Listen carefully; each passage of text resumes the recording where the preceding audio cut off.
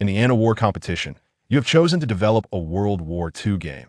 Everyone believes you to be utterly insane, yet only you comprehend that this is the very key to your triumph.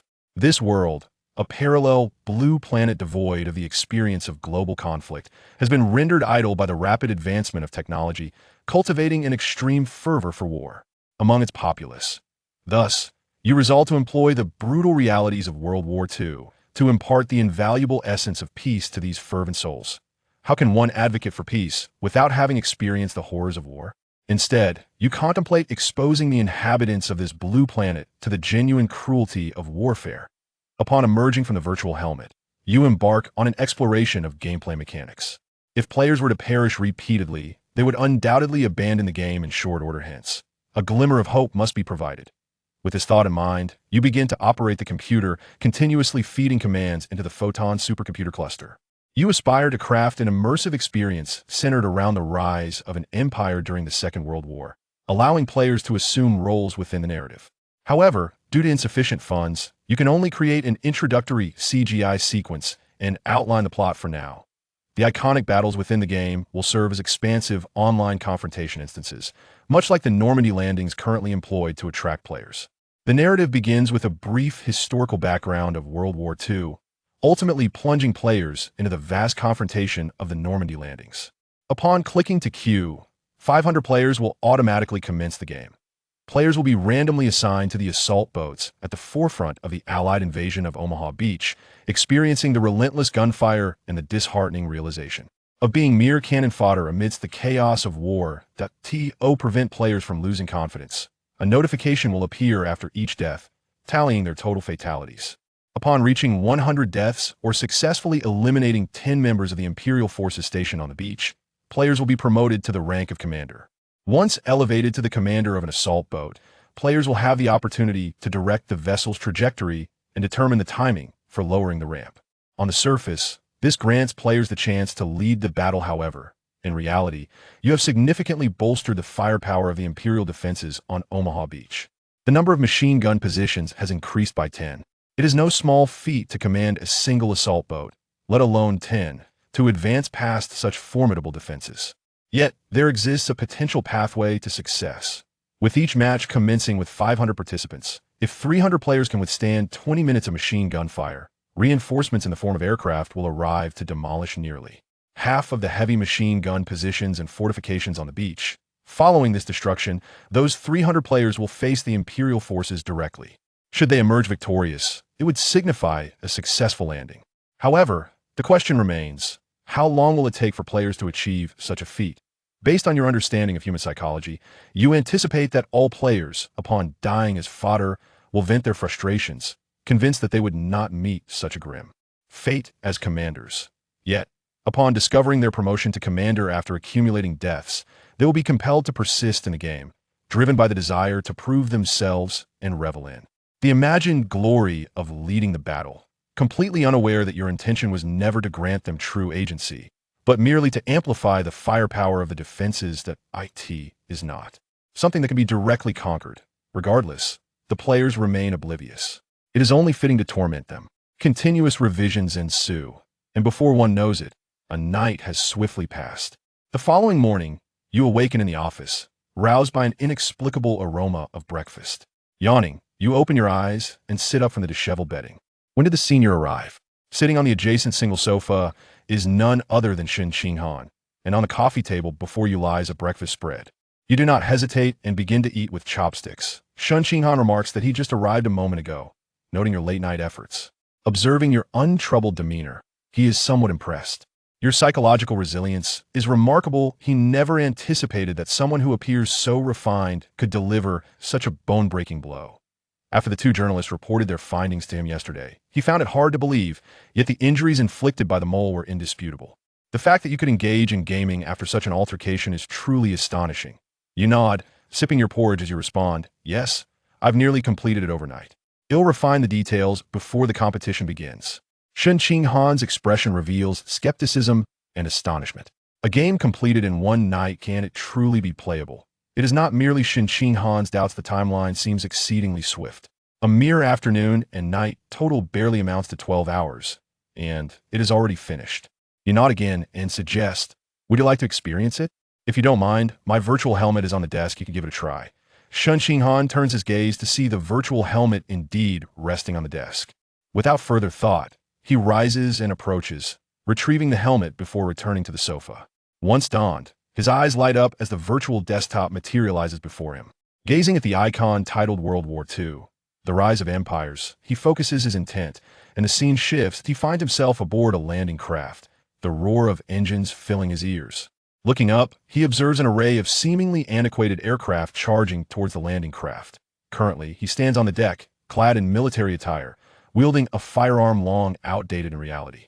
Shun Qinghan examines the weapon, nodding in approval at its details. Such archaic firearms have not seen use in years. If it could attract a wave of nostalgic players, it would be worthwhile. After all, amidst the current plethora of extravagant games featuring mechs and starships, indulging in simpler fare can be refreshing. Shun Qinghan glances around, noting the presence of numerous NPCs, each engaged in various activities, some smoking, others praying, some kissing crosses while whispering prayers, and a few uncontrollably retching aboard the landing craft. This sight causes him to furrow his brow, although he does not suffer from seasickness and can maintain his balance on the swaying craft. The realism of this scene is somewhat unsettling. Why create such vivid depictions? Out of sight, out of mind, he thinks, turning away. Soon, a task materializes before him. The main quest to seize Omaha Beach. Task rewards promote one to the rank of commander. At the onset of each game, one assumes the role of an officer aboard the assault boat. Upon witnessing this, Shun Qinghan comprehended the situation. They were to seize a beachhead. Observing the multitude ahead, he refrained from pushing forward. The NPCs leaned over the edge of the assault boat, peering toward the beach, which was adorned with formidable iron horses and numerous fortifications. Friendly aircraft relentlessly bombarded the beach, providing suppressive fire for the assault boats. Shun Qinghan surveyed his surroundings and noted that there were no fewer than 100 assault boats simultaneously advancing toward the shore. With a newfound sense of determination, he focused on the beach, his gaze shifting continuously in search of the optimal landing spot. He held confidence in his marksmanship. As long as he could lead these NPCs to secure the beach, it would be deemed a victory. The plethora of iron horses could serve as adequate cover. This game appeared to be rather uncomplicated, albeit quite retro. Shun Qinghan dismissed the notion of this antiquated shooting game affecting him. Though he did not frequently indulge in gaming, he had partaken in competitive games during his university years. He had even clinched the championship in a highly challenging mech combat league. As the assault boats engaged in combat, it felt as though they had collided with something. In a virtual reality state, Shun Qinghan stumbled, nearly losing his balance. At that moment, a voice resounded, instructing everyone to form 2 lines to evade the craters and prepare for landing. "May the Lord bless you," echoed in his ears, leaving him to ponder the reason for such blessings. The barrier at the front of the assault boat crashed down, and Shun Qinghan looked up to see the NPCs charging toward the beach. Suddenly, a cacophony of machine gun fire erupted. Before he could fully regain his footing, he witnessed the NPCs before him being torn apart by the relentless gunfire, their mangled bodies and blood splattering onto him. A jarring sensation that felt alarmingly real. Stunned, Shun Qinghan found himself immobilized, unable to think clearly. A violent jolt struck his chest, a pain that radiated throughout his body. The relentless barrage of bullets hit him, and with a thud, he collapsed onto the deck, his mind blank. He had not perished. This thought flickered in his mind. Shun Qinghan attempted to rise, yet found himself unable to control his body. The colors of the world around him began to fade until he succumbed to darkness. Soon, his perspective illuminated once more, now transformed into a godlike view, observing the soldiers below and the assault boats being obliterated by the defending forces on. The beach.a-game over screen materialized before him, and he was thrust back to the desktop. Gritting his teeth, he clicked to restart the Second World War, Rise of the Empire. The prior experience had been utterly humiliating. Thankfully witnessed by no one, he had been shot before even disembarking the boat. It was no wonder they had been instructed to form 2 lines. They were merely targets. How did this peculiar game come to be conceived, and why is there only a single opportunity? Why must one wait so long after death? Can such a lengthy revival mechanism truly captivate players? Unyielding in her skepticism, Shun Qinghan re-emerged upon the speedboat. Halfway through the game, within your office, the clock approached noon. Shun Qinghan, adorned with a virtual helmet, sat upon the sofa, engrossed in gameplay, for an entire morning. You surmise she must have perished dozens of times by now. Surviving such a multitude of deaths, and yet still playing this design appears to be remarkably successful, captivating even Shen Qinghan herself. As you pondered this, Shen Qinghan stirred on the sofa, lifted her virtual helmet, and hurled it forcefully to the ground. Frustrated, she lamented having played over 40 times without surviving even 3 minutes, with 2 instances resulting in her character drowning after falling into the sea. What absurd difficulty! Gritting her teeth, Shen Qinghan rose, casting a furious glare at you across the desk. You cleared your throat, inquiring what was amiss. Senior Shen Qinghan, she spat. What sort of wretched game is this? It has a completion option, yet I have died over 40 times. This game is fundamentally impossible to successfully navigate. You coughed lightly, replying, but senior, you played for an entire morning. Does that not indicate the game's success? Shen Qinghan, increasingly agitated, retorted, that was sheer stubbornness. Each new attempt is altogether different. You chuckled, how so? Is it not merely a matter of defiance? I'm sure other players share your sentiments. If everyone feels this way, then the game's popularity is assured. Listening to your convoluted reasoning, Shen Qinghan's head buzzed with frustration, yet she found herself at a loss for a rebuttal. Eventually, she managed to say, even if your argument holds merit, isn't the game's difficulty excessively high? And why can one not respawn after death? The game must conclude before one can return to play. Furthermore, being struck by bullets affects one's mobility. How could these elements be justified? You replied, these considerations are entirely reasonable, are they not? Shen Qinghan, gritting her teeth, countered, in what way is this reasonable? Such a setting severely diminishes the gaming experience. Surely, players will protest against the lack of respawn opportunities. Sustaining injuries affecting mobility is unimaginable in a shooting game. Shouldn't the combat dynamics reflect real-time feedback, akin to a large-scale survival game? In a shooting contest, sustaining injuries impacting one's actions is tantamount to a death sentence. You shook your head, asserting, no, this is the epitome of realism, the most rational approach. Why is that? The game lacks any data panels or metrics regarding death counts, for in reality, life is singular. There are no provisions for casual respawning post-mortem. This design compels players to value their existence. Many imagine themselves commanding legions upon the arrival of war, wielding great power to decimate the enemy. Shen Qinghan's face flushed. It felt as if you were speaking directly to her. Strangely enough, before her first demise, she had indeed contemplated how to storm the beach and from which direction to seize the enemy's stronghold. Yet, after over 40 deaths, she had yet to breach the shoreline. Every strategy rendered futile. Reflecting on it now, those thoughts are utterly ridiculous. Yet, you fail to notice the expression on Shen Qinghan's face as you continue to speak. However, reality is often stark and unforgiving. The vast majority of individuals can only serve as cannon fodder, those in the assault boats, meant to impart a sense of brutal realism upon the players, that it forces them to confront the harsh truth that they are merely expendable. In this light, who would still harbor any expectations for war? This effectively achieves the anti-war objective, aligning with the fundamental tenets of the anti-war competition. Shen Qinghan furrowed his brow, seemingly at a loss for a rebuttal. After some contemplation, he finally spoke, questioning whether the sensations of pain and actions within the game could be adjusted. Given the complete state of affairs, it would be nearly impossible to land on the beach if limbs were to be severed. It would essentially mean a slow death. You shrugged and replied, life is singular. One possesses only a pair of limbs.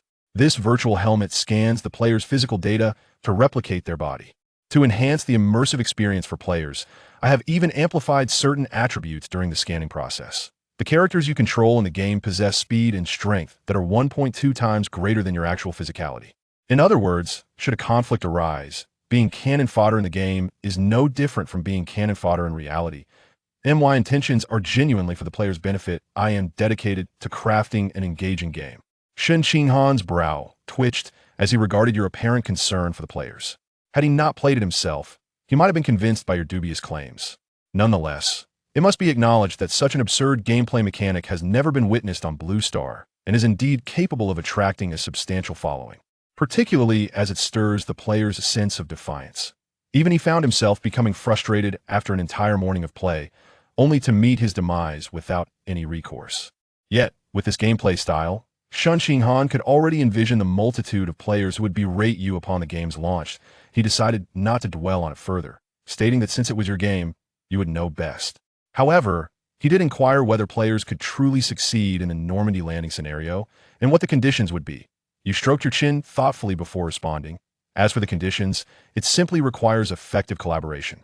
If players can endure for 20 minutes on the beach, the scheduled reinforcements will arrive. Aircraft will bomb half of the machine gun positions on the beach. As long as there are enough surviving players after the 20 minutes, they can eliminate the remaining Imperial forces on the beach, achieving victory in the game. Quite simple, isn't it? Simple? Shen Qinghan replied, somewhat exasperated. With the difficulty you've set, half of the players would perish before even reaching the assault boats. How can that be deemed simple? He shook his head, then a thought occurred to him, prompting him to ask whether there were alternative scenarios, as this one seemed excessively challenging. He suggested trying a different one, considering the game's initial background story. It should encompass more than just one battle. If the Normandy landing was this difficult, surely the environment was a contributing factor. It couldn't be that every battle is equally arduous. Your actions paused momentarily before you raised your hands in a gesture of resignation, responding after dedicating an entire night to crafting this single scenario, along with its myriad rules. It is already quite commendable in the coming days. I plan to continue refining this chapter and examine any potential flaws, as well as the subsequent scenarios and game content that we must await the results after the release. Currently, the difficulty of this dungeon is sufficiently tormenting, preventing players from conquering it for a while. That it is not a matter of desire, but rather a lack of emotional investment. The Second World War affected the entire globe, with countless stories and events unfolding. Merely relying on a modicum of hype could at best yield a representation of the Normandy landings, albeit a truncated version. We shall see what emotional harvest the game will reap post-launch, making it imperative to update and refine the game promptly. Your vision is to create an immersive narrative along a timeline, with some segments transformed into immersive experiences and others, like major battles, developed into dungeons. For instance, the Normandy landings and the Battle of Stalingrad could serve as focal points. During holidays, additional large-scale national battle dungeons could be introduced, allowing all players to partake in epic confrontations, like the Blitzkrieg in Poland or the defense of Berlin. Imagine players embodying Polish soldiers resisting Imperial invasion or taking on the role of Imperial soldiers defending the capital, Berlin. The mere thought is exhilarating. A faint smile unconsciously graces your lips. Yet upon witnessing your delight, Shen Qinghan inexplicably senses a tinge of malice. What nefarious thoughts could provoke such a wicked smile? Given the absence of other dungeons, we shall proceed with this one. However, this game is an exception. While it may skate around the edges of an anti-war competition, claiming it to be an anti-war game poses no issue, as the central theme is to allow players to experience the harshness of war and thus achieve an anti-war objective. Yet it must be packaged appropriately, complete with some flair to attract public attention. Please send me what you have organized so far. I shall engage the team to refine it. You should also set up a countdown on the official website and release the game after the competition commences, lest it attract parental complaints, which would lead to unnecessary takedowns. Shortly, I will compile and send you the main storyline, core game elements, and CG. Shen Qinghan's influence is vast. The team he assembles for packaging will undoubtedly be effective. The game's launch is no longer a concern, only optimization remains. Contemplating the best approach for improvement, Shen Qinghan spoke, by the way, will we continue with Cyber Blue Star 2077? If so, we must retain control over subsequent innovative gameplay and copyrights. If we intend to collaborate with them, no amount from the Penguin Group can persuade us to sell. It would be prudent to hold on to it for the sake of annoyance. You nod in understanding, acknowledging the considerable investment made. We must ensure the game is launched. Every little profit counts. The comprehensive design of Cyber Blue Star 2077 is now an inevitable outcome, yet it still intertwines with the Penguin Group. Even if some detractors seek to criticize the Penguin Group, they would likely explore this original version, albeit in small numbers. Historically, most companies that faced plagiarism from the Penguin Group eventually succumbed to bankruptcy, selling their copyrights out of necessity, transforming pirated works into legitimate ones. Even those with staunch resistance could not withstand the overwhelming weight of the Penguin Group. However, your situation differs markedly now.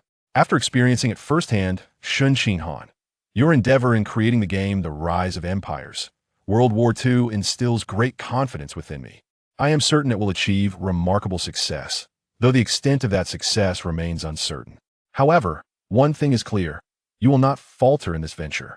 Perhaps this game could serve as a turning point for you.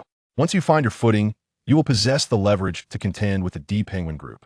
Whenever interest wanes, or if you seek to reignite it, you could easily stir the pot perhaps through litigation or by enlisting some online influencers. The mere mention of the colossal D Penguin Group would surely draw attention back your way. The losses incurred in terms of Federation currency must eventually be recuperated through this endeavor. At this moment, Su Huan, the head of the game department at D Penguin Group's headquarters, sat before his computer, perusing the official website of Polaris Game Company. He scrolled up and down, feeling an unsettling sense that something was amiss, though he could not quite articulate it. The total capital of Polaris Game Company stands at merely 60 million Federation currency, of which over 58 million has already been expended.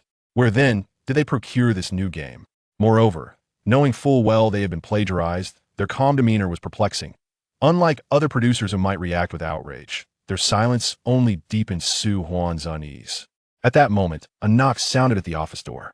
"Supervisor," in back came the voice of one of his subordinates. Su Huan responded, "Come in. What news from Howin?" he inquired. The subordinate, with an unusual expression, replied, he was not seen. The nurse at the hospital informed us that he has already been admitted. Although Howin had signed a contract with us, and we had paid his breach of contract fees and compensation, Jixing Company has shown no intention of providing any recompense. They adamantly hold Howin accountable for the 50 million Federation currency loss incurred by our company. Given such a significant amount, it is likely he will face a sentence of no less than 20 years. However, Polestar has no intention of offering any compensation at all. They firmly accuse Howin of leaking confidential information, resulting in a loss of over 50 million federal coins for the company. Given this amount, he could face at least 20 years in prison. Chapter 9. Making headlines and trending again hiss. Su Huan finally understood where his unease was coming from. This guy is ruthless, huh? At this time, others are already breaking down and cursing online. Only Zhao Ming remained unfazed, not even bothering to confront them. Instead, he caught the mole and unconditionally sent him in. Just the act of reporting the mole made it impossible for them to save him. The person hadn't even reported them, so what were they meddling for? Su Huan waved his hand to dismiss his subordinates. He stared at the official website of Polaris Game Company on the computer. What kind of confidence did this guy have? Could it be that there's a better idea than Cyber Blue Star 2077 to turn into a game? Su Huan's worries were not unfounded. Generally, those who go all out and fight desperately either end up being amateurs and meet a disastrous fate, or they're geniuses who ultimately astonish the world. Clearly, Zhao Ming didn't look like the former, if he were the latter.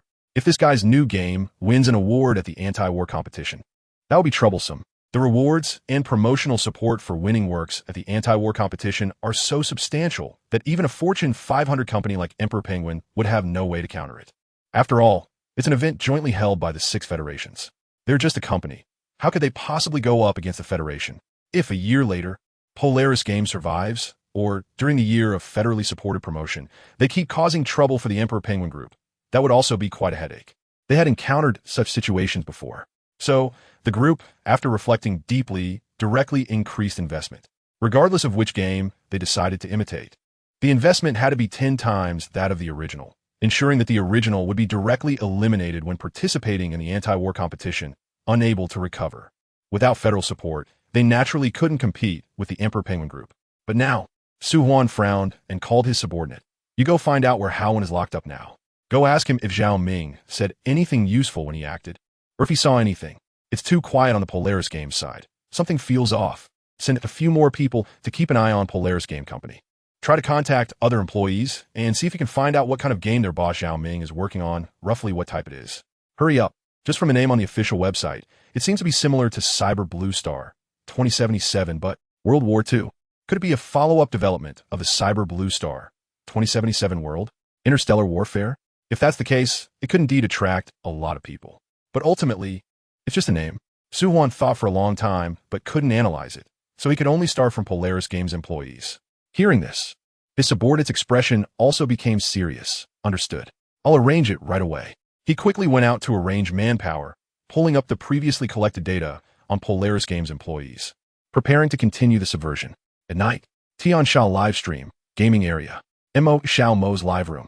Brothers, how about this 1 against 7? If you like it, give a follow. The streamer just went 1 against 10. Is this getting carried away? LOL. Mo Xiao and Mo just casually showing off. Sniper team is ready. Hunting time. Streamer, prepare to die. Looks good. Where can I download this game? Can a female player play like this? She can't be a trap, right? Is there a point? Is the streamer a trap? More exciting. Seeing the comments gradually going off track. Mo Xiao Mo's face turned red. The streamer is a girl. A girl. Discriminating against female players. By the way, this game can be downloaded on the Tianxia platform. The game's name is. The seamless transition of Mo Xiao. Mo suddenly drew laughter in the live room. 6,666. This is advertising. No way. Aren't you going to prove it? What kind of advertisement? Right. Prove it. Just cosplay the goddess of stars. Upstairs. You're overthinking it. Little Mo has the heart, but no strength. She doesn't have that condition. Goddess of stars is 36G, and Mo Xiao Mo has a flat chest. Tisk. Hey. That's blatant mockery. Can't stand it. Little Mo. Looking at the comments, Mo Xiao Mo nearly cried, glancing down. Am I really that small? Then she caught sight of her belly. Forget it. Suddenly, 10 super starships floated by in the live room. One super starship is 5,000 federal coins, and 10 is 50,000 federal coins. Mo Xiao Mo's eyes widened as she shouted excitedly. Thanks to Polaris Game Zhao Ming for sending 10 super starships. Thank you, Boss Zhao Ming. Wishing the boss. Huh, Polaris Games? Looking at the name, Polaris Game Zhao Ming. Mo Xiao Mo suddenly remembered. Isn't that the company making Cyber Blue Star 2077? The boss seems to be called Zhao Ming. Just yesterday, she had looked at their official website. In just one day, she shouldn't have remembered wrong. Yesterday, their official site mentioned they were going to launch a new game. Could it be that they were looking for her to promote it? At this moment, a luxurious and dazzling comment floated by. Polaris Game Zhao Ming. No need to be polite. If you haven't played pirated games, this is what you deserve. In a few days, the anti-war competition will open, and we will invite a group of streamers to experience the new game. Are you interested? Mo Xiao Mo's eyes lit up. This boss of Polaris Games is quite interesting. He must have something to offer. The hype should be considerable. Mo Xiao Mo immediately agreed. Sure thing, boss. I'll have my assistant private message you. The luxurious and dazzling comment floated by. Polaris Game Zhao Ming. Okay. Then he exited the live room. Mo Xiao Mo couldn't help but say, that's a real boss. He just brushes and leaves. Look at that. It must be my sincerity that moved the boss. Ha ha ha comments floated up. LOL, stop being narcissistic. This boss has brushed through the entire gaming area. You're the last one. That's right. It seems like all the streamers who didn't broadcast Wasteland Future 2100 yesterday received super starships as rewards. This boss knows how to annoy people. Streamers who broadcasted Wasteland Future 2100 also received rewards, but the boss was under the effect of the Supreme Halo, giving free fish feed as tips. Wow, that's really clever. The Supreme Halo has special effects just by talking, right? That's right. Normally, sending fish feed wouldn't have special effects. But he spent over 1 million federal coins to get the Supreme Halo, so even tipping fish feed would have the Supreme special effects. Is there a recording? Suddenly, I really want to see those streamers' wonderful expressions. Ha! You wouldn't believe it. Someone actually edited it and uploaded it to a short video platform. It has already trended. Wow, it really trended? This boss knows how to market. And at this moment, inside Polaris Game Company, Zhao Ming leaned back in his boss chair, scrolling through his phone. Soon he found a competitive game streamer and checked his live broadcast history. But he had streamed the plagiarized game Wasteland Future 2100. Swish, swish, swish, several super starships were sent out. The 5 million federal coins that Shen Qinghan had just transferred in the afternoon had already been spent halfway in just this short time. However, the effect was quite good. The mysterious tycoon on Tianxia's livestream had already made headlines, with the news of spending over 2 million in 2 hours ranking 5th on the federal news. When clicking in a check, many comments below were already speculating about who this mysterious tycoon was. After all, Zhao Ming's name was not concealed. It was directly Polaris Games Zhao Ming. Coupled with the plagiarism incident involving the Dicky Penguin Group, the netizens who love drama were already getting excited. Just waiting to see the two sides argue. Chapter 10. It's you who's unethical. The boss of Polaris Game Company appears in Tianxia's game live room. Why do you spend 1 million federal coins in 2 hours? Is Wasteland Future 2100 suspected of plagiarism? Polaris's new game is about to launch on major platforms. In response to plagiarism, the boss of Polaris Game Company speaks out. It was already late at night, yet the Emperor Penguin Group was still brightly lit, especially in the gaming department. Supervisor Su Huan looked at the trending topics with a grim expression. What he feared had come true. He was worried that the boss of Polaris Game Company was a slippery character, and that turned out to be the case. Every statement avoided mentioning the Emperor Penguin Group, yet every statement was closely related to it. Su Huan could already imagine how many trending topics this guy would create to attract attention before the competition began. Moreover, the other party had spent millions of federal coins on gifts in just one night. The live streaming circle in the Great Xia Federation was in an uproar. This also indicated that Polaris Game was not short on funds, as Su Huan understood that the company had around 60 million federal coins, and that was almost all consumed. This sudden influx of millions of federal coins could only mean that their gaming partners were fully backing Zhao Ming. Cyber Blue Star 2077 was already a failure. Only the mysterious new game on the Polaris official website remained. This made Su Huan furrow his brows. What kind of game could have such confidence to continue competing with them? He couldn't figure it out. Su Huan felt restless, damn it. He was annoyed by this eccentric character. No matter what he did, it was unpredictable and completely unmanageable. Su Huan stood up and walked out of the office. Looking at the busy crowd, he asked, "How's the investigation going? Any new information?" The secretary stood up to report. "Supervisor, there's no useful information. The Polaris Games official website hasn't updated anything, just added a countdown timer. We collected his statements while he was sending gifts on various live stream platforms this afternoon. But there's nothing useful, only that the game will go live after the competition starts." Su Huan impatiently shouted, "Isn't that nonsense? What about the people we sent to get close to the employees of Polaris? Any news?" The secretary shook his head. "No, we contacted all of them, but they all knew Hao went in, so no one dared to disclose any information. Moreover, according to what we learned from Hao, this game was supposedly made in one day.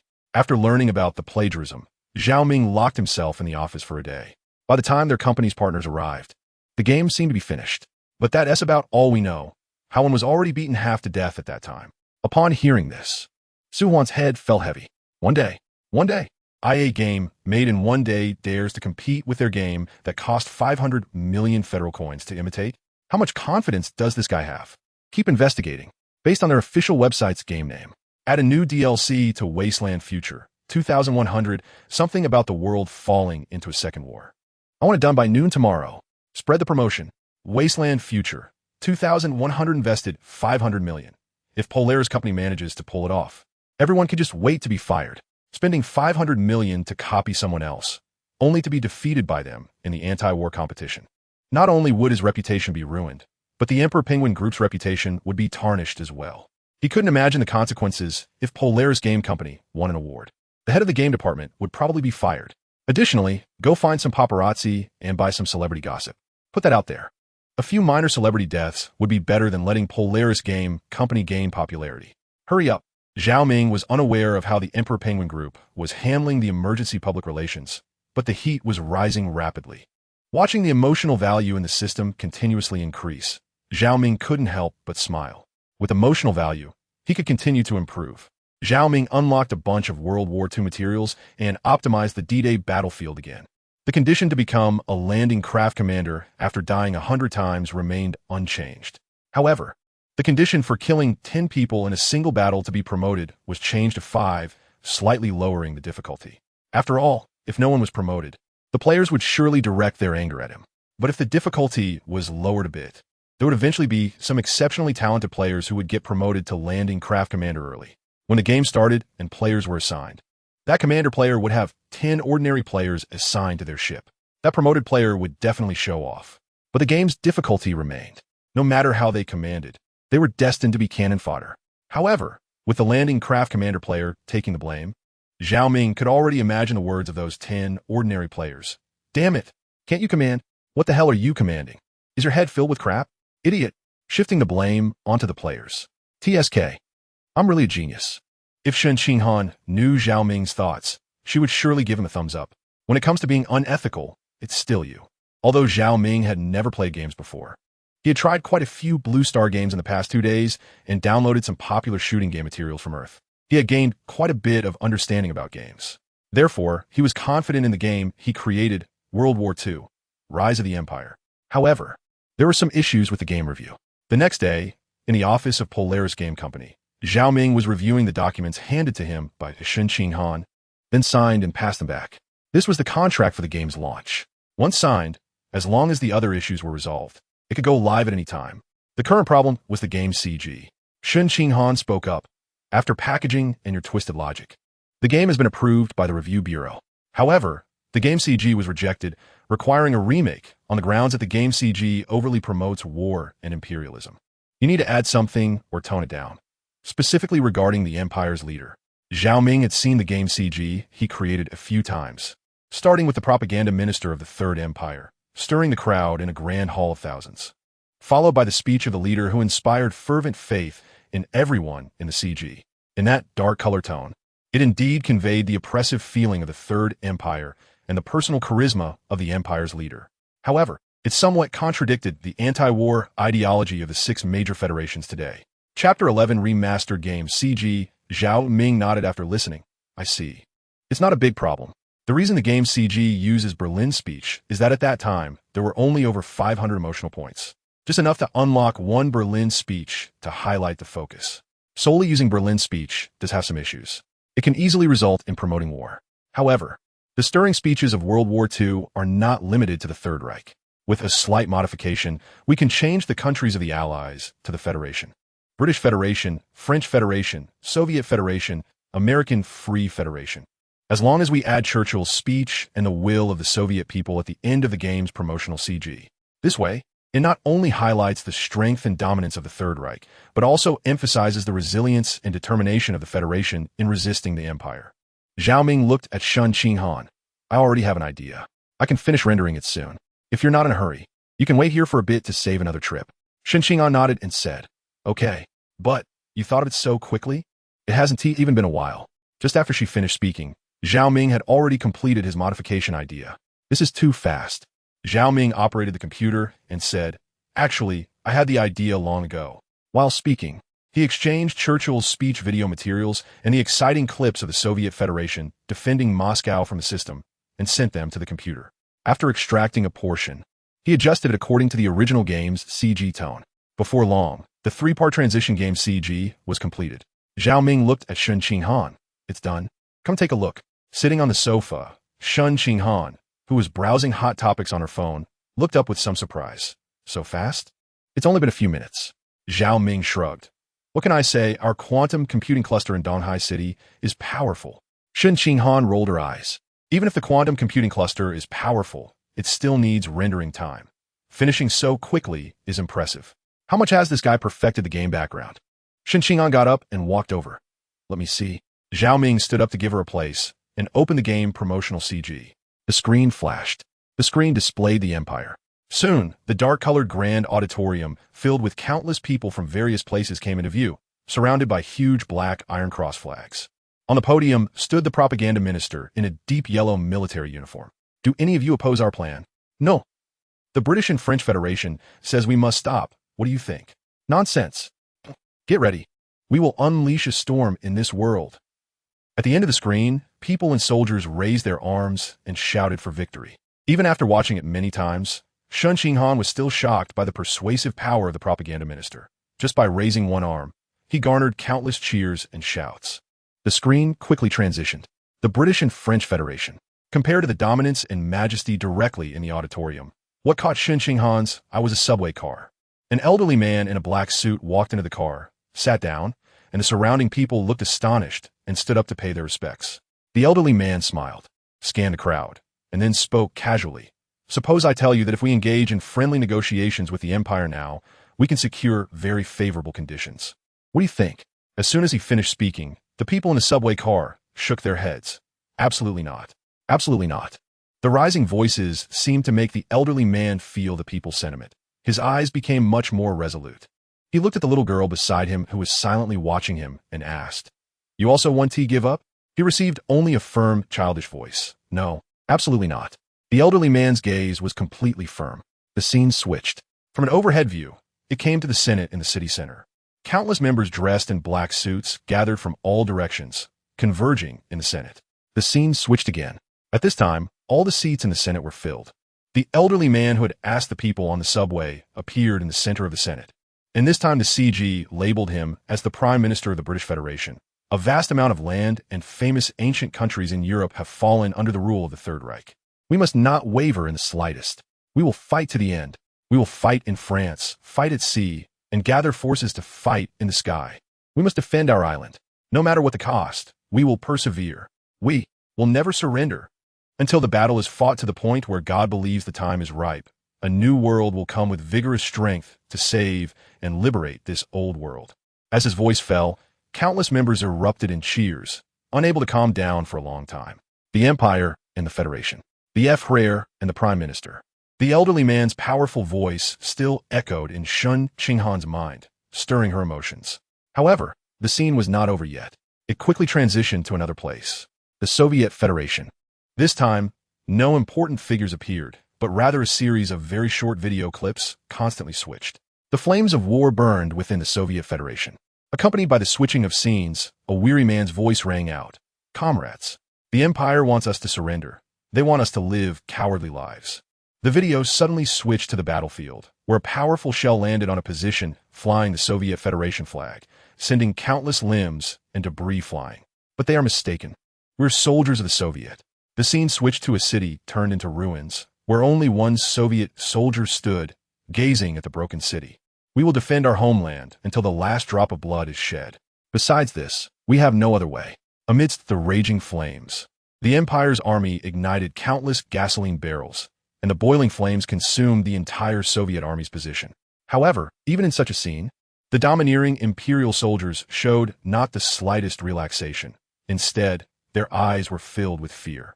Suddenly, from the boiling flames, Soviet soldiers charged out, engulfed in flames, roaring forward. Under the machine gun fire of the Empire, Soviet soldiers continued to fall, but soon more surged forward, charging unceasingly. The calm, yet determined male voice rang out again. We must stop the Empire's army, because behind us is our Moscow. The screen completely darkened. Endless solemnity struck Sun Qinghan's mind. Did they hold them back? Chapter 12. Give the Blue Star people a little earth shock. The thought flashed through Sun Qinghan's mind. He stared at the pitch-black screen in silence for a long time. Even though he knew this was a game CG, even though he believed it was just a game plot, the sight of the Soviet soldier charging forward with his entire body ablaze was an immense shock to Sun Qinghan. How could anyone achieve such a feat? To charge forward while engulfed in flames? What happens after the charge? With flames of this intensity, even if one stopped to extinguish the fire, the chances of survival would be slim. Yet, in such a situation, these Soviet soldiers chose to charge, to rush toward the Imperial Army. What gave them such determination? What made them overcome the fear of death, to face the enemy head-on? At this moment, Sun Qinghan was incredibly eager to understand this game, its background, and everything about it. The Blue Star had never experienced a world war, only minor localized conflicts that were well controlled. Such a tragic plot had never appeared on Blue Star. Or rather, people couldn't imagine something that had never happened. There were many games depicting post-war worlds, including Zhao Ming's Cyber Blue Star, 2077, and the one copy from the Emperor Penguin side, Wasteland Future, 2100, which were both of this genre. These games might have gained popularity due to innovation or gameplay, but none delivered the shock that this game's CG brought to Sun Qinghan. Sun Qinghan took a deep breath and looked up at Zhao Ming. I'll give you 30 million. How much can this game be perfected? The Third Reich, the Anglo-French Commonwealth, the Soviet Union, and all other background stories needed to be fleshed out. At this moment, Sun Qinghan was incredibly eager to understand what had happened in that world. Even if it was a virtual world created by Zhao Ming that didn't exist just from this one game CG, Sun Qinghan knew that this game would definitely shock the world. That's why he was so eager for Zhao Ming to pull more ideas from his mind. Zhao Ming was somewhat surprised. How could a game CG have such an effect? In fact, what Zhao Ming didn't know was that the tragic plot and the will and determination of the Soviet soldiers had a far greater impact than he imagined. This would be the first time Blue Star faced the brutality of war directly, a shock to the soul. Zhao Ming looked at Sun Qinghan's serious expression, and the system panel appeared in his view, showing current emotional value, 145,772. With the previously exchanged information about the Normandy landings, these 140,000 points could indeed be used to redeem the complete data on the Normandy landings. However, seeing Sun Qinghan's expression, it seemed he was captivated by the history of Earth's World War II. Zhao Ming thought for a moment and said, the first game dungeon, Normandy landings, is basically completed. I was planning to improve the background story of the Empire next. However, if I have to develop the background stories of other countries and federations, it's not much different. It just requires more immersive storyline paths, which takes some time. the money ISNT needed in such large amounts. Just 10 million federal coins transferred to the company account will suffice. The remaining 20 million can be used for promotion to maintain the game's and company's momentum until anti-war competition starts. In fact, even the computing power of the remaining over 1 million federal coins in the account was enough for Zhao Ming to render the entire history of World War II. However, rendering is one thing. The data still needs to be obtained from the system. The system requires emotional value to exchange for data. Without maintaining momentum, there would be no data for exchange, and the game could not continue. So, efforts had to be made in promotion. Seeing this, Shun Qinghan nodded. All right. After speaking, he picked up his phone and started operating it. Half a minute later, he said, all right, I'll arrange the promotion. You don't need to worry about it. Use this 30 million federal coins to make a good game. Ding. Zhao Ming's phone received a notification, informing him that 30 million federal coins had been credited. Impressive. Zhao Ming clicked his tongue and looked at Shun Qinghan confidently. No problem. I'll continue working on it. At this moment, Zhao Ming also realized that Shun Qinghan had been shocked by the game's CG. He recalled that such heart-stirring scenes were rather rare on Blue Star, mainly because such events had never occurred, and most movies or games were based on the imagination of Blue Star players. They might not be able to imagine what kind of will could drive someone to charge into the enemy while engulfed in flames. According to Zhao Ming's recollections, in many movies or games he had seen, when a federation or nation was breached, the protagonist was usually forced to retreat under such circumstances, secretly vowing to take revenge and returning many years later for a revenge narrative. There was no sense of patriotism in those stories. Since that was the case, Zhao Ming thought he had found a direction. If they couldn't understand this sense of patriotism, then he would bring that sense of patriotism to Blue Star with a shocking impact. Once the game background was fully developed, it would undoubtedly raise countless questions for many Blue Star people. According to Blue Star's logic, when a city is destroyed, the logical move is to relocate and develop before striking back. Why would they defend it at all costs? Moscow, one city. Why would millions of Soviet soldiers and civilians charge toward it? What was there? Even if parents were there, that could only account for a reason. But surely not the parents of 1 million people could all be there, right? Perhaps Blue Star people couldn't understand. What is Comrade Davarishi? Why would all Soviet officers be ready to die when they called out Comrade Davarishi? All these answers, Zhao Ming planned to embed in the game as plot, allowing Blue Star players to discover for themselves. The system's database contained not only information from movies and games, but also the life histories of every individual. As long as there was enough time and emotional value, combined with the computing power of the Photon supercomputing cluster, Zhao Ming could recreate World War II in its entirety on Blue Star, ensuring that every individual was vivid and real. This was something others and other games couldn't achieve. After all, no matter how imaginative they were, it was impossible to create life histories for every game NPC and then let the Photon supercomputing cluster compute their subsequent actions based on those histories. But Zhao Ming could do it. After seeing Shun Qinghan off, Zhao Ming directly entered a closed-door state. Meanwhile, Shun Qinghan exerted all his strength to start promoting Extreme Star games. 8 days before the launch, 7 days, 5 days, 3 days. Emperor Penguin Company. Game Department. Bang. Su Huan slammed his hand on the table in anger. It's been trending for a week. Changing the trending keywords every day. Damn it, when will it end? Just riding the coattails?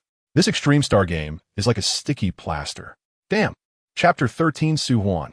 Our idea is right. Keep copying.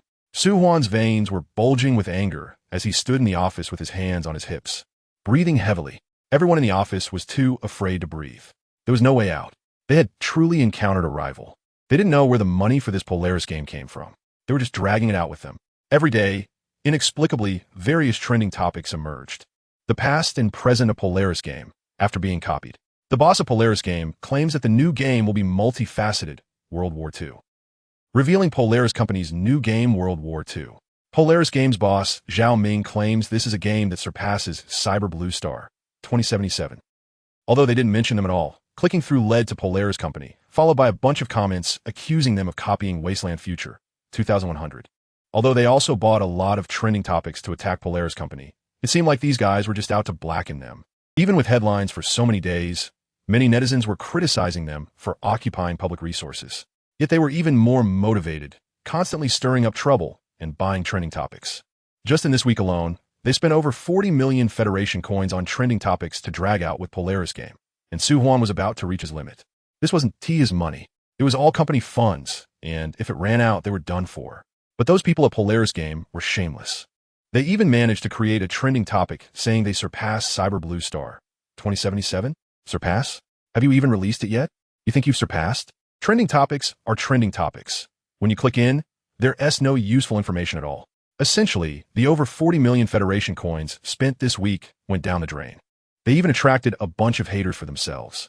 Su Huan was so angry he had a toothache. He had underestimated Polaris Game and their boss Xiao Ming.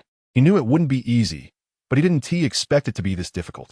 It seems Polaris Company had the upper hand. A small company with a registered capital of tens of millions was actually trying to pick a fight with a world top 500 group like theirs. And they had been trending for a week. In the morning meeting, he had been yelled at by the big boss for over an hour, losing all face. Su Huan looked at the evasive eyes of his subordinates, his head throbbing. A group of useless people. It had been a week, and they hadn't gathered any useful information. They still didn't even know what kind of game Polaris Game was making. Su Huan rubbed his temples, trying to suppress his anger. How is the DLC for Wasteland Future 2100 coming along? Upon hearing this, a subordinate quickly stood up. Boss, it's almost done. Based on the name World War II, Rise of the Empire, we made the new DLC set 50 years after Wasteland Future 2100, where the remnants of the 6 federations reorganized the Federation in the ruins and gradually regained control of the chaotic areas to restore order. At this time, a mysterious force called the Empire suddenly appears in the depths of the chaos. They possess many technologies that even the Federation doesn't have, and they're true. Before he could finish, suddenly, a surprise voice from Su Huan's secretary rang out. Polaris Game has jumped to another trending topic. They updated their official website. As soon as this was said, everyone in the office looked over in confusion. Huh? Su Huan was the first to react, rushing to the secretary's side and snatching the phone. What did they update? He quickly scrolled through the trending comments. The secretary hesitantly said, "It seems to be a game CG." Su Huan exited the Federation headlines and immediately started searching for Polaris Game's official website. The next second, as soon as the link to Polaris Game appeared, Su Huan clicked on it. Upon entering the Polaris Game official website, a sci-fi starry sky caught his eye, followed by the Polaris Game logo. Then an autoplay video began. The empty dark gray auditorium slowly passed through the screen, revealing a huge swastika. Heavy and somber music echoed in his ears. The next second, the scene switched to a Senate chamber, in disarray, as if something had happened here. The music turned deep and serene. Then the scene turned again. The entire world seemed to be engulfed in flames, all buildings shrouded in fire, as if in a hell of flames. The powerful music created a huge dissonance with this hellish scene, until the screen finally turned completely dark, displaying the words World War II, Rise of the Empire coming soon. After watching this game CG, there was a moment of silence in the office as everyone looked at each other. Su Huan frowned tightly, watching the video repeat, trying to find some useful content. But there was nothing. Only 3 scenes that were already intriguing. Su Huan looked up at everyone in the office. Let us discuss. What can we analyze from this? After a moment of silence in the office, the subordinate who had previously reported on the game DLC progress spoke up. Boss, I think our previous guess should be correct. This World War II, Rise of the Empire should be what happens after Cyber Blue Star 2077.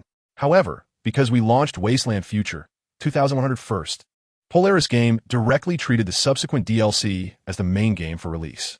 They should have some hidden gameplay that only boss Xiao Ming knows about and hasn't told how one. Perhaps this is also where Polaris Game has confidence lies. From the changes in this game's CG and music, we can analyze that the first scene should be the Empire, the second scene should be the Federation, and the third scene, a city turned into ruins, engulfed in flames, should be the battlefield of the Empire and the Federation's war. Based on this information, we can produce a new DLC in the next 3 days, incorporating the conflict between the Empire and the Federation into the background story. Then we can create a city similar to the one in their game CG just now and open it up for players to explore.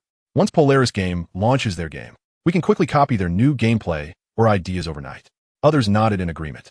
Even Su Huan's expression softened a bit. Good. Let us do it this way. Hurry up and get started. Get it done before tomorrow night. Also, keep finding people to analyze. Since they've started releasing CG promotions, there will definitely be other news. Find it for me. Meanwhile, on the other side, while the Penguin Group was busy in the Tiansha livestream, Mo Xiaoma, while playing cards and chatting with viewers, suddenly noticed the rapidly scrolling comments. Huh?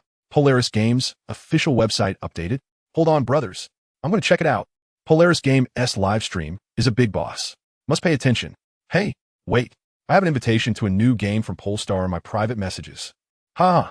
What does it mean to have face value? Brothers, who else? Chapter 14. Let players experience the feeling of being struck by lightning. Mo Xiaomao excitedly slapped the table, grinning at the camera and shouting. Is this the mysterious new game invitation from the trending Polaris game company? I just want to ask, who else? The bullet comments were rolling in wildly. What the hell? Is this for real? 6,666. You really got yourself a good show. Streamer, hurry up and check it out.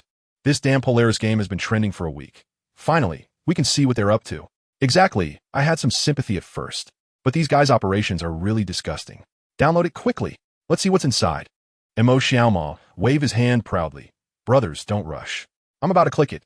With the eyes of countless viewers watching, Mo Xiaomao moved the mouse and clicked the invitation link. Suddenly, the screen jumped to a new page. On a pitch-black background, a countdown timer for 3 days was displayed. Below was a download link for early access. He clicked a few times, but nothing happened. Mo Xiaomao was a bit confused. Is it gone? Did the programmer forget to put up the link?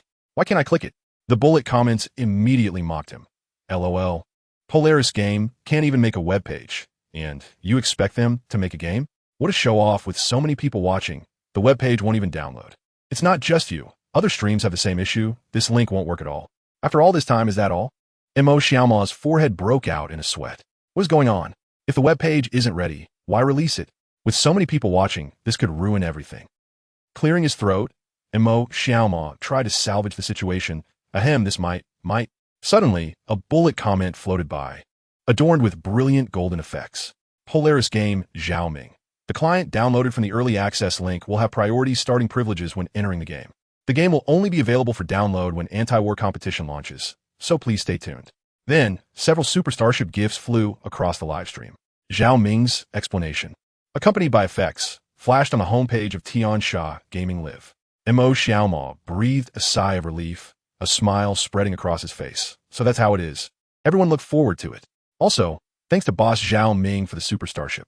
When the game launches, remember to come to my live stream for battle in the Polaris Game Company office. Zhao Ming watched Mo Xiaomao on the live stream, then swiped his finger to enter another live stream, sending out a few more Super Starships. For over a week, Zhao Ming had not stopped this way of seeking presents.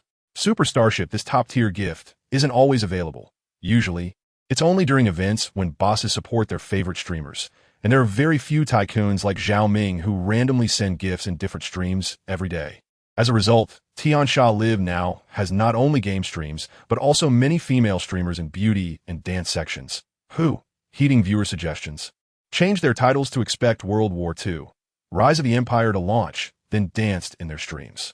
To be honest, after Zhao Ming discovered this, he was deeply moved by these girls' passion for dance and kept sending Super Starships, causing all the female streamers to go crazy. After sending gifts for a while, he heard some movement from a sofa. Zhao Ming put down his phone and looked over. At that moment, Shen Xinghan had already taken off her virtual helmet and shook her head, revealing an expression of disillusionment. After Zhao Ming optimized D-Day, refining some rules and improving the early immersive experience storyline, it had reached the launch standard, so Zhao Ming notified Shen Xinghan. She couldn't wait and came to the company directly, diving into the game. Indeed, during this time, Shen Xinghan hadn't been idle, not just waiting for Zhao Ming to perfect the game. She had thoroughly researched the terrain and firepower distribution of D-Day, using a photon supercomputer cluster to calculate the best landing point on Omaha Beach. However, with a head full of strategies, Shen Xinghan still underestimated this game. The landing point calculated using the photon supercomputer cluster and the advance from there wasn't wrong. But when she charged to the front and was about to land on the beach, the firepower points on the beach instantly targeted her. This is ridiculous. Why is there artillery? Shen Xinghan's ideas were grand, but reality was harsh. The scene she imagined, where she would charge onto the beach and use her superb shooting skills to steadily snipe the enemy fire points, did not appear. Before she could even disembark, she was focused fired upon. One shell came down, blowing both her and the boat to bits. Zhao Ming shrugged. Isn't this a normal firepower configuration? Shen Xinghan took a deep breath. What about the landmines? It wasn't just the artillery bombardment. As soon as she jumped off the boat, she was blown up right under her feet. Zhao Ming scratched his nose. This is also a normal configuration. If you step on it, I can only say your luck doesn't seem very good. The landmines aren't set densely. Although not dense, they're placed in some defensive spots that look vulnerable. Zhao Ming believed this would definitely attract clever players who would choose to navigate through the gunfire and step on the landmines. And from Shen Qinghan's inquiries, it was clear that it had succeeded. However, this was something he couldn't tell Shen Qinghan. After all, she was a major investor for the company, and he had to keep some face. Shen Qinghan still didn't get it, and thought it was normal. The game seems to have no issues. But why is the open faction this Polish Federation? Isn't the core of the game about the Empire and the Anglo-French Soviet Federation? Letting players experience the game from the perspective of the Polish Federation? Chapter 15, Shen Qinghan. Are you still human? Listening to Shen Qinghan's words, Zhao Ming showed a strange expression. The core? The core of this game is to torment the players. Only from the perspective of the Polish Federation can players experience what true despair is. Otherwise, regardless of whether they stand from the Empire or the Federation's perspective, it is easy to be harmonious. So I choose to torment players from this angle. However, it doesn't mean that the Empire and other Federation factions won't be open. They will have to wait until the plot of the Polish Federation ends. Then players can choose freely. Zhao Ming then explained to Shen Qinghan. The initial plot of the game indeed has players acting as the Prime Minister of the Polish Federation, controlling the entire country. But the Empire's army is already approaching, and at this moment, the survival of the Polish Federation relies entirely on the players.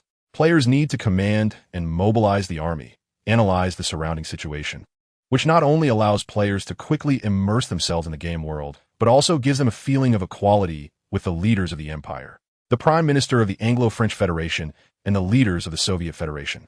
This heavy sense of responsibility, along with the Prime Minister's starting position, makes players who receive such a script inevitably envision commanding the Polish Federation's army, invincible in battle, and ultimately unifying the world. Zhao Ming's lips curled slightly. Once the game CG is fully released, players will easily distinguish between the two factions, the Empire and the other federations. The Empire is clearly the invader, while the Anglo-French Federation and the Soviet Federation in the CG are obviously the guardians fighting to protect their countries. Thus, the notion that the other federations are all good people will deeply embed itself in players' minds.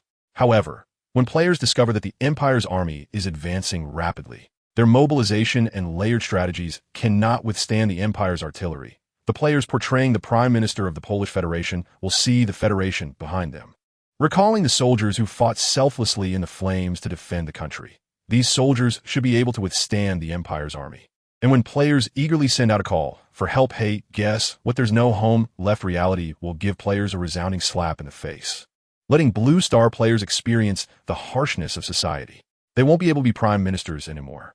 They will enter the second chapter of the plot.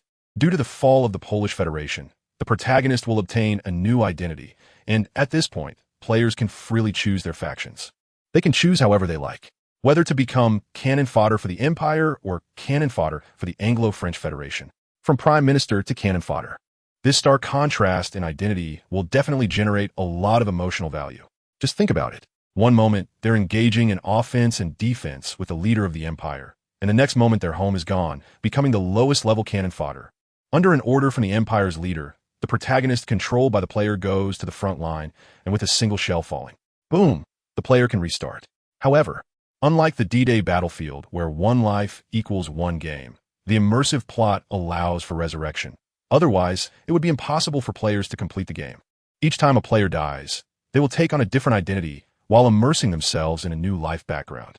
When a player completes the game, all the family members of the characters they have played will appear in the game CG, one by one, before the player.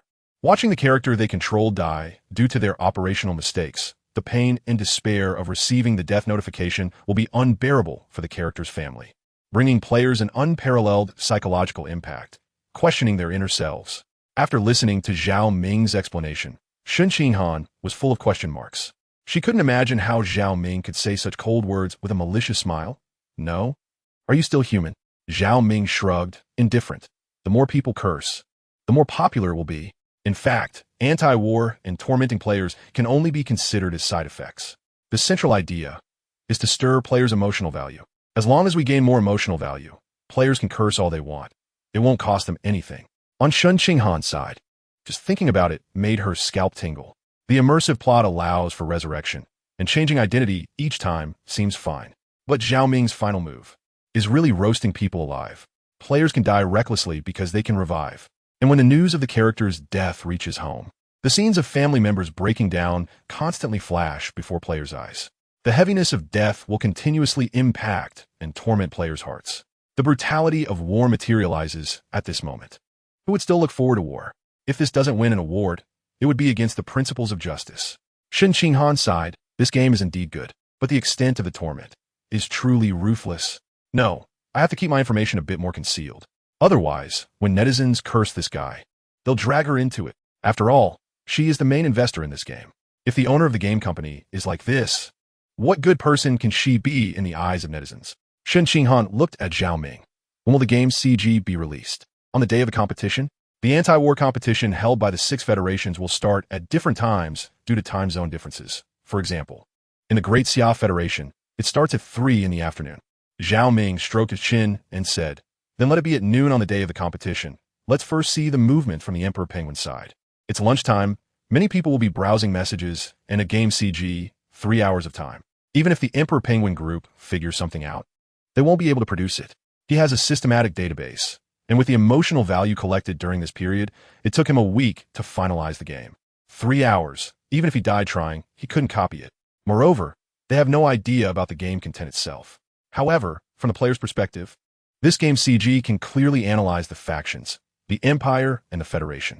It sets the stage for the upcoming game. Shen Qinghan had no objections and immediately agreed. Then she took Zhao Ming's virtual helmet, preparing to go home and stay up all night to complete the game.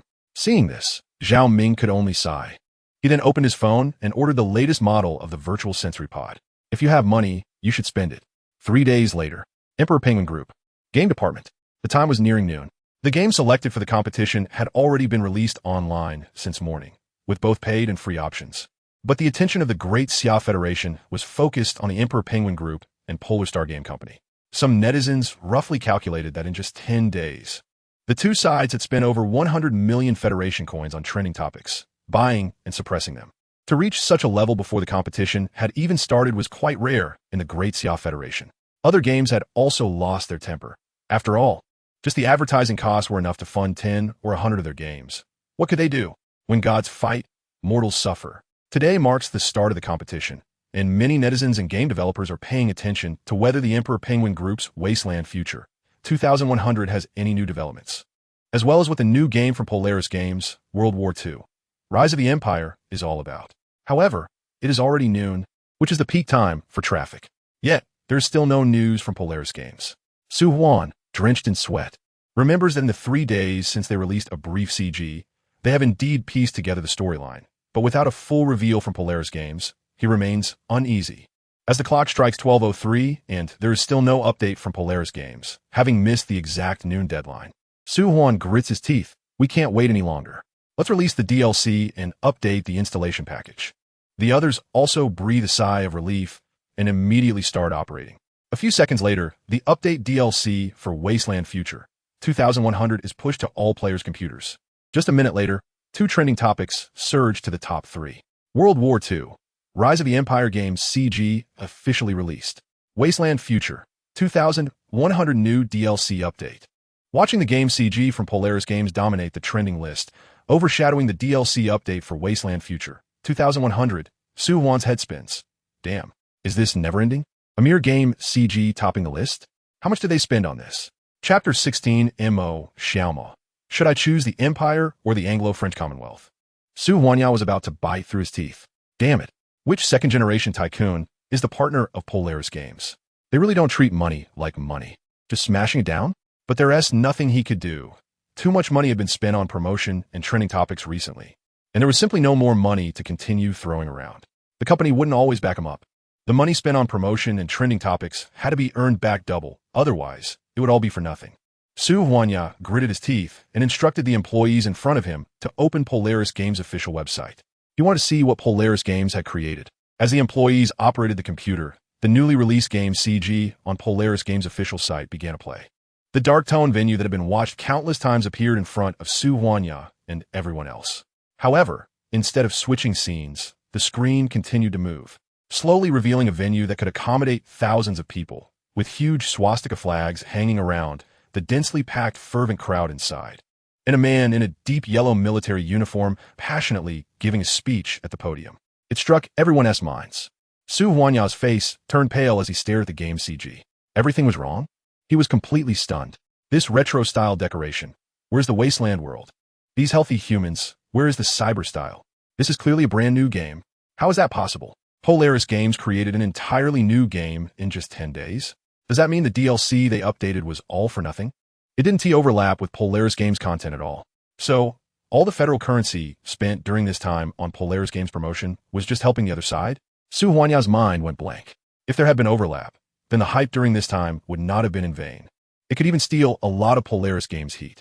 But now there was absolutely no overlap. Polaris Games was working on a brand new game. It was completely ruined. After the game's CG finished playing, Su Huanya still hadn't come back to his senses. It wasn't until his subordinates called him that he suddenly reacted, pale-faced, and commanded, "Hurry, go check the major live streaming rooms. Don't they have early access? See if the download is open yet." On Polaris Games' official website, only the game CG had been updated, and the download link was still inactive. Thinking back to Polaris Games giving many streamers early access, Su Huanya quickly took out his phone, searching for major live streaming rooms to see if anyone had gotten to play Polaris Games' game early, praying that Polaris's new game must be terrible. At this moment, Tiansha Live, the gaming section, was also welcoming its annual carnival. The anti-war competition held by the 6 major federations was global. Just in the Xia Federation alone, there would be thousands of new games appearing today. Not to mention the 6 federations combined. There was simply too much to play. However, in the Xia Federation this year, due to the plagiarism incident with the Emperor Penguin Group and Polaris Games, it had become widely known. Everyone was now paying attention to the developments of both sides. Many gaming streamers who received money from the Emperor Penguin Group had already renamed their live streaming rooms to early access to the new DLC of Wasteland Future 2100. The strongest streamer of Wasteland Future 2100. Experience the new DLC with me. Shocking. The new war experience of Wasteland Future 2100. All advertising for Wasteland Future 2100. After all, that promotion money wasn't spent in vain. However, many streaming rooms that had received super starships from Xiaoming had also changed their names to Early Access Experience of World War II. Rise of the Empire. Want to experience real war? Come to the live stream to see World War II. Rise of the Empire. As soon as one entered the gaming section, they could see the live streaming rooms for these 2 games everywhere. In Mo Xiaoma's live streaming room, the title read, "Invited by the owner of Polaris Games Early Access to World War II. Rise of the Empire," which attracted a continuous flow of viewers. Mo Xiaoma sat in front of the computer, her eyes filled with shock as she watched the game CG, depicting a city that had turned into ruins, consumed by raging flames. This environment was simply like a hell of fire. Yet, in this hell of flames, countless soldiers clad in flames charged out, abandoning their chances of survival, disregarding the burning flames, holding old rifles, and rushing towards the well-armed Imperial Army. "We will defend our homeland until the last drop of blood is shed. Apart from that, we have no other way, because behind us is our Moscow." The screen completely darkened. As the image gradually faded, the question, "Did they hold the line?" appeared not only in Mo Xiaoma's mind, but also in the minds of all the viewers in the live streaming rooms. What a willpower this is. Is it worth such a sacrifice just to defend a city? Mo Xiaoma's eyes turned slightly red. It wasn't until long after the game's CG ended that she came back to her senses, her tone filled with admiration. "My God. Polaris Games game CG is definitely the most amazing CG in gaming history. Can we just praise it? It's so shocking I can't even describe it. What kind of willpower is this? How can it reach such a level?" The comments in the live streaming room started to scroll wildly. "Wow, wow, wow. This game's CG is incredible. Damn it. When can I play this game? I don't care about work. I'll rush it. Don't say that even though I'm in school. I've already taken leave. I'm going home to download it now. Tisk? Not studying properly? Which school are you from? I'll report you to your teacher. Is it possible that I am the teacher? Haha. Although it's shocking, I have to say it's a bit fake. How can one not feel anything when flames are burning on them? You upstairs don't understand anything? The enemy is right in front of you. Do you have time to put out fires? Hee, you don't understand anything. The temperature of burning gasoline can reach 2300 to 2700. Even through clothes, it can still reach over 1000 degrees. Humans cannot resist such burning pain. So I say it's too fake. No human willpower can reach this level. You know nothing. IFUF, dumb. On the Blue Star side, there have been no world wars, and no one would try to resist the burning flames. Such things had never happened. The rebutted viewer didn't know what reason to use to counter. They could only curse a few times. While the person who rebutted felt even more pleased and continued to elaborate, seeing that the comments in the live streaming room had turned from shock to a cursing battle. Mo Xiaomao quickly stood up. Don't argue, my brothers. My game is almost done downloading. I should be able to play soon. Why don't we discuss which faction to play?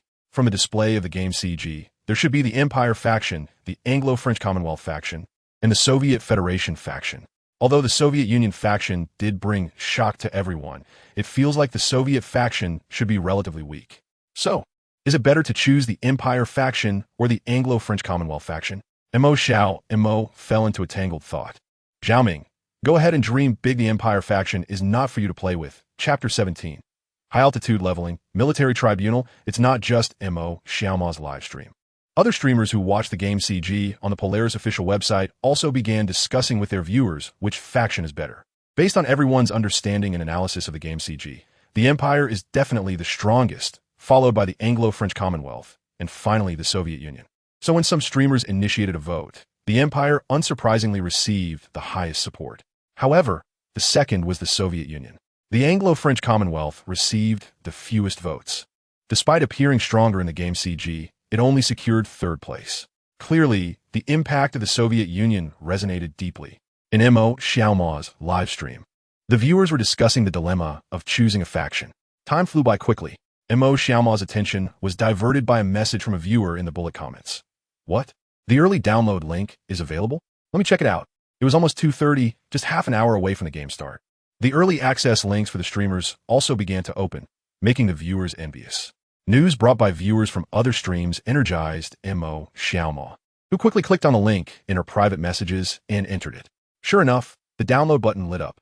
Mo Xiaomao chuckled and started downloading the game. Moments later. The game was downloaded and installed in the prepared virtual body sensation pod. Mo Xiaomao stepped inside, switched the live stream view to the pod, and followed her perspective. Brothers, let's go. Mo Xiaomao eagerly entered the game. The screen was pitch black at first, then slowly lit up, revealing a huge world map. Mo Xiaomao knew this was to set the background. The voiceover began to narrate. After the First World War, the Empire, as a defeated country, fell into an unprecedented crisis. Economic collapse and hyperinflation, like poison, slowly dragged the Empire toward death. The unemployment rate among the Empire's citizens reached 1/3 of the population. At this time, a veteran who had participated in the First World War and was unwilling to see the Empire decline stepped forward. By promoting nationalism and the slogan of reviving the Empire, he quickly gained massive support. In just a few years, this former Empire veteran became the leader of the Empire. With the leader's rise to power, a military-first policy was adopted, allowing the Empire to accumulate strength. 6 years later, as a voiceover paused, both Mo Xiaomao and the viewers in the live stream were astonished. The Empire was actually a defeated nation in the First World War? This was quite a contrast to the game CG. Moreover, economic collapse and hyperinflation, with an unemployment rate reaching 1/3? Wow, how could it not have collapsed under such circumstances? Can it really be pulled back? This is outrageous. At this moment, the world map came into view, and the Empire's territory began to expand. With a command from the Empire's leader, the invasion began. The Polish Commonwealth, the Danish Commonwealth, the Norwegian Commonwealth, the Dutch Commonwealth, the Belgian Commonwealth, and the French Commonwealth all fell one after another. In a flash, wherever the Empire's military pointed, it was unstoppable. With each line of the voiceover, the Empire's territory expanded a little, and in just a few sentences, it already occupied most of the view. The bullet comments in the live stream exploded. Wow, wow, wow. Is the Empire this powerful? No way. Is this correct? This collapse is too fast. Is there no resistance? Is there still a need to choose? Definitely choose the Empire. Mo Xiaomao was also tempted. The Empire indeed looked very impressive. At this moment, the map slowly faded away. The screen darkened, and the voiceover sounded again. With the fall of the French Commonwealth, the Allied Commonwealth, in order to quickly change the situation, launched a counterattack. They prepared to open a second front to relieve the pressure on the Soviet Union, which was in conflict with the Empire. Normandy, a geographically advantageous location close to the British Commonwealth homeland, became the target of the Allied Commonwealth. As the narration ended, Mo Xiaomao entered the training area, where an extremely simple beginner training appeared. After teaching Mo Xiaomao how to shoot, it concluded. Then, the only thing in sight was a button labeled Normandy Landing. Mo Xiaoma clicked it. It displayed 427,500. A bit confused, she was pondering when the screen suddenly lit up and switched. The scene abruptly changed to the ocean. Mo Xiaoma realized she had a virtual body and was on a landing craft with no health bars or anything. There was only a proportional replica of herself. Even the modeling was skipped. Huh, is this starting with the storyline?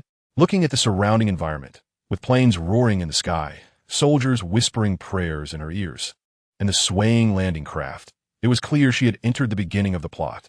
Wow, Mo Xiaoma was a bit dazed and turned to look. Who are you? The person in the Allied uniform said. I'm your fan. By the way, I'm also streaming on Tian Sha. Guys, my stream number is 16625. Remember to follow. Mo Xiaoma's eyes widened. What? No ads in my live stream. And? What's going on? At this moment, Mo Xiaoma finally realized this wasn't an immersive experience, but a multiplayer game. The streamer player beside her shook his head. I don't know. After I finished watching the background story, it showed my rank was over 300. After waiting a while, I came in. At this time, the two began to hear the sound of wow from their ears. As a group of streamers communicated, they discovered that everyone had randomly been assigned to different landing crafts. This new and interesting gameplay intrigued the viewers in the live stream. As the landing craft charged toward the distant beach, getting closer, everyone heard the NPC commander of the landing craft warn. Don't block the ramp. We will land in 3 minutes. Everyone disembarked from both sides. Everyone realized the task was to land and seize the beach. This was simple. Mini FPS, first-person shooter. Game streamers were eager to try and ready to show their skills. Meanwhile, in the Polaris Game Company, Shun Qinghan was sitting on the sofa, watching the reactions from various live streams, occasionally nodding, but the suddenly starting game left Shun Qinghan stunned. What's going on? Did it bug out? There weren't even 500 people yet? How did it start?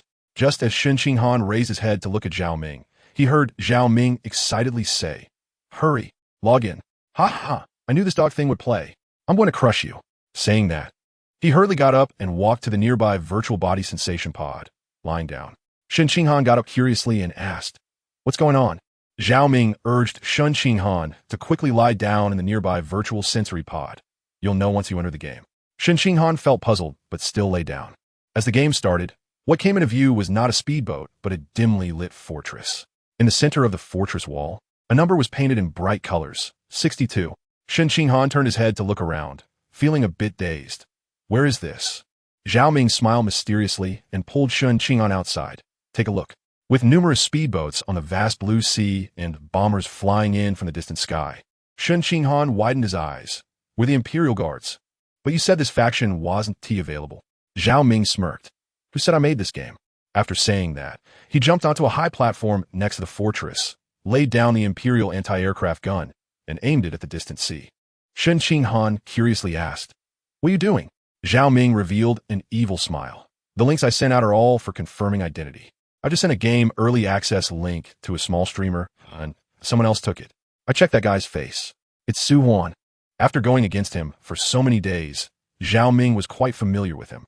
After all, it's easy to find past video materials or character introductions online for a supervisor at a big company like the Emperor Penguin Group. In contrast, there is much less information about Zhao Ming, and many people don't even know what he looks like. After all, the first game from Polar Star Games was Cyber Blue Star 2077, but it was copied before its release, so it had no fame, and no one paid attention to it. Zhao Ming looked at the laid-down anti-aircraft gun, eager to try it out. Their essay saying, right? Anti-aircraft guns laid flat. Military court, but for now, stroking the anti-aircraft gun, Zhao Ming chuckled. Watch me blow him up today. There's another one over there. You go play with that one. After saying this, Zhao Ming paused for a moment, seemingly lost in thought. The next second, a speedboat on the distant sea suddenly lit up with a flashing red light. Zhao Ming pointed at the red light and said, Shoot that speedboat with the red light. I've marked that dog Su Huan. Others can't see it. Go for it. Infinite bullets. Shun Qinghan's eyes widened. Hey, is this the game company? EM reporting. Someone is cheating. He is cheating. Zhao Ming. Of course, I'm playing the Imperial faction. Haha. Chapter 18. God bless you, go. Go. Go. Reporting. Of course, it's impossible. But who would have thought that the game company boss would personally come down? The humanoid self-propelled cheat. Shun Qinghan shook her head. Looking at the flat Imperial anti-aircraft gun in front of her, she reached out to press down on the gun's mount. feeling the cold, heavy touch. And Shen Qinghan also felt a hint of excitement. She then tried to move the gun barrel with force, aiming at the densely packed assault boats on the distant sea. The planes in the sky had already reached above the beach and started bombing. However, Shen Qinghan was not worried at all. Zhao Ming shouldn't blow himself up, right? Shen Qinghan turned her head to glance at Zhao Ming, who was about 10 meters away from her. If the bombs fell, no one could escape. It should be fine. At this moment, on the densely packed assault boats, streamers of various sizes listened to the howling wind around them and the deafening explosion sounds from the beach ahead, knowing that they were about to land. On the foremost assault boat, a top streamer in the gunfight category of Tiansha Live, known for his top-notch sniper skills, was also arranging combat plans for several other players while live streaming. When the assault boat's shield opens, let these NPCs rush out first. We will be behind. 2 people will hold shields in front. The others will hide behind and shoot, rushing to those steel obstacles as fast as possible for cover. Otherwise, we'll just be live targets. Most of the players present were FPS streamers. Although their skills varied, they all had some understanding of the battlefield. However, one player showed a troubled expression, looking at his weapon. This gun, I've never used it before. It's different from other FPS games. And there's not even a scope. How do I play this? The bullet comments in Yu Feng's live streaming room floated by. Can't play without a scope? I could do it too. You can't expect everyone to have skills like Brother Yu. But to be fair, this design is indeed very retro, fitting the game's background. This doesn't have a health bar, no interface, nothing at all. Is this even a game? They said to let you experience the most realistic war. Do you have a health bar in real life? Is there an interface? This design is indeed very unique. I support it. They were used to playing games where they just had to press a button to instantly zoom out. Yet in this game, after researching for a long time, not only was there no health bar, no one-button zoom scope, but even the game interface was non-existent. Once they entered, there was nothing. Yu Feng also frowned and said, then just aim and shoot at the enemy. In the case of a charge, aiming is still quite difficult. The main thing is fire cover. Once we get to the steel obstacles, it will be fine. According to the NPC, our task is to capture the beach. As long as we take it down, it should count as a victory. Just as he was speaking, boom, a shell exploded in the nearby sea, sending a water column over 10 meters high into the air. One of the assault boats was knocked off course by the shockwave and crashed toward Yu Feng's side. The 2 assault boats collided, creating a painful grinding sound, and everyone staggered and fell down. What the hell? What is this? Where did that shell come from? Ugh, get your arm off me, you're choking me. The assault boat that crashed into them caused several people and NPCs to roll over. Just as Yu Feng was about to stand up, a figure rolled over on him, and his scalp tingled instantly. What the hell? Bam! A painful grunt escaped Yu Feng's lips as he gasped, gritting his teeth. Who the hell? Get up! Damn it! Struggling to push away the figure on him, Yu Feng's eyes widened. What the hell? Old Feng, how come you're here too? Did you fly over from next door? The person called Old Feng was Feng Ming, also a top-tier gunfight streamer. They all knew each other. Feng Ming grimaced, rubbing his knee. I flew over. What bad luck. This is just ridiculous. What kind of game is this? Not even a health bar, but the pain sensitivity is high. What the hell? Has the producer of this game ever played a game before? This is just pure torture. Zhao Ming, don't say it. You really shouldn't say it. Yu Feng's mouth twitched. Bro, tone it down, we're live streaming. Feng Ming waved his hand dismissively. I don't care. I'm streaming too. Saying this, he glanced at the assault boat he was originally on, which was now rolling back like a dog. Seeing this, Yu Feng could only silently give a thumbs up. You're still impressive. 6,666. It's still Old Feng. He dares to say anything. TSK. Cursing the game company boss like this, a bit too arrogant. Haha, this guy has always been like this. He just bullies whoever he doesn't like. But for what he said, this game is completely based on reality. Indeed, no health bar, no interface, and pain sensitivity maxed out when injured. I wonder what else there is. Interesting. Over here, just as Feng Ming flipped back, he continued to arrange the next step of the tactics. What were we just talking about? Right, the 3 of us will be in the back, that Old Su, right? If you can't play, just stay back. Following us will definitely be fine. The player known as Old Su, Su Huan, mumbled him in response, trying to lower his presence while constantly observing his surroundings, wondering what was so commendable about this broken game that it was promoted so much by Polaris Games. Just as he was thinking, suddenly, continuous impact sounds came. The shield in front of the assault boat was instantly penetrated, bullets pouring onto the NPCs and players. As Su Huan raised his head, a wave of intense pain swept over his body, and he felt himself flying up. Bang, bang, bang. Most of his body exploded under the barrage of anti-aircraft gunfire. All he could hear was the commander's distant voice. Fuck. It's anti-aircraft fire. Then the screen plunged into darkness. The sudden death made Su Huan's body tremble violently. What kind of game is this? Damn, how'd I die? Su Huan hadn't figured it out yet, while Yufeng was dumbfounded. What the hell? Watching this assault boat get swept away. Boom! The entire assault boat exploded. Old Fong. Yufeng pretended to wail dramatically. The livestream's chat was filled with schadenfreude, and this wave of effects was indeed maximized. However, there was no time to worry about that now, because 3 minutes were almost up, and the assault boats were nearing the beach.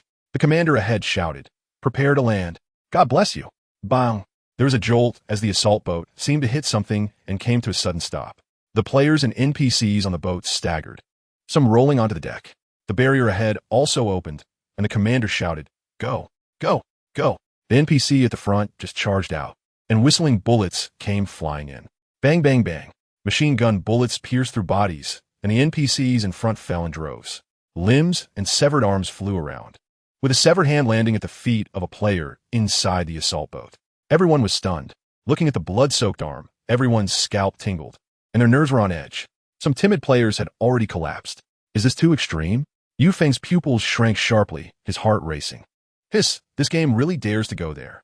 However, the bullets didn't give them much time to think. The NPCs in front were almost instantly wiped out, and then the whistling bullets poured in, making a crackling sound as they hit the assault boat, sparking up. At that moment, a shrill whistle came from the sky, rapidly approaching. Yufeng instantly realized it was the sound of artillery shells and shouted, "Shells! Jump down for both sides." Chapter 19. The Normandy Landing. No one survives. Yufeng reacted quickly, flipping over with his gun and falling into the sea. The other player streamers on the boat didn't even register what was happening, still in a daze. A shrieking shell fell, hitting the center of the landing craft's deck. Boom! The entire landing craft exploded in an instant, the massive force tearing it apart. Yufeng, who had fallen into the sea, could only watch as the bottom of the landing craft was ripped apart above him, debris scattering around. He struggled to twist his body, but was still hit by several pieces of metal. Fortunately, none of them struck vital areas. Yufeng twisted his body and swam to the surface. Splashing, he gasped for air violently, his mind blank. The buzzing in his ears was deafening. All plans and arrangements were useless. In just a moment, he was the only one left from the two landing crafts. What top sniper got? In such circumstances, it was utterly useless. He couldn't even focus to lift his gun. By instinct, Yufeng swam towards the beach, taking deep breaths. He watched as landing craft after landing craft rushed to the shore, waves of NPCs and players rushing out, only to fall in droves. The once empty beach was now littered with corpses, blood staining the sand and flowing into the sea. The bloody seawater choked Yufeng's mouth, filling it with a bitter, salty taste. His body trembled uncontrollably. Is this really a game? The mere tens of meters felt like decades. When Yufeng finally set foot on the beach, no longer feeling the buoyancy of the water, his body went limp on the sand. He tried to stand but found he couldn't control his body. Looking down, he realized his pants were soaked in blood. Was his thigh shot through? The thought flashed through his mind. Bang! An NPC next to Yufeng was shot in the head. The body fell beside him, collapsing onto him. Yufeng jolted, quickly pushing the corpse away and crawling towards the steel barricade ahead. There were no health bars, no interface, nothing to remind him this was a game. The 100 simulation from the virtual body feeling pod made many forget this was a game, as if they were in a real war. Watching teammates die one after another. One thought filled everyone's mind. Survive. They had to survive. They didn't want to die. On the other side, Imo Xiaoma had also rushed behind the steel barricade, collapsing to the ground. The sound of whistling bullets filled her ears as she watched groups of soldiers fall like cut wheat, trembling all over. She completely forgot this was a game. She was somewhat lucky, as Zhao Ming's main target was Su Huan. He directly blew up the landing craft Su Huan was on and ordered shelling, allowing Imo Xiaoma to briefly escape to the cover behind the barricade. But there was no way she could rush up, even without Zhao Ming and Shen Qinghan, who wielded anti-aircraft guns. The machine gun nests on the beach had been reinforced by Zhao Ming, mainly to harvest players' emotional points. At this moment, atop Fortress number 62, Zhao Ming, firing the anti-aircraft gun, wore an increasingly broad smile. Emotional points 98, emotional points 109, emotional points 674. The emotional points were no longer a slow trickle. As the game progressed and spread through various live streams, they began to multiply rapidly, far faster than trending topics. Seeing this, Zhao Ming tightened his grip on the trigger. The number of players in this game was about to hit rock bottom. 56,500 from the moment they stormed the beach in just 2 minutes. Over 400 players had dwindled to 56. On the beach, all players were hiding behind cover, struggling to survive under the Empire's firepower. Mo Xiaoma was shaking uncontrollably with her gun, while a nearby allied player spoke with great difficulty, a hole in his neck gushing blood. "Help! Help me!" Mo Xiaoma was startled and then reacted. Seeing the allied player lying just outside the steel barricade. She hurriedly pulled him over but was panicking. How to save you? Bandage. Yes, bandage. Mo Xiaoma remembered the bandage and quickly took it out, starting to wrap it around the allied player's neck. This will heal you, just wrap it. Suddenly, her face went pale, her hands stopped moving, as the allied player before her lay motionless, already dead. And the bandage wouldn't heal. Heal? Is this a game? No. Is this really a game? At that moment, a shrieking sound came from the sky. Mo Xiaoma suddenly heard a shout. "Shout, Mo! Get down!" She turned her head to see Yufeng. He was leaning against the steel barricade, his pants soaked in blood, his arms also bleeding. But he was signaling to her with both hands, shouting something. "Brother you?" Before Mo Xiaoma could finish her sentence, boom! A shell fell, exploding and spreading. The steel barricade twisted and deformed from the impact, the iron frame collapsing. In Yufeng's eyes, Mo Xiaoma instantly exploded into a mist of blood. Watching another acquaintance die, Yufeng's eyes widened in rage. Damn it! Thud! An arm fell from the sky, still holding half a bandage. This was Mo Xiaoma's arm. The shock of blood and fear made Yufeng completely lose control, roaring in anger. "I'll be damned." Fueled by rage, he struggled to rise, chambering a round in his rifle. He glared at the fortress behind the beach, spewing machine gun fire, raising his rifle to aim. Bang! Empty! Bang! Empty! Bang! The third shot finally hit. The machine gun nest in the fortress fell silent in an instant. A rush of vindictive pleasure surged in Yufeng's mind, and a smile appeared on his face. But before that feeling of revenge could fully blossom in his mind, the recently silenced fortress suddenly moved, turning its gun towards him. Yufeng's smile froze instantly. The muzzle of the gun at the fortress sparkled in his eyes. Tot. In an instant, Yufeng was turned into a sieve. 500. It had only been 3 minutes since landing on the beach. The game ended, and no one survived. Outside the game, the trending topics in the Xia Federation had already exploded.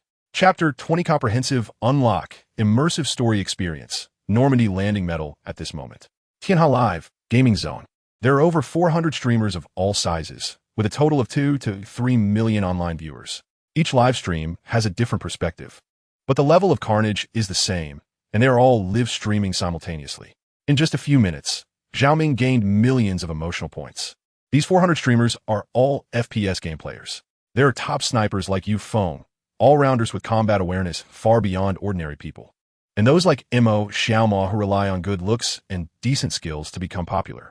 However, none of them survived for more than 5 minutes. When the screen in Yufeng's live stream completely went black, the prompt game over appeared. The viewers in the live stream were still in shock, and once they confirmed it, the bullet screen went wild. What the hell? Is that it? Damn, is this game even playable? I'm dying of laughter. Xiao Feng can't do it. A 3-time SCS sniper competition champion, and he only killed 1 person with 3 shots? Don't laugh. Feng Ming is even worse. He didn't even see the enemy before he was gone. But to be fair, this game is too realistic. How the hell did it pass the review? This is more thrilling than those horror games. Exactly, I'm going to edit a video and send it to those guys in the horror game area. 66,666. Lure people in and kill them. Brother Phone? It's over. Why is there no sound? Did he get stunned? TSK. We should report it to Polaris Games and make them suffer for life. At this time, Yufeng's emotions gradually calmed down, and he began to look at the bullet screen in the live stream, letting out a sigh. It's okay, brothers. I'm calming down, feeling much better. This game is just too real. I really thought I was dead just now. Damn, it's good to be alive. But the bullet screen in the live stream started mocking him. Dying of laughter. Did he really get stunned? Why is he getting philosophical now? Don't talk nonsense. You would be the same if you were in this game. It looks like it's not meant for humans to play. To be fair, Brother Phone, if you practice your skills here, Blue Star would be invincible. With that firepower setup on the beach, how can anyone get through? How many people would die? Is anyone going to leave a message on the Polaris official website to ask if this Normandy can really be breached? Don't tell me it's a hell mode setup. Don't bother. The Polaris official website is already down. The trending searches are all World War II. Rise of the Empire video edits. Brother Fong, hurry to TN01727842. Channel. Fong Ming is organizing people to fight again. Yufeng wanted to take a break and started looking at the trending topics. The trending searches were dominated by Polaris Games World War II, Rise of the Empire, and many people were celebrating in the comments, appearing to be some fervent advocates of war, while others were angrily denouncing the game for its bloodshed and violence. However, since it could be posted, the official side must have approved it. Yufeng also noticed the bullet screen in the live stream and received a message from Fong Ming. Hurry to 1727842. Channel. I'm organizing some people to make a few more attempts. Let us see if we can get a medal or become commander. Reading this message, Yufeng was taken aback. Huh? Commander? Medal? What is all this? Let us go, brothers, let us check it out. Saying this, he entered the channel Fong Ming provided, where there were already dozens of people, all streamers who had just participated in the game. Seeing Yufeng come in, Fong Ming greeted him and then said to Yufeng, "First, add me as a friend, and then we can queue for the game." A large batch of people is missing now, but the online time is almost up, and soon regular players will be able to start a match. The interface has unlocked a lot of things. Let us research them first. I'll study some tactics here. I must conquer this damn game. I've never felt so frustrated in my life, damn. Who understands? Planning tactics, singing a song. Suddenly, he got shot to death. Damn it. After Fong Ming cursed, he continued to direct the others. Yufeng then jumped out and sent a friend request, which was accepted, and he received an invitation from Fong Ming to queue for the game. After clicking confirm, the game interface showed 173,500. There were over 400 people in the queue before, but after this long wait, only 173 were left, clearly indicating that many were still stunned and hadn't recovered. Yufeng glanced at other live streams. Apart from those continuing to queue for the Normandy landing battlefield, most others had run off to play the immersive storylines. Yufeng closed the other live streams and returned to the game. Alright, let us continue researching the game. According to what Fong Ming said earlier, a lot of things should have been unlocked. Let us take a look.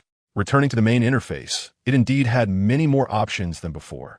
First were the friends and system settings, which made it easier for players to form teams and adjust pain sensitivity or compatibility levels. However, for the sake of the show and to challenge himself, Yufeng didn't adjust any of them, focusing his gaze on the center of the main interface.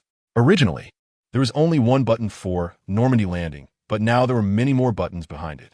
Normandy Landing, Immersive Story, Multiplayer Cooperative Story Mode, Unlocked, Medal Library, Hall of Fame. The immersive story needed no further explanation. Yufeng clicked on Multiplayer Cooperative Story Mode, Unlocked. A prompt appeared on the interface. Minimum unlocking condition requires the rank to reach Second Lieutenant. Second Lieutenant can invite 10 to 30 players. First Lieutenant can invite 30 to 50 players. Captain can invite 50 to 100 players to experience cooperative combat story missions. Note: rank promotion requires evaluation of the player's performance in the Normandy landing battlefield or in the immersive story. After reading the introduction, Yufeng then clicked into the medal library. What came into view was a dense array of medals, but they were all gray. Yufeng looked at the first medal, and immediately a prompt and a large version of the medal popped up, looking like it was made of bronze with gunfire engraved on it. Elite Warrior Medal. Note: awarded for dying 100 times in the Normandy landing battle, familiarizing with all layouts of Omaha Beach, hereby awarded this honorary medal. Medal effect: wearing it allows promotion to Second Lieutenant, can command the direction of the assault boats. Achievement condition: 100. Yufeng's eyes lit up. This is a bit interesting, huh? The bullet screen in the live stream also became lively. What the hell? Commanding assault boats? Sounds pretty interesting. Invite those you don't like over. Taking them with you to die would be even more thrilling, right? 6666, it's still you, huh? But dying 100 times. Wouldn't that leave a psychological shadow? Yufeng saw the bullet screen and couldn't help but twitch his mouth, feeling a bit of a toothache. How about lowering the pain sensitivity a bit? Just as he was thinking, Yufeng continued to look at the other medals. Normandy Veteran Medal. Note: awarded for killing 5 people in a single round on Omaha Beach during the Normandy landing battle, hereby awarded this honorary medal. Medal effect: wearing it allows promotion to Second Lieutenant, can command the direction of the assault boats. Achievement condition: 1-5, refresh every game. This doesn't seem too difficult. Killing one is still killing. After getting familiar with it, it should be doable, right? Yufeng's gaze continued downward. A golden honor badge appeared before Yufeng. D-Day Medal. This was the largest amphibious operation in Earth's history. The Allied Federation launched the invasion from Normandy to open a second front against the Empire. It was the largest amphibious operation ever. With a landing line of 80 kilometers, 5 main landing points, and 2 months of fighting, involving approximately 25 million troops from both the Empire and the Allied Federation. On the day of the landing alone, the Allied Federation suffered approximately 10,000 casualties, including killed, injured, and missing, with about 400 confirmed dead. In total, around 420,000 people died or went missing in this battle, ranking among the top 10 most brutal battles of World War II. Note, in the Normandy landings, demolition tubes or bombs were used to breach the Empire's defensive line at Omaha Beach, capturing 2 important fire points and creating favorable conditions for the Allies' attack, while surviving until the end of the game. Achievement condition 02. Refresh every game. Note, Normandy does not believe in tears. Real men never retreat. This medal is one of the 3 required for players to be inducted into the Hall of Fame. Chapter 21, Hall of Fame, Father of Blitzkrieg. Just the introduction of this medal and the stories it reveals have already shocked Yufeng and everyone in the live stream. This is not just a medal. It feels as if the Normandy landings actually happened. Even knowing this is just a game medal, it seems to possess a certain magic, constantly tempting Yufeng to obtain it. Looking at the medal's introduction, the live stream chat has exploded. What the hell? What the hell? What the hell? 42 million casualties? This is way too exaggerated, right? I wouldn't dare write that many deaths in a novel. Here's a joke. My hometown only has 310,000 people. 66666. So many deaths, it really is tragic. Compared to this, Future of Ruins. 2100 is child's play. Real men are already on the battlefield with guns and cannons, while Future of Ruins is still picking up trash to make flashlights. Just blow up World War II. Rise of Empires, okay. LOL, you can't say that, you really can't say that. I just got here, and those guys were still fighting over 2 motor parts. It's too funny. Charge, charge, charge. The host continues to look at the others. This game is interesting. Must play. Host, hurry up and see what the Hall of Fame is. Yufeng slowly came back to his senses from the shock. Brothers, wait a minute. I'm going to check the Hall of Fame soon. Let me first see what the other 2 unlocked medals are. He then looked at the other 2 medals. Stalingrad Medal. This is a decisive turning point in World War II, known as the bloodiest battle in modern history. The unprecedented, brutal urban warfare earned it the nickname the meat grinder of World War II. Before the war, Stalingrad had a civilian population of about 800,000. After the war, only about 7,000 remained. The brutality of this battle is considered the worst in modern warfare. During the battle, the Soviet Union averaged over 8,000 casualties per day, with soldiers' average survival time not exceeding 24 hours and officers' average survival time less than 3 days. The Empire and the Soviet Union committed about 5 million troops in the Battle of Stalingrad. Total casualties for both sides were about 7 million, about 5 million for the Empire and its allies, about 2 million for the Soviet Union. The severity of this battle and the number of casualties rank among the top 3 in World War II. Note, this is a national battle instance, activated during major holidays. Note, in the Battle of Stalingrad, lead a commando team of 50 to engage in urban warfare using the ruins terrain to delay the Empire's troops, surviving for over 10 days. Conditions to achieve, 0-10 days, note, Eura, for Stalingrad. For Motherland, this medal is one of the 3 required for players to be inducted into the Hall of Fame. Hiss, Yufeng gasped. What the hell? The background is getting bigger and bigger. A city of 800,000, reduced to only over 7,000. A total of 5 million troops, with 7 million dead. What was the final outcome of this battle?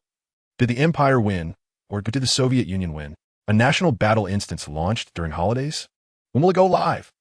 It's still early for the new year. The key is that this medal is so tantalizing, it talks about the background, the casualties, but doesn't mention the result. Just like the Normandy landing medal. It only knows that it was a turning point in the war between the Empire and the Allied Federation, but the specific result is unknown. At this point, Yufeng was completely convinced. The shock brought by this background made him want to keep playing. The livestream chat was even more chaotic. Everyone was already dumbfounded. The download is about to begin, and some viewers are already shouting to charge ahead. Yufeng's gaze continued downwards. He moved to the last medal that unlocks the Hall of Fame. Moscow Defense Medal. Now Yufeng was somewhat familiar, and the viewers in the live stream also recognized it. Isn't this the Moscow mentioned in the game CG? Thinking of the game CG, countless Soviet soldiers charging towards the Empire's army while engulfed in flames. And the city turned into a sea of fire. He already had a specific image of how tragic it was. Associating it with the horrors and the backgrounds of Normandy landings and Stalingrad, it's no wonder this is one of the unlocking conditions. The level of brutality here is probably not any less than the other two. As Yufeng's gaze moved, sure enough, Moscow Defense Medal. This is a war concerning the survival of the Soviet Union, and also the Empire's first defeat. The once invincible Blitzkrieg did not achieve its intended effect against the vast territory of the Soviet Union. The war lasted for 7 months, during which the Soviet Union relied on extreme cold to fend off the Empire's troops and mobilized a large number of civilians to quickly construct 2 defensive lines totaling about 580 kilometers to resist the Empire's army. Both sides committed about 25 million troops. Post-war statistics showed total casualties reached about 1.5 million, about 500,000 for the Empire, about 1 million for the Soviet Union.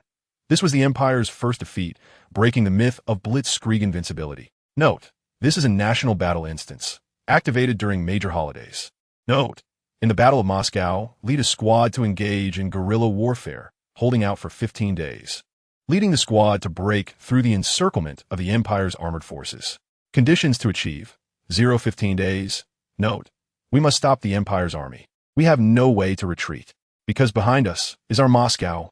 This medal is one of the 3 required for players to be inducted into the Hall of Fame. The same shocking introduction, but this time it revealed information. The Empire's first defeat and the Blitzkrieg that wiped out a country in 4 hours.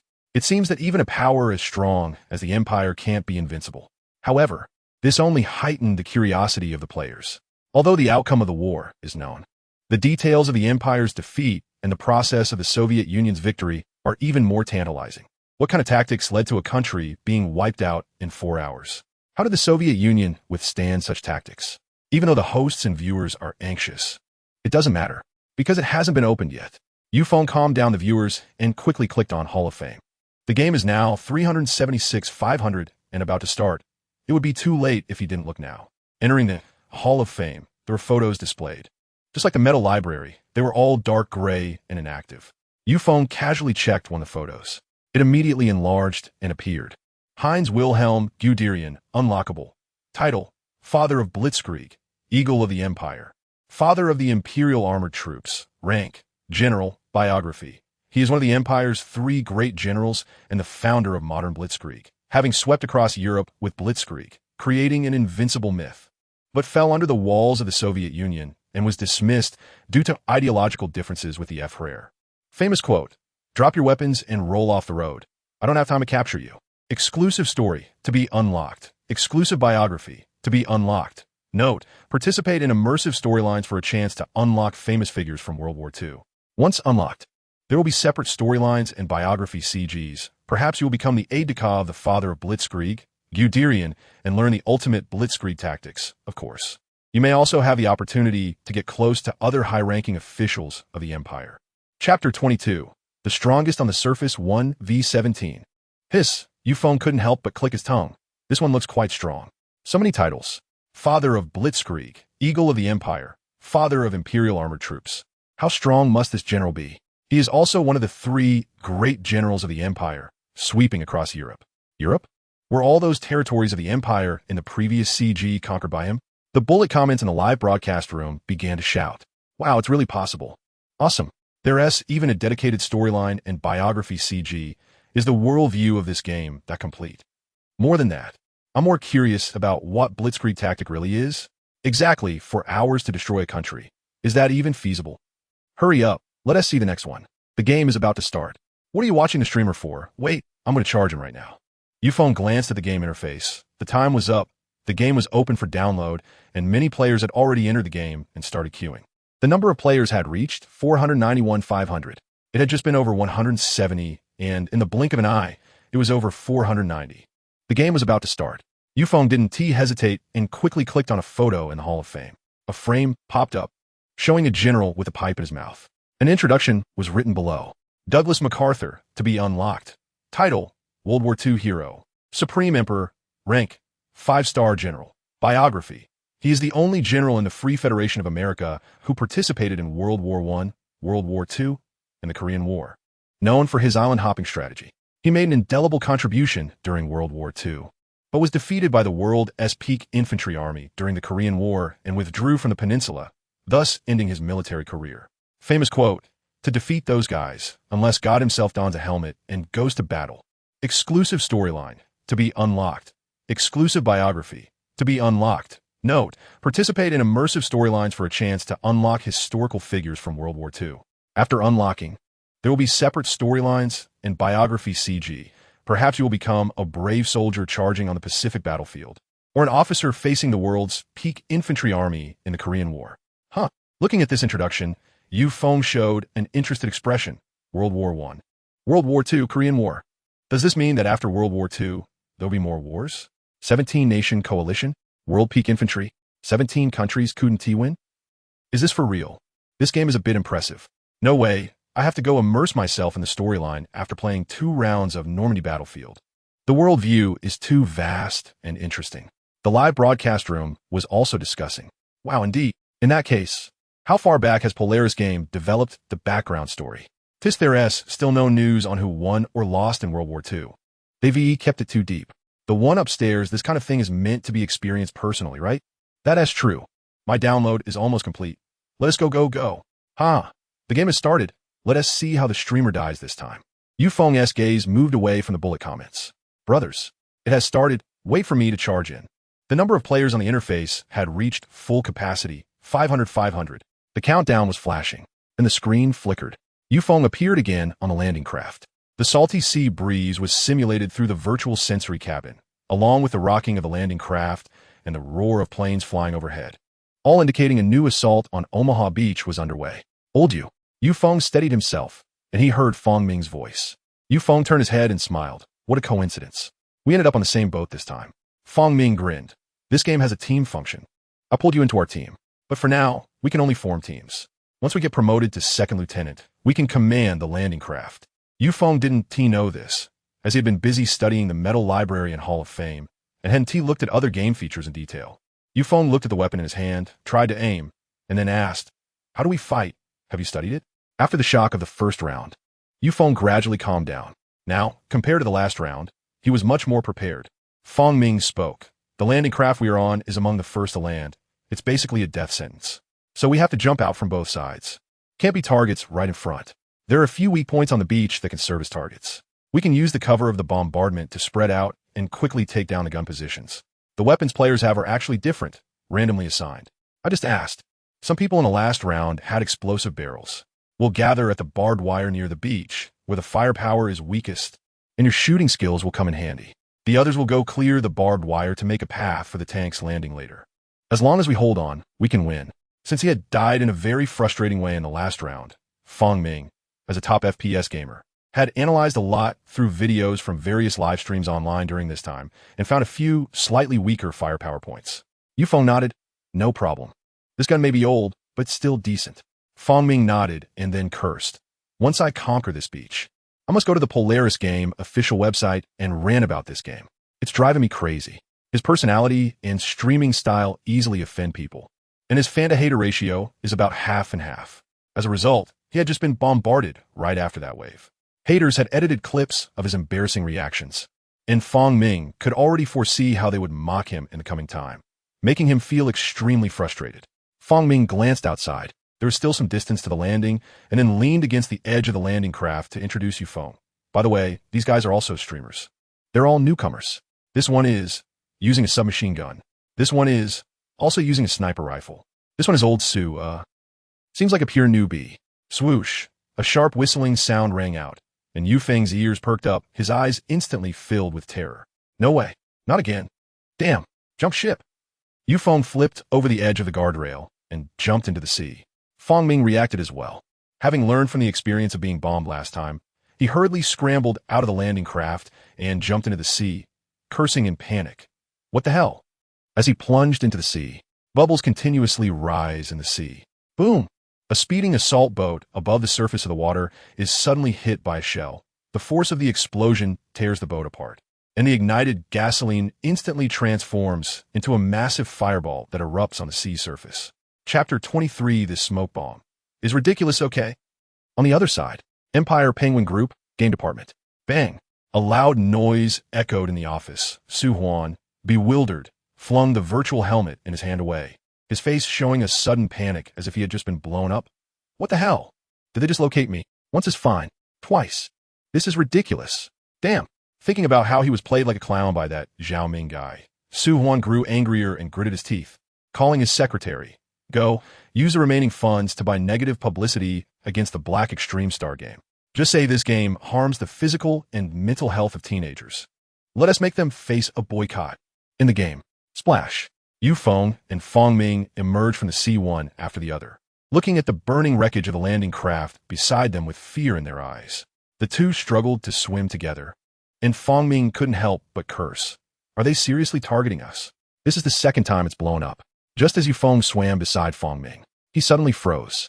Damn, it really seems so. Both times it was this guy who blew us up. Did the owner of the Extreme Star game hold a grudge after seeing us curse them in the live stream? Yu Feng silently distanced himself a little, hoping the cannon fire wouldn't implicate him again. Come on, swim faster, it's a bit far. They still had a distance to swim before reaching the landing craft, and Yu Feng looked at the distance with some pain. If they swam there, they wouldn't have the strength to run, but they couldn't drown here. That would be too embarrassing. There are hundreds of thousands of viewers in the live stream. Yu Feng gritted his teeth and silently swam towards the beach. Fong Ming looked at the distance, also grimacing, but seeing Yu Feng getting further away. Wait. You wait for me. He hurriedly chased after him. However, they didn't swim for long before a passing landing craft threw out a rope, allowing the two to grab hold and pull them up, joining the second wave of soldiers landing on Omaha Beach. Everyone prepared for landing. Try to spread out. Meet at the designated point. Go. With the commander of the landing craft shouting, the ramp opened.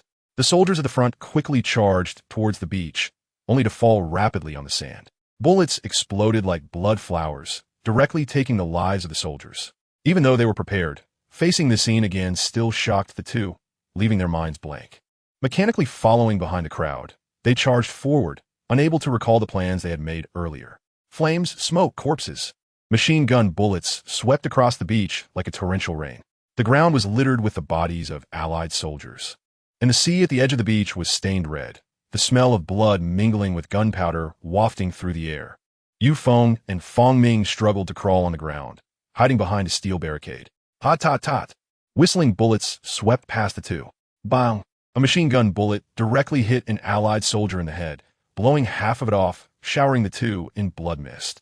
The icy coldness of their bodies was suddenly met with a warm splash of fresh blood. A wave of warmth surged towards their brains. But what it brought was a feeling of horror. Fortunately, the two quickly reacted, constantly adjusting their emotions. This is a game, right? This is a game. In what felt like half a minute, it seemed to stretch on for a century. And the game population, 16,500. All arrangements were useless. The situation was not much better than the last round.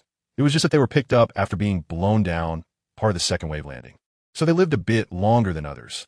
Coming back to their senses, the two tried to calmly analyze the situation. Looking at the distant fiery machine gun nest, Fong Ming forced himself to stay calm. Old Yu, can we take it out? Yu Feng took deep breaths, then inhaled deeply, suddenly turning around and poking his head out. Bang! The machine gun in the distant nest suddenly jolted. It struck the gun mount. The Imperial soldier controlling the machine gun also discovered the source of the attack and immediately turned the gun towards the steel barricade, where the two were hiding, and began to fire. Tot. Bullets continuously rained down on the steel barricade, sparking everywhere. Even though they kept repeating to themselves that this was a game, the two still turned pale. This is really freaking scary. Fong Ming turned his head to look around, and suddenly his eyes brightened. Smoke bombs?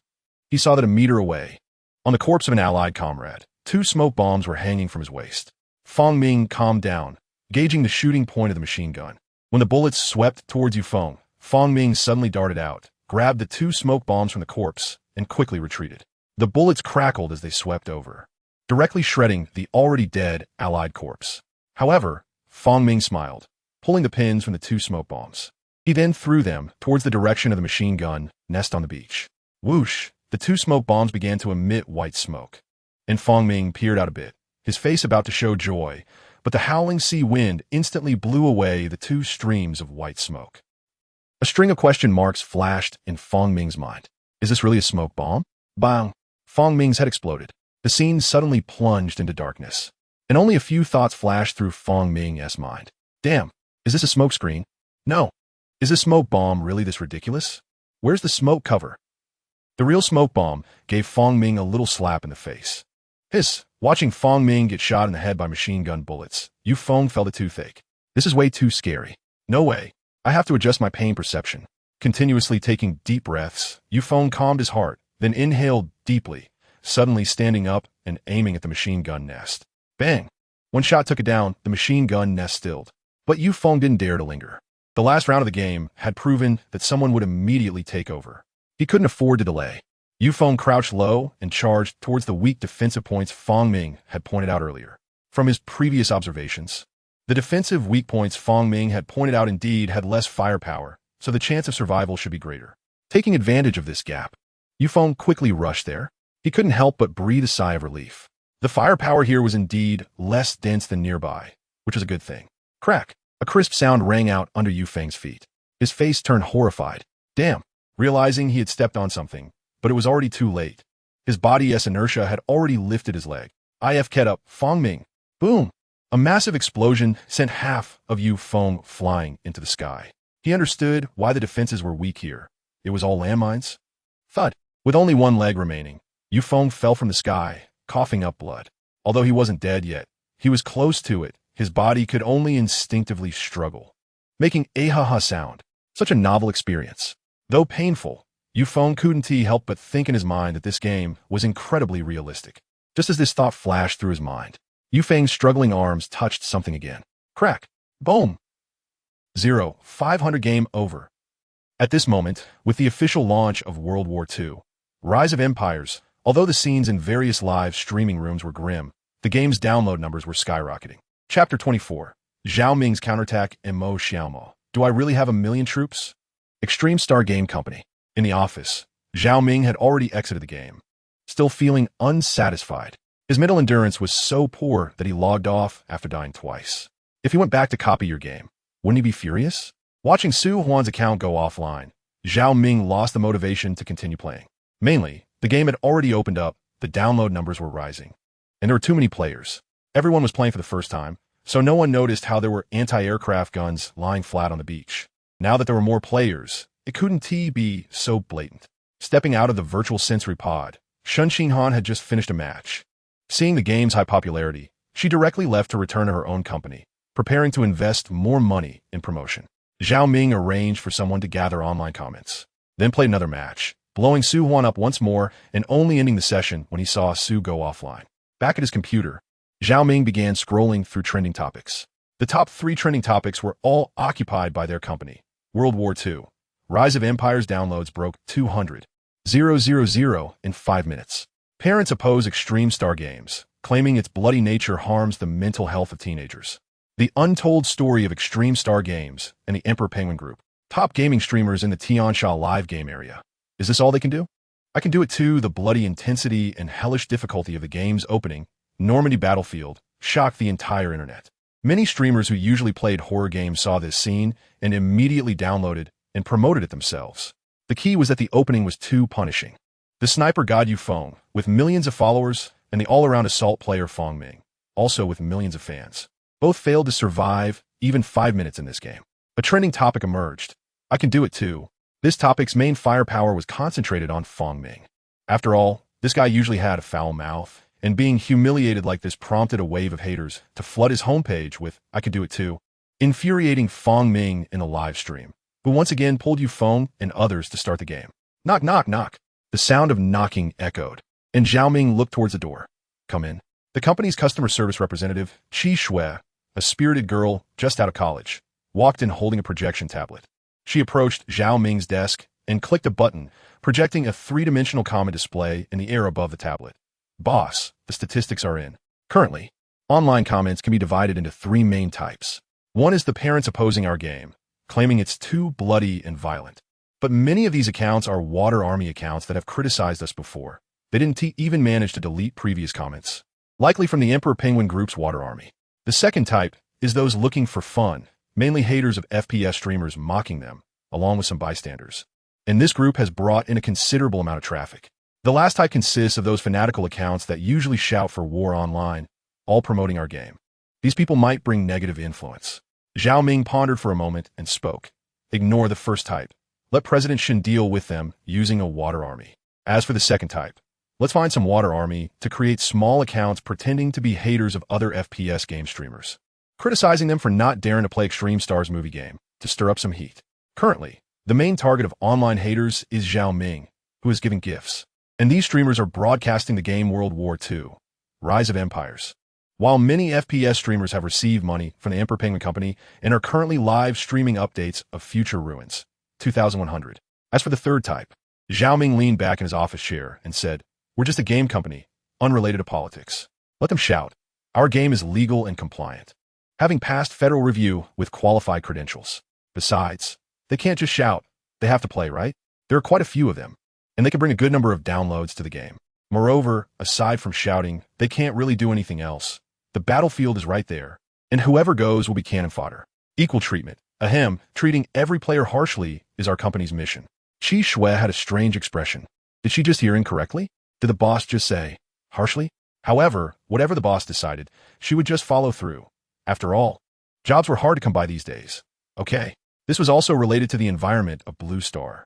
Due to rapid technological updates and the continuous exploration of new energy in earlier years, many aspects of society faced resource surplus. Just like the computational power of supercomputers had long exceeded demand. A game company like Zhao Ming S, investing 60 million federal coins, would require at least dozens or even hundreds of people to operate on Earth. But on Blue Star, with just one position and one professional, combined with the computing power of a photon supercomputing cluster, one person could do the work of 10. This led to many industries being able to function with minimal hires. When Zhao Ming first arrived, he was puzzled as to how, in this environment of overflowing supercomputer power, AI had not emerged. Later, he found out that it had long been banned. The job market for the Alliance's citizens was already tough. Ordinary people were thankful just to have a job, with almost no hope for promotion. If you didn't work, resource surplus meant the Federation could support you for a lifetime, barely enough for daily needs. The online fanatics shouting for war were calling for a societal reshuffle to become high officials and elite, inciting the public to engage in war. Some wanted to be lifelong parasites, while others aspired to be those in power, which is why these warmongering fanatics were so hard to catch. The anti-war competition was organized to placate the public, offering hope and promotion opportunities, with various categories held once a year, as long as you had enough creativity and ideas. Winning an award would gain you federal support and rewards, which was much more stable than war. In this context, if AI were introduced, squeezing the living space of the public, it would be disastrous. Online, there was hardly any information available, with only a few announcements from over 100 years ago prohibiting large-scale use of AI. If Zhao Ming hadn't crossed over from Earth, he probably wouldn't have thought about AI at all. It seemed that only the 6 major federations still had AI. Zhao Ming, on the other hand, planned to use emotional value from the database to exchange for an AI to help cover the increasingly vast game background as updates continued. After all, setting backgrounds for exclusive NPCs was one thing, but a common civilian NPC in World War II, Rise of Empires, had a complete life story. Could you handle that all by yourself? Zhao Ming needed a reasonable cover, and AI was the best choice. Moreover, as long as the company didn't lay off these people, even if the Federation investigated, it wouldn't matter. The company had always operated with this number of people since its inception. There were the same number of people before and after AI usage, and there was no issue of squeezing the public's living space. However, Zhao Ming didn't plan to let these people be idle. Cyber Blue Star 2077 was still the company's hard work, and he certainly couldn't let the Emperor Penguin side take it for free. Zhao Ming looked at Qi Shui and asked, "What's the situation with the newly updated DLC for Wasteland Future 2100? Have all the materials been collected?" Qi Shui's lips moved slightly as she thought for a moment and replied, "The new DLC from the Empire Penguin is likely trying to gamble on the content of our new game. Their updated background is set in Wasteland Future 2100, where after the Second War, a force called the Empire rose to oppose the Federation. They have also opened a hellish battlefield for players to explore and treasure hunt. As for the materials, they've already been organized.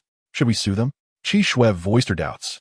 After all, given the momentum of the company's new game, suing the Empire Penguin Group might actually succeed, which would be a first. Many game producers have been ruined by the tactics of the Empire Penguin Group. But now the company certainly wouldn't collapse. It might even win awards. According to Qi Shui's thoughts, they should definitely take them to the federal court for revenge. Zhao Ming's expression was somewhat strange. Sue? Why will we sue? Qi Shui was a bit confused. The copyright for the gameplay is in our hands. Shouldn't we sue them? Zhao Ming looked surprised and said yes. So why would we sue? You all take the collected materials of Wasteland Future 2100 and throw them into the Photon supercomputing cluster's computational software. With their 500 million worth of materials and content, we save a few hundred million. Once it's all done, put Cyber Blue Star 2077 on the shelves overnight. When they release a new DLC, we update our DLC. When they release pay-to-win weapons, we just copy them over and give them away with a click. From now on, this game will rely on the Empire Penguin Group. If they sue us, the copyright for gameplay is in our hands. It would be a surprise if I don't sue them. How could they dare to sue me? Qi Shui listened in confusion. What kind of reverse shearing of sheep is this? And it's the boss doing it. Qi Shui's voice couldn't hide her excitement. Got it. I'll tell them to copy. Bring our ideas over. Zhao Ming nodded in satisfaction. Not bad, not bad. The child can be taught. At that moment, in the Tianxia livestream game area, in Mo Xiao Mo's livestream room, she had already entered an immersive game plot experience. After passing the tutorial and introduction, Mo appeared in the Prime Minister's office and was thrilled. She looked around excitedly, glancing at this and that. Looking at the huge world map and annotations at the center of the office, Mo exclaimed, "Brothers, although D-Day is very difficult, this immersive plot is really great. I am actually the Prime Minister, and I'm the Prime Minister of such a large federation, the Polish Federation. Isn't this amazing? Look at this map. The Empire has only 470,000 square kilometers, but my Polish Federation has 385,000 square kilometers. That's not much difference, right? My goodness. Look at this defense line and annotations. My Polish Federation has 39 infantry divisions, 11 cavalry brigades, with a total army of 1 million people, and over 1,000 tanks and more than 400 aircraft. Can this be blitzed? How incompetent must the original NPC Prime Minister of the Polish Federation be? Brothers, watch my micro-operation. Since I know this, I must blitz the Empire. Chapter 25 Mo Xiaoma. 1 million versus 800,000 advantages. Mo Xiaoma looked at the map and was quite satisfied with her million-strong army. The land area wasn't too different. My troops are all gathered along the border with the Empire for defense. Can I avoid their sharp edge? What's wrong with the Empire? What if I launch a preemptive attack and win with a blitz?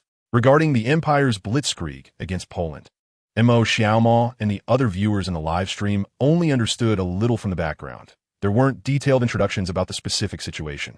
Just like in the Metal Library and Hall of Fame, many introductions talk about various events of World War II, such as battles and biographies, but they do not provide detailed outcomes. So even though they had already started playing an immersive storyline, the information they had was similar to that of players constantly charging into the battlefield of D-Day. They only knew that D-Day was one of the most brutal battlefields in World War II, but they didn't know the outcome. Here, they only knew about the blitz against Poland without knowing how long the Empire took or how quickly they acted. Looking at Mo Xiaoma's bold words, the comments in the live stream were filled with joy. LOL, just became Prime Minister and already getting cocky. It's you, blitz the Empire, such a clever idea.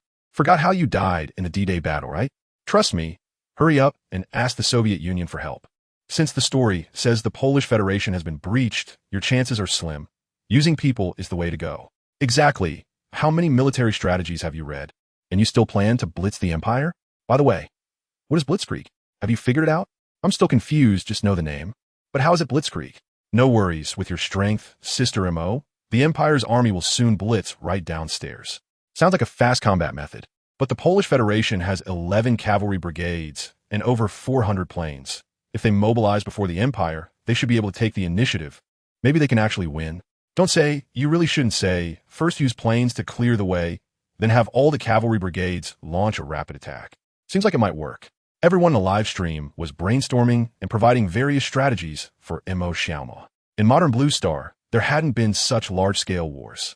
Many players were equally inexperienced, and those who knew a bit about commanding had learned it from other virtual games.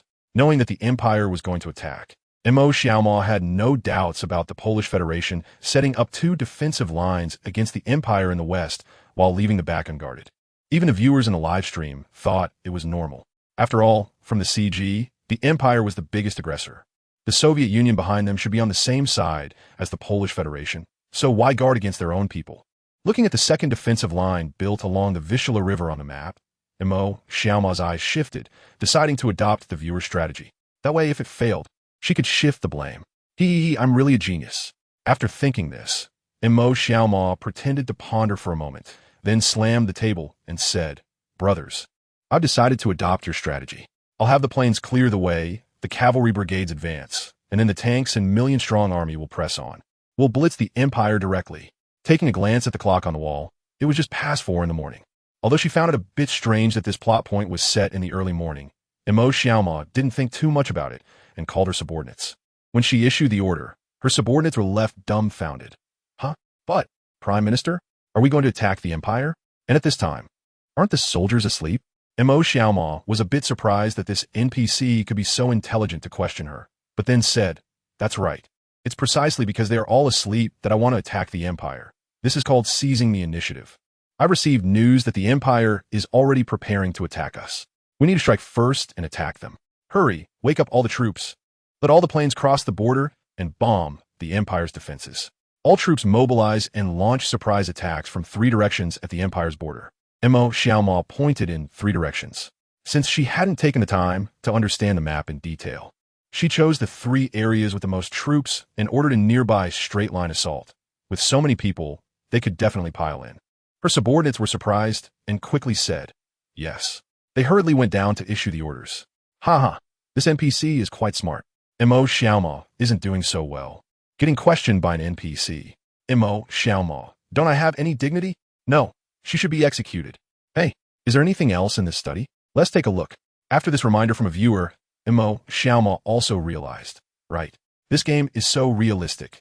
There should be some useful materials to find. Moreover, this is the Prime Minister's office of the Polish Federation.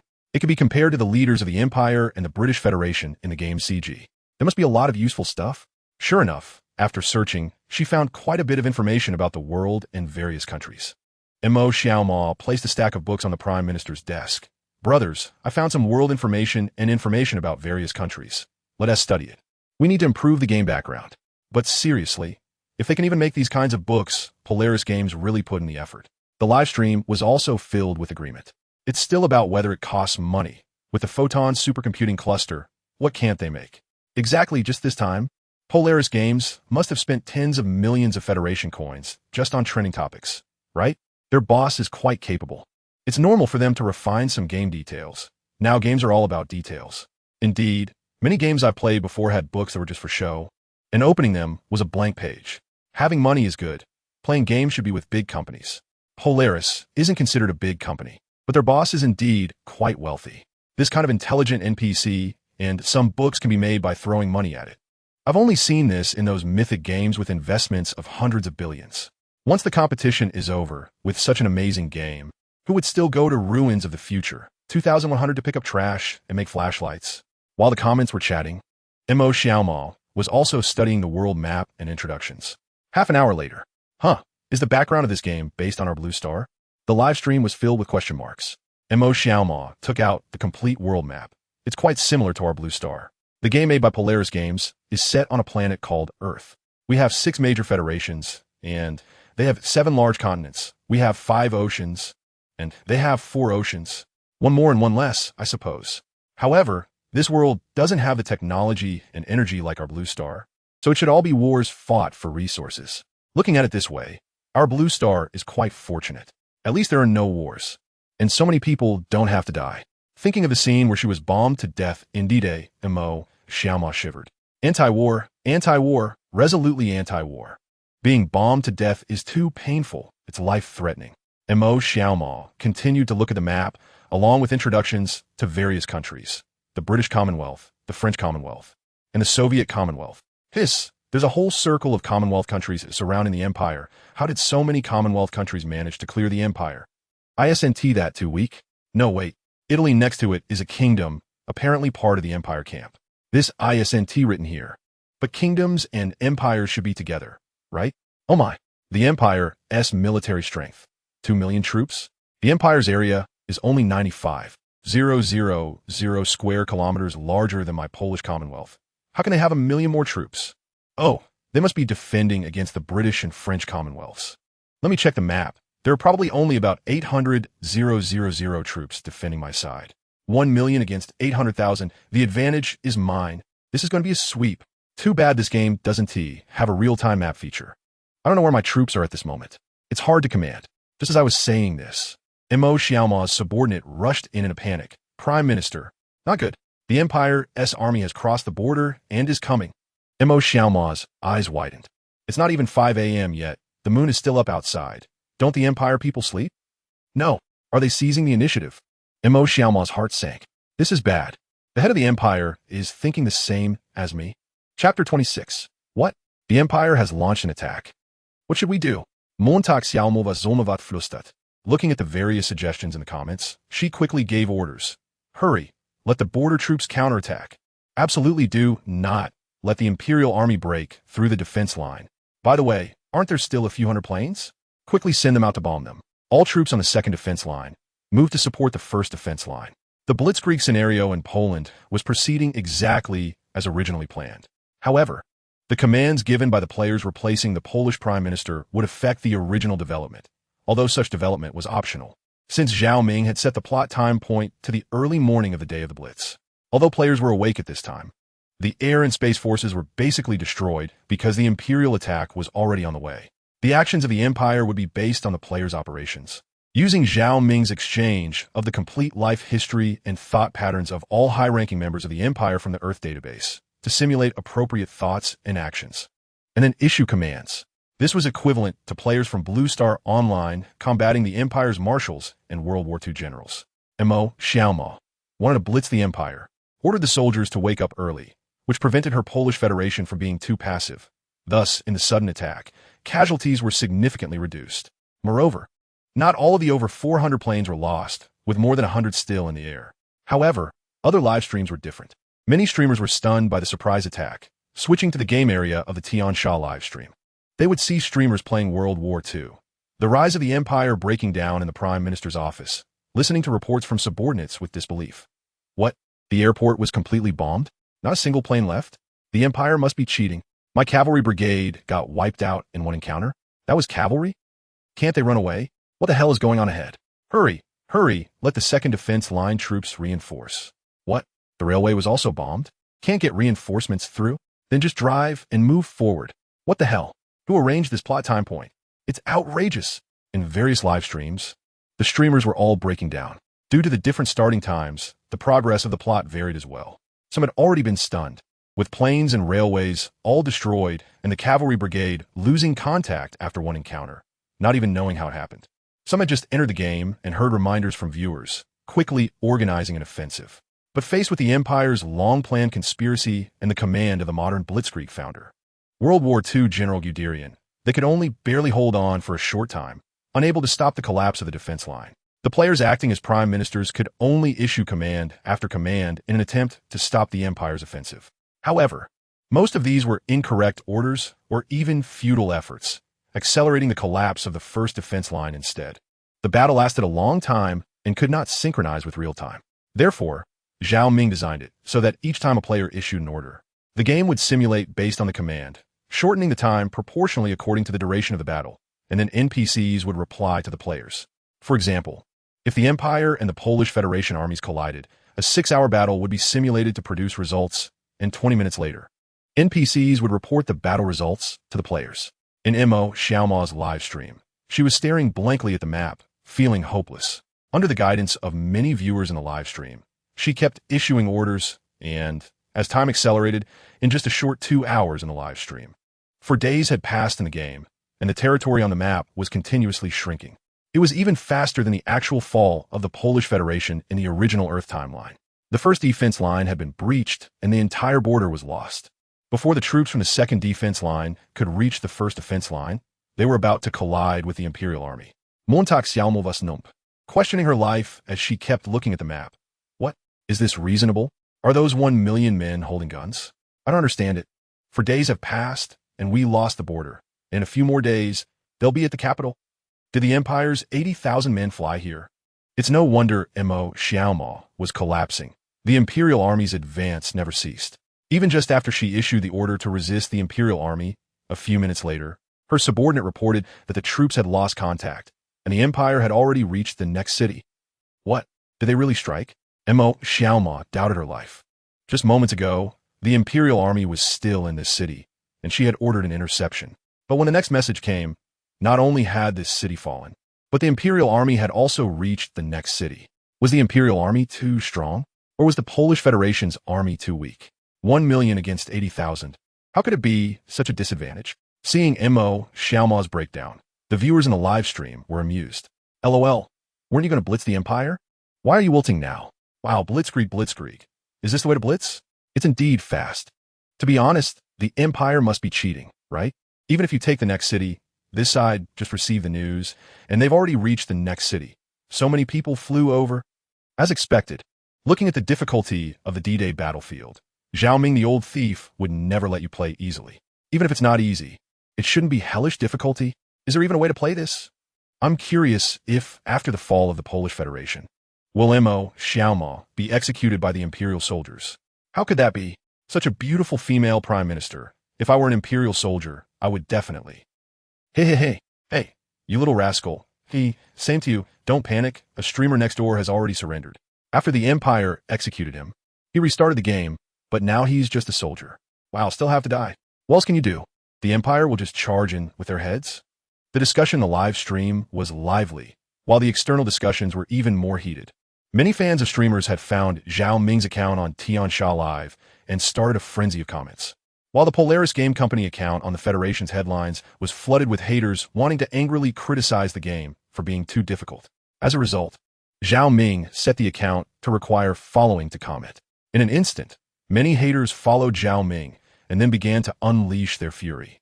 The speed at which the Polaris Game Company account gained followers even attracted the attention of the heads of the Federation's headlines, who thought there was some anomaly, only to find out it was due to the Polaris Company's clever move of requiring followers to comment, leaving them with a strange admiration. Gaining followers from haters. This was truly unprecedented. In the Polaris Game Company, the phones in the office were ringing off the hook. As customer service, Qi Shui kept apologizing while hanging up the phone, but just after hanging up, it rang again. Grabbing her hair in frustration, she could only go to Zhao Ming's office for help. Boss, the game difficulty is too high, and the players are going crazy. Think of a way quickly. If this continues, someone might be waiting to ambush you. Chapter 27. Coming soon, National War Instance, Blitzkrieg Poland. In the office, Zhao Ming leaned back in his boss's chair, also browsing the comments on his account. However, compared to the fierce negative comments, the speed at which his follower count was increasing satisfied him even more. What is there to panic about? Do they know what I look like? In just 2 hours, he had gained over 2 million followers. TSK. I must say, there are still a lot of netizens in the Federation. I don't know. Zhao Ming put down the mouse and shrugged. Then what is the problem? What is there to be afraid of? TSK. These players really have poor mental resilience. Isn't it normal to be unable to beat the F-Rare? If it were me, I couldn't win either. They should consider the Empire-S configuration before charging at Guderian. Qi Shui's mouth twitched. Isn't this game made by you? You can't even win with what you created? So, you didn't plan for the players to win at all. Zhao Ming was looking at the trending topics and discussions online, and it was at its peak, so he said to Qi Shui, "Go out first and order some food. The game is exploding today. We need to celebrate. As for the online opinions, I'll update the database later." Hearing the order, Qi Shui was curious about what update could silence the players' complaints, but now wasn't the time, so she quickly went out to order food. Zhao Ming then began uploading the prepared materials to the official website's database module. He also uploaded the official opening screen video. The video for the National War Instance, Blitzkrieg Poland, featured scenes of the Empire-S Army and the Polish Federation-S Army switching back and forth. If the game remained mysterious, it wouldn't last long. At this point, it was necessary to provide some useful information for players to delve into. All players were being ruthlessly pushed back by the Empire in the opening plot of Blitzkrieg Poland, naturally feeling a sense of frustration. What Zhao Ming did was release all the information about the Empire and the Polish Federation, including maps, terrain, and defense diagrams, giving players ample time to research strategies. He also specifically noted in the database that this was to prepare for the National War instance opening in a month. Players could fully study strategies during this month and confront the Empire again when the National War instance opened. However, Zhao Ming did not mention that in this National War instance, the players would still not be playing as the Prime Minister. What if they were just a soldier? Thinking of that scene, a smile appeared on Zhao Ming's face. Torturing a bit is healthier. On the other side at Tiansha Live, in the gaming zone, in the live broadcast room of World War II, Rise of the Empire with immersive storytelling, apart from a few who quickly gave up and surrendered, directly switching identities to experience the plot. Many live rooms had already passed the halfway mark of the Empire's blitz. The streamers controlling the Polish Federation were basically losing their armor and were now contemplating where to run. In Mo Xiaoma's live room, watching the territory that had already fallen halfway, the Empire's army was about to reach Warsaw. Mo Xiaoma issued a humiliating retreat order. Brothers, we can only retreat for now. But don't panic. I've already sent someone to ask the Soviet Federation for help. Once the Soviet Federation's soldiers arrive. What? The Polaris Game official website has updated the data, and it's about the Polish Federation in Germany. Mo Xiaoma's attention was caught by the bullet screen. Halting her grandiose speech, she glanced at her character, who had already boarded the plane. Now, they were flying towards the southern part of the Polish Federation. She estimated that by the time she landed, the Soviet Federation's reinforcements would arrive. So she thought to take this opportunity to check the data, and said, I'm going to take a look. Saying this, the character she controlled began to stop moving. Her consciousness activated the virtual body sensation pod, opening the Polaris Game Company's official website. The projected official website page appeared in front of Mo Xiaoma and the viewers in the live room. What caught their eyes was the future game CG. The screen lit up, displaying a few big characters. National War Instance Blitzkrieg Poland. Following that, images of the Empire and the Polish Federation's armies began to appear, showcasing the Empire's armored divisions, Poland's cavalry brigades, the Empire's motorized divisions, Poland's light tank units, and the Empire's aircraft. As these scenes flashed by, players were seeing the frontline soldiers and equipment for the first time. The viewers in the live room gradually began to comprehend. The Empire's equipment is quite exquisite. Indeed, although there are many Poles, the Empire has even more armored tanks. I think I understand why the Empire is advancing so quickly. How many motorcycles do they have? That is not really related to motorcycles, right?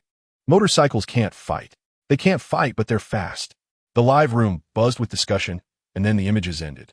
At the top of the Polaris Game official website, a new labeled database appeared.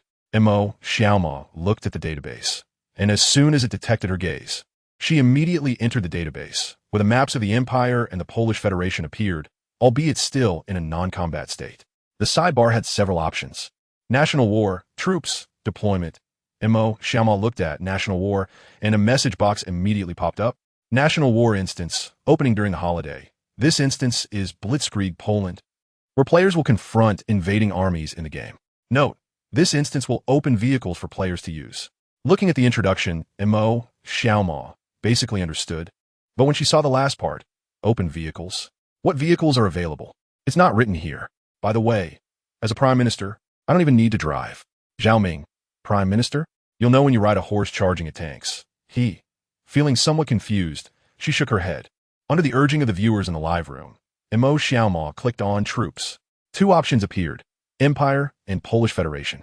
Polish Federation was naturally unnecessary to mention. She had already understood it clearly when she was Prime Minister, with 39 infantry divisions, 11 cavalry brigades, over 1,000 light tanks, and hundreds of aircraft. Mo Xiaoma then looked at Empire. She wanted to know what kind of configuration the Empire had that made her suffer so badly. As her gaze locked onto Empire, a page introduction popped up in front of her. When the Empire launched its raid on Poland, the deployed forces reached 44 divisions, including 7 armored divisions, 4 light armored divisions, and 4 motorized divisions, 800 tanks, and over 2,000 aircraft. Subsequent mobilization brought the total troop scale to 51 to 1. 6 million. The Empire's armored forces pierced through the Polish Federation's defenses and pressed toward the capital Warsaw in just 7 days. From the start of the Empire's deployment to the destruction of the Polish Federation, it took a total of 26 days. In this battle, the Empire's army annihilated 694,000 main forces of the Polish Federation at the cost of 38,000 casualties.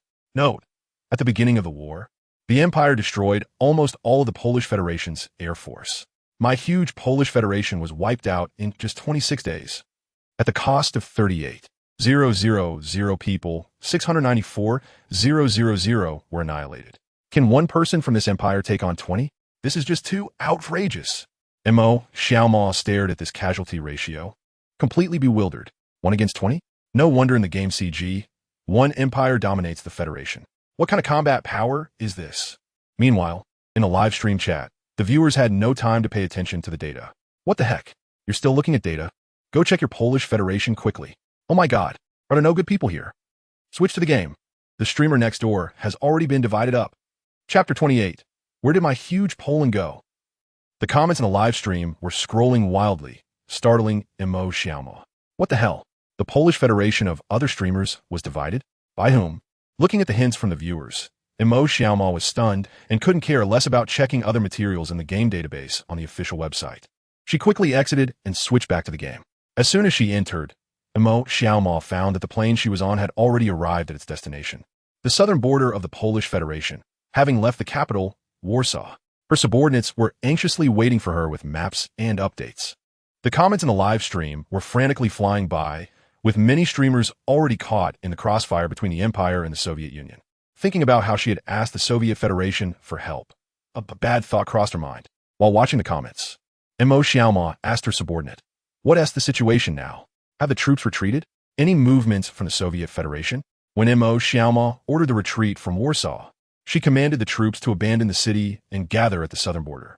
If the Soviet Federation moved in now, it would all be over. Her subordinate, with a worried look, said, "Warsaw was occupied by the Empire last night. Some soldiers refused to retreat and insisted on defending Warsaw to the death. They are now fighting against the Empire's army. The Soviet Federation suddenly intervened, and we were completely unprepared.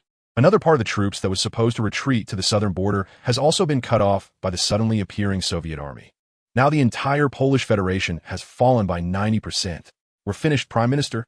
Saying this, the subordinate handed over a map. The originally 385,000 square kilometers of the Polish Federation, with Warsaw to the east occupied by the Soviet Federation and the entire western region occupied by the Empire. Now only a small portion of the army was desperately holding on to Warsaw amidst the siege. Looking at the map, Mo Xiaoma's nerves were frayed. What the hell? They were all federations, right? How did it suddenly become a fight? Aren't they on the same side? What Mo Xiaoma didn't know was that this was entirely a trap set by Zhao Ming, exploiting the knowledge of Blue Star. On Blue Star, there are only 6 major federations, and they have always appeared harmonious, with only occasional border skirmishes that the media wouldn't report on. Zhao Ming changed all the enemies of the Empire to various federations, leading Blue Star players to subconsciously believe that all federations were one family, thus leaving them unguarded against the Soviet Federation. The lack of defense, combined with the players' various bizarre operations, caused the Polish Federation to collapse much faster than the historical Poland. Mo Xiaoma stared at the map, her mind blank. What the heck, the army is gone. The little army left was completely blocked by the Empire and Soviet Federation. In other words, she was now the only commander left. Her subordinate anxiously said, "Prime Minister, what should we do? Do you have any plans? Hurry and give the order." Hearing this, Mo Xiaoma almost cursed. A plan? What plan could I have? In such a short time, 1,000,000 troops were wiped out. Was it because the Polish Federation's army was too weak, or was she too weak? Mo Xiaoma couldn't help but question her life. The Empire and Soviet Federation were so strong. Suddenly, an idea struck Mo Xiaoma. Got it. Her subordinate and the viewers in the live stream looked confused. Got it. What did you get? Mo Xiaoma took a deep breath, her expression becoming serious. How many troops are left in Warsaw? After hesitating for a moment, her subordinate replied, "About 20 to 30,000. Mo Xiaoma said, "Now give the order, notify them. Let these 20 to 30,000 troops split into 2 groups. One group should surrender to the Empire, which has already occupied Warsaw, and the other group should surrender to the Soviet Federation and offer up Warsaw." The subordinate was a bit confused. Didn't the Empire occupy Warsaw last night? Mo Xiaoma retorted, "The Soviet Federation doesn't know that. Hurry up. If they find out late, it'll be too late." The subordinate's eyes lit up. Understood. Yes.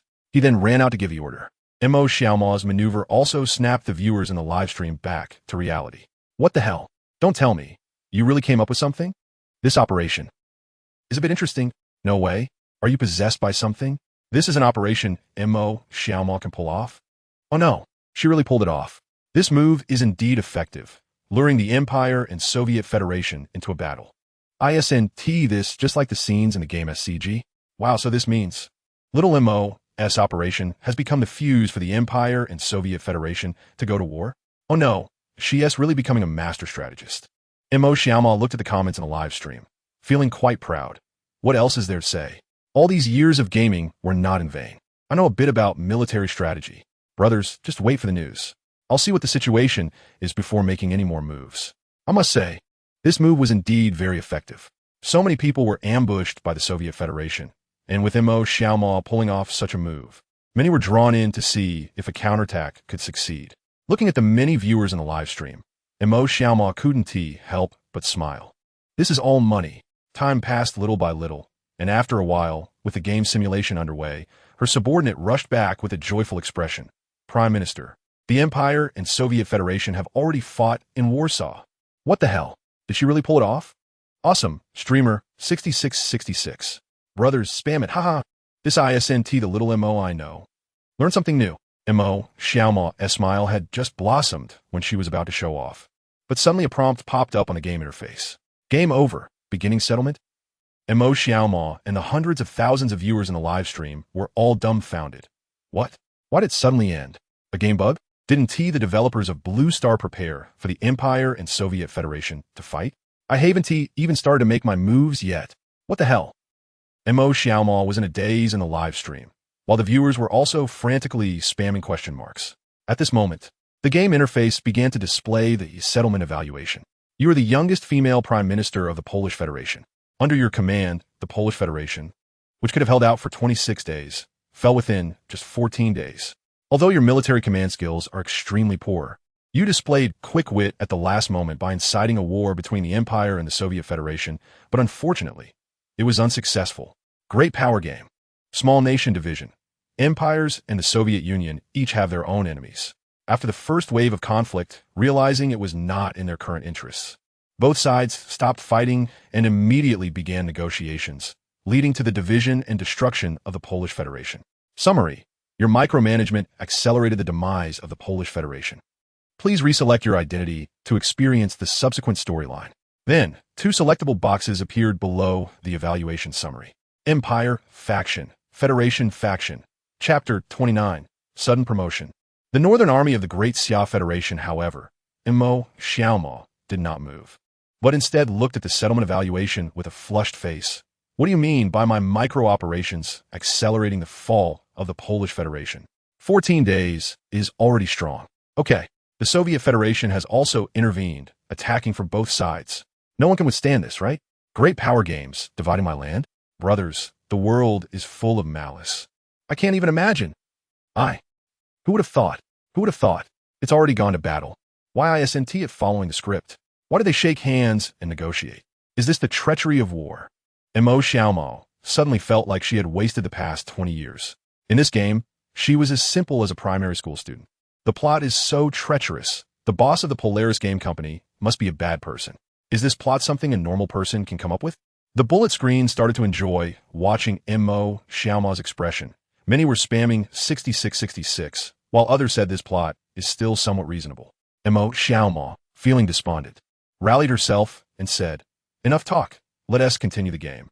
I don't believe it." Then she looked at the two factions and began study. Brothers, should we choose the Empire or the Federation? The bullet screen was full of suggestions. Empire. Definitely the Empire. It has to be the Federation. The villains win. The Federation represents justice. Justice must prevail. Choose the Empire. Infiltrate the enemy. Wake up, brother. Poland is already gone. Infiltrating the enemy won't save them. Let us choose the Federation. Mo Xiaomao looked at the bullet screen and finally locked her gaze on the Empire. I think that makes sense. Infiltrating the enemy and doing a good job with intelligence is the way to go. So, I choose the Empire declaration. I'm going in as an undercover agent. My heart is still with the Federation. Then she focused on the Empire faction and locked it in, ignoring the teasing in the live chat. The game screen gradually darkened and then slowly brightened. When Mo Xiaomao could control her body again, she discovered something was off. Looking down at her hands and body, she found herself in a soldier's body, but it was not modeled after herself. Is this a substitute for an NPC's body? Why am I just a small soldier? I miss the days when I was Prime Minister Imo Xiaoma. Looked around. It was a military camp, with soldiers busy moving boxes of weapons and ammunition onto large trucks, seemingly about to head to the front lines. Imo Xiaoma's gaze fell on the flag of the military camp, which looked familiar. She had seen it in the office of the Prime Minister of the Polish Federation, the flag of the Kingdom of Italy. I chose the Empire. Wait, Empire, faction. The Kingdom of Italy is not an empire, but it is part of the Empire faction. Is this playing word games? Why does this game have so many pitfalls? The plot needs to be changed. The Kingdom of Italy allied with the Empire early. The main battle campaign time remains unchanged. On the other side, Tiansha livestream, gaming zone, other FPS live rooms. As time went on, people who worked during the day gradually got off work. The popularity of World War II. The rise of the Empire continued to rise, and seeing the traffic explode, various streamers began to switch games to ride the wave. Compared to the immersive storyline, many streamers and players were immersed in the D-Day Normandy battlefield. The ways streamers died were bizarre, and some with many haters had already started spreading grotesque death compilations.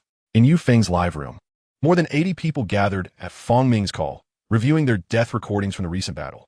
After playing all afternoon, originally a team of more than 100 streamers had been significantly reduced due to the game's difficulty, with many running off to stream immersive storylines. Only these 80-odd streamers continued to review battles. By the end of the afternoon and into the evening, they had successfully increased their survival time from being eliminated instantly to about 13 minutes. Watching the death recordings from various angles, Fong Ming felt a bit of a headache. Damn. The person who designed this game really doesn't regard humans as people. How could there be so many machine gun nests? Lao Yu, can we take down these few? Saying this, Fong Ming pointed out several machine gun positions.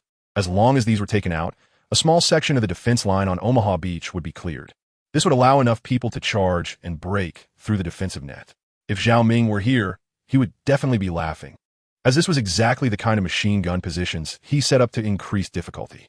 Unexpectedly, Fong Ming was quite sharp and immediately identified several key fire points. As long as players could hold out for 20 minutes, air support would destroy these fire points, increasing the players' chances of successfully landing on Omaha Beach. However, currently, among all the live streams online, only Fong Ming's group had managed to hold out the longest, reaching 13 minutes. But they were still far from 20 minutes. Yufeng looked around and frowned slightly. These fire points are too close. Even if we can take them down, the initial casualties won't be small. It'll be impossible to charge in later. We need to find a way to reduce casualties. Fong Ming felt helpless. There's no way to reduce casualties. There are too many fire points, and it's death from any angle. Yufeng thought for a moment and suddenly said, "Who has good shooting skills? Let's play a few more rounds and try to gain some medals." Fong Ming was taken aback. Medals? Yufeng could tell from his expression that this guy had been focused on fighting and hadn't paid attention to the medal library and Hall of Fame. So he sent over the medal images and conditions from the medal library. Normandy Veteran Medal. Note: due to your 5 kills in a single round during the Normandy landings at Omaha Beach, this honor medal is awarded. Medal effect: wearing it allows promotion to second lieutenant, granting command of the assault boat's attack direction. Conditions to achieve: 3-5 resets each round. Then Yufeng spoke. As long as you get 5 kills in a single round, you can earn this medal, allowing players to be promoted to second lieutenant and gain command of the assault boat. If we gain command of the assault boat, it should be easier to fight. I just got 3 kills in that round. I just need to get 2 more to earn command of the assault boat. In each round, let someone with good shooting skills cover us, play a few more rounds, and get a few assault boats we can command. That way, attacking and tactical arrangements will be more convenient. Fong Ming's eyes lit up as he studied the medal. I think it's a good idea. The others had no objection since this was Fong Ming's group, and both he and Yufeng were the 2 streamers with the most fans here. Fong Ming was already eager to go, planning tactics to start another round. The bullet screen in the live room began to flood with messages. Streamer, go check the trending video. Look at the official account of the Northern Army of the Great Xia Federation. Is the official going to play games? What the hell? What about this FPS champion and that FPS champion? When it comes to real fights, it's all about the professionals, right? Streamer, go learn some tactics. Chapter 30. Surprise Zhao Ming. The Blue Star people or something, huh? Looking at the barrage of comments flooding the screen, Fong Ming was stunned. What the hell? Is this for real? Can someone really clear this? The Northern Army? Even the officials are getting in on the gaming action? Their team is already among the top FPS game streamers in the Tiansha live gaming area. With a team like this, the longest they could last was 13 minutes. And they didn't even break through the defense line. The game difficulty is outrageous like this. Can someone really clear it? But the barrage kept pouring in, clearly indicating it couldn't be fake. Although the fans are a mixed bag, no one has managed to unify the ridicule from these fans and trolls to make him watch any videos. Though it was hard to believe, Fong Ming still mentioned it to the people in his team.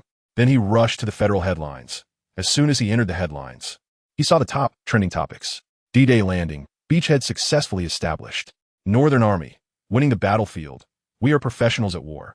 The difference between professionals and amateurs. Fong Ming couldn't help but widen his eyes. What the hell? This is really the official account of the Northern Army of the Great Xia Federation? This is outrageous. What background? And there's an official platform. He'd better tone it down. He had spent the whole afternoon cursing Polaris Games and their boss. Suppressing various emotions, Fong Ming clicked to enter the official account of the Northern Army of the Great Xia Federation. The pinned video immediately caught his eye. It was the cover of D-Day landing. He clicked to play. The screen was completely black, then slowly lit up. On the assault boat stood fully armed Allied soldiers, each with a serious expression. Their demeanor was completely different from ordinary players. These were clearly the soldiers of the Northern Army of the Great Xia Federation. The leader was giving low instructions while making various tactical gestures with his hands, seemingly arranging tactics for after the beachhead was established. The slightly dark tone, along with the removed background noise, only allowed the sounds of roaring waves and wind from the battlefield to be heard. A sense of grandeur hit him. The scene changed. The beach landing battle had begun. They didn't charge blindly, but instead sought cover right away, hiding behind it to provide fire support for comrades and NPCs who hadn't yet stormed the beach. These well-trained Northern Army soldiers maintained their composure throughout, even when their comrades or NPCs were blown to bits nearby. Without modern real-time communication, the Northern Army chose to communicate using tactical gestures, assigning tasks, and relying on the steel obstacles on the beach to counterattack the Imperial defenders. The battle was exceptionally fierce, with soldiers continuously falling in the video. However, similarly, the fire points of the Imperial defenders were quickly being taken down, allowing the Allies to find opportunities to advance. The scene shifted again. The fire points of the Imperial defenders on Omaha Beach had their defensive line ripped open. Barbed wire was blown apart, and machine gun positions turned to ruins. Allied soldiers surged through the torn barbed wire, continuously charging into the defensive line to engage in close combat with the Imperial defenders. The footage kept switching, showcasing the brutal fighting everywhere. Until the scenes gradually darkened, the sky had started to dim. The smoke-filled beach was silent, and the Allied soldiers were cleaning up the battlefield. The sun was setting. On the gruesome battlefield, an Allied soldier shouted, "Assemble!" Soldiers from all directions quickly gathered here. Clearly, these were the soldiers of the Great Xia Federation's Northern Army. And surprisingly, the number of survivors was still quite large, appearing densely packed. The scene ended completely. The video comments scrolled through the barrage. 66666, Northern Army is awesome. Wow. Top streamers across the internet spent an entire afternoon and night without clearing this dungeon. And they just did it? Laughing to death, those streamers would just be cannon fodder on the battlefield. This is what it means to be a soldier. Damn. Watching this makes me blood boil. I want to enlist. Quick, call those streamers to learn some skills, huh? Laughing to death, I'm going to play a game. I'm back. Aren't you a bro? You just took 3 seconds. Fong Ming was also shocked watching the video. The coordination was on another level, and they were indeed far behind. Watching the video over and over, clicking to replay. After a while, he couldn't help but sigh. If you want to play like this, you have to practice. This level of coordination is incredible, but their group of over 80 people cannot achieve this. However, Fong Ming also noticed some issues.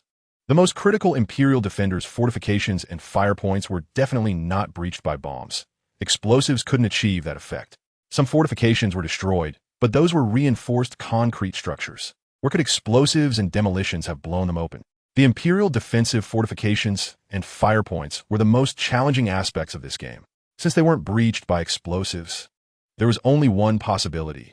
The subsequent air support would catch up, but they didn't hold out until that point. This was clearly a war of attrition, relying on endurance. Just from watching the final cleanup of the battlefield, the sky was already darkening, indicating the duration was considerable.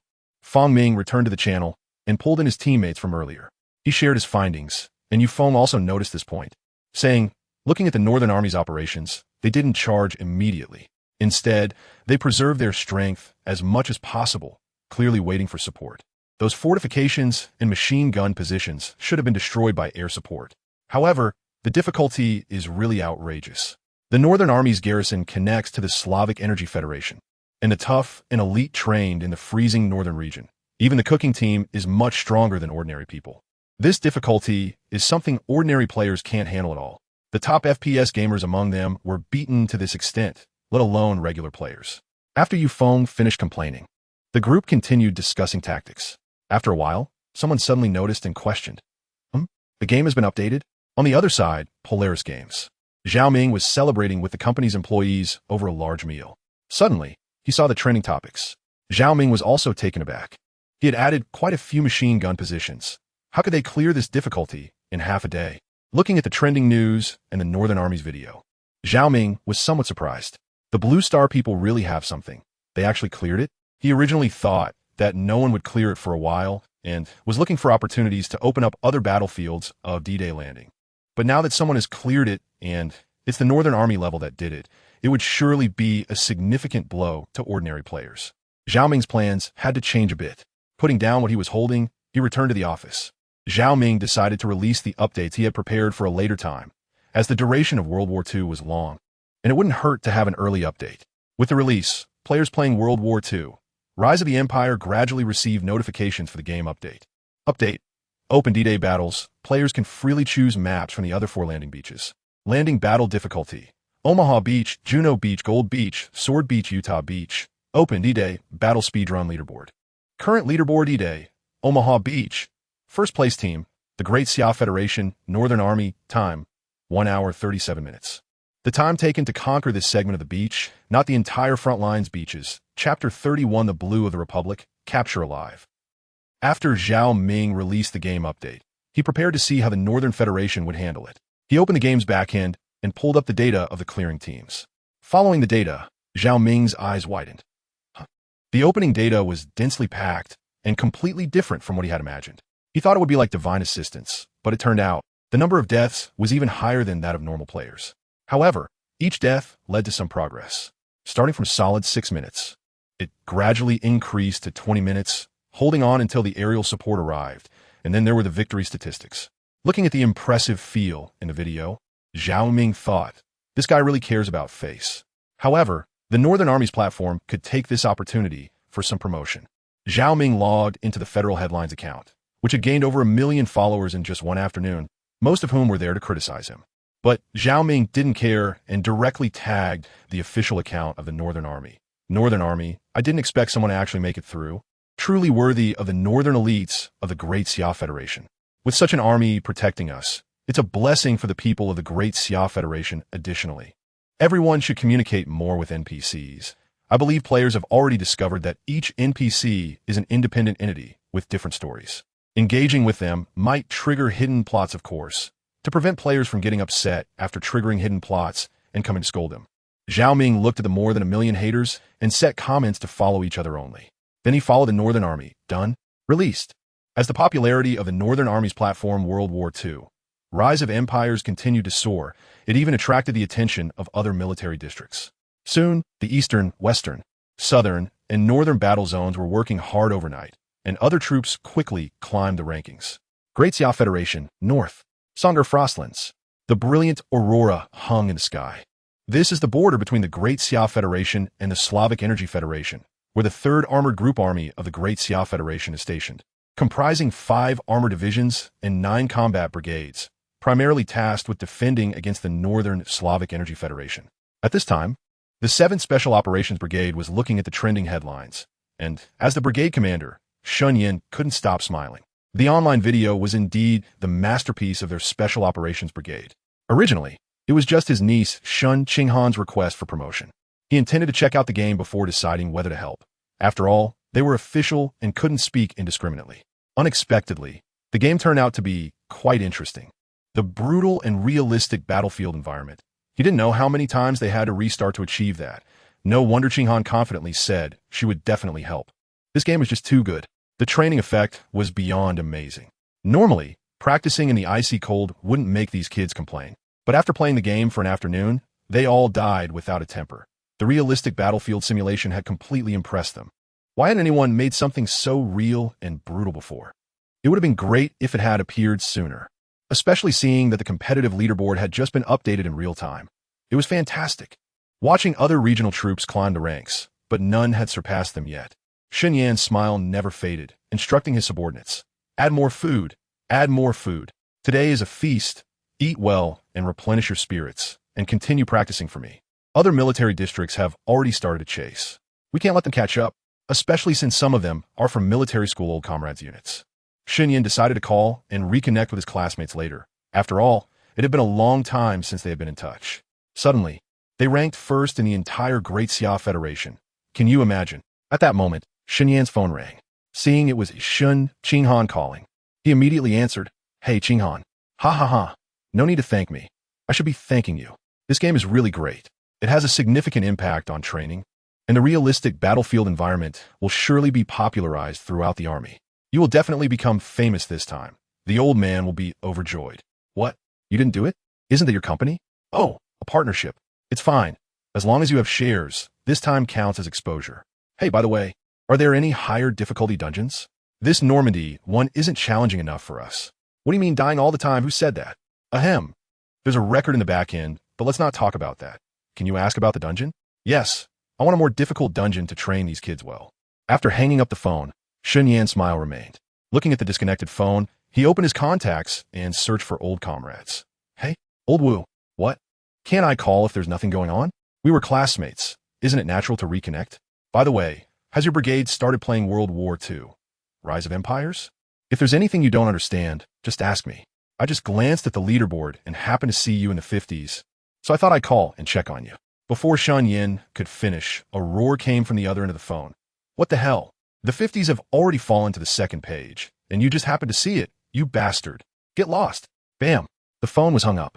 Sun Yan shook his head, feeling dejected. TSK. What kind of person is that? Just a few words, and they flip out. Let me see who else. Hey, old Sue. On the other side, Polaris Game Company. It was already late at night. The company had closed, and the other employees had gone home. Zhao Ming, however, stayed at the company. He had sold everything he could to make the game and had been sleeping at the company ever since. Zhao Ming sat in front of the computer, browsing the trending topics and game reviews. In just one day, it had successfully outperformed other games, topping the popularity chart. Many players from other federations even commented in foreign languages, indicating that the game had also caused quite a stir in other federations. At that moment, Zhao Ming's phone rang. Looking at the caller ID, he was a bit surprised. Why is someone calling this late? Zhao Ming answered the phone and asked, "What instructions do you have, senior?" Shun Qinghan's voice came through.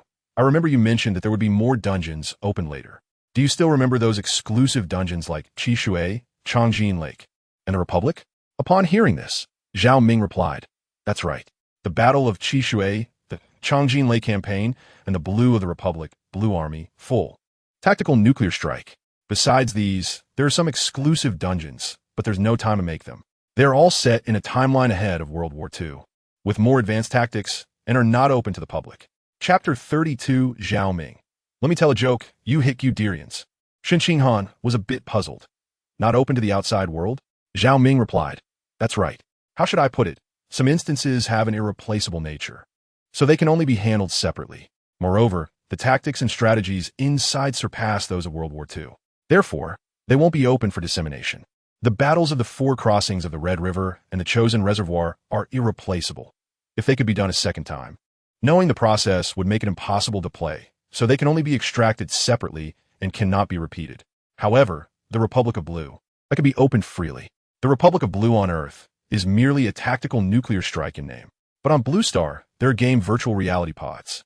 It's entirely possible to create a realistic simulation of a tactical nuclear strike in the game, allowing players on Blue Star to experience what it's like to eat hot pot and sing, and then suddenly a nuclear bomb drops. However, just looking at the Northland Army's clearing videos, Zhao Ming felt that it's still a bit early to let them play the Republic of Blue. The technology and weaponry on Blue Star are indeed very advanced, but in terms of tactics and strategy, there's still some gaps compared to Earth during World War II. This might also be related to the lack of a world war.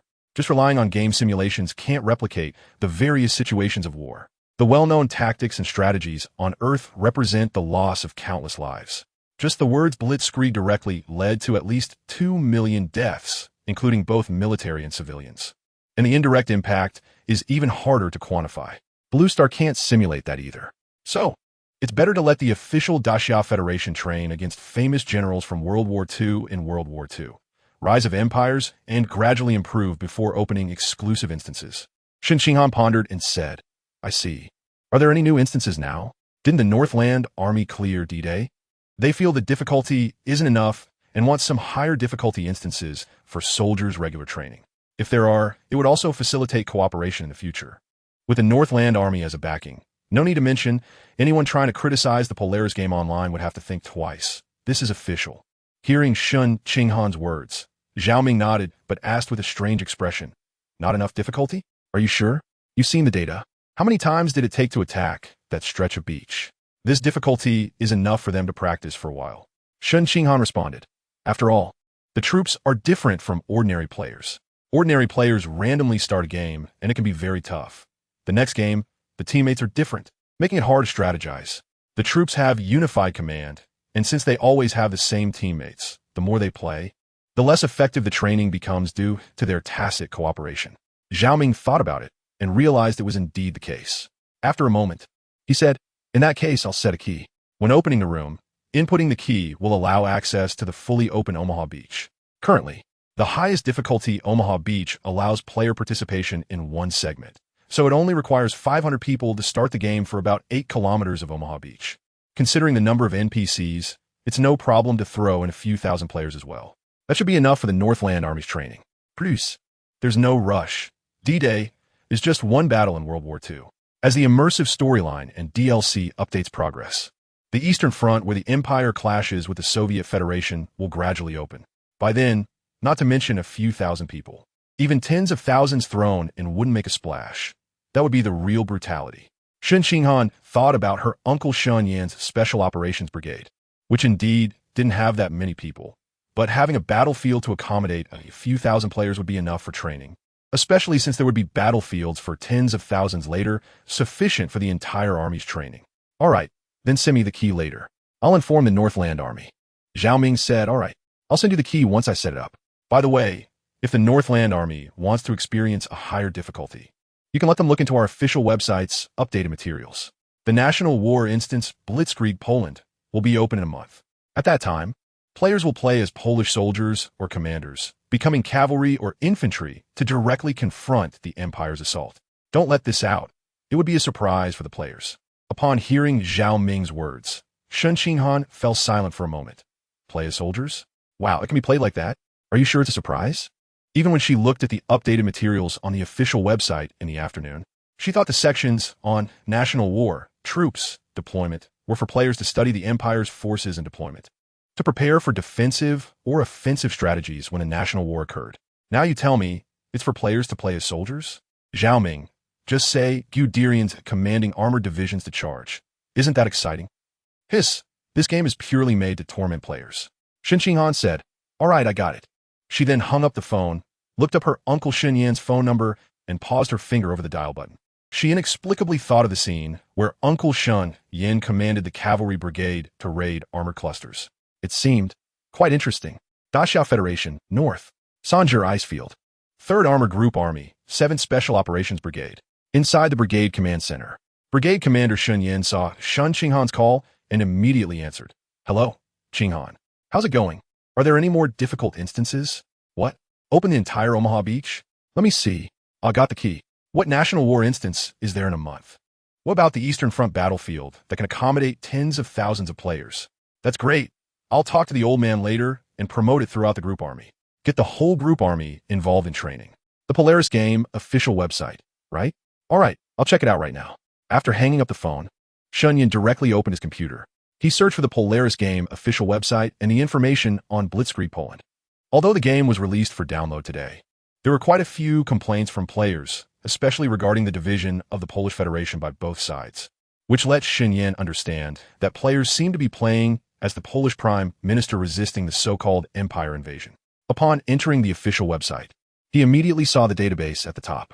Shen Yan clicked in, revealing 3 options: national war, troops, deployment. He clicked on troops and briefly glanced at the introductions on both sides. Sun Yin had a clearer idea in his mind.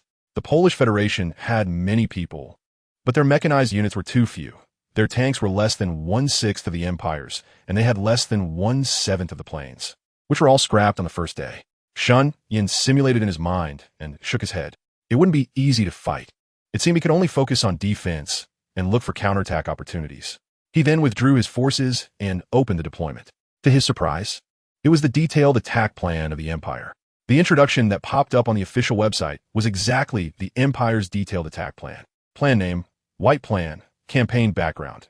Due to the signing of the Treaty of Versailles after World War I, the Empire lost part of its territory, and the Polish Federation was restored, occupying the free city of Danzig and the Polish corridor, becoming an obstacle to the Empire's expansion. The Empire has set its sights on the Polish Federation. Supreme Command, Empire Leader, Commander of the Northern Army Group, Fedor von Bock. Commander of the Southern Army Group, Gerd von Rundstedt. Chief of Staff of the Northern Army Group, Hans von Salmuth. Chief of Staff of the Southern Army Group, Erich von Manstein. Commander of the 19th Armored Army, Heinz Wilhelm Guderian. Commander of the Air Force, Hermann G. Ring. Commander of the Navy, Erich. Campaign Plan. At 4:40 a.m. on September 1st, simultaneous attacks will be launched from the north, south, and west. The Northern Army Group will advance from East Prussia and Pomerania, while the Southern Army Group will push in from Silesia and Slovakia, heading straight for the heart of Poland. Air Force assault, large-scale bombing of Polish airports, railway hubs, and military facilities. Armored breakthrough. The 19th Armored Army must quickly break through the Polish corridor, cutting off. Sun Yin looked at this information and couldn't help but raise an eyebrow. Are they really telling the players the Empire's attack plan? Isn't this like fighting with the answers in hand? It feels a bit disrespectful to the players. Chapter 33. The Hidden Plot at Midnight, looking at the complete plan of the Empire. Sun Yin felt that there was no need to wait for the so-called national war instance anymore. He could win even if he entered the game right now. This thing is just giving ordinary players a second chance to take revenge, right? Now that he knows the entire plan, there's no need to wait so long. With that thought, Sun Yin directly got up, returned to his room, and lay down in the virtual sensation pod to enter the game. He wanted to see what this Empire was all about. 2 hours later. Summary. Under your command, the Polish Federation successfully resisted for 57 days. You are truly a capable prime minister. In the room, Sun Yin cursed as he got out of the virtual sensation pod, his head pounding with anger. What the hell is this? Do these soldiers in the Polish Federation have any combat ability? Orders were clearly given. How could that Imperial Armored Army still flank us? If these are my soldiers, I swear. Sun Yin gritted his teeth, but had no way to vent his frustration on the game. No way. Damn. I can't be the only one who can't sleep. I need to push this game out. He immediately grabbed his phone. Hey, Lao Wu, get on the game. I found something fun. On the other side, Tiansha live broadcast, Game Zone. It was already late at night. Many streaming rooms had already shut down. Compared to the daytime hustle and bustle, the night streamers and viewers were much quieter. In many streaming rooms, only the streamer was playing the game, and the viewers silently watched. There were also quite a few streamers playing World War II, Rise of the Empire, most of whom were going through the storyline. In the Horror Game Zone, Lou Rant's streaming room. As a somewhat obscure streamer in the Horror Game Zone, seeing the popularity of World War II, Rise of the Empire explode today, he decided to play it on the suggestion of his viewers. However, the D-Day battle, while indeed thrilling, was just too difficult. Although a few other simple beaches were updated that night, Lou Ran lost interest and instead focused on the storyline. At this moment, Lou Ran was playing as a soldier of the Federation, fighting alongside other Federation soldiers. Unlike the harmonious relations among the 6 major federations in this game, federations could fight against each other, which gave many people a sense of novelty. Swish, swish, swish. Bullets whizzed overhead, making even Lou Ran, who knew this was just a game, feel the tension and excitement. Boom! A shell crashed into the neighboring house, and a massive explosion ensued. Half of the neighboring house collapsed. Lou Ran, hiding below the window, felt his hands go numb from the shock. His bones felt like they were falling apart. But he couldn't care about anything else. The enemy troops were already pressing in, and he quickly got up to prepare to escape. As Lou ran, he spoke to the few hundred viewers in the streaming room. This game is really scarier than horror games. Who knows when a shell will? Bang! Before he could finish his sentence, Lou Ran felt a tremendous impact on his head, and everything went dark. He didn't know where the black gunfire came from that caused his headshot. The game screen went black, and a prompt popped up. Alexander Ivanovich Ivanov, 1919. 02. 08-1939. 12. 18. Damn. Dead again. I'm really done with this game. It feels like if I were on the battlefield for real, I might not survive 2 days. If this is how they make players oppose war, I have to say, it's really too much. They completely torture players to the point where they don't even want to think about war. In the streaming room, comments began to pop up one by one. Laughing to death, you don't know if you'll die on the battlefield, and it's already 2 a.m. If you don't sleep, you'll die of a heart attack. The streamer just took out another NPC. Interact more with other NPCs. Didn't T, the boss of Polaris Games, say there are hidden plots? Just came in. What is going on with the streamer? Did he trigger a hidden plot? Looking at the comments, Lou Rand scratched his head. Hidden plot? I haven't encountered that yet. I have interacted with some NPCs, and they were pretty realistic. They could answer anything I asked, and their personalities were all different. However, I still haven't encountered any hidden plot, and there is no guide. Maybe because the game just opened. Maybe someone will trigger it in a few days. We'll see then. Saying this, Lou Rand was about to click on the death prompt when he suddenly noticed something. This name? Alexander Ivanovich Ivanov, 1919. 02. 08-1939. 12. 18. Let me check. Saying this, he clicked to continue the game. He changed his identity. Then he opened the in-game backpack, where there was a nameplate. It read Dmitry Ivanovich Ivanov and the affiliated unit. This was automatically left in the backpack when he died for the first time. Looking at this name and comparing it with the name of the character he just died as, Dmitry Ivanovich Ivanov, Alexander Ivanovich Ivanov, Lou Rand was somewhat surprised. The arrangement of the names looks like that of the Slavic Energy Federation. It should be a faction based on the Slavic Federation. If we follow the naming conventions over there, these two should be brothers, right? What coincidence. The 2 NPCs I played are brothers. Is this a game Easter egg? The comments in the streaming room also noticed this and began to discuss. You can't say. It's really possible. In the Slavic Energy Federation, its name patronymic surname, you really played a pair of brothers. They might have the same father. But not necessarily. The name repetition rate in Slavic regions is too high. There might be tens of thousands of people named Ivanov. By the way, ISNT this supposed to be a military camp? As they chatted, someone noticed that the streamer didn't appear in a military camp this time. Instead, he was in a small town. Lou Rand looked around, and indeed wasn't in a military camp. He looked down at himself. He looked like a postman, with a badge that read, Andrei Pavlovich Popov. His bag was filled with many envelopes. Hey, it really ISNT. Did I start as a civilian this time? Well, it makes sense. The game that Polaris originally intended to release was a large-scale survival type. It's reasonable to incorporate daily survival storylines into this game. So far, this game is pretty good in all aspects. It's just that the storyline is a bit lacking. I'll take a stroll for a bit, and then I should log off. I've been playing too long today. Just as he was talking to the viewers in the streaming room, a big uncle with a full beard walked out of the post office behind Lou Rand, looking very serious. Andre, come here for a moment.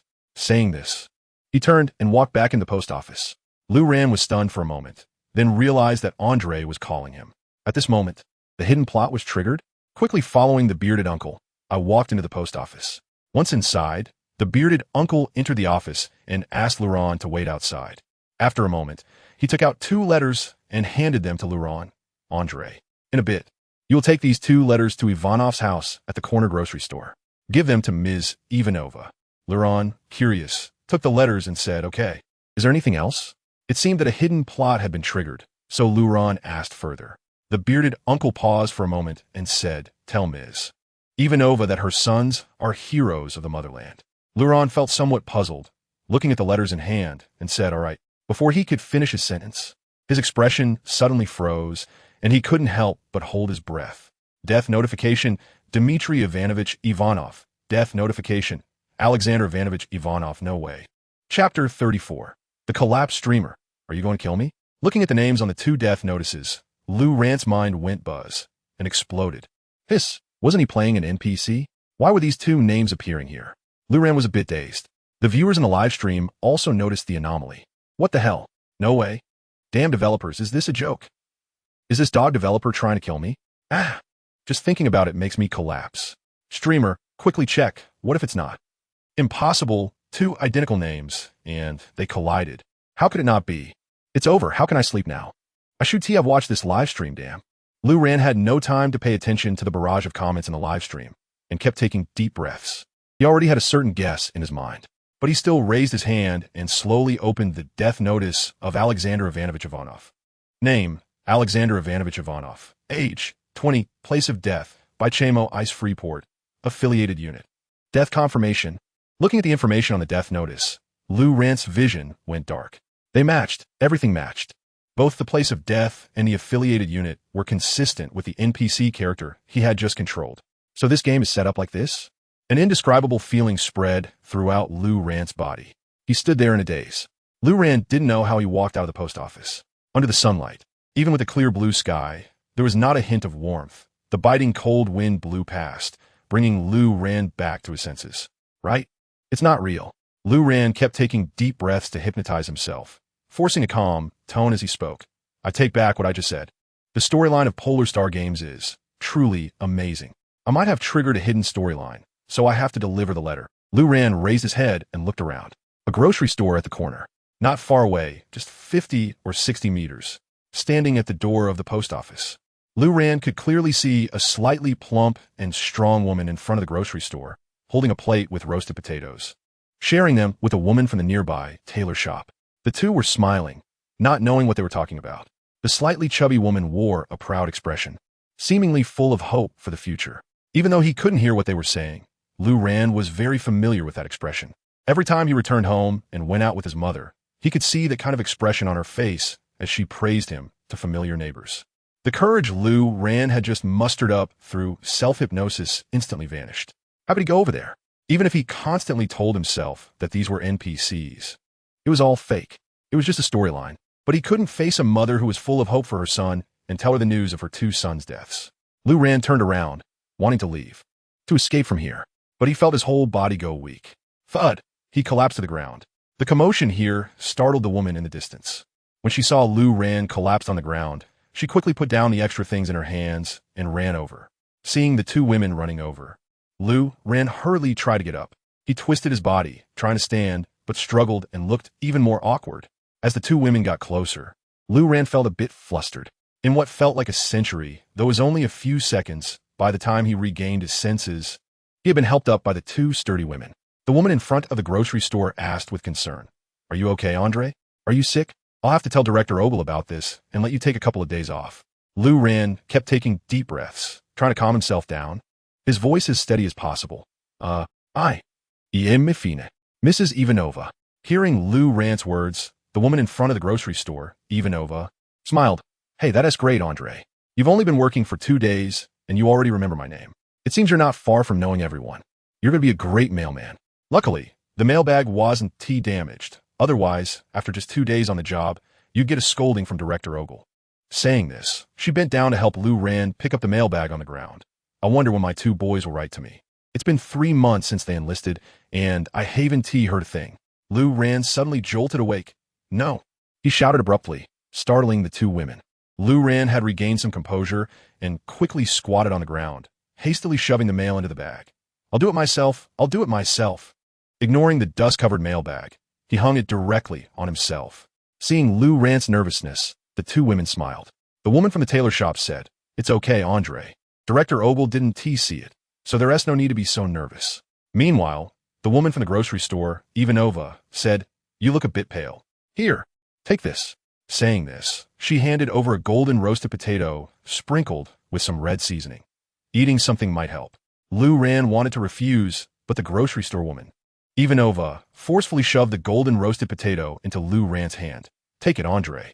You're still young, so you must take care of your health. At your height, you should be eating well. My two boys can eat 10 potatoes in one meal. You can't eat less than that. If you don't have enough, I have more." As she spoke, she also helped Lou Rant brush off the dust on his clothes. This kind of nagging concern was like a heavy hammer striking Lou Rant's mind. "I'm really doomed." Forcing himself to maintain composure under Mrs. Ivanova's concern, Lou Rant ate the potato. Then he found an excuse to hurriedly run off in the opposite direction. Lou Rant felt a tightness in his chest. After running for a while, he finally stopped to catch his breath. This is just a hidden storyline, right? It's fake. It's all fake. These are NPCs. These are NPCs. Just a storyline. The noise around him jolted Lou Rant awake. He looked up to see a tavern beside him.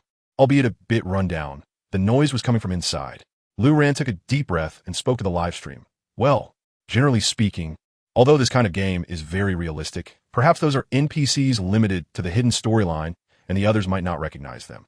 Let us go ask. Exactly. As long as other people don't recognize them, it means this hidden storyline is a separate line, with fixed NPCs that are all set up. As long as I deliver the letter, it will be fine. Luron finished speaking in a live broadcast room, and then walked into the dilapidated tavern. A strong smell hit him, and inside the bar, small groups of men gathered together, all drunkards who had already had too much to drink. The scent in the tavern stimulated Luron's brain, making him a bit more alert. At that moment, the boss at the bar looked over and said, "Hey, Andre, just started your shift, and you're already slacking off at the tavern. That's not a good habit." Luron forced a smile to brush it off, and then approached the bar. I just wanted to ask a question. Boss, do you know Dmitri and Alexander? The tavern owner set down the wooden barrel cup in his hand, a smile appearing on his face. Oh, those two troublemakers, what's up? Did they send a letter? Ms. Ivanova has been nagging about them for a while. No one expected those two troublemakers to be as brave as their father, joining the military for their motherland. It's a pity their father died at the border. Otherwise, he would definitely be proud of them.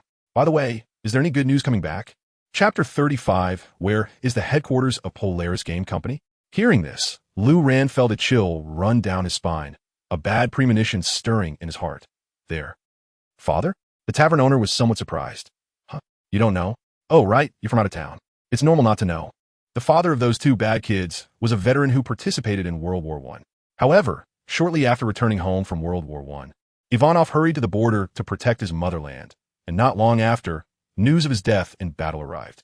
At that time, Alexander had just been conceived by Ms. Ivanova. It's really not easy. While taking care of 3-year-old Dmitri and pregnant with Alexander, she managed the grocery store left by Ivanov, barely making ends meet. She finally managed to raise these two little rascals. Earlier this year, Ms. Ivanova was even thinking of using her savings to find wives for these two bad boys. But who would have thought that they would silently enlist in the army? It's been over 3 months in the blink of an eye. Time really flies. Luron felt numb. His father died defending the motherland. 20 years. A single mother raising 2 children. 3 months of military service. Yet under his control. They all died in less than 2 hours. Luron realized he didn't even know how to face an NPC. After bidding farewell to the tavern owner, Luron hurriedly ran out. He stopped in a deserted corner outside the town, took out the 2 death notifications. Brothers, what should I do? This complete experience felt as if the NPCs he had played truly existed. Now to personally deliver the death notifications to their mother. But this is just a game. The Earth is just a fiction. It doesn't exist at all. What about World War II? It's all fictional. Just the plot setting of Polaris Game Company. What is he afraid of? Luron gathered his courage to stand up, intending to walk into the town and give the letter to Ms. Ivanova. But although he stood up, he couldn't move his feet at all. The live stream was also silent. Should I log off? To be honest, it's too painful. I can't even imagine how a mother would collapse if she really received such a letter. No wonder this game can participate in the anti-war competition, this plot. Whoever looks forward to war is a fool. War only makes mothers lose their children. A mother raises her child for 20 years. And in the streamer's hands, he lived for just half an hour. Streamer, you really are a beginner. Not going to deliver? Are we not advancing the plot? How about the streamer commits suicide? Change the opening. Is it possible that this NPC also has parents or family? Or that the NPC in a new game also has parents or family? Didn't the boss of Polaris Game Company say that each NPC is independent and may have their own stories? If the streamer commits suicide now, how heartbroken would this NPC's parents be? Is there no other way? Luron looked at the bullet comments, feeling conflicted inside, and finally gritted his teeth.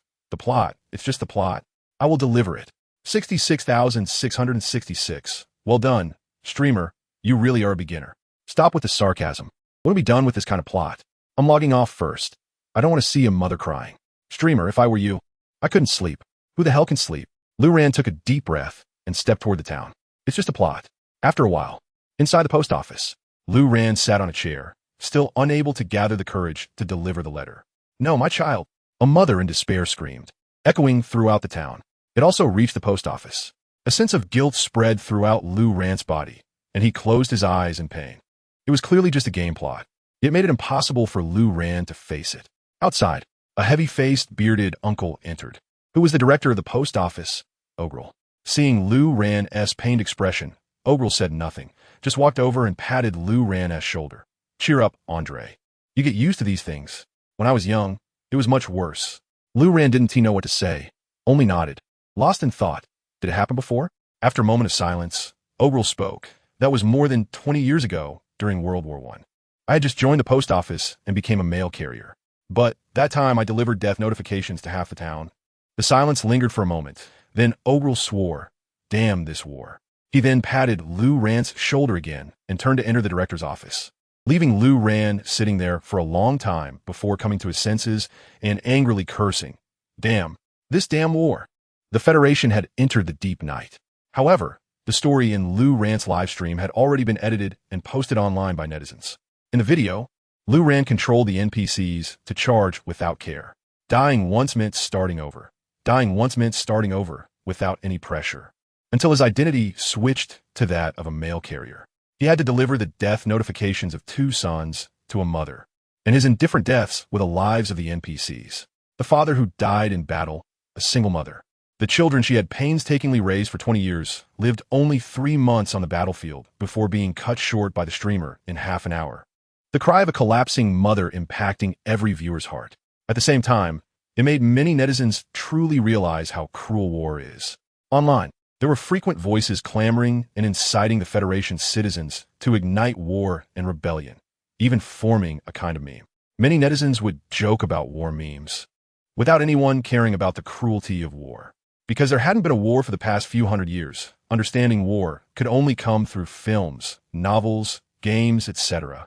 But these works were usually glorified, and the impact they brought was not comparable to that of World War II. No one knew that the reason the impact was so strong was because this was a war that had really happened in another world, and it was the most brutal of wars. And at this moment, just facing a mother who lost her child in war was enough to silence many people, making them realize what war would bring. It was clearly already late at night, but the trending topics kept changing. What will war bring? It will make mothers lose their children. The best anti-war game. The anti-war core of World War II. Rise of Empires. Your indifference is the life of an NPC. Where is the headquarters of Polaris Game Company? What does Zhao Ming, the boss of Polaris Game Company, look like? Zhao Ming. Are you asleep? Zhao Ming, how can you sleep? Zhao Ming has no heart. Chapter 36. The Western Empire. The Maginot Line. Zhao Ming naturally had no idea about the trending topics. It wasn't until he woke up the next day that he discovered many missed calls on his phone, some from Shun Xinghan and others from employees. Zhao Ming's heart sank. What the hell? Did something go wrong with the game? Emotion value 5842. Emotion value 3842. Emotion value 3752. However, the system kept prompting him about the emotion value, which seemed to indicate that it wasn't just that. What happened last night? He had barely slept in the latter half of the night. What could have happened in those few hours? Zhao Ming quickly got up, dressed, and called Shen Qinghan.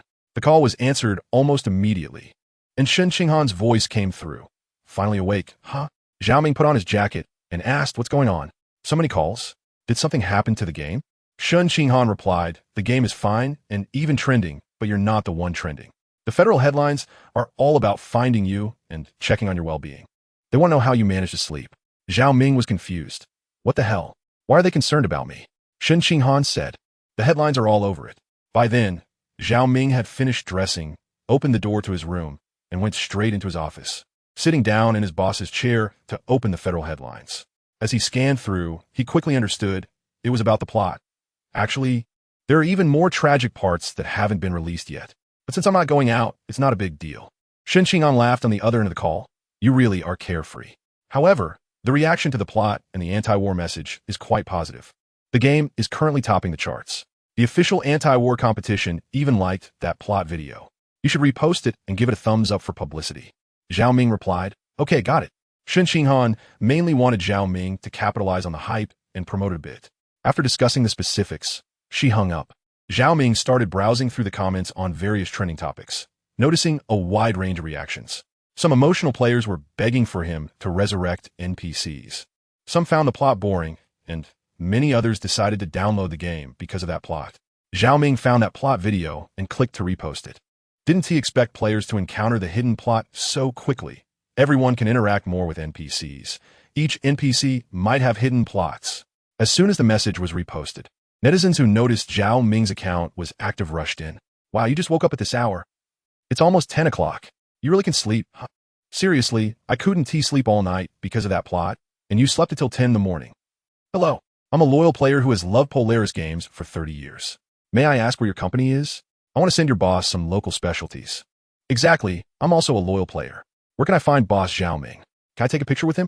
I have just one question. Can those two Alexander brothers be resurrected? Just resurrect those two NPCs. The netizens will handle everything. Seeing the enthusiastic netizens, Zhao Ming carefully selected a few comments to reply to. To the fan who said they had loved Polaris for 30 years. Polaris Games Zhao Ming. No. To the fan who wanted a photo with him. Polaris Games Zhao Ming. No. To the netizen who firmly asked about resurrecting NPCs. Polaris Games Zhao Ming. No. As soon as he replied, a barrage of question marks appeared. Following there were a slew of rude comments. Zhao Ming shook his head.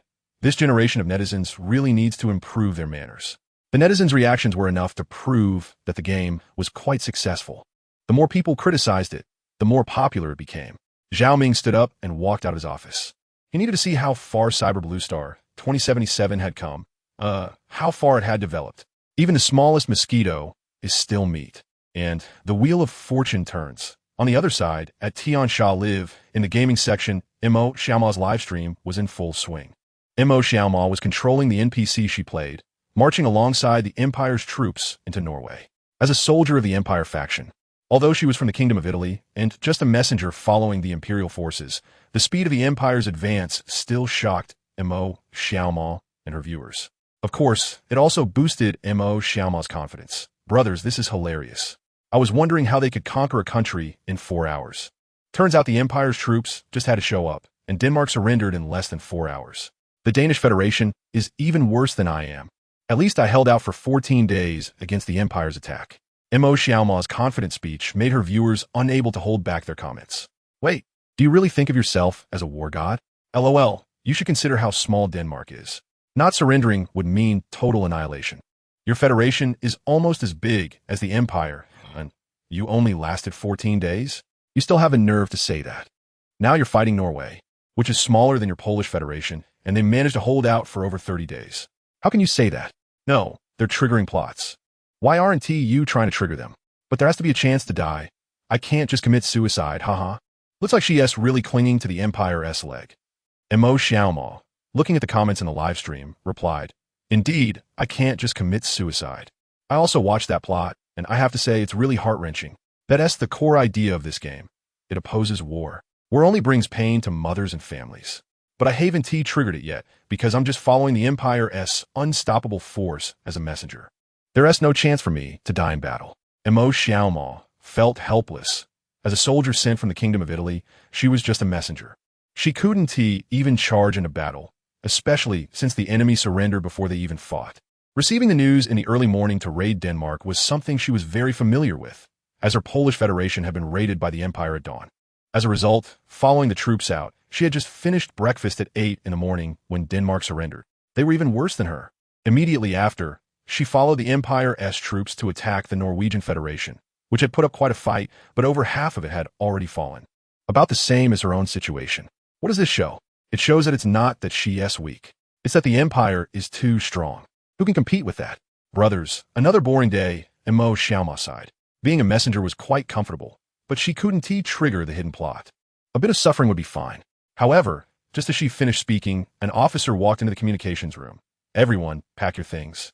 Follow the troops to the western border of the Empire and stand by. Mo Xiaoma's eyes brightened. The western border? Isn't that the French Federation? Chapter 37, the French Federation. The strongest army in Europe the French Federation knows. The Anglo-French Federation mentioned in the game CG had little information back then. However, when she was the Prime Minister of the Polish Federation, she found quite a bit of information in that office, detailing how the French Federation, which boasts the strongest army in continental Europe, was breached by the Empire. This piqued her curiosity, and now she could participate. It's exciting. Mo Xiaoma showed an excited expression. I'll go look for some information. I had taken screenshots before. To prevent forgetting, she had taken many screenshots of the materials she viewed in the Polish Prime Minister's office. After Mo Xiaoma controlled her character to follow other NPCs into a vehicle, she went offline to look for the screenshots. The viewers in the live stream were also astonished. What the hell? Whatever is said comes true. Did she really trigger a hidden plot? The CG mentioned that the Anglo-French Federation forced the Empire to surrender, right? Let me see how it went down. Definitely nonsense. I'm just curious how the Empire defeated the French Federation. I guess the Prime Minister of the French Federation is on par with Mo Xiaoma. You can't say that. None of the countries surrounding the empire are capable. The barrage continued to scroll, and Mo Xiaoma found the screenshot files. Looking at the live stream's bullet comments, she spoke, "Not necessarily my brothers. This French Federation claims to have the strongest army in continental Europe. To earn that title is certainly not simple. Look, screenshot." Saying this, she opened a screenshot that caught the viewer's eyes. It was an introduction about the French Federation. And Mo Xiaoma began to read. The French Federation possesses the strongest army in the world. The entire Federation has a total of 3 million naval, land, and air forces, of which 5 million are army personnel. The army has 123 fully organized divisions and 14,000 large-caliber artillery pieces. Wow, with this barrage, wouldn't an entire city be flattened? There are also over 3,000 tanks. Look at this. The French Federation has established a 390-kilometer-long reinforced concrete defense line along its border with the Empire, with several armored turrets per kilometer, as well as machine gun bunkers, anti-tank guns, and large-caliber howitzers. How to fight. Below the screenshot, there's also a complete map of the Maginot Line and photos of those reinforced concrete fortifications. Just this defense line alone sprawls across the border between the French Federation and the Empire. The length of 390 kilometers left the live stream viewers stunned. How much would it cost to build such a long reinforced concrete fortress? Just to guard against the Empire? But to be fair, this defense line has a terrifying firepower configuration. If the Empire wants to charge head-on, it will indeed be quite difficult to breach. If not charging head-on, they can only attack from the neighboring countries, either bypassing through the Swiss Federation or the Belgian Federation. But no matter which side they choose to bypass, the French Federation will have time to react. The viewers in the live stream also began to discuss the map. This French Federation really traps others without mercy. Laughing to death, you want to hit me? Then you have to deal with the neighbors first. You can't reach me, but if you attack others, I can react. Everyone, what to do? Any great military strategist analyze how the Empire should attack. Can't go around from the south. Looking at the map, there are too many mountains, and the Empire's armored forces can't maneuver. I feel the same. The Empire will likely attack from the Belgian Federation, right? But attacking from the Belgian Federation will allow the French Federation to react. After all, they're the strongest army in Europe. Would any federation dare to boast like that? We all know the logic, but there's no way. They can only attack from the Belgian Federation. Charging head-on is impossible. Just the configuration of the French Federation's Maginot Line requires lives to fill. It should be a tough battle. It all depends on whether the Empire's armored forces can overcome Europe's strongest army. So it seems the battle will break out in the northern region near Belgium. Definitely. This way the flames of War won't reach the French Federation's homeland. I must say, in this game with so many countries and federations, everyone is quite ruthless. Laughing to death, smashing someone else's house instead of your own, of course, you smash someone else's. Mo Xiaoma also thought the same while looking at the map. It really could only attack from the Belgian Federation. The south is full of mountains, making it difficult for armored forces to attack. The slightly weaker part of the Maginot Line is the Ardennes Forest to the north, but that area is a large mountainous forest. Armored forces entering would significantly slow down their advance. This doesn't align with the Empire's current tactics. Just looking at the map, the only option left is to attack from the Belgian Federation. Mo Xiaoma pondered for a while and found it quite interesting. Is this what a war game simulation is like? No wonder some people enjoy strategy command games. Thinking this way and then defeating opponents is indeed very fulfilling. While she was deep in thought, the character Mo Xiaoma played had already reached the designated position after the simulation. Next, she could move freely. Mo Xiaoma jumped off the transport vehicle, and what came into view was a dense array of armored vehicles and numerous tanks. Wow, all armored vehicles? Doesn't this directly trigger a hidden plot? This must be the Empire's most elite force. Through all these plots, Mo Xiaoma also learned why the Empire was so formidable.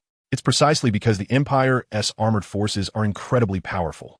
Although she had yet to witness the so-called blitzkrieg, much intelligence indicated that the armored forces would be the first to occupy any territory, with subsequent troops following. They focus on a smooth advance of armored forces. She just didn't expect to directly become a communicator in such an armored unit this time. As Mo Xiaoma entered the Empire's frontline armored forces, the popularity of her live stream soared, quickly doubling the number of viewers, and it continued to rise. Mo Xiaoma suppressed her excitement, thanking the viewers for their gifts while constantly observing her surroundings, encouraging the viewers to carefully observe these armored units. Suddenly, the livestream's bullet comments began to scroll rapidly. What the hell? What the hell? What the hell? Isn't that the one from the Hall of Fame? Quick, turn your head left, turn around, get a better look. Is it really Guderian? One of the Empire's 3 great generals. Father Blitzkrieg, Mo Xiaoma. Hurry up, charge in. Charge in? Are you crazy? But it could be worth a try. This idea, you really are a little genius? I'd like to see how this father of armored troops breaks through the Maginot Line. Can that really work? If it doesn't, how can they sweep through Europe? Bypassing through the neighboring federations won't work either. Chapter 38 Montag Xiaomo, Blitzkrieg Online Teaching. Hurry up. Under the reminders of the bullet comments in the live stream, Mo Xiaoma quickly turned her head to the left. As her perspective shifted, the viewers in the live stream could clearly see General Guderian beneath a tank, inspecting the armored vehicles and tanks in the camp, surrounded by many generals who were explaining something. It seemed that he sensed someone watching, as Guderian glanced over in this direction. However, noticing nothing unusual, he furrowed his brow slightly and continued his inspection of the armor. Under the transport vehicle, it wasn't until Guderian and the other Imperial generals walked away that Mo Xiaoma slowly lifted her head, looking at the departing Imperial generals, and let out a long breath of relief, saying, "My God, good thing I reacted quickly, otherwise I would have been discovered." The high-ranking officials of the Empire. The pressure is just too strong, right? The bullet comments in the live stream began to scroll. Laughing to death, you must be afraid of society, right? I have to say, it really feels like stealing. That's right, when someone is secretly watching something, it gives off a feeling of being a thief. What is an NPC afraid of? Just stare at him. Tisk, stare. At such a tense moment before the war, what does a little communications soldier want to observe about the highest commander of the army? Mo Xiaoma should be honest, mainly here to see how Guderian's Blitzkrieg works. Although the game had just launched not long ago, basically anyone who had gone through the immersive storyline had been subjected to the Empire's Blitzkrieg. How exactly is the Blitzkrieg executed, and what is its core? These questions intrigued many netizens, not to mention the National War instance promoted by the Polaris game official website, which would open the Blitz on Poland a month later, giving players another chance to experience it. This definitely needed to be studied thoroughly. Reminded by the viewers in the live stream, Mo Xiaoma recalled what she needed to do now. Right, I have a unique opportunity to get close to Guderian, a one-of-a-kind experience online. Wait for me. Mo Xiaoma's eyes lit up, and then she switched her focus to the live stream, changing the title to Hidden Plot, Imperial General Online Teaching, How Blitzkrieg Attacks. Looking at the new title of the live stream, Mo Xiaoma chuckled. Got it. Seeing Mo Xiaoma's actions, the viewers in the live stream were also taken aback, thinking, wow, when did Mo Xiaoma's brain become so quick? Indeed, after changing the title, the traffic in the live stream began to grow rapidly. In addition to players attracted by the Blitzkrieg, many netizens were drawn in by the words hidden plot, especially since the trending topic that burst out last night was about the hidden plot, and it was just morning, the peak time for heat. Many people wanted to see what hidden plot Mo Xiaoma had triggered. In the Polaris Game Company, in the office, Zhao Ming was browsing through various live streams of Tian Sha, watching some discussions among the viewers. He also noticed the #1 live stream on the popularity list and its title. He entered the live stream to take a look. It was Mo Xiaoma live, streaming the process of General Guderian's 19th Armored Army attacking the French Federation.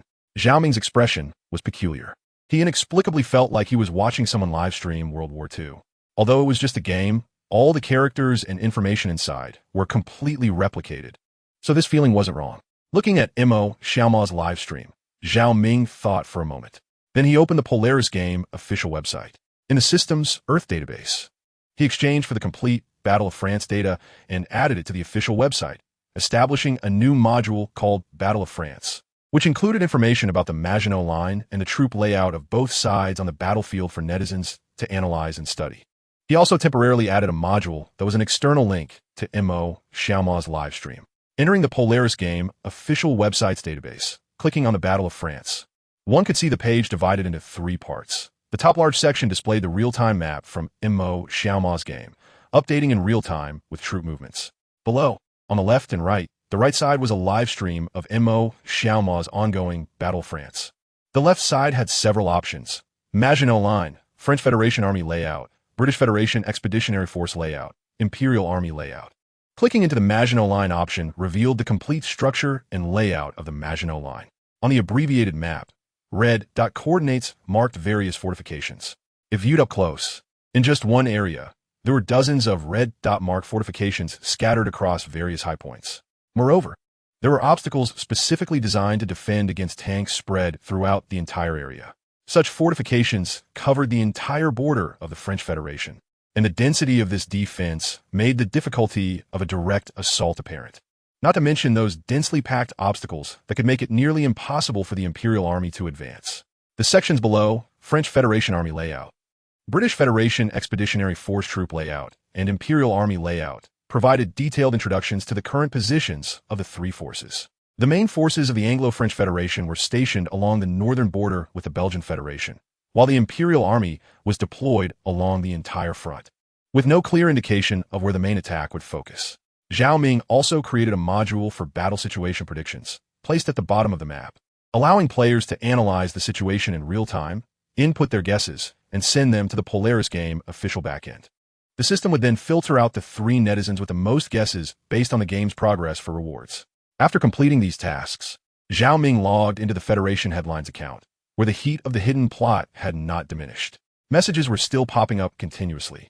Zhao Ming copied the link to the Battle of France module in the official website's database and directly edited it to say, "Prize quiz: how should the Empire break through the French Federation's Maginot Line?" Below was a thumbnail map of the Maginot Line, marked with images of various fortifications. He sent it out. Within seconds, messages started flooding in. Is this a defense line? What the hell? Wouldn't a person walking in get shot to pieces? Damn, I counted, and there are at least 40 red dots marked on one hill, all fortifications. If they can get through this, it's a miracle. The soldiers of the Empire are not made of steel, and even if they were, they'd still get smashed. The inventor of the Maginot Line is truly a genius. Wait, isn't the Empire sweeping through Europe? Does this mean the Maginot Line has been breached? Check the link to find out. There's a streamer live right now. What? There's a prize quiz too? You guys are done for. With my years of experience in strategy games, I'm definitely taking that prize. With Zhao Ming's traffic directing, the Tiansha game area, Mo Xiaoma's live stream exploded, and the number of viewers increased exponentially. Other streamers were left dumbfounded. In Fong Ming's live stream room, just finishing a round of D-Day, Fong Ming looked at the number of viewers in the live stream and was instantly stunned. What the hell? Where did all the people go? Just over 30,000 people were here just now, and now there are only 60,000 left? Is this game really dead? Damn, it can't be that fast, right? Where did all the people go? Looking at Fong Ming's confused reaction, the remaining haters in the live broadcast room laughed in satisfaction. Dying of laughter. I stayed just to see your confused expression. It feels good. Haha, brothers, let's leave. Goodbye, see you in the compilation of crazy videos. It's not the game that's dead, it's you who's dead. As the number of viewers in the live room dropped from 60,000 to 30,000, Fong Ming became even more panicked. What's going on? At this moment, a loyal fan's comment floated by. Don't panic. Most of the traffic from the Tiansha live game area has rushed into Mo Xiaomo's live room. Fong Ming looked bewildered and chose to exit the room. What the hell? What did she do? Isn't she also streaming this game? Did she successfully land on Normandy? That shouldn't be the case. Fong Ming searched for Mo Xiaomo's live room and gasped. What the heck? Nearly 20 million people online? Is this for real? Looking at the excited Mo streaming the battlefield scenes, along with the title of that live room, Fong Ming started out life. It's just an immersive storyline, right? What the hell? The popularity of this game. No way. I can't go for Normandy landing anymore. There are over 20 million people watching. What the hell? I need to quickly play the immersive storyline. What if I trigger a hidden plot and take off? Looking at the heat of those 20 million people, there's not a single streamer who wouldn't be envious. And this number is still rising. At this moment, in Mo Xiaomo's live room, the storyline had already skipped several days of idle time. The Empire's army had reached the border of the French Federation. From a high vantage point, the Empire's armored forces were continuously pouring into the city below. The sounds of artillery fire echoed in the front cities. In the communications vehicle at the back, Mo Xiaomo was both acting as a communications soldier conveying orders and serving as a real-time battlefield reporter, while also pulling up the real-time map from the Polaris game official website in the live room. Brothers, we are now here, having crossed Luxembourg. We are attacking the city marked on the map called Sedan. This is a breakpoint of the Maginot Line. Attacking here will allow the Empire's subsequent forces to gather and pass through. But the terrain here is not favorable for armored forces and will give the French Federation time to react. Moreover, once we enter the French Federation, there are 5 divisions of the French Federation's reserve troops ahead. However, the 19th Armored Army I am in is advancing too quickly, and the rear army group, A, is still far behind. I estimate we need to wait in this city for a while to rendezvous with Army Group A. Chapter 39. Advance, Advance, Advance. The breached French Federation. Mo Xiaomao was analyzing the situation, and the viewers in the live stream were also discussing the situation. The battle ahead quickly came to an end. The city of Sedan, although it had resisted fiercely for a while, soon fell into a one-sided situation as the Empire's armored units entered the city. Moreover, the troops stationed here were not the main force. It was sufficient to send out warnings and provide the Federation with enough time to buffer. The game time flowed quickly, and night soon fell. The Empire's 19th Armored Army chose to rest in Sedan, looking at the map and the A Group army that was still far behind. The battle prediction module on the Polaris game website received numerous speculations from netizens. However, just the lofty ideas and bold strategic intentions of Guderian had already filtered out almost 99 of the analyses and predictions. The game quickly ended a night of rest. The next day at dawn, Missouri Xiaomao suddenly received the order for the troops to advance. They were to force a crossing of the Meuse River. This order left Mo Xiaomao and the viewers in the live stream dumbfounded. Mo Xiaomao pulled up the map in the live stream, seeing that the A Group army was still far away, at least several days' journey to merge, so why force a river crossing now? Brothers, I'm a bit confused here. Aren't we waiting for the A Group army? Looking at the map, the French Federation had already begun to organize a defense line in front of Paris. Are they really planning to charge straight in, directly capture Paris? The viewers in the live stream were also puzzled. Crossing the Meuse River means we have completely entered the territory of the French Federation, not waiting for the follow-up troops, wanting to fight alone. Honestly, I don't understand this operation. After all, he is one of the Empire's 3 great generals. There should be hidden intentions, right? Wake up. What 3 great generals of the Empire? This is just a game, all fictional. I bet the designer doesn't even know how to play. This battle is purely fabricated. That is probably it. A normal person would wait for the main force. This river crossing move is too reckless. Zhao Ming, the owner of Polaris Games, definitely doesn't know how to play and designed this without military knowledge. Wasting time. Can this be called the 3 great generals of the Empire? I feel like that so-called Hall of Fame is a joke. What a pity, a decent game. But the author doesn't understand military matters and writes a nonsensical plot. Watching Guderian's actions, the viewers in the live stream analyzed and concluded. Zhao Ming knows nothing about military strategy. This plot is too nonsensical. The 3 great generals of the Empire are at this level. The collective ridicule in the live stream left many netizens disappointed, and they exited the stream one after another, watching the heat that had just taken off and then dropped. Mo Xiaomao felt anxious, but there was nothing he could do. He could only pray that this plot would end quickly or that Guderian had some operational plan.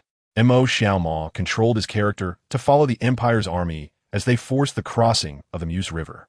However, after crossing the river, the troops did not stop for a moment and continued to advance. This not only disappointed the viewers in the live stream, but even those who hoped Guderian had further plans shook their heads. In the northern region of the Great Xia Federation, the 3rd Armored Group Army, 7th Special Operations Brigade. In the operations conference room, looking at Guderian's actions on the live stream screen, Brigade Commander Shen Yan furrowed his brows. He had gathered everyone to study it because of the online teaching on Blitzkrieg that was trending. However, Guderian's operation made him feel a bit too fake. Was this really an NPC like the one who blitzed the Polish Federation in the game? The operational staff under him exchanged glances. Is the brigade commander feeling disheartened in the game, gathering so many people to study Guderian's Blitzkrieg, only to find that Guderian is at this level, not waiting for the main force and forcing a crossing of the Meuse River? What is he trying to do? Show off? Capture the capital of the French Federation, Paris, by himself? The brigade chief of staff spoke up. Commander, this. Before he could finish, Shen Yan's gaze sharpened, and he sat up straight. Wait, was he doing heading west? As his words fell, the others also noticed something was off, looking puzzled. This operation, doesn't he seem right? Where does he want to fight? In the live stream, Mo Xiaomao, after following the troops across the Meuse River, saw the troops continue to advance. Everyone thought Guderian intended to command the 19th Armored Army to directly penetrate the heart of the French Federation, the capital, Paris. However, as the map kept moving, some viewers in the live stream realized something was wrong. Wasn't he supposed to be a direct strike into the heart of Paris? Why are they heading west? In the live stream, Mo Xiaoma sat in the communication vehicle, staring blankly at the map. The viewers were also filled with question marks. This doesn't seem right. Why are we heading west? The advance speed is too fast. It's 2 to 3 times faster than the A Group army behind. Not waiting for the main force at all? The front line is too long. If the British and French Federation surround from both sides, the entire armored army is finished. No, their speed is too fast. The British and French Federation probably won't be able to react. Is he trying to take Saint-Quentin? But that's useless. If the main force can't keep up, holding there is death. At this moment, the game showed the date as May 15th. Mo Xiaoma was watching the discussions in the live stream when the communication vehicle in the game suddenly became busy. Mo Xiaoma recorded the orders and suddenly widened his eyes. What? This doesn't seem right. The Empire's high command ordered Guderian to stop advancing. This rapid march didn't go through the Empire's consent? After relaying the recorded orders to the command center, it was long before the troops actually started moving again. Mo Xiaoma looked at the orders in confusion. Why did the Empire give another 24 hours of advance time? Still advancing? Confused, Mo Xiaoma followed the troops on a rapid march, and soon, the game fast-forwarded through a day and night. By now, 24 hours had passed, but the 19th Armored Army still hadn't stopped. This operation left the live stream viewers bewildered. They were now only a day's journey from Saint-Quentin. However, the A Group army behind had not reached the Maginot Line yet. The netizens who were originally questioning Guderian were now equally puzzled about what Guderian was trying to do. Suddenly, the troops stopped again. The time displayed was May 17th. Mo Xiaoma, as the communications soldier, became busy again. Soon, he received orders from above and told the live stream. The Empire's general headquarters has ordered Guderian to stop advancing. But Guderian argued with the general headquarters. What on earth is he trying to do? Moments later, Mo Xiaoma received a command relay from the general headquarters. The Empire's general headquarters has ordered Guderian to conduct combat reconnaissance on Saint-Quentin, but the military command must remain here. It's indeed too deep now. It seems they still have to wait for the Empire's main forces. While Mo Xiaoma was communicating with the viewers, he suddenly noticed something was off. The troops were moving again. Soon, a military command post was established on the spot, and the entire 19th Armored Army set off for combat reconnaissance. Watching this operation, the viewers were all puzzled. Is this right? Mo Xiaoma was streaming the game, skipping through time outside of combat rapidly. On May 18th, Guderian led the 19th Armored Group Army to conduct combat reconnaissance and collided with the French Federation forces at Saint-Quentin. On the evening of May 18th, the 19th Armored Army, led by Guderian, captured Saint-Quentin, and the combat reconnaissance continued. On the evening of May 20th, Guderian's 19th Armored Army captured Amiens, then took Abbeville, and continued advancing. At this moment, the live stream was silent. Looking at Guderian's marching route on the map, they only then realized what he was actually trying to do. The war fully broke out on May 10th. Guderian commanded the 19th Armored Army to break through the Ardennes forest and cross the Maginot Line. Then he moved westward. In just 10 days, he penetrated the entire French Federation. The shock brought by the Blitzkrieg stunned everyone at that moment. The 3 great generals of the Empire are not just for show. Can war be fought like this? Can tactics be used like this? Losing to such a general in the game seems a bit reasonable now. And most importantly, that Maginot Line, he simply didn't attack it. Did he go around it? He went around it? Chapter 40 Zhao Ming. Want revenge? Then study Blitzkrieg. Not only were the netizens confused, but even the military personnel of the Federation watching the live broadcast were baffled. The tactic of bypassing the Maginot Line is not a novel strategy. Anyone could think of it. After all, with such strong firepower, only a fool would directly assault the Maginot Line. But what comes after bypassing it? A rapid march westward, breaking through the entire French Federation and encircling the main forces of the Anglo-French Federation. This was something no one had anticipated. What seemed like a whimsical idea succeeded, leaving many viewers in the live stream stunned. So this is how Blitzkrieg works? Is this how my Polish Federation was breached? The mobility is incredible. It gave the Anglo-French Federation no time to react. They didn't even have time to react, and their retreat was blocked, instantly turning the situation around. Let me tell a joke. The Empire is attacking the French Federation, and Belgium and the Netherlands are gone. What? They're really gone? I didn't notice when that happened. You understand dark humor? That's hilarious. A group of viewers watching a live stream were still unable to process the sudden reversal in the situation. The Maginot Line of the French Federation had become a mere decoration, and the Allied forces of the Federation were pushed by the Empire through Belgium, cornered at Dunkirk. While the armor division, led by Guderian, cut off the retreat of the Anglo-French Federation forces. Over 400,000 Anglo-French soldiers were isolated and trapped in Dunkirk. It seemed that only one path awaited them, a dead end. At this moment, in the game, Immo Xiaoma followed Guderian's armored troops, approaching Dunkirk. They began to encounter resistance from the Anglo-French Federation forces.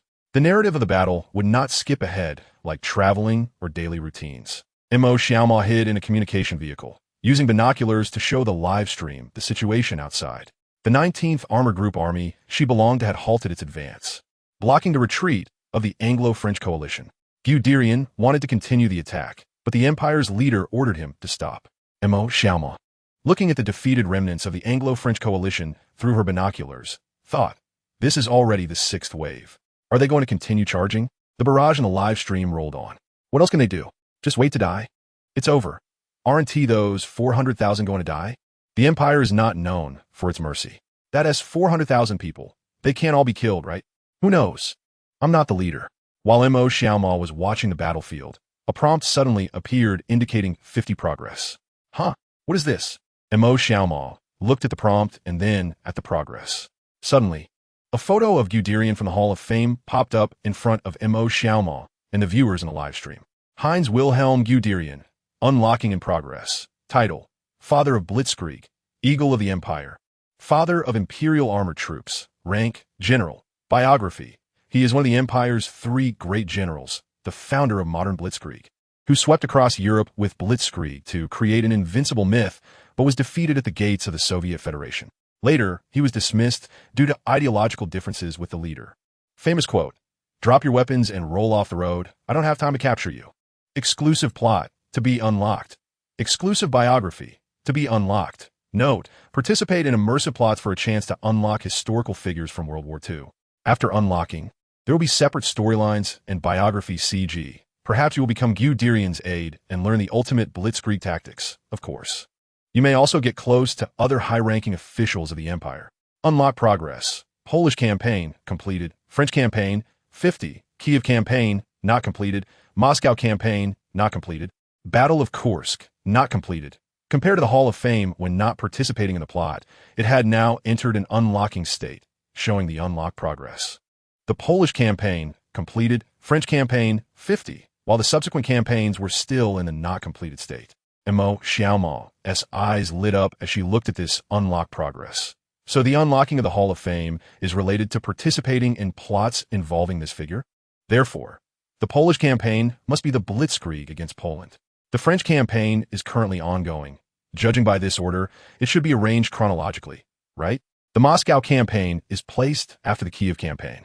So to unlock the Moscow campaign plot, I need to wait for some time, since there's still the Kiev campaign to participate in. The barrage in the live stream floated by. Wow, does being beaten by the Empire as the Prime Minister of Poland count as completed? How could it not count? Just say that Immo Xiaoma didn't participate. That is true. The Polish campaign was primarily about her. So that means everyone can unlock the first condition for Guderian in the Hall of Fame.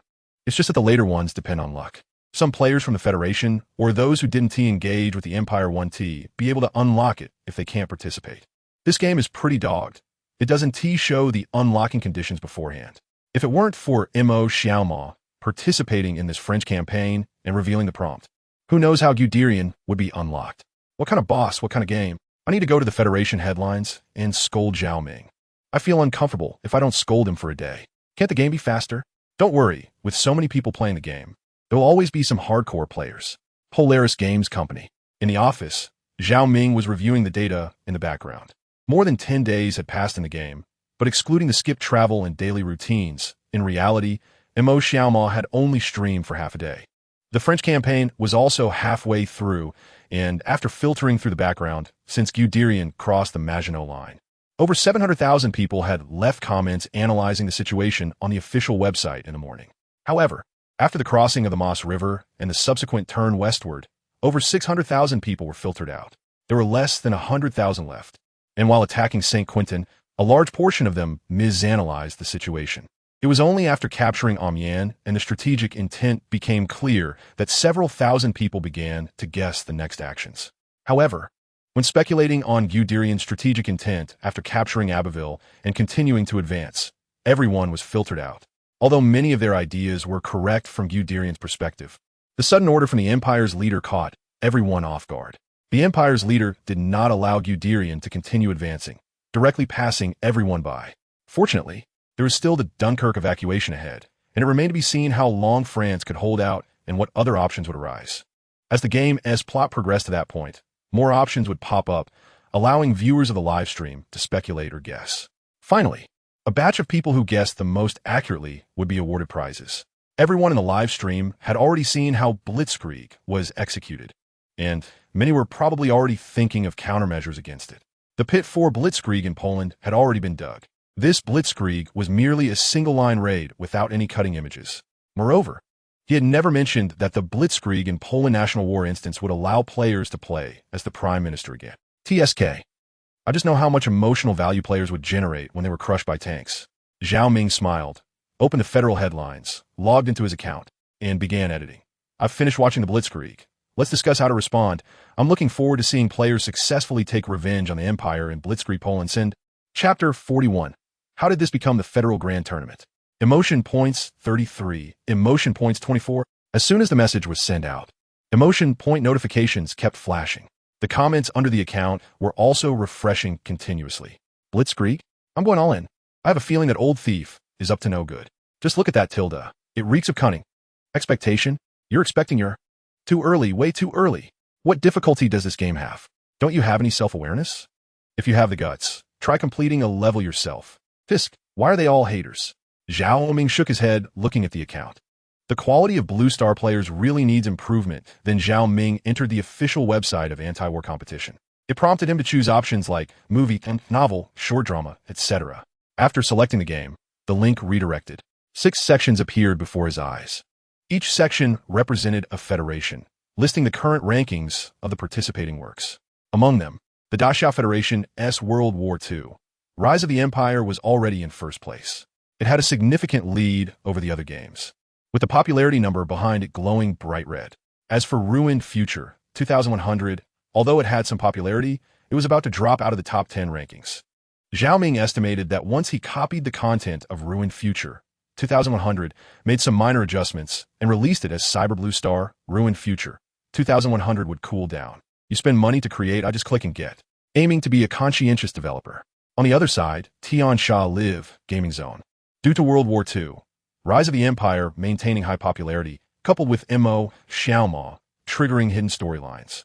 The usual tens of thousands of viewers in the live stream shot up to nearly 20 million watching online. Although a large part of this came from external links on the Polaris official website, the traffic was undeniable.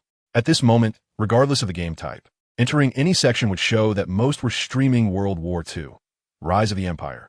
Everyone wanted to become the second MO Xiaoma and hit it big. In these live streams, various factions were chosen. Suddenly, many edited story clips appeared, also gaining some popularity.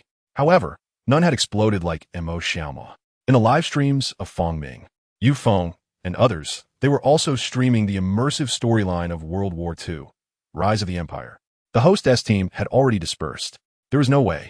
After all, they were not professionals. Although they wanted to hit the rankings, the heat of immersive storylines was too high. Moreover, current rankings D-Day, Omaha Beach. First place team, Xia Federation Northern Army, 3rd Group Army, 7th Special Operations Brigade, time, 1 hour 11 minutes. Second place team, Xia Federation Southern Army, 5th Group Army, 1st Heavy Armored Brigade, time, 1 hour 14 minutes. Third place team, Xia Federation Eastern Army, 1st Group Army, 2nd Infantry Division, Special Operations 3rd Regiment, time, 1 hour 17 minutes. 50th place team, Antares Federation, C Group Army, 7th Armored Division, time, 1 hour 47 minutes. This was what made Yu Feng and Fong Ming despair. Damn, the rankings have turned into a military tournament. They form a team. Is anyone managing this? Not only the Xia Federation, but also other Federation's troops were appearing on the D-Day racing rankings. They were just a bunch of gaming streamers. Even if they organized tens of people, they couldn't compete with the military S-orders. Plus, the heat of immersive storylines was climbing. Fine, they couldn't win, so they wouldn't fight. I might as well go for immersive storylines. A group of people directly dispersed all running off to play immersive storylines. What if they trigger some hidden storyline and explode in popularity? Even if they didn't trigger hidden storylines, some ordinary storylines during this time, emotional and tragic, also had considerable view counts, and they had to take advantage of this wave of heat. Hidden storylines were not easy to trigger. After choosing an identity, no matter how one dies, it was randomly assigned, with no hidden storyline prompts. To trigger it, one could only rely on luck. Players who had experienced the immersive storyline mode could only express, "What kind of terrible luck is this?" They didn't want to die. They also wanted to trigger hidden storylines. But on the battlefield, one truly could not control it. Even if hiding in a trench, one could be hit by shells and die instantly. Ridiculous. While countless streamers were filled with envy and jealousy, Tian Sha Live, Gaming Zone, a new livestream room quietly appeared. "Stop watching Blitzkrieg. I'm about to be blown up in Dunkirk." The name of this jokester-esque livestream attracted a large number of viewers. Upon entering the livestream, one could see a first-person view crouching and looking around, leaving the incoming viewers dumbfounded. "What? Dude, what are you doing? Everyone's queuing. Why are you crouching?"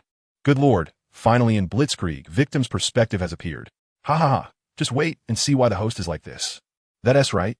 This is a completely different style from the Imperial perspective. In the game, wearing the British Commonwealth uniform, Bai Xiong was observing the surroundings while greeting the viewers pouring into the livestream.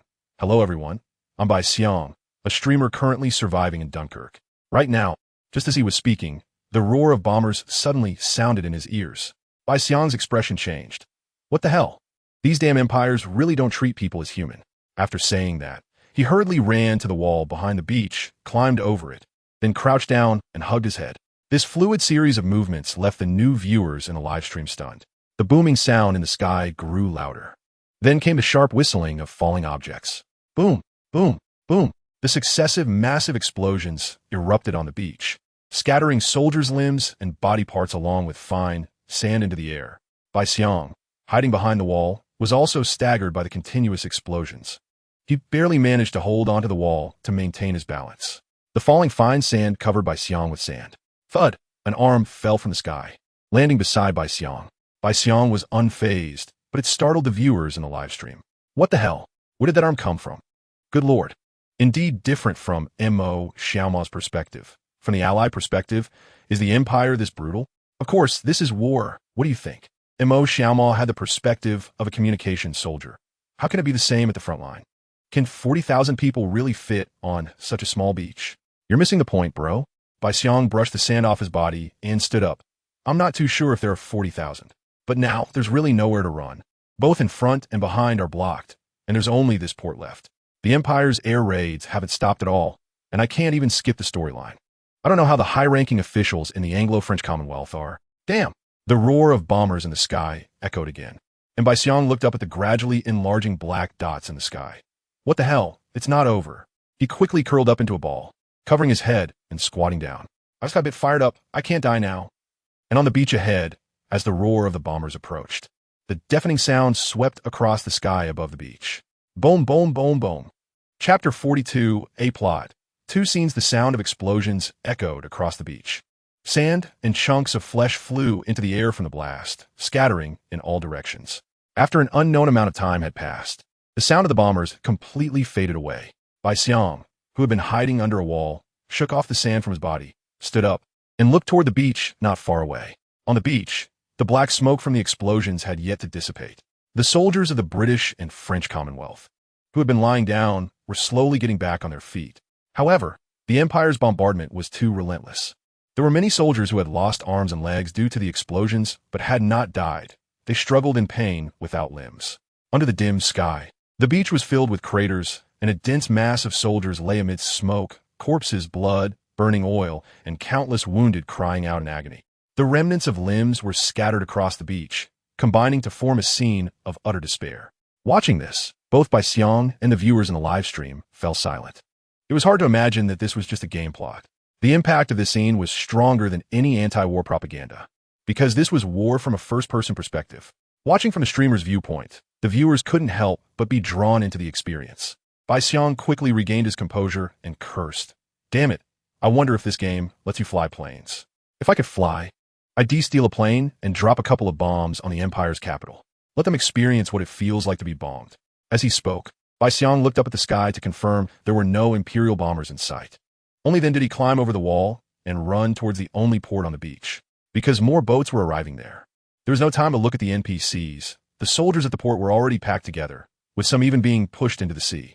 The following soldiers rushed toward the boats, some even climbing up ropes to get on board. Bai Xiang controlled his character, desperately trying to squeeze onto the ship docked at the port. The viewers in the live stream were puzzled by Bai Xiang's actions. What are you squeezing for? There are so many people, just wait for the next boat. Streamer, you can respawn if you die. Zhao Ming said NPCs can't respawn. If the streamer dies, doesn't that mean the NPC he controls dies too? What's saying he is? Come on, streamer. If you don't get on the ship soon, it's gonna leave. However, the ship docked here was not a large warship. The deck was already packed with people. Seeing that he couldn't squeeze on, Bai Xiang had to back off and walk to the edge of the port. There's no way. The British Commonwealth probably can't save this many people. During this time of withdrawal, there are only a few small boats, but there are about 400,000 people here. Will the Empire give the British and French Commonwealth time to retreat? That's why these NPCs are desperately trying to get on board. I don't care. If I die, I'll just restart, but I'll randomly spawn somewhere else. This game design is too ridiculous. His words were met with agreement from the viewers in the live stream. Indeed, this corresponds perfectly with Mo Xiaoma's perspective. Later, streamer, you should edit the video and ride the wave of popularity. It might go viral. It's already gone viral. Haven't you seen that there are over 60,000 people in the live stream? Wait a bit, and when the popularity rises, there will be even more people. Streamer, you must not die, just stay here. Stay here. Are you afraid the streamer won't die fast enough? The port is the primary bombing target. Otherwise, why do you think the streamer ran so far to play dead? In a matter of moments, the ship that had just docked and filled with people slowly began to depart. The chaotic port barely calmed down. However, Bai Xiang did not leave the port. Instead, he sat down directly. This broken plot is too despairing. Bai Xiang's gaze turned toward the sea, where the setting sun was slowly descending, casting a red hue over the distant waters. Everything seemed peaceful, as if time stood still. If one didn't look at the smoke, blood, and scattered corpses on the beach, as the ship filled with soldiers gradually disappeared from view. On the edge of the beach, a few scattered soldiers walked toward the ocean where the ship had just left. Ignoring the cold sea water, they walked straight into the ocean. The viewers in the live stream saw this scene and were filled with questions. What's going on? Are these soldiers going to swim over? Where are they going? That's a warship. Even if you lose both arms, you can't catch up. Going into the sea to catch fish? I don't see any supplies either. Even if the Empire doesn't attack, they starve to death in a few days. Bai Xiang glanced at them and fell silent for a moment. No, that's despair to the point of suicide. As soon as he spoke, the live stream fell into silence. For many, despair was a concept they had no grasp of. But the NPCs had despaired to the point of suicide. Watching those soldiers disappear into the water brought a suffocating sense of imagery. What was Zhao Ming, that old rascal, trying to accomplish with this plot design? The video of this plot was quickly edited and uploaded by netizens, and it topped the trending searches. The scenes from Bai Xiang's live stream contrasted sharply with those from Mo Xiaoma's live stream. Clearly the same plot, but the different perspectives from opposing camps felt completely disjointed. In Mo Xiaoma's live stream, following the Imperial General, the forces easily broke through the French Commonwealth, cornering the remnants of the British and French coalition in Dunkirk. With the live stream filled only with discussions about the blitzkrieg of the Imperial General Guderian and cheerful chatter. In contrast, Bai Xiang's live stream, from the perspective of the defeated, was filled with endless oppression, constant air raids, corpses everywhere, blood, chaotic beaches, and desperate soldiers walking into the sea to commit suicide, leaving the viewers in silence. Was this really the same game, happening in the same time period? Countless people wanted to say something, but didn't know what to say. One side was following the plot, waiting for the attack. The other side was following the plot, retreating in despair. Since neither side's plot had progressed to the end and was still being live-streamed, the question of what the outcome would be led to endless discussions among netizens, speculating whether the Empire would massacre the captured British and French soldiers or if the soldiers of the British and French Commonwealth would escape to safety. The discussions about these two plot segments continued to rise in popularity. At Polaris Game Company, Zhao Ming was in his office, reviewing the trending topics on the Commonwealth headlines. Emotional value 3574, emotional value 4823, emotional value 2721. The two opposing and fragmented plots sparked discussions that caused the system's emotional value to continuously accumulate. Current emotional value 12725-187, it had already accumulated to over 12 million. This emotional value was enough to exchange for detailed information on the subsequent Battle of Kiev and Battle of Moscow. Chapter 43, Zhao Ming. I tossed a Verdun in.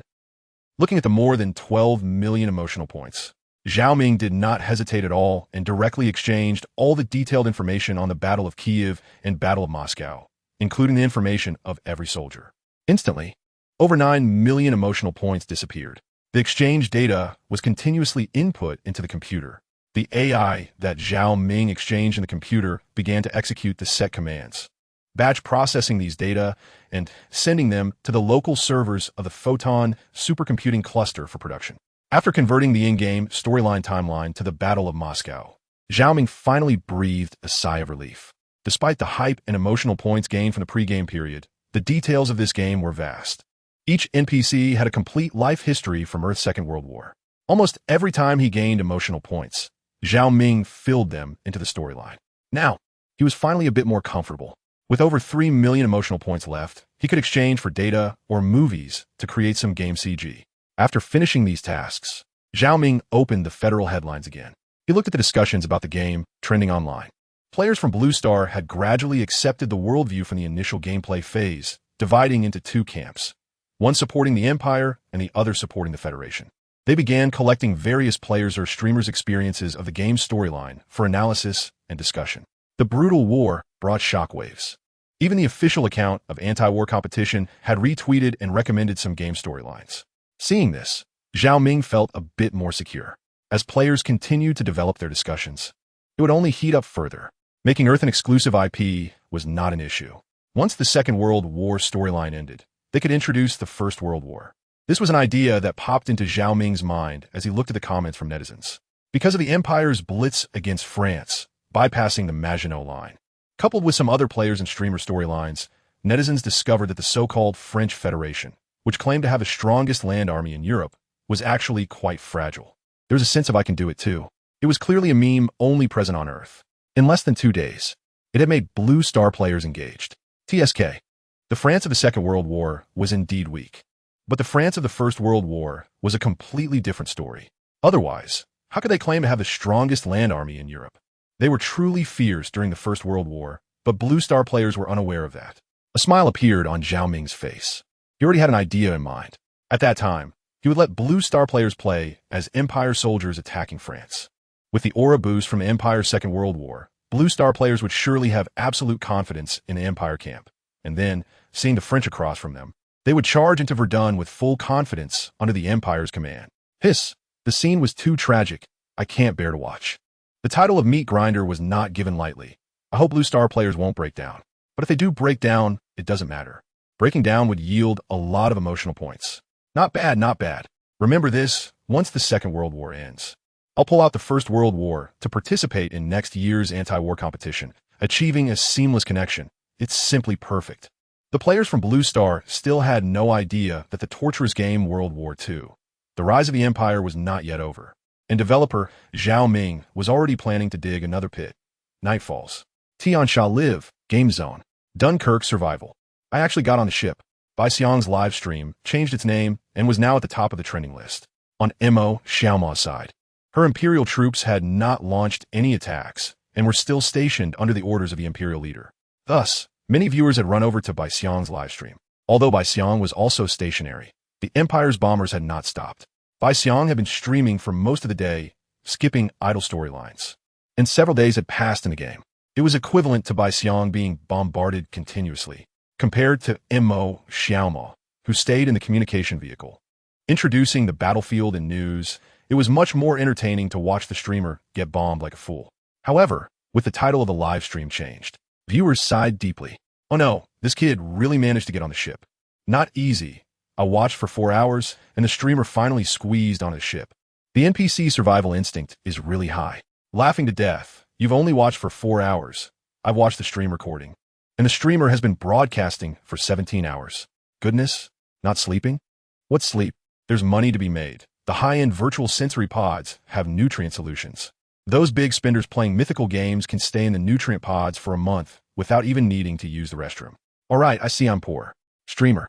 Ask the NPC next to you what god they are praying to. Seeing the comments in the live stream, Bai Xiang became curious. There were quite a few people praying on the beach, but he didn't pay attention at the time. Now that he was on the ship and saved, there were even more people praying in gratitude. Remembering his previous experience on the Normandy landing battlefield when he was in the landing craft, the NPC next to him was also mumbling prayers about God and the Lord. Was this some kind of faith or a game setting? Bai Xiang waited for a young soldier next to him to finish praying, nudged him, and whispered, "Who are you praying to? God?" The soldier next to him looked grateful and said, "That's right. I'm thanking God for hearing my prayers and sending a warship to rescue us. I also prayed to God that we would safely return to the Federation tonight." Bai Xiang opened his mouth, unsure of what to say. The warship isn't sent by the Federation, right? Didn't you squeeze up here yourself? Or not? Looking at the silent Bai Xiang, the live stream exploded with laughter. Laughing to death, the streamer has been bombed for 17 hours and is fine, but this NPC's one sentence has drained him of energy. I have a bad feeling. Often, many things cannot be spoken. Like what? Like tonight, we will safely return to the Federation. Don't say it. You really shouldn't say it. Watching the bullet comments in the live stream, Bai Xiang's mouth twitched as he was about to speak. Buzz, the familiar roar of engines, sounded from the sky. Bai Xiang's scalp instantly went numb. What the hell? Is it for real? He looked up at the bombers approaching the warship in the distant sky. Bai Xiang was frozen. The warship had already left the port. There was nowhere to run. Damn it. Looking at the NPC beside him, Bai Xiang gritted his teeth and said, "God may not have heard your prayers. How about you speak a little louder?" Damn. Just when it seemed they were about to break through, they were about to die at sea. Wasn't all those hours of bombings for nothing? The NPC soldier beside him was also stunned. Watching the small black dot in the sky grow larger and the deafening roar approach, despair painted on his face. Impossible. God, why have you abandoned your devout? Oh, God bless. We don't have to die. Look, it's a federal plane. The federal plane has come to save us. Chapter 44. The Dunkirk Evacuation, Thank God. We are saved. It's the Federal Air Force. A soldier beside him shouted excitedly. Bai Xiang also looked toward the sky in the distance, where planes were flying in from the direction of the British Commonwealth, approaching at an incredible speed to face the Empire's bombers. Bai Xiang breathed a sigh of relief, a smile appearing on his face. Brothers, we don't have to die. He immediately switched to the live broadcast room and changed the title. People in Dunkirk now on board, live streaming the aerial battle. Then he switched back to the game and looked up at the sky. The chat in the live room was rolling. Has this live broadcast title been changed 8 times in one day? 66,666. You really know how to entertain. Wait, why is that guy still thanking God? Exactly, shouldn't he be thanking the Federation and the warships? The plot of this streamer is so thrilling, experiencing everything. Bai Xiang watched as the planes grew larger from 2 directions, eagerly anticipating the moment they would open fire. However, Bai Xiang noticed that the Empire's bombers were getting larger too quickly, and his expression changed. The faster they got larger, the closer they were. Clearly, the Empire's bombers were closer to them. At this speed, damn, wouldn't they blow him up? Bai Xiang cursed under his breath. He immediately looked around, tried to find a place to hide. But the small warship was only so big. If a bomb fell, there would be nowhere to hide. Especially since the ship was packed with people, and there was only standing room on the deck, without even a place to sit down. He couldn't bear to think about how many people would be killed if a bomb landed on the deck. Bai Xiang looked at the increasingly close bombers, his scalp tingling. Is this game playing with me? Do they have to kill me? The roar of the planes was getting louder, and the soldiers on the ship began to realize something was wrong, starting to panic, with some quick-thinking ones already jumping into the sea. After all, there was only this one warship as a target in the ocean. It was incredibly obvious. Bai Xiang quickly squeezed to the edge of the railing and jumped into the sea, swimming to the sides in the direction the warship was heading. He didn't know what to do, but he had to survive first. It was too far from the beach to swim back. As for waiting on the warship to die, that was even less likely. Jumping into the sea might at least let him live a little longer. Just after Bai Xiang jumped into the sea and swam a short distance, several small black dots fell from the sky. With the inertia of the bombers, they dove toward the sea below. Boom! Boom! Boom! The bombs hit the water, creating a line of water explosions that surged toward the warship. The shock wave from the explosions caused Bai Xiang, who had already jumped from the ship, to be tossed around in the water, unable to control his body. He didn't know how much seawater he had swallowed. Although the game was fake, the simulated feeling was real. The perspective in the live broadcast swayed with Bai Xiang's rolling in the sea, combined with his continuous coughing, resembling the struggle of a drowning person. Just watching was despairing. Meanwhile, the soldiers on the distant warship saw the bombs approaching rapidly and frantically tried to jump off the ship, but it was already too late. Boom! A bomb struck the center of the deck, causing an explosion that tore the warship apart, instantly igniting the diesel on board, with massive flames spreading and engulfing the entire ship. Countless soldiers caught in the flames screamed in agony.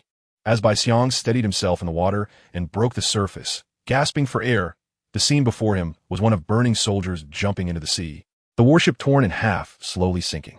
Many soldiers at the edge of the explosion were severely injured and unable to move, their painful cries quickly fading as they sank beneath the waves along with the warship.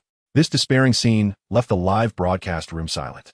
The surging seawater crashed against Bai Xiang's face, making him feel as if he had swallowed several mouthfuls of water. The shock jolted Bai Xiang back to reality. Several lifeless soldier bodies were swept by the waves, crashing against Bai Xiang. He reached out and grabbed one of the bodies, gasping for air, slightly exerting himself to float up. But he found the soldier looked somewhat familiar, and upon closer inspection, well, it seems God did not protect him. Using the buoyancy of the soldier's body, Bai Xiang floated up a bit and took a breath. He scanned his surroundings. In the vast ocean, besides struggling soldiers and corpses, there was nothing else. He was probably going to drown here. After saying this, Bai Xiang looked up at the sky. At this moment, the planes above had begun to engage in dogfights. Bai Xiang's gaze followed intently. After all, he drowned soon anyway. This last segment of the aerial battle had to be streamed. Due to the different aircraft models, the battle was overwhelmingly in favor of the Federation. The fighters from the Federation quickly hit the Empire's bombers, with black smoke rising from the tail of an Empire bomber. Seeing this, Bai Xiang said, "This air force isn't bad, finishing the battle so quickly. Too bad they didn't come earlier." Bai Xiang sighed, looking at the sea around him, wondering what to do. Live streaming swimming? He'd exhaust himself without reaching the shore. Suddenly, the roar in his ears grew louder. Bai Xiang's expression changed. Another bomber? He quickly looked up at the sky. The viewers in the live room were also startled. What the hell? Another bomber? Plot twist. However, there was no plot twist. The bomber was still the Empire's, with thick black smoke still billowing from its tail. It dove toward the sea below. Just seeing the Empire bomber heading straight for him, Bai Xiang pushed away the soldier's corpse in front of him, and countless expletives rose in his heart. What the hell? Why is it coming for me again? Bai Xiang frantically swung his arms to swim, not daring to pause for even a moment. He didn't even dare to look back. Boom! A deafening explosion sounded. The blast erupted behind Bai Xiang, the heat and shock waves sweeping across the water, directly impacting the back of Bai Xiang's head. Thud! His face was smashed into the sea. The live broadcast screen went black, showing that Bai Xiang seemed to have lost consciousness. However, Bai Xiang had not lost consciousness. He simply couldn't control his body, watching helplessly as he continued to fall. Suddenly, a large hand grabbed Bai Xiang by the collar. Splash! A tremendous force pulled Bai Xiang out of the water, and he gasped for air, while the live broadcast screen returned to normal. However, Bai Xiang and the viewers in the live room noticed that the sun had gone from noon to sunset in an instant. Had they skipped the idle plot at the moment of falling? This thought flashed through Bai Xiang and the viewers' minds. And a middle-aged man's voice came to Bai Xiang's ears. "You're still alive, that's good, that's good." Then Bai Xiang was pulled onto the ship. Bai Xiang then noticed that it was a middle-aged fisherman who had pulled him up. The fisherman was followed by two boys who were busy helping the injured. There were not only him on the boat, but also other rescued injured soldiers. Looking around, there were densely packed fishing boats, each filled with soldiers, heading towards the sea under the setting sun. Bai Xiang was a bit dazed. What is this? Seeing Bai Xiang speak, the middle-aged fisherman stepped forward to steer the boat. "We are going home." Just a few simple words struck the viewers in the live stream, evoking an inexplicable emotion. Bai Xiang looked around and turned to see that there were even more fishing boats behind, each filled with soldiers, heading toward the other side of the sea. The perspective of the live stream suddenly soared to a high altitude. The roar of fighter jets echoed in the sky, as one after another flew across the sky and the sea, heading in the opposite direction to the fishing boats below, charging toward the other side of the sea. Chapter 45 Zhao Ming. Believe in yourself. You are the Guderian of World War I. No one expected the situation to reach this level. The Federation has not given up. As the Dunkirk evacuation began in Bai Xiang's live stream, soldiers were continuously rescued by fishing boats, bringing them back to the British Federation. Meanwhile, in Mo Xiaoma's live stream, the armored army still had not received any advance orders from the imperial leader, as the Federation soldiers continued to retreat in fewer numbers. Players on the Imperial side became increasingly anxious and began to curse, even questioning the game's fairness, believing that Zhao Ming had intentionally designed the plot this way. Such a situation, allowing 400,000 people to escape with over 300,000, seemed like forced stupidity, prompting many to rush to Zhao Ming's account on Federation headlines. Zhao Ming could only respond that it was indeed dramatic. He had no other way. This explanation further fueled the anger of online users. In just a few days, the emotional value in Zhao Ming's system grew rapidly. However, soon, the attention of netizens was drawn back to the game. With most of the Dunkirk soldiers evacuated and no resistance left, Dunkirk was completely occupied by the Empire. The plot in Mo, Xiaomao, and Baixiang's live streams also steadily progressed over these days. On the French Federation side, due to the advance of the army, the French Federation surrendered directly before anyone could react. The livestream of Mo Xiaomao was filled with question marks. What kind of plot is this? They surrendered just like that? Aren't they the strongest army in Europe? Don't they resist a bit more? In reality, due to the strategic errors at the beginning, the chaos in the Federation's command structure, and the advance of the Imperial armored forces, the retreating French Federation soldiers had long lost confidence. Internally, the French Federation had also split, leading to a faction favoring surrender. All these reasons combined resulted in the current situation. With the surrender and internal division of the French Federation, the Empire's territory expanded once again. Originally occupying only a small part of Europe, the Empire had now nearly conquered the entirety of Europe. At this rate, the Empire would soon confront the Soviet Federation. This shifted the attention of netizens. To enter the game's Hall of Fame and be ranked alongside World War II celebrities, one must earn the Normandy Landing Medal, Stalingrad Medal, and Moscow Patriotic Medal. Through players' exploration, they also learned that Stalingrad and Moscow were in the Soviet Federation. The casualties in these two wars combined were nearly 5 million. What kind of brutal war could cause such losses? Although they knew from the medal descriptions that national battle instances for these two wars would be opened later, whether they could experience them in the immersive storyline sparked discussions among players. Many went to Zhao Ming's account to ask, "Old Thief, can we participate in the two wars of Moscow and Stalingrad in the immersive story?" Zhao Ming of Polaris Games: "Yes, as long as the storyline timeline reaches that point, most players will participate. After all, there were too many casualties, so it will definitely be random." When will the background story be fully released? And what about that so-called World War I? Will it be in the subsequent plot?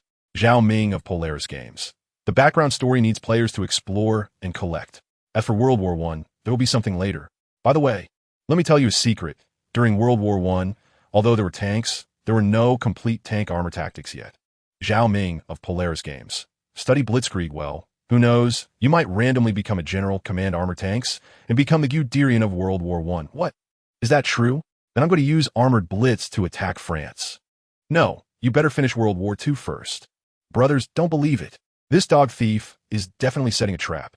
I haven't even finished playing World War II, and you're dangling World War I in front of me." Zhao Ming of Polaris Games: "Not just World War I. There will also be modern warfare." What? Is that true? What kind of massive background did you create? I just have one question. For modern warfare, will there be teammate voice chat? Playing World War II is suffocating me. No, where are you all going with this? Forget everything else for now. Can you manage the Normandy Landing battlefield? It's unplayable now. Zhao Ming of Polaris Games: "What is going on? The leaderboard is full of military units. Is this a military district competition? How about setting up a separate leaderboard for the military? Otherwise, there's no motivation to strive, competing against the military with heads." Zhao Ming of Polaris Games: "Don't worry. I'll go check it out. Good job. Hurry up and take a look." After communicating with the players, Zhao Ming exited the Federation headlines and then entered the game forum to search for complaints regarding this matter. There were quite a few. The immersive storyline was very popular during this time, and he hadn't noticed the leaderboard issue before. It seemed he had overlooked it. Zhao Ming opened the game's backend and took a quick look at the leaderboard. Current leaderboard: Normandy Landing, Omaha Beach. First place team: Central Army of the Great Summer Federation. First group: time, 48 minutes. Second place team: Northern Army of the Great Summer Federation. Third group: time, 51 minutes. Third place team: Southern Army of the Great Summer Federation. 50th place team: Antarctic Star Federation, Group A. Time, 1 hour 17 minutes. Zhao Ming raised his eyebrows. The speed of the 50th place has already reached 1 hour and 17 minutes. Even if ordinary players grouped together, they wouldn't achieve this time. Zhao Ming then pulled up the video recordings of these teams on the leaderboard. The more he watched, the more his brows furrowed. The well-trained army, after figuring out the beach terrain, though their attacking methods varied, the general direction was consistent. It had turned into a competition of overall army quality and coordination. Even the top-ranked Central Army of the Great Xia Federation had some ridiculous moments. The assault boats hadn't even reached the beach, with the boats still violently rocking, yet they managed to shoot down a machine gun nest in seconds. If it weren't for the fact that he created this game and the back-end data was fine, Zhao Ming would have doubted if they were cheating. What kind of elite soldiers are these? Ridiculous. Looking at the various Federation's armies, Zhao Ming's brows tightened. No, the intensity has to be increased. The NPC settings are actually fixed. The firepower of the Imperial garrison is very strong, easily suppressing ordinary players, but against well-trained, continuously exploring armies, it seems somewhat lacking. With ongoing training, these armies have figured out the configuration of various firepower points. They know the best times to attack and when to just hide. It has turned into a leaderboard grind. Zhao Ming pondered how to modify this. After a moment, Zhao Ming sat up straight and began to set up a new Normandy landing battlefield in the back end. Compared to the fixed settings of NPCs, players have more unpredictability. Perhaps he could open up the Imperial garrison camp. Originally, it was just a charge by a single alliance army, so these federal troops could figure out the positions of the Imperial Guard's fire points on the beach, as they were all fixed. However, if the Imperial Guard camp is opened up and ordinary players can take on the role of the guards, they can choose the locations for fortifications. This not only turns it into a confrontation between both camps, but also increases the uncertainty. The gameplay would become more interesting. Otherwise, the intensity of the D-Day landing is indeed discouraging for ordinary players. To retain players, aside from the game as storyline, it's also essential for players to feel the competitive battlefield. Otherwise, if they see no hope, naturally, no one will want to play. With this in mind, Zhao Ming immediately began to make modifications. Chapter 46 Game Update, Multiplayer Online, Battle of Britain. The additional fire points on the beach were originally meant to increase the difficulty of the assault. However, they ended up blocking ordinary players while not hindering the Federal Army. After numerous attempts, players have figured out the defensive layout of the beach and the patterns of the fire points, making the added fire points ineffective.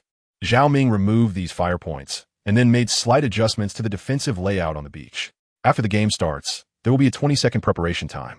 Players in the Empire faction can freely move the fire point locations within a 30-meter radius from the original point, ensuring the randomness of the fire points so that they won't be memorized. Each round of players is different, and their strategies naturally vary. During the 20-second preparation time, players on the assault boat can also adjust their positions on the boat, and if there's a player with the rank of second lieutenant on the boat, they can swap positions with the boats on the left and right. After setting up the general layout on both sides, Zhao Ming began to add NPCs and tried out a few rounds, allowing the Imperial defenders on the beach to randomly change fire point locations to test how many players the Imperial defenders and the Allied forces would need. At 17:50 in the afternoon, just as many players were getting off work and hadn't reached home yet, Zhao Ming had already released the update news. Extreme Star Game Zhao Ming. Regarding the D-Day, Omaha Beach leaderboard issue, it has been modified based on player feedback and will undergo an uninterrupted update today at 2000 hours. For specific details, please check the official website. Once the news was released, the comments below started flooding in. Wow, such efficiency? No way. Finished the modifications in half a day? Haha, great, I'm going to check it out. Such speed, full of sincerity. Wow, go check the official website. The Empire faction is open. Can I also use a machine gun to shoot? Great, I've always wanted to be a beach defender. On the official website of Extreme Star Game, the update announcement and content were released. This update mainly fixes leaderboard racing issues. 1. The Empire faction is now open. Players can choose their faction at the beginning of the game, with a limit of 200 players for the Imperial Beach Defenders, all random classes, including 75 to 88 millimeters artillerymen, heavy coastal gunners, MG-42 machine gunners, transport troops, etc. 2. The World War II weapon cache is now open, including introductions to MG-42 machine guns, 75 to 88 millimeters artillery, etc. For more information, please check the in-game weapon cache. 3. Added 20 seconds of preparation time. After the start, players in the Empire faction can choose to move their fire point location within a 30-meter limit. Allied players can switch positions or weapons on the assault boat, and players with the rank of second lieutenant can swap positions of the assault boats. If there are multiple second lieutenants, command will be randomly assigned, and players can freely exchange command. 4. Increased the starting number of players to 800, with 200 for the Empire faction and 600 for allied players. The maximum team size in the room is 500, with the remaining 100 allied players filled by random players. 5. Remove some fire points. 6. A limited-time opening of Battle of Britain multiplayer online storyline is coming soon. Stay tuned. At the end of the announcement, a video was released. The video featured clips of some of the top-ranked teams selected by Zhao Ming from the leaderboard. Unlike the panic and chaos seen in many players' videos online, this video showcased a sharpshooter calmly and accurately targeting beach fire points even before the assault boat reached the shore, with a cold gaze and decisive trigger pulls, accompanied by slow-motion close-ups that left viewers in awe, wondering if there was cheating involved. There was impressive teamwork, as 5 people carrying explosive packs hid behind steel hedgehogs, with the leader making several tactical gestures, 3 of them throwing items to attract fire, while 2 rushed toward the barbed wire on the defensive line, quickly blowing it up in just a few seconds, paving the way for the follow-up troops. Depending on the different types of troops on the leaderboard, the focus of these videos varied. However, it was clear that the armies of the Great Xia Federation were formidable.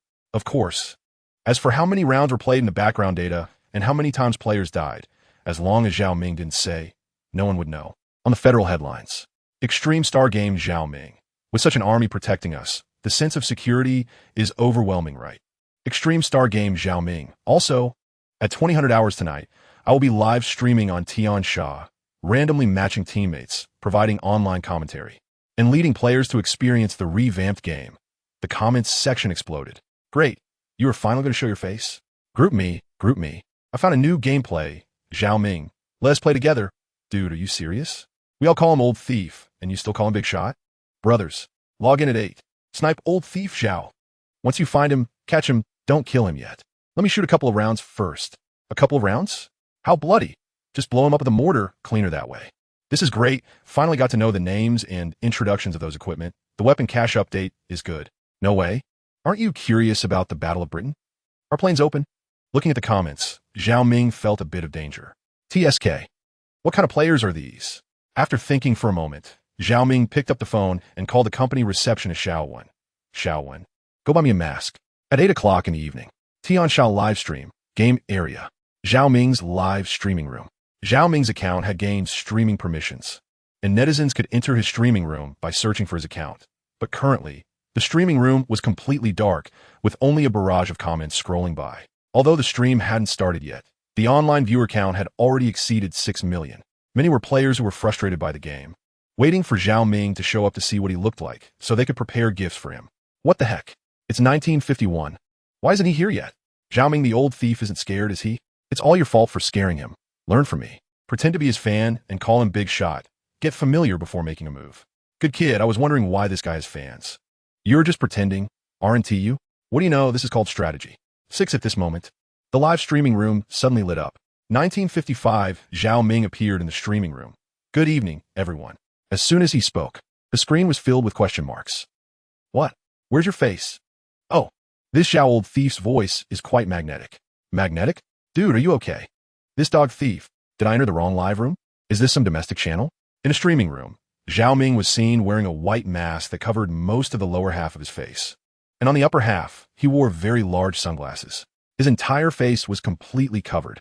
Looking at the frenzied barrage in the streaming room, Zhao Ming smiled and said, I started the stream a bit early. There's still 5 minutes until 2000 hours. But it's no big deal. After all, I'm a game boss, right? Clap. A mouse click sound echoed in the live stream. The game update has started. Those with fast fingers quickly click on the update prompt. And the matchmaking is about to begin. The live stream exploded. What the hell? Are you starting with 0 frames? Wait. Damn, I still have 2 minutes to get home. Is this scoundrel not playing by the rules? Is the game boss this reckless? All right. You say more and I'll give you more. Count this as your win. Thank for the invite. I'm all updated. Online waiting for Zhao Laoze. Just a few seconds later, Zhao Ming finished updating, and other players with fast internet also wrapped up. Zhao Ming clicked on matchmaking and then chose the Empire faction, all operations displayed in the live stream. It's that simple, and it's done. Just after finishing the click, the game started immediately. Zhao Ming said, let's see who our opponent is. It's the Eastern Army of our Great Xia Federation, ranked 17th. The 3rd Combined Brigade of the 1st Group Army. Chapter 47 Zhao Ming. I'm a professional, really, you have to trust me. Goodness. just updated and matched with such a high-ranking team. This is not going to end well. Zhao Ming feigned emotion. At this point, he had already entered the game. And after entering the game, Zhao Ming was also wearing a mask. The barrage flooded with permission dog. He was randomly assigned as the gunner of the MG-42 machine gun, with a defensive barrier built in front of him. Zhao Ming raised the machine gun and walked to the side, walking about 10 meters before setting the machine gun down. At the moment he put down the machine gun, the defensive barrier at the original position materialized below the machine gun. Zhao Ming explained, "This is how it works. During the 20 seconds of preparation time, players can hold the machine gun or bullets, shells, and other items specific to their identity, and choose a spot to place them. The items from the original position will move to the current position, limited to a range of 30 meters. Let's take a look at the other players." Zhao Ming glanced around, his expression becoming strange. These players chose all sorts of positions. There were even 3 fire points clustered together, and beside them were 2 mortar men, leaving a large area empty. At first glance, this defense line had numerous flaws, but the one-sided lethality was definitely explosive. Zhao Ming could already foresee what tricks would be played in this direction in the future. At this moment, the countdown for preparation also ended. The game officially began. In the distance, black dots of assault boats appeared on the sea, and bombers began flying toward the Imperial Beach Defense Forces. The anti-aircraft guns on the beach started firing, and bombs rained down from the sky, leaving the players on the Imperial side stunned.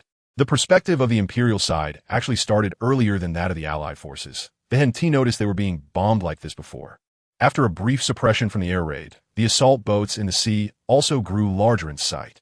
On one assault boat, the reconnaissance battalion commander of the Eastern Army of the Great Xia Federation, 1st Group Army, 3rd Combined Brigade, was looking through binoculars at the layout on the beach. He then put down the binoculars and told the soldiers on the boat, "There are fewer fire points on the beach, but the layout is completely disrupted.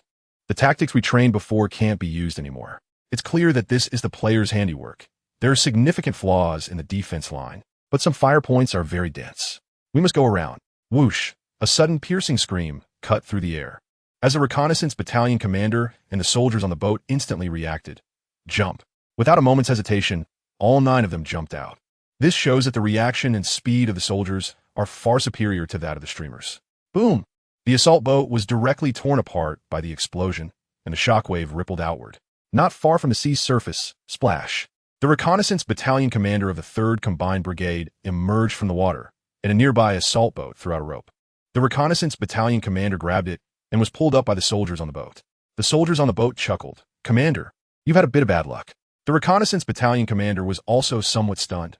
What the hell is this? They fired from such a long distance and actually hit? Players are different from NPCs. Their thinking is too erratic. It feels difficult to fight. Everyone be careful. I just observed that there's a machine gun fire point alone on the east side. We'll break through from there. The others responded. Understood. On the beach defense line, a player not far from Zhao Ming excitedly shouted while holding a shell. I hit! I hit! Ha ha ha ha ha! Zhao Ming looked at the hit assault boat, his mouth twitching uncontrollably. Goodness, how could he get lucky like that? The live stream was flooded with "Did he really hit?" Zhao Ming said, "It was he aimed, brothers. The back-end data is normal. This guy is so impressive. He purely got lucky. All right, the assault boat is about to rush ashore. We should take our positions." Saying that, Zhao Ming set up the machine gun, aimed at the assault boat rushing to the beach, and was about to pull the trigger. Bang, bang, bang, bang. Zhao Ming's head suddenly took a heavy hit, his helmet flying off, and then 3 bullets hit his head and neck in succession. The screen instantly went black. It then showed a third-person perspective of Zhao Ming's body falling to the ground. The viewers in the live stream were left dumbfounded. The viewers in the live stream laughed hysterically. 666 gave away a head at the start, laughing to death, standing straight at the machine gun point. You're the first one. Everyone else is lying down, and you're standing. Who else would they shoot? Laughing to death. Let us play another round. Zhao Ming coughed lightly. I was careless just now. I didn't dodge. Mainly, I wanted to explain the game content to you. Let us play another round. After that, he exited the interface and clicked to match again. After successfully matching this time, his identity changed to that of cannon operator. But after firing over 20 shells, not a single one hit. Zhao Ming was drenched in cold sweat. Oh no. I should have adjusted the data to give myself a better chance. This makes it seem like I don't know how to play. This time he managed to last a bit longer. However, the Imperial defenders were playing too crazily. The opposing side, the B Group army of the Polaris Federation's Special Operations Team quickly launched an attack. Although this time, they were much faster than their original rank of 39. The casualty numbers tripled. Compared to the fixed nature of NPCs, the unpredictability of players was on full display. With so many casualties, it was obviously not as expected. After this round ended, the Special Operations Team of the Polaris Federation quickly continued to start again. As for Zhao Ming, he died even faster. He was randomly assigned either as a machine gunner or a transport soldier several times, and inexplicably got shot in the head every time. The viewers in the live stream initially found it hilarious, saying it was Zhao Ming's comeuppance. But as a viewer's comment floated by, everyone fell silent. Do you think this guy doesn't know how to play games? Is he purely here to torture us with his battlefield design? Don't say that. You really can't say that. I swear, now that you mention it, that was pure new behavior just now. It doesn't look like someone who has played FPS games. Yeah, damn. Who the hell stands there with a machine gun? Damn, this old thief, ISNT talking. What the hell? Oh, this bastard. No way. What the hell? Dog Dingshi. Come out and talk. Tell me this ISNT real. Countless viewers behind their screens, who had just been smiling, were now all frozen. Especially looking at Zhao Ming in the live stream, pretending not to see the comments. Countless viewers gritted their teeth. I've already understood what's going on, damn it. So this guy made the game himself, and he can't even play it. What's your main job then? In the game, Zhao Ming was operating with a calm demeanor, while the system prompts in his mind kept ringing. Emotion value 666, emotion value. Emotion value. Was he really performing that poorly? He only played 5 rounds in an hour, and he was exposed that quickly? No way. If this continues, his reputation will be ruined. Just as he thought this, bam. Zhao Ming's vision went dark as the 5th game ended. He coughed lightly. It's still the Federation army. There are really a lot of sharpshooters. However, the viewers in the live stream were not going to let him off easily. Explain, you bastard. This game is so hard. Have you played it before? Quickly say you're a professional. Go on. We've been tortured for so long. Turns out it's because you're a newbie. Gritting teeth? Zhao Ming, I'm your fan of 30 years. Can I send you a gift? Zhao Ming coughed lightly again and said, have I played it? Remove the have from that question. How could I not have played it? You think I can design such a game without playing it? Professional? Of course, I'm professional. I'm truly a professional at making games. But I'm facing the Federation army. They're professionals too. You'd die if you tried. No need to mail the fan gifts. Just send them the live chat. Tian Sha will settle the bill for me. All right, it's been an hour of live streaming today. I should wrap it up. Welcome everyone to experience our game World War II, Rise of the Empire. The game now has 2 modes. One is an immersive storyline experience, and the other is today's live stream battle of D-Day. In the immersive storyline experience, you can feel the various aspects of life, with more plots waiting for your exploration. In the D-Day battlefield, you can feel the sense of security brought by the Federation army additionally. Due to some players having their immersive storyline timelines reaching after the Dunkirk evacuation, a limited-time, multiplayer online storyline event will open in 3 days. The Battle of Britain event. This is an event that synchronizes the timelines of all participating players, allowing thousands to experience the storyline together. As long as the timeline in the immersive storyline has passed the Dunkirk evacuation, you can choose to participate. So players who haven't reached that timeline can catch up with others in these 3 days. And those who haven't reached it need not worry. We will ensure that all players can participate. The number of Battle of Britain storyline event instances will increase based on the number of players, and slower players can choose to participate in later Battle of Britain events to synchronize with other slower players. Stay tuned. Chapter 48, The Aces of World War II. After releasing a teaser in the live broadcast room, Zhao Ming directly ended the stream at light speed and left. He only left behind countless players in the live stream, whose curiosity was piqued, desperately wanting to know more detailed information, only to find that there were no updates on the official website of Polaris Games or the Federal Headlines account. Zhao Ming casually dropped a cliffhanger and ran off. Many angry netizens rushed into Zhao Ming's account on Federal Headlines, contributing a wave of emotional value. However, many players also began to analyze. As of now, in the storyline of World War II, Rise of the Empire, the British and French Commonwealth has absurdly evacuated over 300,000 troops from Dunkirk, but clearly, the Empire will not give up. The name Battle of Britain proves this. This is an air battle taking place in the British Commonwealth. As the storyline deepens and Blue Star players continuously supplement the game with knowledge of the Earth worldview, they know that Britain refers to the area where the British Commonwealth is located an ancient geographical name. It is now commonly used to describe geography, culture, politics, and so on, broadly encompassing the countries and people of the region, namely the British Commonwealth. With this knowledge and an understanding of the map, players from both camps have started analyzing where the Empire will begin its attack on the British Commonwealth. What is even more exciting is the air battle. Since it is an air battle, aircraft vehicles will definitely be available, right? Bai Xiong was overjoyed in the live stream room, preparing to take off in a plane to bomb the Empire's capital once the mode went live, looking quite pleased with himself. This infuriated players from the Empire camp, who were ready to snipe him online. Meanwhile, as many netizens speculated, in the office of Polaris Games, Zhao Ming's voice rang out. Open vehicles? There might be a few lucky ones randomly assigned the pilot identity, but it won't be many. According to the current equipment of the British Commonwealth, the number of planes is very limited, only about 200. A Battle of Britain instance is currently set for 100,000 participants. Once the number is full, the next round will automatically start. There's so many players. We can't possibly have 100,000 planes in the air, right? Moreover, the main core of this game is to promote anti-war awareness.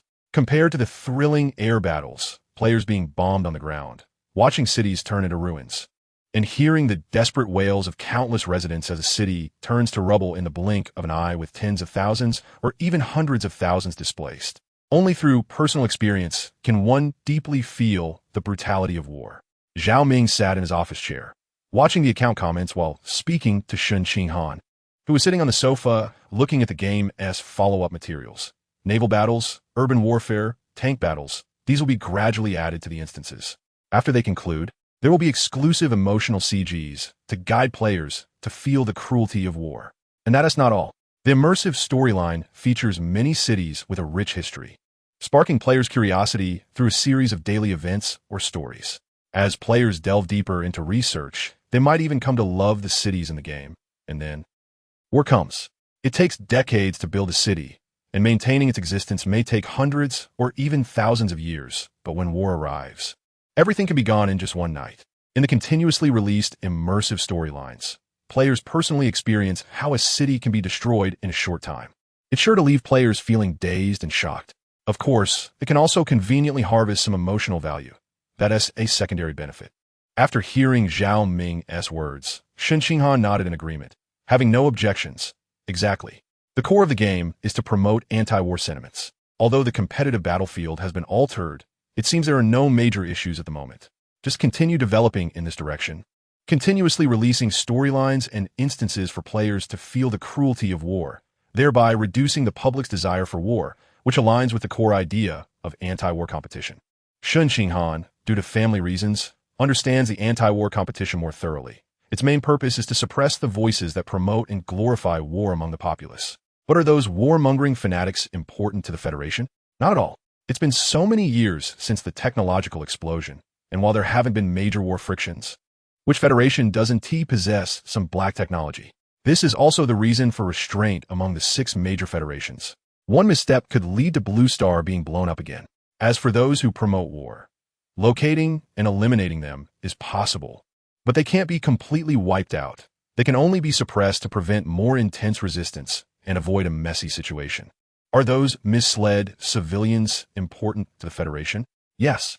After all, the Federation can't just arrest people on a large scale for expressing their opinions. If any Federation did that, others would surely take the opportunity to attack. No one wants to be the scapegoat, so calming the public becomes very important. This is also the reason for the birth of the anti-war competition. The battlefield version of D-Day that Zhao Ming launched has somewhat deviated from the core of anti-war sentiments, and the game is currently gaining momentum, its influence gradually radiating to other federations.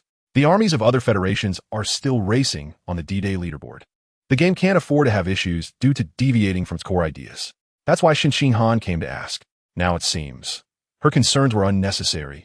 Zhao Ming has already planned it out, continuously releasing storylines and instances for players to personally experience the despair of ordinary soldiers or civilians in war. Shun Qinghan flipped through the materials and said, according to this data, after the Battle of Britain, the next is the National War Instance Blitzkrieg Poland. Based on what you just said, the aircraft vehicles available to players after the Battle of Britain will be limited. Once players find out they can't fly planes to fight, they might feel tricked, right? Your name is probably going to trend again for being cursed. When a national war instance blitzkrieg, Poland opens and players enter the game. If they find the vehicles are horses, this will probably be heavily criticized, right? Zhao Ming laughed and said, pretty good, right? Shen Qinghan's lips twitched, unable to help but say, what is good about it? Zhao Ming replied, who would have thought a text game would play a second time? TSK. Opening aircraft vehicles, only a few lucky players can fly planes. As for the vehicles, a small portion can ride horses, while most will, of course, be hiding in the trenches. There might even be Empire tanks rolling over players. Hiss. The visuals are too beautiful. I can't bear to look. Although a bit tragic, think of how much emotional value this will contribute. If we get cursed, so be it. Zhao Ming sighed inwardly. After listening to Zhao Ming's explanation, Shen Qinghan could only nod, having no intention of intervening. A partner who doesn't team meddle in company affairs is a good partner. Then, looking at the many instances lined up after Blitzkrieg Poland in the materials, Shen Qinghan asked, are these all instances as well? I see only names. Some are even names of people, with no other information marked. Blood battle at the Third Institute. Eric Hartmann White Depp, Zhao Ming said, those are just ideas for some subsequent instances, as well as hidden storylines in the multiplayer cooperative story mode. Blood battle at the Third Institute is an independent storyline instance belonging to faction confrontation, and is a test of the limits of military will. Once it's completed, it can be used to let the Northern Army give it a try. Didn't we say the difficulty wasn't enough last time? This is just right to let them experience it. As for the others, there are some hidden storylines that will be added to the multiplayer cooperative story mode in the future. If randomly encountered, players will face the pinnacle soldiers or ace pilots and armored vehicles from World War II. Chapter 49, Blood Battle at 3 Locations, gives you the answer. The game is divided into immersive story mode, D-Day Battlefield, and multiplayer cooperative story mode. Due to the immersive story mode requiring constant exchanges of materials from the Earth database. Although a considerable amount of emotional value has been collected, there hasn't been much surplus, and a portion must be reserved in case the game plot progresses too quickly or for unexpected events. In the multiplayer cooperative story mode, due to the entry threshold, only lieutenants can participate, so Zhao Ming's emotional value investment in materials and plots in the early stage is minimal. Now, with the revision of the D-Day battlefield, more players are joining. Consequently, as more players meet the medal conditions and are promoted to lieutenants, Zhao Ming has prepared some plots in advance to invest after the Battle of Britain and the National War instance, Blitzkrieg in Poland. Currently, players are immersed in story mode, discussing the Battle of Britain, with attention not focused on the multiplayer cooperative story mode. There is still plenty of time to prepare. The Northern Army's desire for a standalone instance requires extensive emotional value to build the Battle of Chosin Reservoir, 4 crossings of the Red River, and Blue of the Republic. Therefore, Zhao Ming plans to create a small instance to test the effect first. Blood battle at 3 locations is one of them. Only the terrain of the battlefield is provided, with no other background. Just a plot command to go to 3 locations and cut off the retreat of the 9th Army of the Free Federation of America. Isn't it said that the difficulty is insufficient? Now the battlefield map is given and the task command is given. What you need to do is execute the command. Find a way to clear it. Zhao Ming estimates that this instance will thoroughly beat the armies of the Great Xia Federation. There is no shortcut, no vehicles, no roads, only towering mountains. At night, in temperatures as low as -30 C, crossing mountains and ridges. A 14-hour non-stop, 72-kilometer force march, just to arrive at 3 locations 5 minutes earlier than the enemy. The answer is here, but even if told to them, they might not believe it. It challenges the limits of human physiology. Moreover, in modern history of Blue Star, there has never been such a forced march. It was even less so in ancient times. Without experiencing it personally, no one would believe it. Zhao Ming plans to release the answer after thoroughly beating a large number of Great Xia Federation troops, ensuring that emotional value will not be lacking. First, beat them once to gain a large amount of emotional value. Then provide the answer. Continue to gain a large amount of emotional value. Create other instances and repeat this cycle. Achieve a perfect internal cycle within the Great Xia Federation. Perfect. After listening to Zhao Ming, Shen Qinghan put down the materials and stood up, saying, all right, let's do it this way. I'll inform the Northern Army to prepare well. Do we need to increase the servers? Currently, this game is also gaining popularity in other federations, and it won't be long before it explodes. Although it can be considered popular now, it is only within the Great Xia Federation and hasn't reached its peak. Zhao Ming thought for a moment and replied, the highest number of online players is over 7 million, and the server capacity is at the tens of millions level. Opening 27 instances of 100,000 players for the Battle of Britain is more than enough. It can handle the Battle of Britain just fine. We can add more when we open the National War instance Blitzkrieg in Poland. Shen Qing'an nodded. All right, no problem. If you need money, feel free to find me. Zhao Ming replied. Okay. Shen Qing'an turned around, waved without looking back, and walked out directly. 3 days passed in the blink of an eye. At 7:59 a.m., Tiansha live broadcast, game area. In Bai Xiang's live broadcast room. Bai Xiang was waiting on the game interface, just waiting for the game update. Brothers, there's 1 minute left until the update. Those who want to queue with me need to be quick. It is said that an instance can accommodate 100,000 people, and the rest will be queued for the next instance. Therefore, there will be many Battle of Britain story instances. Moreover, the Polaris official game website has also reminded that each instance will have different outcomes due to player operations or battles, and after each Battle of Britain instance ends, there will be some differences. After this Battle of Britain multiplayer online story instance ends, players will be selected for rewards based on each instance's situation. It is said that players could be directly promoted in the game's military ranks. Now, what the hell? The update has started. Looking at the pop-up update prompt, Bai Xiang was momentarily stunned before reacting and quickly chose to update. However, in this era, internet speed is generally very fast. The update took a few seconds, and when the prompt appeared in Bai Xiang's live broadcast room, he chose limited time immersive story mode, and the instances below had already reached 4. Bai Xiang quickly clicked, damn, over 400,000. 500,000 people have entered in just a short while. The live chat room burst into mocking comments. What the hell? I thought you were fast. I already entered the 3rd instance, and you're in the 5th? Laughing to death. Did any haters even get into 1 instance? Sniping him. Good guy. Not dying at the hands of the Empire, but at the hands of your own people. Haters don't count as your own people. Little Xiangzi, run away. Charge, charge, charge. I want to fly a plane. Just as Bai Xiang finished clicking, the number of instances below changed from 4 to 5, indicating that Bai Xiang had entered the 5th instance of the Battle of Britain story instance, accommodating 100,000 players. Entering the game, the screen was pitch black, and Bai Xiang tried to control his body but found he couldn't move. The screen gradually brightened, revealing to the live broadcast room that this was a game CG. There is a new one. At this moment, in an office exuding imperial majesty and a killing atmosphere, the perspective slowly moved to the center of the room, in front of a desk. A slightly plump figure had his back to the perspective, facing the person on the other side of the desk. The British Federation has exposed everything in Dunkirk. They are incredibly weak. They have even resorted to requisitioning fishing boats. I can assure you, Your Excellency the F-Rare, that with the power of the Imperial Air Force, we can easily destroy all the resistance and strength of the British Federation. Chapter 50. If the 3 generals of the Empire, a man in slightly bulky military uniform, spoke, his voice echoing in the office filled with a chilling atmosphere. The room was unusually silent. The man behind the desk raised his hand to stroke the faded world map on the table. After a few seconds, he said, "Then I will wait for your good news. Our Air Force Marshal." The man in military uniform, with his back to the camera, confidently assured, "Don't worry, my F-Rare. The skies of London will belong to the Empire, just like Paris." His words were filled with extreme arrogance and disdain, as if the British Commonwealth across the ocean was merely a paper tiger that could be crushed with a punch. But no one found anything wrong with this, including the viewers in the live stream, because the combat power of the Empire was evident for all to see. The perspective gradually pulled back and shrank. The entire city of Berlin appeared in the frame, just like the arrangement of the F-Rare's room.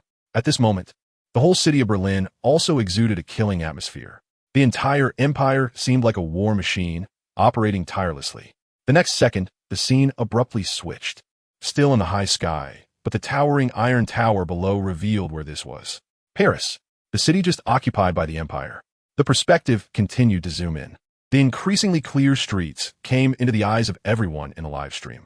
The empire's army moved in an orderly manner through the city. Patrolling soldiers filled every corner of Paris, their faces full of pride, while the expressions of the fearful civilians in the rooms and on the streets only made them stand taller. The scene switched. A magnificent group of palatial buildings appeared in the CG. The Palace of Versailles. This place was also occupied by the Empire, with soldiers standing guard everywhere. In the square ahead, many players were familiar with the famous general of the Empire, Guderian, who was sitting on a 3-wheeled motorcycle, adjusting something. Sitting in the sidecar of the motorcycle was another man in an Empire uniform, who looked at Guderian's adjustments nervously and said, "Isn't it? Were you adjusting? Should we call a mechanic?" Guderian twisted the throttle, feeling the roar of the motorcycle. "What are you joking about? I'm a professional at mechanics, motorcycles too. Don't worry. I've already adjusted it. The horsepower of this motorcycle is at maximum. Hold on tight, Rommel. I'm about to start." Rommel couldn't help but hold his forehead and grab the handrail beside him. "All right, I'm ready." "Racing in front of the Palace of Versailles, you really have guts," Guderian said with a smile. "You're going to love this feeling. When the Empire reaches London, I want to take a few laps around Buckingham Palace." The motorcycle roared to life, the engine's roar echoing in the open square in front of the Palace of Versailles. At that moment, a voice sounded. "Don't forget to call me when that happens. I also want to experience the feeling of racing in front of Buckingham Palace." Rommel and Guderian turned to look. The chief of staff of the army group, Manstein, had come over at some point. The vehicle sank, and Manstein directly sat on the motorcycle. "Let's go, our armored master." Guderian twisted the throttle and laughed. "Everyone hold on tight." Clearly an ordinary three-wheeled motorcycle of the Empire, but under Guderian's operation, it erupted with a beast-like roar, dashing across the square like an arrow. In the blink of an eye, they reached the end of the square, and Guderian showed no signs of slowing down, but instead steered the handlebars to one side. The sidecar and wheels next to them seemed to lift off the ground. Hey, it's going to tip over." "Ha ha, I told you, I'm a professional. It won't tip over. I heard the square in front of Buckingham Palace is even larger. We can have a motorcycle race there." "Ha ha, that's a great idea. How about it? I told you, you're going to love this feeling. I'm going to accelerate." The scene gradually pulled back and shrank, and Guderian's racing figure left the viewers in the live stream dumbfounded, feeling as if the filter of the Empire's famous general had shattered. Was the man still a boy at heart? However, from the conversation in Berlin and the generals occupying Paris, one could see that the entire empire was filled with an overwhelming confidence, as if the whole world was within their grasp. And the scene continued to pull back until the continental plates of the Earth appeared before the viewers in the live stream.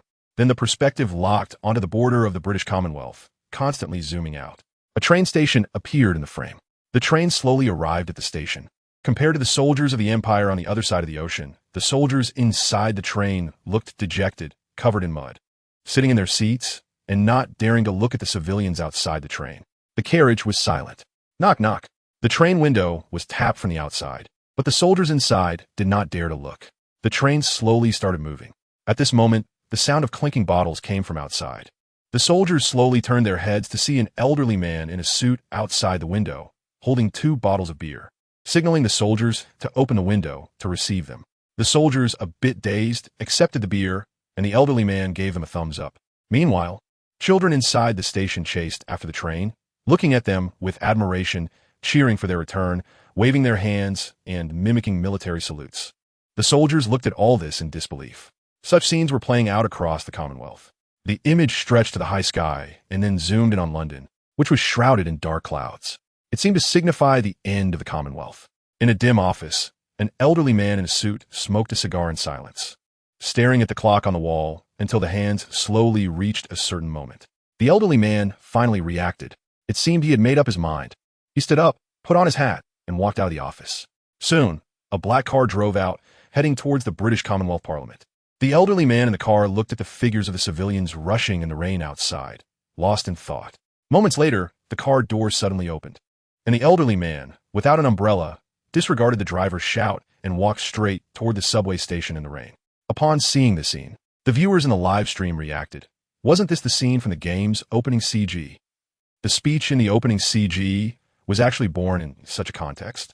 Then, just like in the opening CG, the elderly man in the subway asked that question, receiving the answer of never surrender, fight to the end. Even a little girl of only a few years old shouted, "Absolutely not." The Prime Minister's gaze was firm as he walked out of the subway station and headed toward Parliament. The screen went dark. Only the sound of banging on the table and the elderly man's passionate voice could be heard. A vast expanse of land and famous ancient countries in Europe have fallen under the rule of the Third Reich. We will fight in France, fight at sea, and gather forces in the sky to fight. We will never surrender. Then came the sound of tremendous cheers. The dark screen slowly revealed several large characters. Battle of Britain, then slowly faded away, and the game's CG completely ended. The in-game visuals appeared before by Xiang and the viewers in the live stream. At this moment, Bai Xiang was already able to control his character. But like the viewers in the stream, he had not yet regained his composure after the CG. The Empire's arrogance and contempt, the Federation's resilience and spirit of resistance. All of this was impacting the minds of the Blue Star players. It was hard to imagine that this was just a game CG. Some even felt that if the story of this game were made into a movie, it would be fantastic. Why only make this little CG? Why not let Zhao Laoze make a movie? Countless viewers roared inwardly. They were increasingly looking forward to the upcoming plot developments. Meanwhile, Bai Xiang had also regained his composure. He began to look around to see where he was, but found that the small town in front of him was still the same town from his game update. A poor town located in the southern part of the British Federation, which had been stationed here since the retreat from Dunkirk. Why am I still here? Chapter 51, How could aerial combat be a shootout? The viewers in the live stream were also bewildered, but soon received a notification. Pack your things. Meet at the station by 11 o'clock, and take the train to join the main force. Bai Xiang understood. So this is how it is. We still have to follow the plot. This order should be to gather the players, right? However, some viewers in the live stream were saying, no, I just watched a few streams, and the characters who were soldiers before the update are gathering, while those who are not soldiers have received no news. It seems there hasn't been much change. There's been a change. Now all players are synchronized into various instances. If you're in the same instance, you can meet up. Before it was just solo story missions. Then can I bring a few people to rob a bank? As long as your head is harder than a bullet. Bai Xiang ignored the viewers in the live stream and walked towards the town. I need to say goodbye. Although I've been doing useless story missions here for several days, these NPCs are quite nice. It's just a pity I have to quit the temporary job I just found. I feel a bit sorry for the NPC boss. However, Bai Xiang's words did not evoke sympathy from the viewers, but rather mockery. This guy is off to scam food and drinks again. Fisk, do you have no shame? But you can't go begging for sympathy every day. What do you mean escape? That's called a retreat. Wow, he even has true fans now? Don't get excited, just kidding. Bai Xiang looked at the live stream comments. Righteous, as he said, what food and drink scam? Haven't I been helping them with cutting flowers and moving goods? Just as he was speaking, the daughter of the fruit shop owner saw Bai Xiang walking over and called out with a smile. Hey Thomas, here to help again? Upon hearing someone call his NPC name, Bai Xiang immediately looked over, seeing it was the fruit shop owner's daughter, a middle school girl who was his little fan. Bai Xiang replied, no, I came to say goodbye. The troops are about to set off. Study hard in the future, Emily. During these days of doing boring story missions, he had shared battlefield stories with the little girl, which is why they were so familiar. Emily looked incredulous. Oh, my gosh. You just took a break for a few days, and you're heading back to the battlefield already? Wait. Saying this, the little girl ran into the house, and a moment later came out with a bag of steaming hot bread. This is freshly baked bread from my mom. Take it and eat on the way. Bai Xiang looked at her strangely. Didn't your mom scold you? Emily chuckled. She's doing laundry. She won't catch on for now, you can't refuse. When you come back, you have to continue telling me stories. Watching this scene, the viewers in the live stream were constantly cheering, and Bai Xiang helplessly said, all right, but I still need to say goodbye to others. If they think this is a farewell gift, that wouldn't be good. Emily thought about it and nodded. Then hurry up. Otherwise, Mom will find out soon. Bai Xiang said, no problem. Then Bai Xiang went to the temporary workplace he found in the town, said goodbye to the boss, who wasn't really a boss, just someone Bai Xiang met while looking for hidden storylines. After triggering a series of daily tasks like delivering goods and cutting flowers, after saying goodbye to the delivery boss, Bai Xiang was preparing to head to the flower shop across the street. Suddenly, a faint buzzing sound came from the sky. Bai Xiang's expression changed, and he shouted, everyone, stop talking. The cargo station boss and employees looked confused, and people from nearby shops turned to look. As the buzzing sound in the sky grew louder, Bai Xiang's face darkened. He was all too familiar with this sound, having been bombed multiple times in Dunkirk, sometimes dreaming of being bombed in the game. This isn't an illusion. Are those real Imperial bombers? Air raid. Quickly find a place to hide. It's the Empire's bombers. Bai Xiang shouted loudly, warning those around him. The people around looked terrified. No one dared to ignore the warning from a soldier who survived Dunkirk. They all moved to find safe places or cellars. Bai Xiang also ran while shouting reminders to those around him. But the Empire's bombers were too fast. From the moment the faint buzzing sound started, it represented everything. Whoosh, whoosh, whoosh. The shrill sound of bombs in free fall spread across the entire town. Boom! A massive explosion erupted. A mushroom cloud rose over the town's port, billowing thick black smoke. Boom, boom, boom. Bombs were continuously dropped on the town's port. In an instant, The entire port was devastated, with broken ships and flames everywhere. The terrified cries of people echoed at the port. However, this wasn't over yet. After flying over the port, the Imperial bombers turned around and came back. This time, the target was the center of the town. Watching the Imperial bombers coming straight at him, Bai Xiang's face turned pale. No way. Am I going to get blown up here? How can my two legs outrun a bomber? He watched as the bomber got closer and closer, having already dropped small black dots, diving down toward him, with a bomb landing on the adjacent street. The sound of steel hitting the ground rang out. Then came the deafening explosion, along with the scorching shockwave and countless debris. Boom! Bai Xiang was thrown up by the shockwave of the bomb, crashing against a wall. Debris from the building fell on him continuously. His vision went dark, and the screen completely faded out. Damn! Bai Xiang shouted in frustration. The viewers in the live stream were also laughing uncontrollably. 6,666. What kind of reincarnation plot is this from the start? No problem. If you die, just switch to another identity. Maybe you can fly a plane. Wow. Is this what they call aerial combat?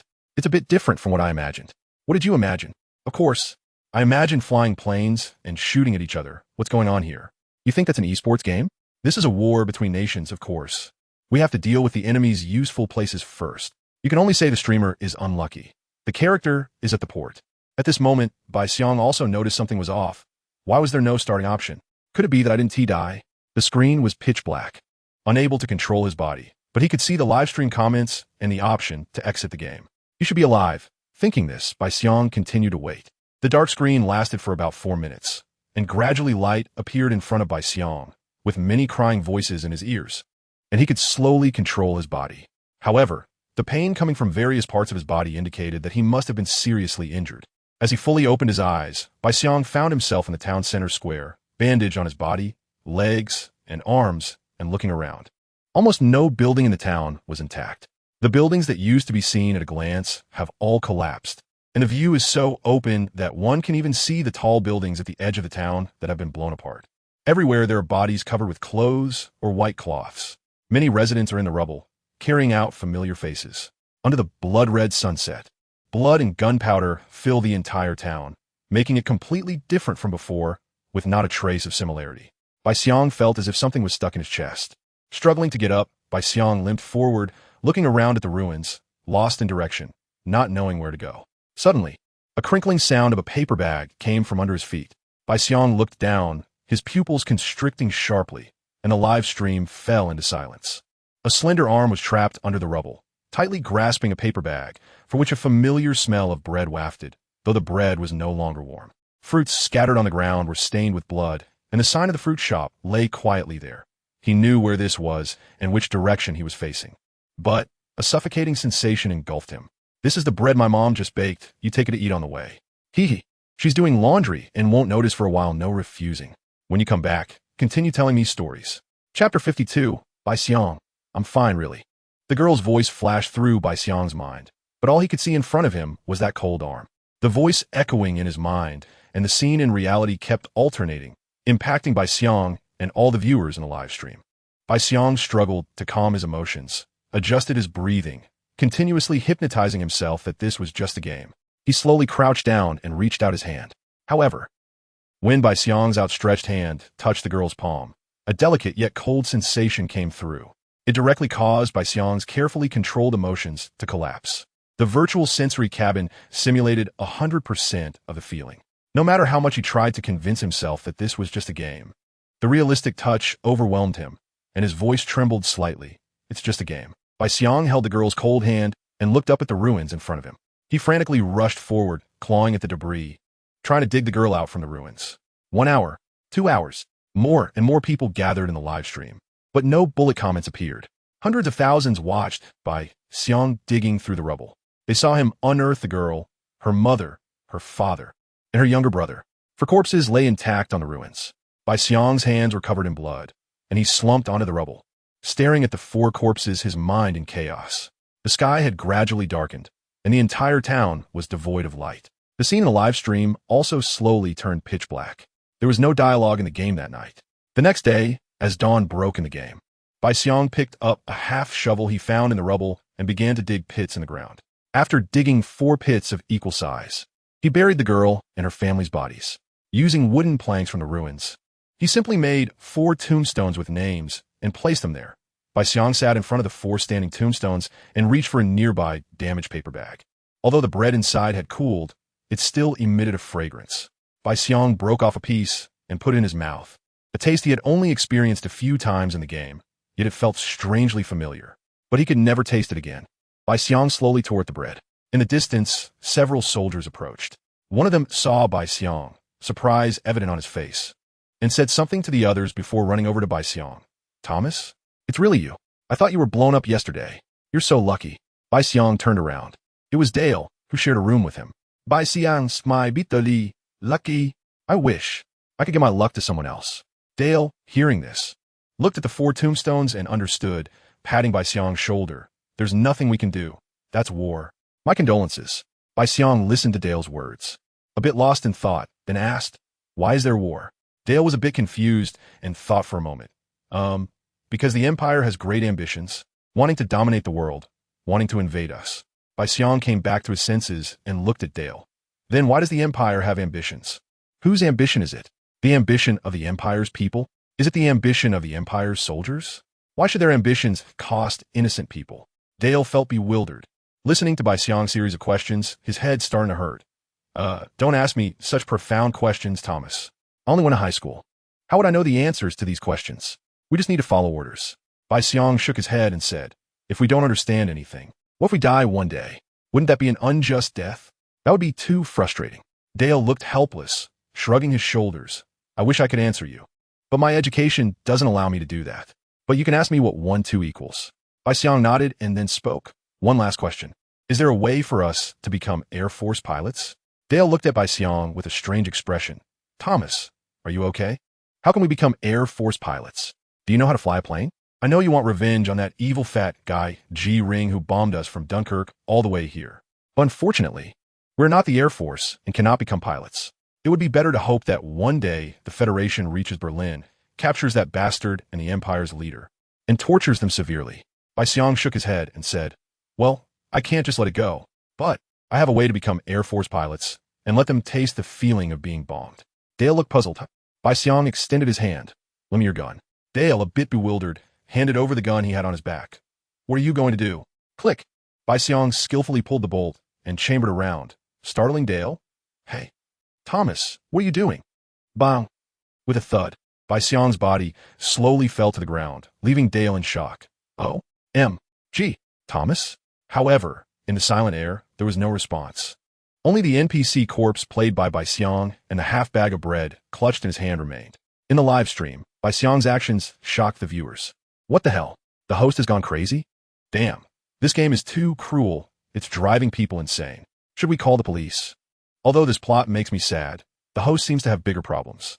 Oh no, he's really gone mad. Is it possible that the host wants to reincarnate? Bai Xiang's voice rang out. Don't worry, brothers. I'm fine. It's just that this identity can't become the Air Force, so I'll restart and try again. Isn't there already someone who became an Air Force pilot? Let's see if I can randomly get it. Bullet comments flew across the live stream. No way. Are you really going to bomb Berlin? Support the host? Take revenge. Revenge. Bombing Berlin isn't exciting enough. Just bomb the Capitol building directly. Wouldn't the Empire go crazy? Don't get carried away. Host, this is just a plot. Exactly. Others are getting bombed in the game too. This game is ridiculous. The game interface on Bai Xiang's side displayed the start button. Yes, it's just a plot. After selecting to start, the screen slowly brightened. The sound of a train running filled his ears, and soldiers filled his view, clearly indicating that the game had started. Focusing on the soldiers of the Federation Army heading somewhere for assembly, but this identity was clearly not a pilot. Bai Xiang looked at himself without a gun, his gaze sweeping around. The speeding train was running through the valley. He took a deep breath, constantly reminding himself that this was just a game. This was just a game. Without anyone around reacting, he opened the window and jumped out. Bang! Restarting the game. The live stream was silent. Oh no! Has the streamer gone crazy? Chapter 53. The Air Force of the Empire. Bai Xiang continuously controlled his character to commit suicide in the live broadcast room, attempting to switch to an Air Force identity. The viewers were bewildered, thinking he had gotten too caught up in the storyline. Even with reminders from other viewers, it couldn't stop him. Bai Xiang's actions also propelled this segment of the storyline, along with the Polaris Company, to trending topics. What does Zhao Ming look like? The most anti-war themed game plot. What does war bring? The smallness and fragility of life in war. Zhao Ming was taken aback by this trending topic. Was it the intention to promote anti-war thoughts in the storyline? Why are you netizens and players so curious about what the game company S-Boss looks like? If they release love and family themes later, what kind of stir would that cause? The discussion sparked by this segment of the plot video was still ongoing. Some players who enjoyed strategy were already gathering information online, organizing a map. Almost all the ports and industrial towns in the southern part of the British Commonwealth were affected, including many fleets at sea, all subjected to the Empire's indiscriminate bombings, with losses that were hard to estimate. The port in Baixiang's video was just one of them. Some players wanted to tally the number of deaths from the bombings, but found it impossible due to the overwhelming number of casualties. Battle of Britain was a name that made it clear this updated multiplayer storyline focused on air combat. However, it was different from what players imagined. Players envisioned air combat as everyone controlling planes, soaring through the sky, shooting back and forth, ultimately deciding the victor by successfully shooting down enemy aircraft or getting shot down themselves. Many other games depicted air combat this way. However, Battle of Britain offered players a lesson, the reality of war and air combat. The majority of the injured and dead were innocent people. The entire Commonwealth had only 200 planes. With 100,000 players, how could there be enough planes to fly? Many players would likely only be able to switch to ordinary soldiers or civilians until this limited-time storyline ended, and the reason for switching was probably because they were bombed to death. The sense of powerlessness ordinary people feel in the face of war became palpable after many players experienced it firsthand.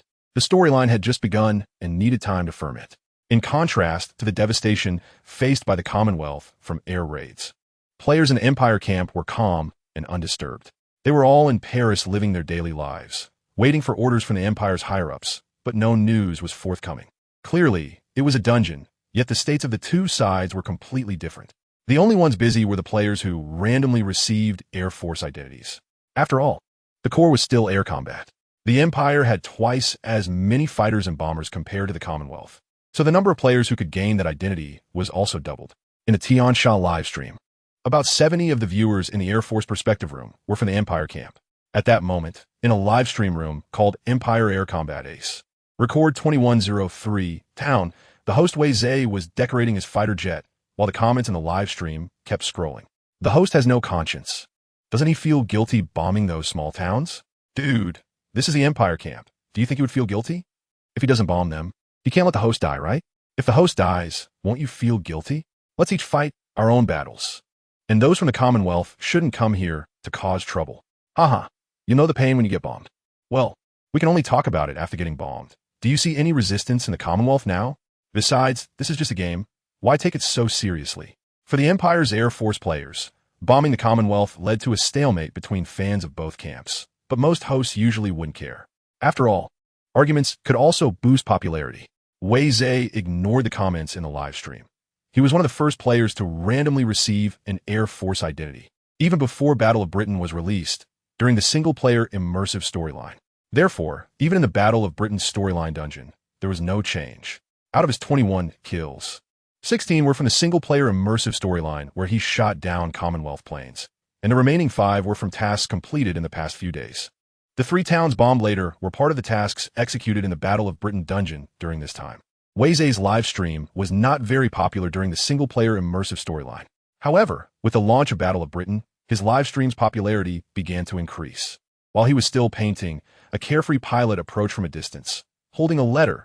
"Ralph, your lovely sister sent you a letter again. Seriously, your life is just too perfect. Wealthy parents, a cute sister, and that amazing combat skill development. It won't be long before you become a squadron leader, right? What's your secret? How did you improve so much in these past few months?" He handed over the envelope. Wei Zhe took the envelope and replied, "Maybe it's talent?" It was hard to explain. Should he tell this guy that it was because he was a player that the difficulty of controlling the plane was lowered? And that was indeed the case.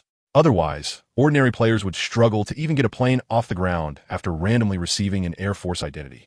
Hearing Wei Zhe's words, the carefree pilot sighed, "No justice in this world. Why don't I have that kind of talent?" Wei Zhe smiled and then opened the envelope. Inside was a letter written in his character's sister's crooked handwriting, with a cartoon cat drawn on it, expressing a desire to know when her brother would return. At the end of the letter, their parents expressed their concern. Wei Zhe continued to respond to them in character, carefully writing back. Fortunately, his character had the habit of writing a diary. Otherwise, it would have been difficult to finish the letter in that tone. The Empire Air Force Squadron received new orders to head to the southern port of Dover in the British Commonwealth to carry out bombing missions. After Wei Zhe and everyone boarded the plane and just took off, comments suddenly flew by in a live stream. There's a streamer from the Commonwealth spying. They might snipe you. What the hell? Can it be played like this? Can they actually collide? Wait, I'm going to spy too. Chapter 54. Operation Eagle Day. Although Wei Zhe had reminders from his viewers in the live stream, the others had already taken off one after another, and he couldn't stop. He could only fly towards the Federation along with the team. Meanwhile, the viewers in the live stream went to investigate next door and quickly returned with news. There were indeed people from the Federation camp who, upon seeing the action orders and tasks in Wei Zhe's live stream, rushed to the Air Force streamer room that was in the same session as Wei Zhe's Battle of Britain to inform them that the Empire was coming to bomb. The Federation camp streamer, upon receiving the news, took a peek and confirmed it was true. They then switched shifts with teammates on patrol missions. Now, they were already flying over the English Channel, and they had turned off their screens, so only the sound of that streamer's voice could be heard, leaving no indication of their location. Listening to the viewers' comments, Wei Zhe furrowed his brows. This was too devious. Some viewers reminded him to turn off his screen as well. But seeing the rising popularity of his live stream, and many viewers flocking to him due to the lack of visuals from the other side, Wei Zhe spoke up. The mission can't be halted. Let's see the situation first. He then used the communication system on the plane to warn others to be extra cautious, as he had a bad feeling that today's mission might be a bit difficult. The others received the message, with some teasing Wei Zhe for being overly cautious. Wei Zhe just brushed off the teasing and piloted the plane, following the formation, executing the bombing mission toward Dover in the southern part of the British Federation.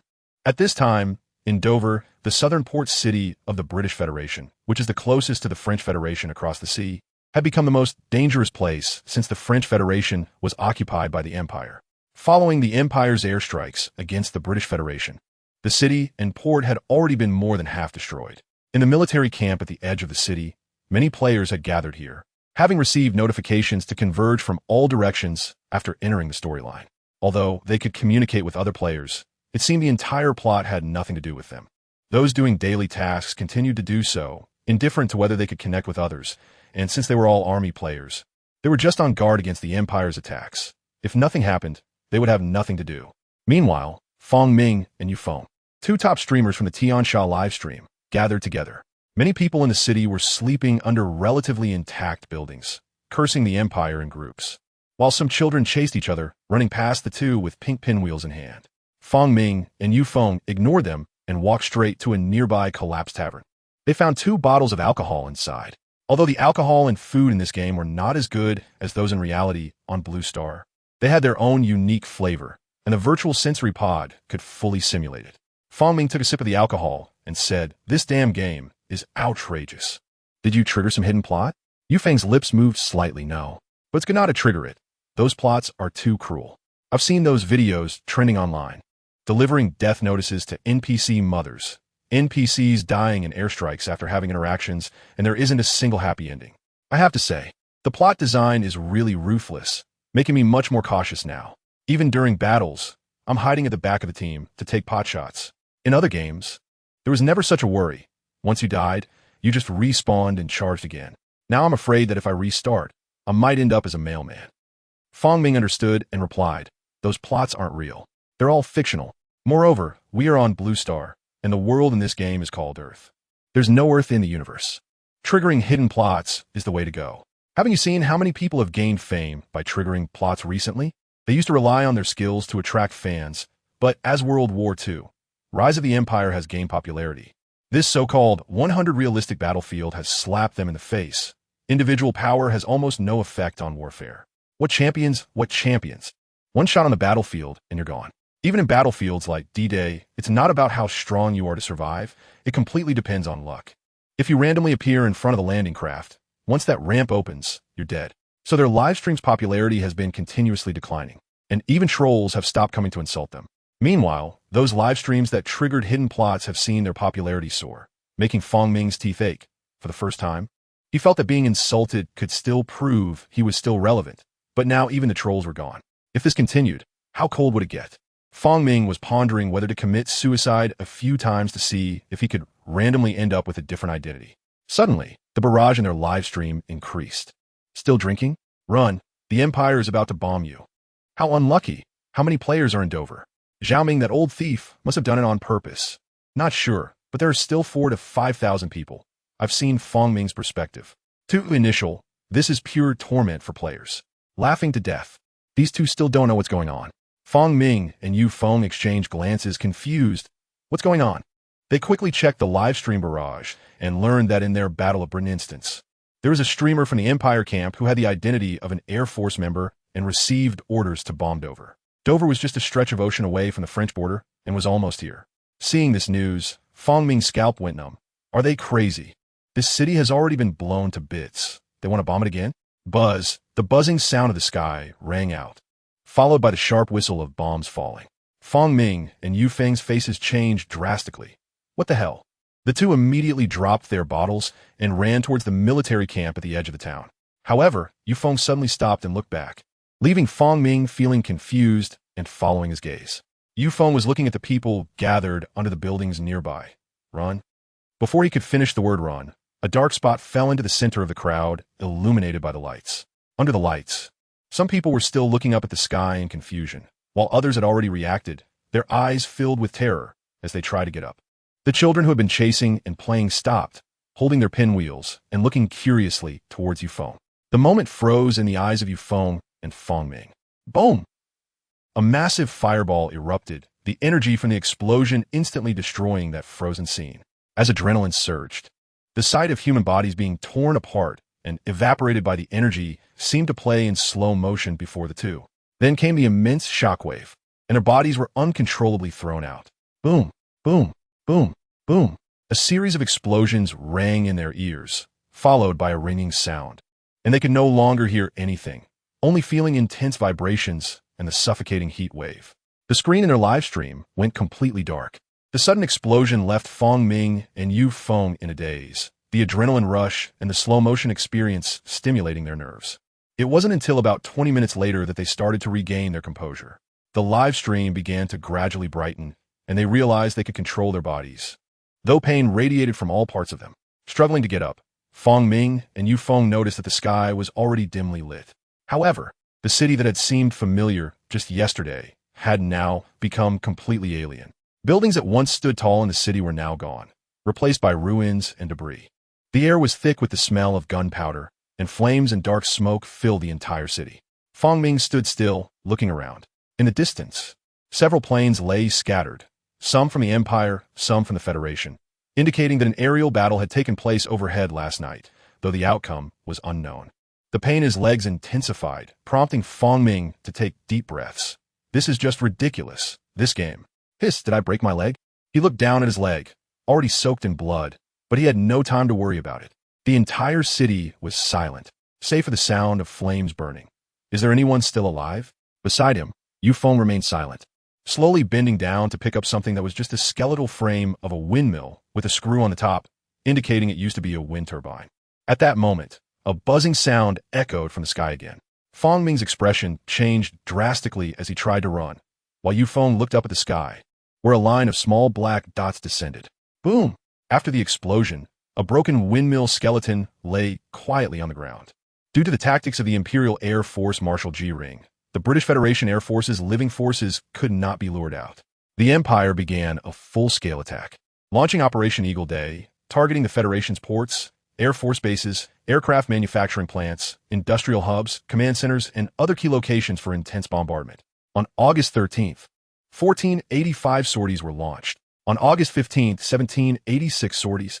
On August 16th, sorties were launched. Chapter 55, Turning Point of Aerial Warfare.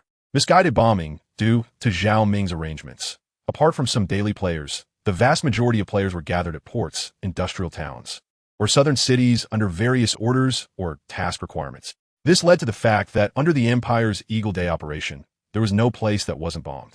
It was even possible that someone had just been bombed to death, and upon respawning, another air raid would occur.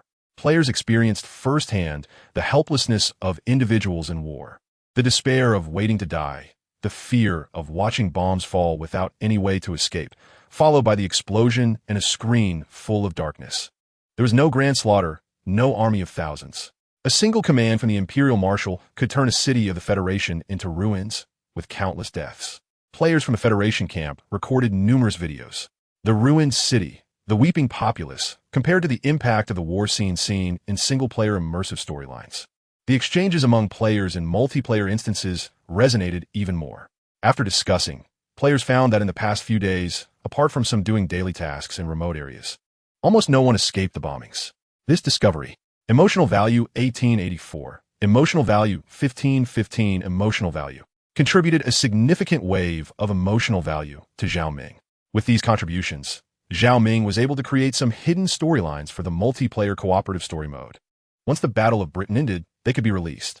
As for the discussion on the game's plot, it was almost one-sided at this moment, mainly because the players from the Federation camp had suffered too much from the bombings, while the Empire camp, aside from losing some planes, had almost no losses. Many began to question the game's fairness, wondering how the Empire could be so strong. They tagged Zhao Ming. Zhao Ming looked at the timeline in the game, realizing that they were nearing the turning point of this aerial battle, and chose not to interfere. At this moment, in the TNSH live broadcast, Wei Zhe's livestream title had changed to Empire Squadron Leader, record 32017 town. A few days ago, he had not been shot down during a sniping over the federal city of Dover, instead gaining a few kills and being promoted to Squadron Leader. While the federal streamer had lost their Air Force status, the high-intensity bombing missions had also increased the number of towns he had bombed from 3 to 17. Such achievements attracted a lot of viewers, keeping him at the top of the TNSH live broadcast rankings for several days. Wei Zhe never expected that one day he would become so popular due to his character's role in the game. Another usual day of letters. Imitating the tone of the character's diary, he wrote back to his family and sister, then went out to mail it.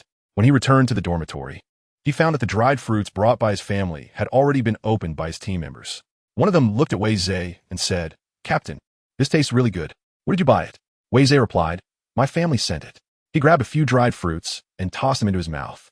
They were varieties he had never seen on Blue Star, but they tasted quite good. It's just a pity that he could only taste them in the game. In reality, these things didn't exist. The previously carefree team member said, "By the way, Captain, I saw other squadrons receive new missions. Do we get one?" Wei Zhe raised an eyebrow and glanced at the weather outside. Is there still a mission in this weather? The sky looked gloomy, and it might thunder and rain at any moment. This was still daytime. If it were nighttime, it would be even more dangerous. Not yet, so take a good rest. The carefree team member shrugged and said, "All right, but I feel like we can't avoid it. It would be better if it came earlier. Bombing every night doesn't let anyone sleep well." As soon as he finished speaking, a messenger walked in and looked at Wei Zhe. "Squadron Leader Ralph. This is the task order your squad is about to execute." The room immediately erupted in wails, and the carefree pilot helplessly howled at the sky. "Looks like it's another sleepless night." Wei Zhe took the order and said, "I understand." The messenger then left, and Wei Zhe, holding the mission order, said, "Get ready. We'll continue the bombing mission tonight." The team members could only nod in response. Yes. Meanwhile, in the live stream, a group of viewers were counting how many times this was. Due to the large multiplayer online instance, they couldn't skip days like in single-player immersive storylines. Wei Zhe had been streaming for over 8 hours, but only 2 days and nights had passed in the game. However, this was already the 4th mission they were executing, equivalent to bombing cities of the British Federation twice in one day. I calculated the streamer has almost bombed the other side 20 times this week. After this one, it'll be 18 times. The Federation must be dazed from all the bombings. Some people respawned 4 times in one day. Wow, that's just too unfortunate, right? There's no way that Dog Zhao Ming arranges for everyone to be near the bombing zone after respawning.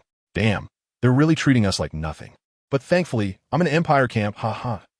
After publishing the task, night quickly fell. Wei Zhe boarded his bomber, watching as the formation in front gradually took off, and was somewhat surprised. Why are there so many? The weather today isn't too good. What is that Air Force Marshal thinking? After waiting for the planes in front to take off, the formation Wei Zhe was and also took off, crossing the English Channel and reaching the skies over the British Federation. Following their respective orders, they prepared to bomb. The already dark night was made even more difficult to navigate due to the thick clouds in the sky, making it hard to locate targets below. Soon, 2 planes in Wei Zhe's formation lost their way due to the cloud cover. Upon hearing the report in the communication device, Wei Zhe instructed them to slow down. After confirming the direction, he led the others to search for the way. After flying for a while, the voices of the 2 team members suddenly came through the communication device. "Captain, we found the target city. We can see the lights below. Should we proceed with the bombing? Without thinking too much, Wei Zhe asked, "Are you sure? If so, then execute the mission. We're almost there." Through the clouds, he could vaguely see the lights of the city below. If the direction was correct, it must be here. This indicated that the two team members were not far ahead. On the other side, the two team members, also seeing the city lights through the clouds, didn't hesitate to drop the bombs they were carrying after receiving the order. The roar of the bombers echoed over London, followed by a series of explosions. The piercing air raid sirens rang throughout London. Standing by the window, the Prime Minister watched the bombs rising all over London, his emotions so agitated that his chest heaved, his hand trembling violently with the pipe, and his cane continuously striking the floor. This is London. How dare that guy? How dare he? Notify the Air Force Command. Now, organize bombers for me immediately. Bomb Berlin. Chapter 56. Not just the instance where Wei Zhe is located, aside from the very few later open Battle of Britain instances. On the day of the update, the Battle of Britain instance was opened, and the timeline was running similarly, experiencing this scene in succession. The Empire's planes, due to overcast weather, got lost and flew over London. Adhering to the principle of not coming for nothing, they dropped bombs. However, in other instances, it was NPC flying squadrons, while Wei Zhe's instance was led personally. When the Empire's planes began to return, all the Air Force players from the Federation suddenly received orders to prepare to head to Berlin for a bombing mission, leaving the viewers watching the live stream confused. What happened? Why did the war suddenly escalate? The viewers were still unaware, as no one knew that the bombs dropped from Wei Zhe's live stream perspective landed in the capital of the British Federation, London. This sudden scene sparked discussions among everyone. The Empire streamers saw the viewers' bullet comments reporting various actions from the Federation side, claiming they would bomb the Empire, leaving them bewildered. At this moment, in Wei Zhe's live stream, just after disembarking from the plane, he and the other squad members were called away. Wei Zhe was somewhat confused. He then followed the personnel from the Empire's Air Force Command to a room that resembled an interrogation chamber. After detailing the entire bombing mission process for the night, Wei Zhe finally asked, "Can you tell me what happened?" The person from the Empire's command closed his notebook and stood up from his chair. "You really are something, kid. You guys bombed London tonight," which infuriated that old guy from the British Federation. He vowed to bomb Berlin. But don't worry. The Empire's air defense measures are very strong. Those Federation guys' plans are destined to fail. Wei Zhe nodded, so that's how it is. The viewers in the live stream also understood why the Federation's actions were so significant tonight. It turned out to be because the capital of the British Federation, London, was bombed. It makes sense. Who wouldn't be furious if their capital was bombed? However, seeing the confident demeanor of the personnel from the Empire's Air Force Command, Wei Zhe looked at the bullet comments in the live stream, noticing that the other side was already preparing for retaliation, and he spoke to the command personnel. "I think we should still be cautious. After all, bombing London is likely to provoke a strong retaliation from them." The command personnel nonchalantly replied, "The higher-ups have their own considerations. No need to worry." After saying that, he turned and left. Seeing this, Wei Zhe didn't know what to say. The bullet comments in the live stream floated by. The streamer can really do it, single-handedly angering the entire British Federation. Laughing to death, other instances are like this too. It's a fixed plot. It just happened that the streamer was in that squadron. Is the Federation's counterattack about to begin? I think it's unlikely. They've been suppressed for so long. It feels like a moment of anger. The Empire is too overbearing. They've bombed the capital. How can they not be anxious? They said it was a navigation error, mistaken bombing. Fisk, can they be trusted? The plot in Wei Zhe's live stream quickly spread. All players soon understood what was happening. At this moment, players from the Empire side wanted to warn others, but found it impossible to pass on messages. As ordinary soldiers, it was already quite troublesome to see their own commanding officers, let alone the F-Rear or the Air Marshal. They could only watch helplessly as the Federation players' live stream showed planes taking off. A total of 81 bombers flew towards Berlin. Players in Berlin were stunned. They hurriedly packed their things. It was too late to leave the city, and with strict controls in place, they could only hide in the cellar. In the Empire's capital, Berlin, many players were frantically gathering their belongings. Most of the players remaining here were randomly assigned ordinary identities, doing daily tasks, never expecting to be caught up in battle. However, they never imagined the war could reach here. The Empire was on the verge of occupying all of Europe, yet here they were, being bombed in their capital. The sense of powerlessness in the face of war was deeply felt by players in Berlin at this moment. It was just a matter of saying the word to bomb you, and the Empire's capital was not safe. Many players who finished packing either hid in the cellar or sought refuge in less populated areas to ensure they wouldn't be buried under rubble. At this time, the 81 bombers had reached the outskirts of Berlin, and the Empire's anti-aircraft guns fired continuously. The Federation's 81 bombers scattered, breaking through the first layer of firepower. The second layer of firepower. One plane flew over Berlin, aimed at the areas with concentrated lights below, and pressed the bomb release button, causing a whole load of bombs to drop in a continuous line. Boom, boom, boom. An entire street was instantly devastated by the unending explosions. The second, third planes all pressed the bomb release button in succession. Throughout the night, the Empire's anti-aircraft guns did not stop, but the effectiveness was minimal. The next morning, the Führer looked at Berlin, where smoke was rising from various parts of the city, with a dark face. Deciding to strengthen the deployment of anti-aircraft guns, and angrily ordered Air Marshal Göring to shift the bombing targets to London. In the following days, the Empire retaliated by bombing London. The Federation continued its retaliatory bombings of Berlin. The Empire bombed London in retaliation. The Federation bombed Berlin in retaliation. The direction of this plot was something all players hadn't anticipated. Players online had started to react, discussing why both sides suddenly seemed to ignite like a powder keg. And if they were in the higher echelons of the Empire or the Federation, why would they be so enraged? They began to delve into deeper discussions. Many players also complained about the bombings, venting their frustrations. Some had to restart 3 times in one day in London, each time dying from the bombings, cursing the Empire for being inhumane due to their incessant bombings. Players from the Empire faction rebutted, "What good are you Federation guys? Aren't you also bombing day and night? I was even trapped under rubble during my first restart and starved to death." The two sides were arguing fiercely. Meanwhile, Zhao Ming quietly went incognito, occasionally using a small account to guide the conversation on both sides. Using a small account from the Empire faction, he commented in the Federation players community, "Is the Federation's trash dog not capable? Hurry up and surrender. Don't delay our Empire's world domination." The comments below were full of insults. Berlin wasn't bombed enough. Huh? Barking here. Don't be cocky. The Empire will definitely fail in the end. What is the point of being polite? Empire dogs. Emotion points 666. Emotion points 874. Emotion points. Suddenly, a prompt popped up. Your post has been deleted, and your account has been banned for 3 days. Please post civilly. Thank you. TSK. Quite polite. Zhao Ming directly switched to a small account from the Federation and ran to the Empire faction's comment section. Is the Empire's boiling water capable? Is it satisfying to have Berlin bombed? Do you want a big bomb from Baba? Similarly, a bunch of comments followed. The Federation.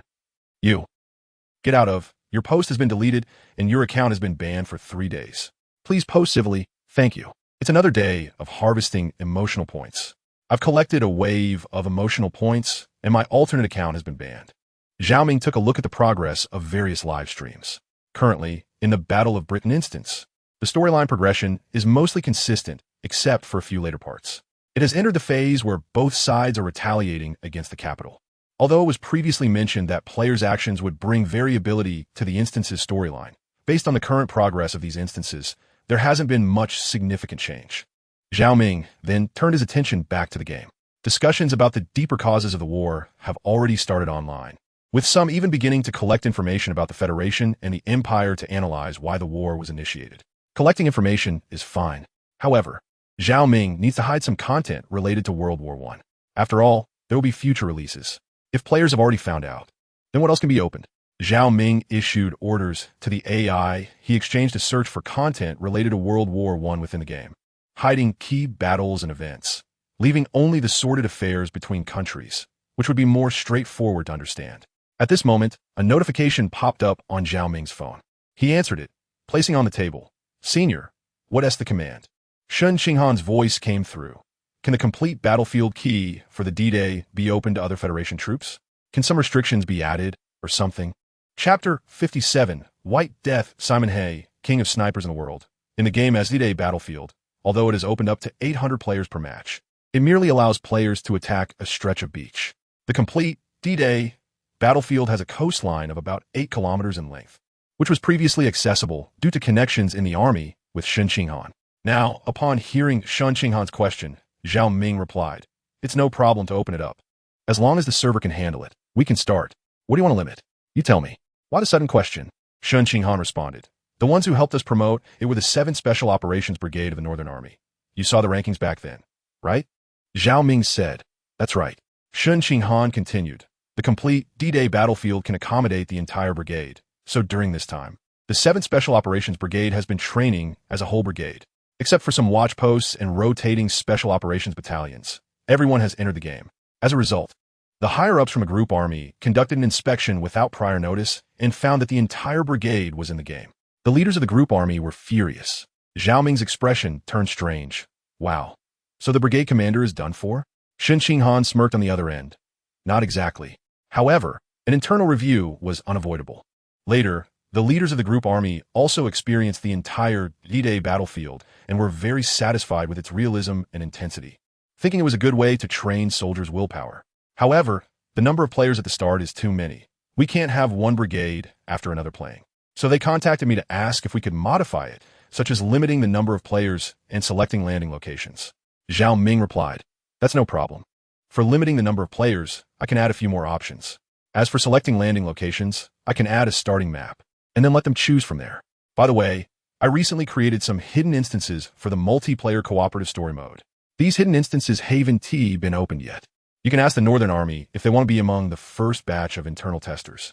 Compared to that large-scale combat like D-Day, the multiplayer cooperative story mode is more suitable for training at the squad, company, or battalion level, which should fit them well.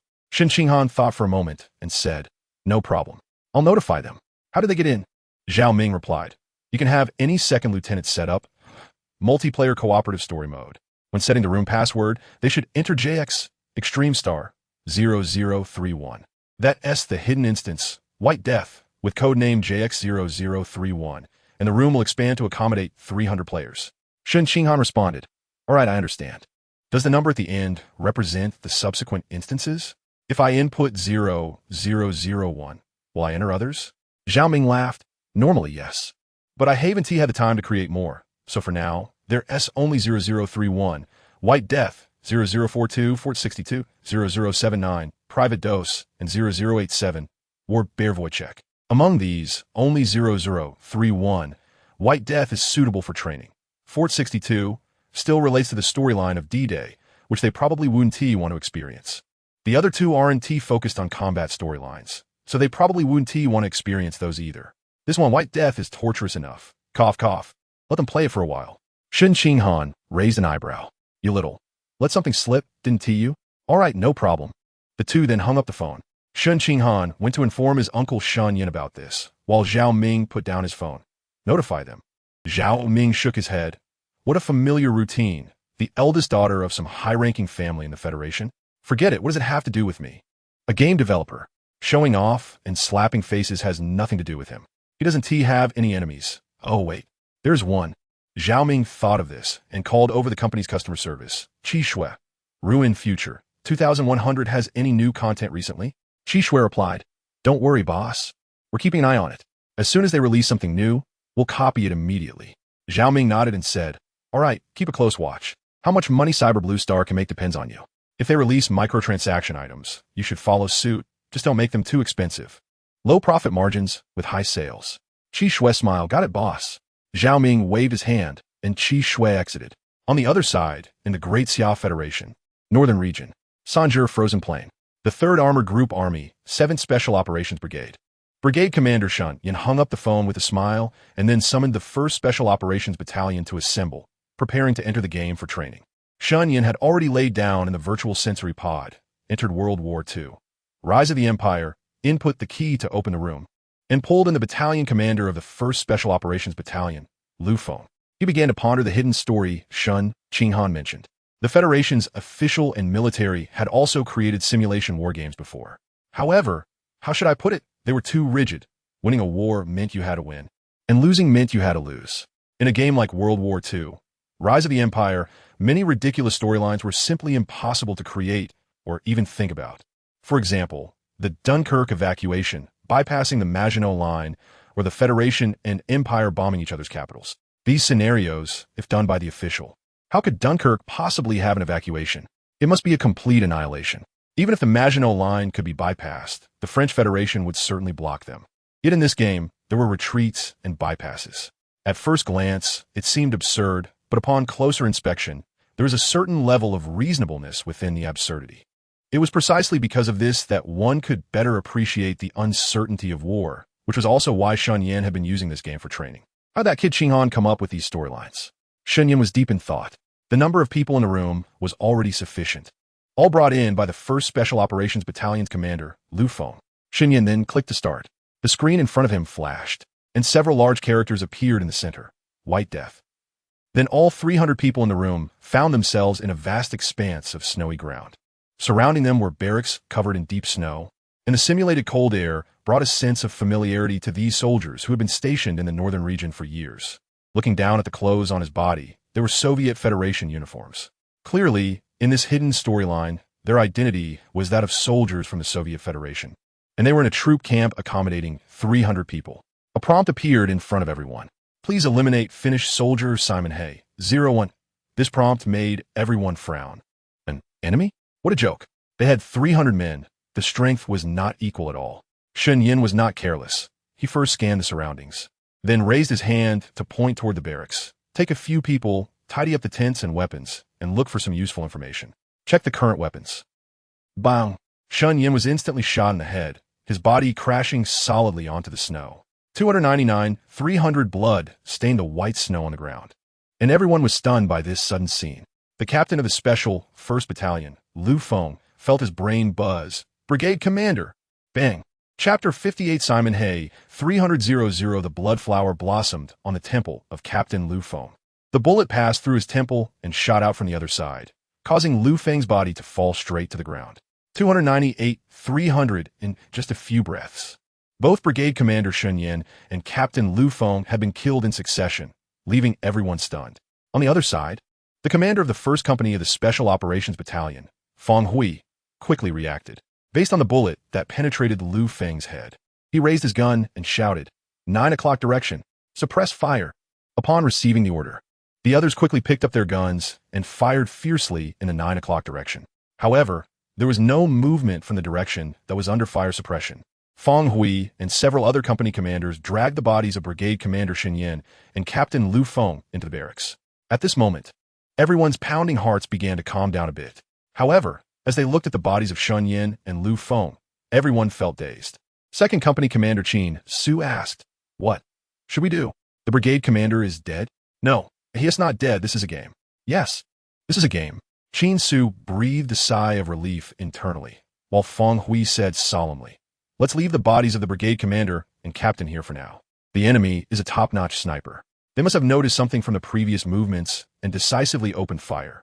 We are in the light, and the enemy is in the dark. First, let everyone return to the rooms and organize their weapons and equipment." The others nodded, and then ordered the soldiers outside to stop shooting and regroup into their respective barracks. Soon, the weapons and equipment in each barrack were accounted for. In addition to the rifles or submachine guns that everyone carried, there were also 3 mortars, 40 shells, 3 heavy machine guns, 11 light machine guns, and various grenades and smoke bombs, totaling over 200. After counting these weapons and equipment, Feng Hui and the others discussed, but before they could take action, bang! Another gunshot rang out. Feng Hui's expression changed, and he shouted loudly outside. "Which room? What happened?" A soldier in the diagonally opposite barrack shouted. "Our squad leader wanted to open the window a bit to check the situation outside, and his hand got shot." The squad leader's voice came through. "Commander, I'm fine." Feng Hui's temples throbbed. "You're fine, my ass. Has your brain short-circuited? At a time like this, how can you be so careless? You're waiting to be shot. By the way, which direction was the shot from?" The squad leader quickly replied, 3 o'clock direction.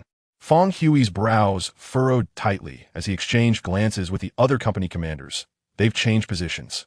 At the same time, he had a bad feeling. They seemed to be trapped in the barracks. With that thought, several people's expressions turned ugly. They needed to think of a way out. Meanwhile, from a third-person perspective, Sun Yan was watching the discussion with a buzzing head. "What the hell are you thinking? Use the mortar to bombard the 3 o'clock direction? Are you just going to wait to be slowly worn down by that guy? 2 people died and you're this scared? How have you been training?" Although the various federations had no major conflicts, small skirmishes were constant along the borders. The 7th Special Operations Brigade was stationed at a border with the Slavic Energy Federation, and normally, when they encountered those guys, nobody would back down, all shouting at each other. Yet now, two people had died, and they were behaving like this, which made Sun Yin furious. Beside him, Lu Feng felt somewhat awkward and defended. Brigade Commander, after all, we just got shot. The men were scared and might not have calmed down. They've never had such a high-ranking officer die during training. The brigade commander got shot right at the start. But wouldn't be dazed? It's fortunate this is a game. At least the people below can remain somewhat calm. Otherwise, they would already be panicking. Hearing Lu Feng's words, Sun Yin turned his head, his eyes wide open, and kicked him. You think I wasn't talking about you? I just got shot in the head. What are you shouting about? You're directly exposing our position. Right now, there is no one in control of the situation. Just watch. With such timidity, in the end, not a single one will escape. Lu Feng felt a bit wronged. Clearly, you were the one who commanded the exposure. But now, it was useless to say anything. Both of them were in a third-person perspective, only able to watch everything happening in the camp, but unable to command anyone. The in-game time quickly reached nightfall. The entire camp was without a single light. Taking advantage of the cover of night, the soldiers in the barracks began to move. One by one, they crouched and walked out of the barracks to gather together, hiding behind cover. Then, the barracks gradually lit up, and shadows began to move. Outside the barracks, Feng Hui, Qin Su, and others held their breath nervously, waiting for the enemy to act. However, they were almost suffocating and still didn't hear any gunfire. Gone? The thought flashed through their minds, leaving everyone feeling uncertain. But they weren't sure. After all, the mission was clearly stated.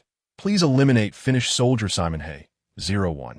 If this guy shot once, and then ran off several kilometers away to hide, they wouldn't be able to complete the mission at all. This NPC named Simon Hay shouldn't be able to leave. He must be hiding somewhere. It's just, he is not coming out. Feeling the temperature dropping to over minus 30 degrees, Feng Hui began to suspect that the guy had either gone back or wouldn't come out at night.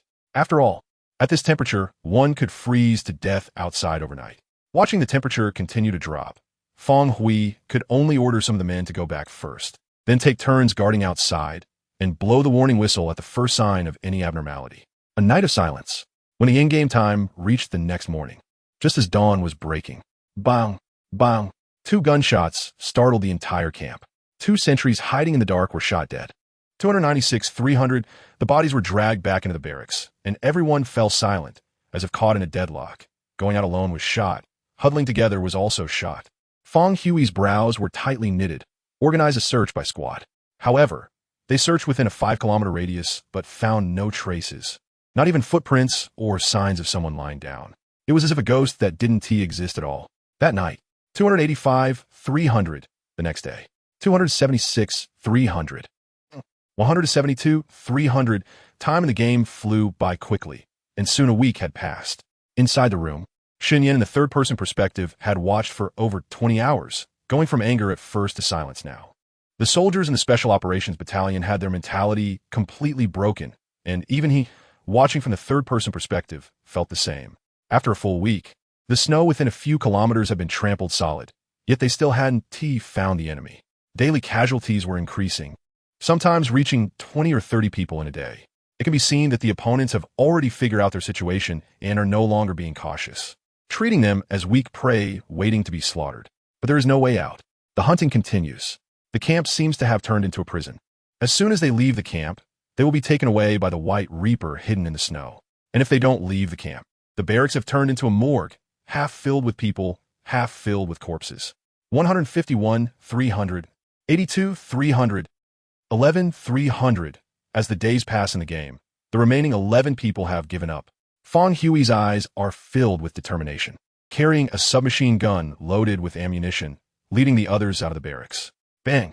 A gunshot rang out, and Feng Hui's head snapped to the side. He raised his submachine gun toward a certain direction, wanting to pull the trigger. Snap! Blood splattered from his head, unable to dodge.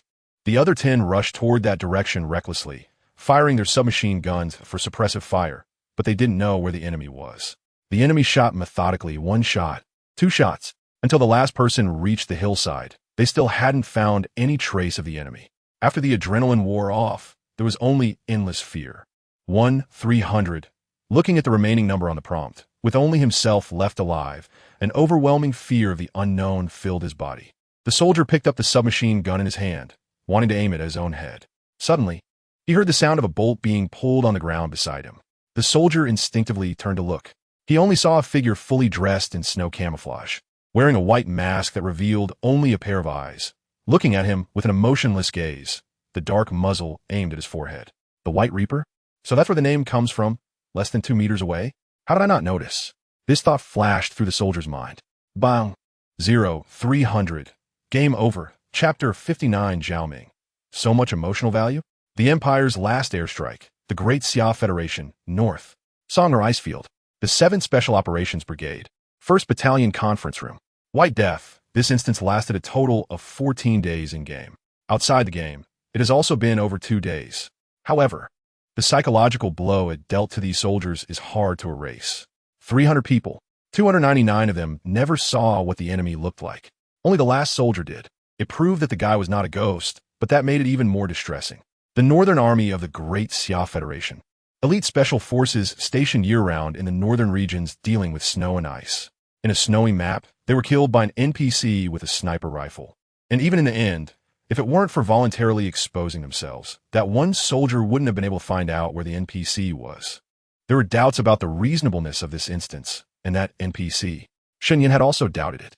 However, Zhao Ming sent a video to Shen Qinghan, and after Shen Qinghan watched it, he told Shen Yan that it was completely reasonable. Shen Yan fell silent. Shen Qinghan could not deceive him, especially after watching the video from Zhao Ming. This indicates a complete crushing of strength. How can an NPC be this outrageous? Shen Yan recalled the top snipers from various military regions of the Great Xia Federation or other federations. None could reach this level. Who was this NPC modeled after? After thinking for a long time, he couldn't figure it out. Shen Yan's gaze turned to the people in the conference room, and he spoke up. Why is everyone silent? Still doubting the authenticity of this match? He completely trusted Shen Qinghan. However, his subordinates still held a skeptical attitude towards such an outrageous NPC. Besides the battalion commander Lu Feng, the rest were the company commanders. The 2nd Company Commander Qin Su said, Brigade Commander, why don't you get that Simon Hayer's perspective video for us to see? Shen Yan was so angry he laughed, slamming the table. Show it to you? You can study it after losing the game, win it back. What about reality? Go tell the Special Forces elite of the Slavic Federation. Show us your tactics, plans, and training. Go tell the armored elite of the Antarctic Federation. Show us your equipment, weapons, and missiles. Losing ISNT is shameful. Not being able to take a loss is shameful. Everything is ready for you to study. What else do you need to do? Lu Feng shot a glare at Qin Su and quickly said, Brigade Commander, that's not what he meant. Shen Yan coldly said, Then what does it mean? ISNT is just doubting the reasonableness? What? Even my proof doesn't count anymore? No problem means no problem. If you can't beat that NPC, look for the reason within yourselves. I watched outside for 2 whole days without sleeping. 300 people were stuck in the camp and killed. Why couldn't they come up with a good response tactic? Where's that fierce energy from training? The slogans were shouted so loudly, but when it came to actual combat, this is the performance? I think this instance is very good. From now on, every battalion in the entire brigade will take turns training. The Great Xia Federation's Northern Army. Elite special forces stationed in the Song'er Icefield. Let an NPC kill every last one of you in a snowy map. How embarrassing. Everyone train. And when you're ready, find a chance to teach those Russians from the Slavic Federation a lesson. The friction between the 6 major federations is at most localized conflicts. Missiles won't be used. Thermal imaging is useful, but not abundant. With the technology of the major federations, they have long-developed camouflage suits that can counter thermal imaging. Under various limitations, the main factor still lies in the combat effectiveness of the border troops.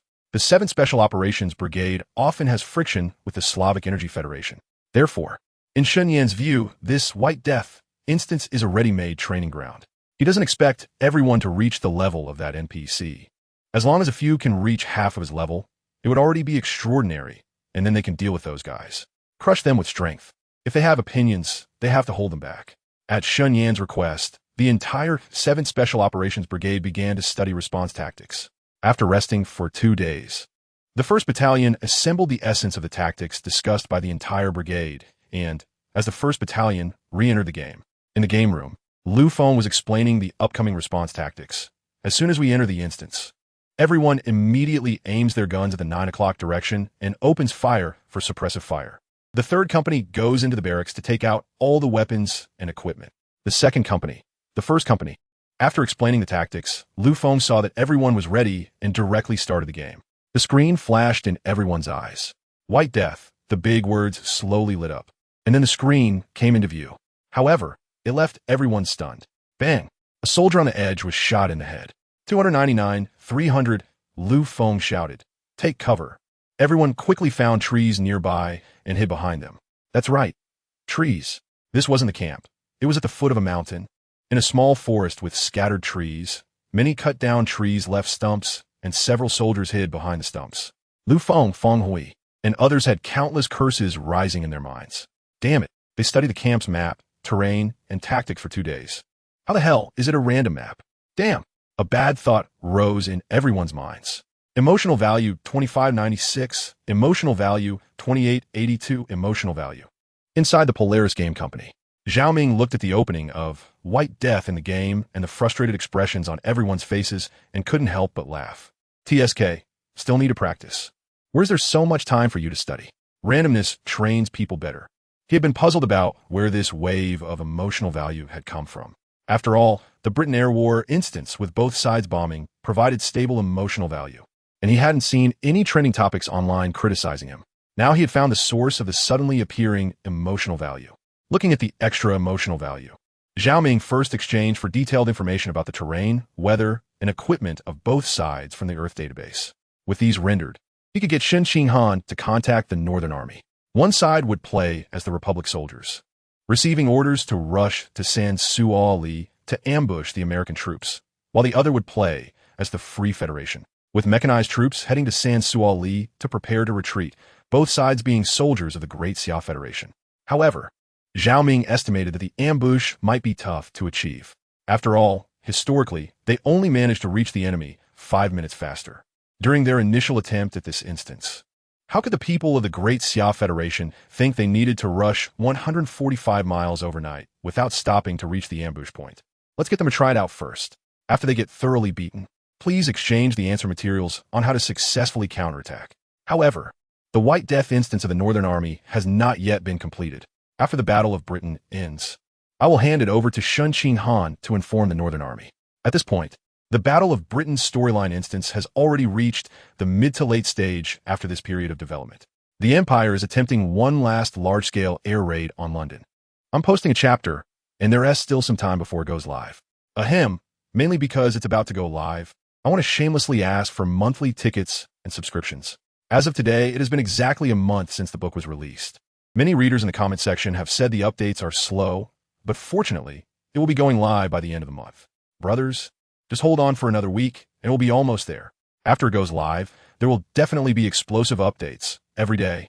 Then I will talk about the subsequent developments. It's not just the current Europe. There will also be expansions to North Africa and East Asia, and I will pay extra attention to some sensitive topics. Then there are the national war instances, Stalingrad, Moscow, Ardennes, Kiev encirclement. I want to use the term campaign here, and so on. The above are just from the Second World War. There will be more like World War I, Modern, 2022, and other large independent games in the future. The battlefields like the Somme and Verdun will also be included, along with instances like Chosin Reservoir, woven into the training of the Great Xia Federal Army. There is so much that it will definitely be very long. So, don't hold back on those tickets. Throw them at me. After it goes live, I will work hard. Also, I'm thinking of creating a suggestion thread after it goes live where everyone can share their thoughts, such as game plots, legendary figures from World War II, ace soldiers, classic battles, etc. Anything you want to see can be posted there. If suitable, I will incorporate it into the novel and create separate instances. That's about it. And once again, I humbly ask for monthly tickets. Chapter 60. Thousands of warplanes take off at this moment in the Battle of Britain instance. Since the Empire's bombing squadron attacked London, both sides have retaliated by bombing each other's capitals for more than half a month. Players in the forums have roughly estimated that. As of now, over 16 square kilometers of the London area have been destroyed. The losses in the southern ports and industrial hubs are even more incalculable, with the number of destroyed buildings exceeding 600,000. The death toll from the bombings, as compiled from players scattered across the Federation, has reached over 100,000. Such casualties are unimaginable for Blue Star players. No matter how brutal the ancient wars recorded in books were, they were merely numbers without a tangible feeling. This time, the multiplayer online instance of Battle of Britain is entirely different from the immersive narratives experienced before, such as the D-Day battle. It offers a first-person perspective for Blue Star players, who watch in disbelief as the war escalates step by step. From the initial bombing of ports to industrial hubs, the air raids continue. Then London was bombed, leading to escalation as both sides bombed each other's capitals. During this time, over 600,000 buildings were destroyed, and tens of thousands lost their lives. Among them, Blue Star players also contributed significantly to the death toll, with some unlucky ones being killed 7 or 8 times in less than a month. This has truly made Blue Star players feel the brutality of war. They can't help but think about those war fanatics. If someone really incited a riot, would the scene here be a glimpse of the future of Blue Star? In the game, London. Within the destroyed urban area, the air is filled with the acrid smell of gunpowder, with black smoke rising from the ruins. Corpses lie everywhere on the ground, and no one is collecting the bodies.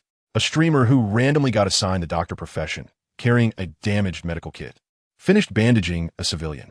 He looked up at the people struggling to crawl out of the rubble and couldn't help but let out a heavy sigh. Brothers, can you feel the helplessness of more and more injured people to save? It's just impossible to save them. Some have already died while waiting in line, and some simply passed away immediately. Sometimes, after a long effort, just as I finished bandaging 100 people, the Empire's bombers fly over. In an instant, you've added another 2,000 or 3,000 injured and a ground full of charred corpses. It's just unbearable. Fortunately, this is just a game. I can't imagine what it would be like if such a thing happened on our Blue Star. In a live stream chat, comments flew by. Don't panic. You'll die without any pain. Exactly. The reason this game is so grim is that technology is underdeveloped, so many can't survive, and it looks tragic. According to our Blue Star technology, the Federation can flatten cities with just a bit of bombing. You wouldn't feel any pain at all. Yeah, this is also why the 6 major federations restrain each other. If it were really like this game, with London and Berlin being bombed and both sides going head-to-head, Blue Star would probably be facing the apocalypse. Meanwhile, the doctor streamer looked at the next injured person, a middle-aged man being dragged over by 3 small children. The man's eyes were tightly closed, his chest showed no rise and fall, and his soot-blackened face revealed a hint of pallor. The 3 children looked nervously at the doctor streamer. Doctor, can you save her dad? He seems to be asleep, but he usually snores. The doctor streamer took a deep breath. Let's move him to the side. Let her dad have a good sleep. Next, on the other side, in the Empire's camp, Air Force Base.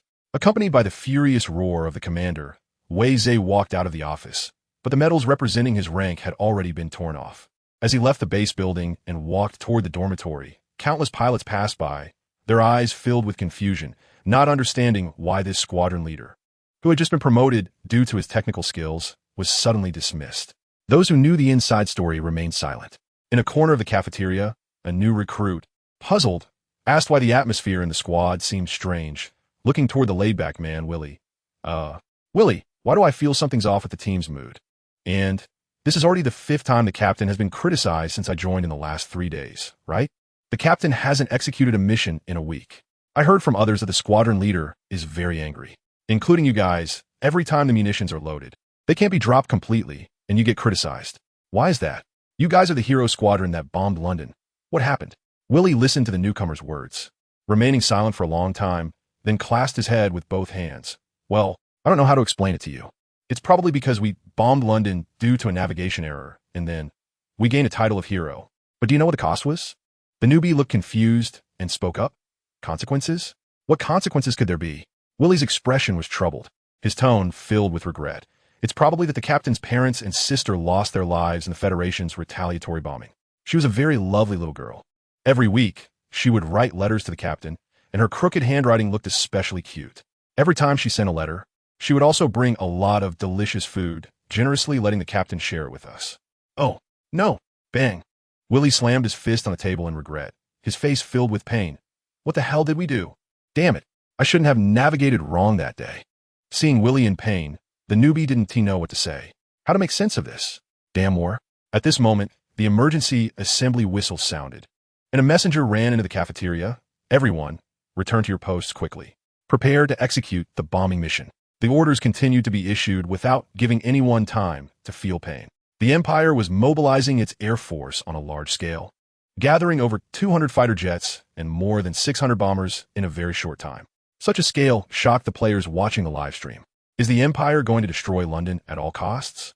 The response from London was also quick, rapidly organizing a large number of fighter jets. But their numbers were only half of the Empire's. With thousands of warplanes from both sides already in the air, flying towards a certain destination. This sudden scene in the game quickly spread the news, prompting many players at work to secretly open the Tiansha livestream, switching back and forth between the perspectives of the streamers for both factions. As they watched, the two sides' perspectives drew ever closer. Chapter 61. The Ant Shaking the Tree, an unchanged outcome from the live broadcast perspective of the Federation. 19 flight squadrons and over 300 Federation fighter jets took off one after another, heading towards the Imperial bombing formation crossing the sea. In the sky over Britain, the aircraft from both sides tore through the clouds and collided violently. In just an instant, both sides opened fire fully, with bullets from machine guns forming a barrage across the sky. A Federation broadcaster piloting a Spitfire dove down through the clouds, aiming the mounted machine guns at the Imperial fighters. With a burst of gunfire, he instantly shredded the tail of two Imperial fighters. The fragments of their fuselage burned with flames, streaking across the sky like meteors, while the two Imperial fighters, trailing thick black smoke, plummeted diagonally downwards. The Federation broadcaster, piloting the fighter jet, barely had time to show a hint of joy on his face when suddenly, tat-tat-tat, the sound of bullets hitting the fuselage rang out. The next second, crack. The cockpit glass shattered.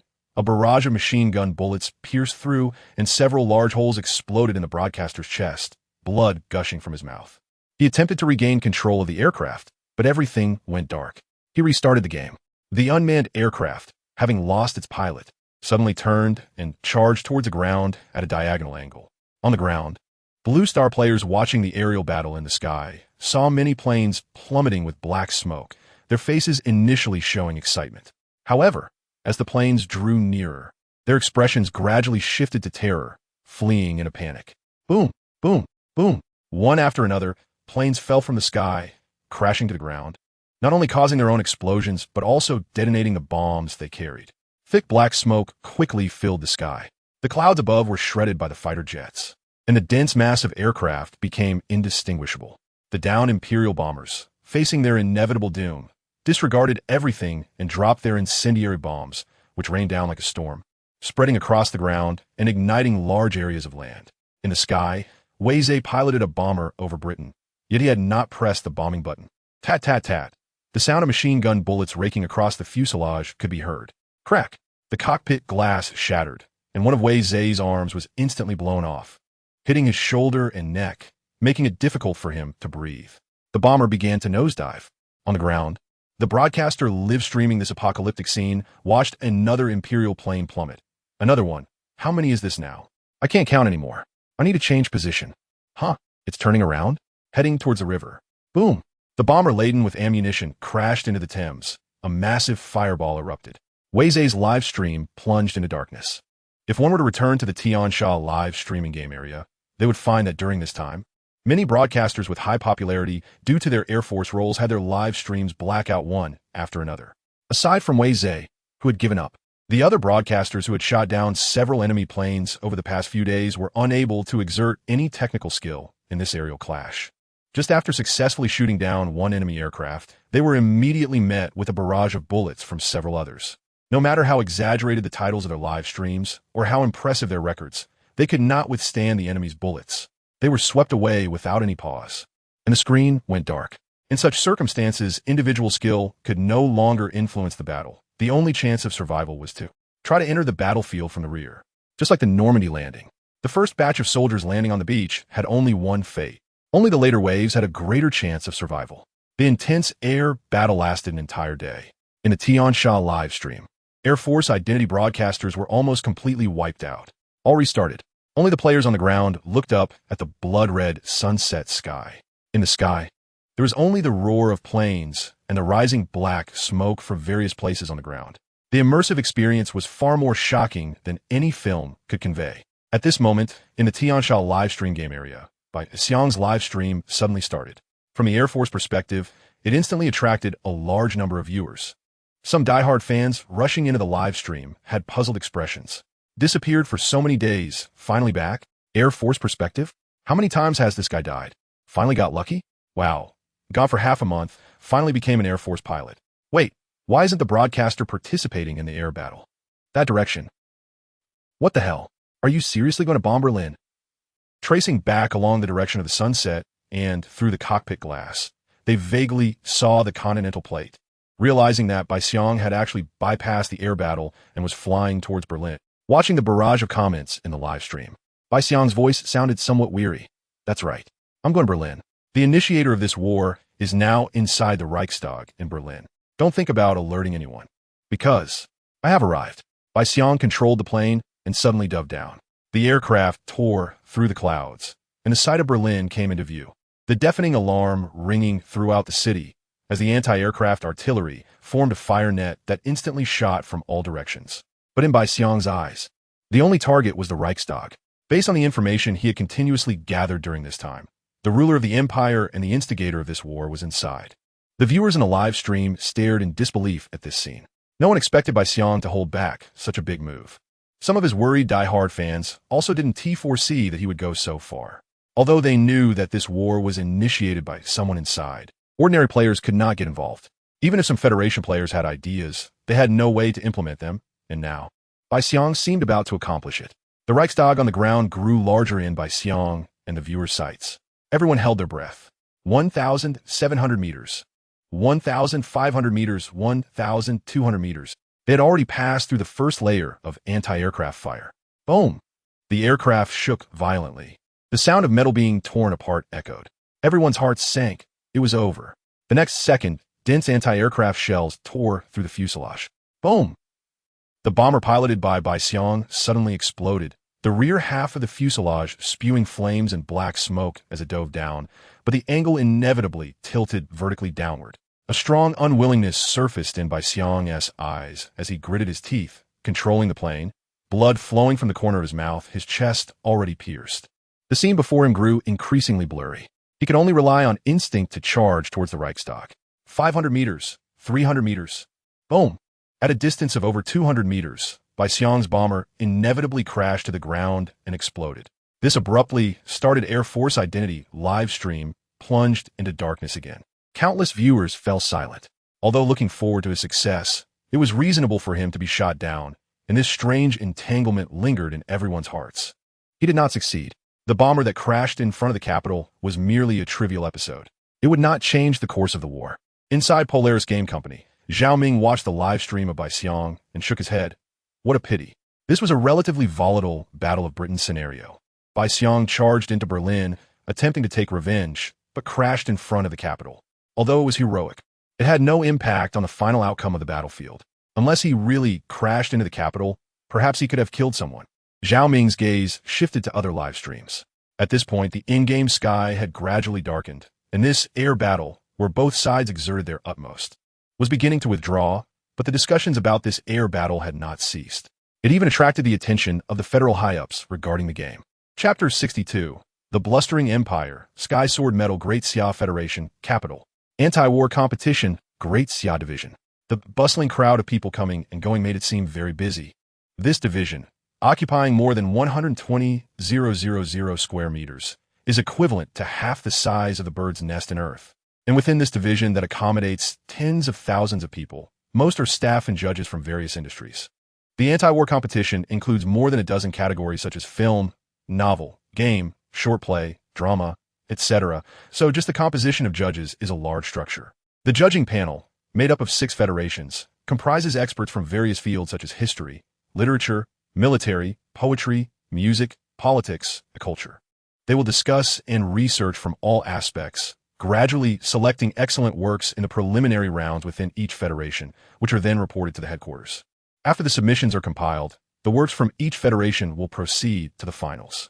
The champions of each category of the anti-war competition will be awarded a prize of 1 billion Federation coins and a year of federal promotional support, which is the most crucial aspect of this support.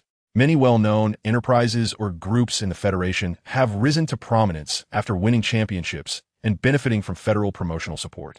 At this moment, within the Great Xia Federation's anti-war competition division, there was a dispute among dozens of judges regarding the game category, with the hottest game being World War II, Rise of the Empire. Compared to some films, novels, and dramas with single backgrounds, discussion is relatively easy. However, the game World War II, Rise of the Empire encompasses too many aspects in its background, including military, culture, ideology, war, etc., which led to the involvement of judges from many fields. Opinions were divided regarding the vast background and worldview of Earth in the game. Historian Lin Chung from Blue Star was particularly interested. Although the history of Earth in the game is fictional, Lin Chung, who had experienced the immersive storytelling of the game, praised it before the other judges. The world background of this game is vast, and even some NPCs have their own lives, which shows that the author put effort into this aspect. I have experienced the immersive storyline of this game. Everyone has their own story. They seem not like NPCs, but like real humans with complete life experiences. Moreover, each country has a different history, and traces of history can be found in the game. From classical architecture to precious artifacts, all bearing the shadows of history. The game is refined to this extent. I think it deserves a nomination. Furthermore, the game's popularity alone is enough for a nomination. The other judges began to discuss, but military judge Shi Jun furrowed his brows. We can't just look at one aspect. The background and details of this game are indeed well done. However, the game's producer clearly does not understand how wars are fought. I have checked, and the producer is just a university graduate. Many battles in the game have significant loopholes. For example, in the Dunkirk evacuation scene, the Empire's hundreds of thousands of troops surrounded Dunkirk, and the Empire's army was only a few kilometers away from Dunkirk. At this moment, the Empire's leader ordered to stop the attack, allowing over 300,000 people trapped in Dunkirk to successfully evacuate in a few days. It is hard to imagine that this is a command that a leader controlling an empire could give. Such intelligence does not match the empire that swept through Europe in the game. This was clearly a decision made by the game producer for the sake of the plot. Perhaps from a historical or detail-oriented perspective, this is a decent game. However, from a military perspective, this game is too fanciful, and in comparison to other Federation's games, it might make people think that our Great Xia Federation's level is only this. Unless the author makes revisions, otherwise this illogical plot clearly cannot be presented. Historian Lin Chung then spoke. Common sense? Humans must have imaginative ideas to align with common sense. What you think is impossible may very well happen. We cannot look at it solely from a military perspective. If we consider the entire world's background and the leader's considerations, perhaps the plot in the game is reasonable. Military judge Shi Jun retorted, "You are grasping at straws." In the Dunkirk evacuation scene, even a child commanding would not let over 300,000 people escape. It's simply nonsense.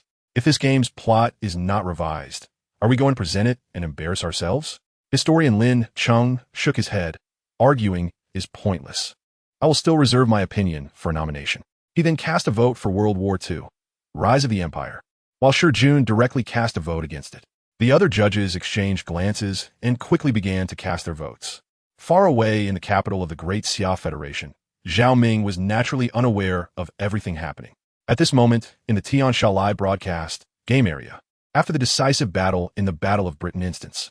At this time, all live broadcast rooms had lost the Air Force perspective. The casualties in this air battle were too great. The Federation side in the game was already struggling, and the Empire also suffered heavy losses, but still issued daily tasks to bomb the Federation side, although the frequency of bombings had decreased significantly. Time in the game passed quickly. Although only one night had passed in reality, 3 days had passed in the game.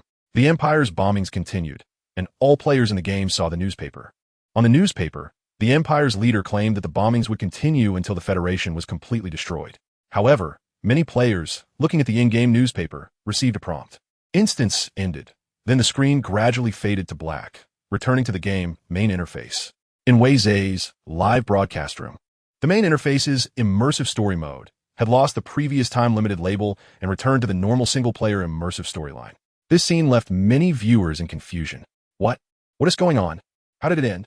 Isn't the Empire still going to bomb the Federation? Is the game plot over? Zhao the old thief, didn't he fail to make the follow-up plot, did he? Something feels off. The Empire can't keep attacking. No way. The Empire's forces are so strong. How could they not keep attacking? No, you only see their strength. In that day's air battle, the Empire lost twice as many planes as the Federation. If this goes on, it might exhaust the Empire's air force. Don't forget there's still a Soviet Federation right next to the Empire. So, does that mean the words in the newspaper were lies?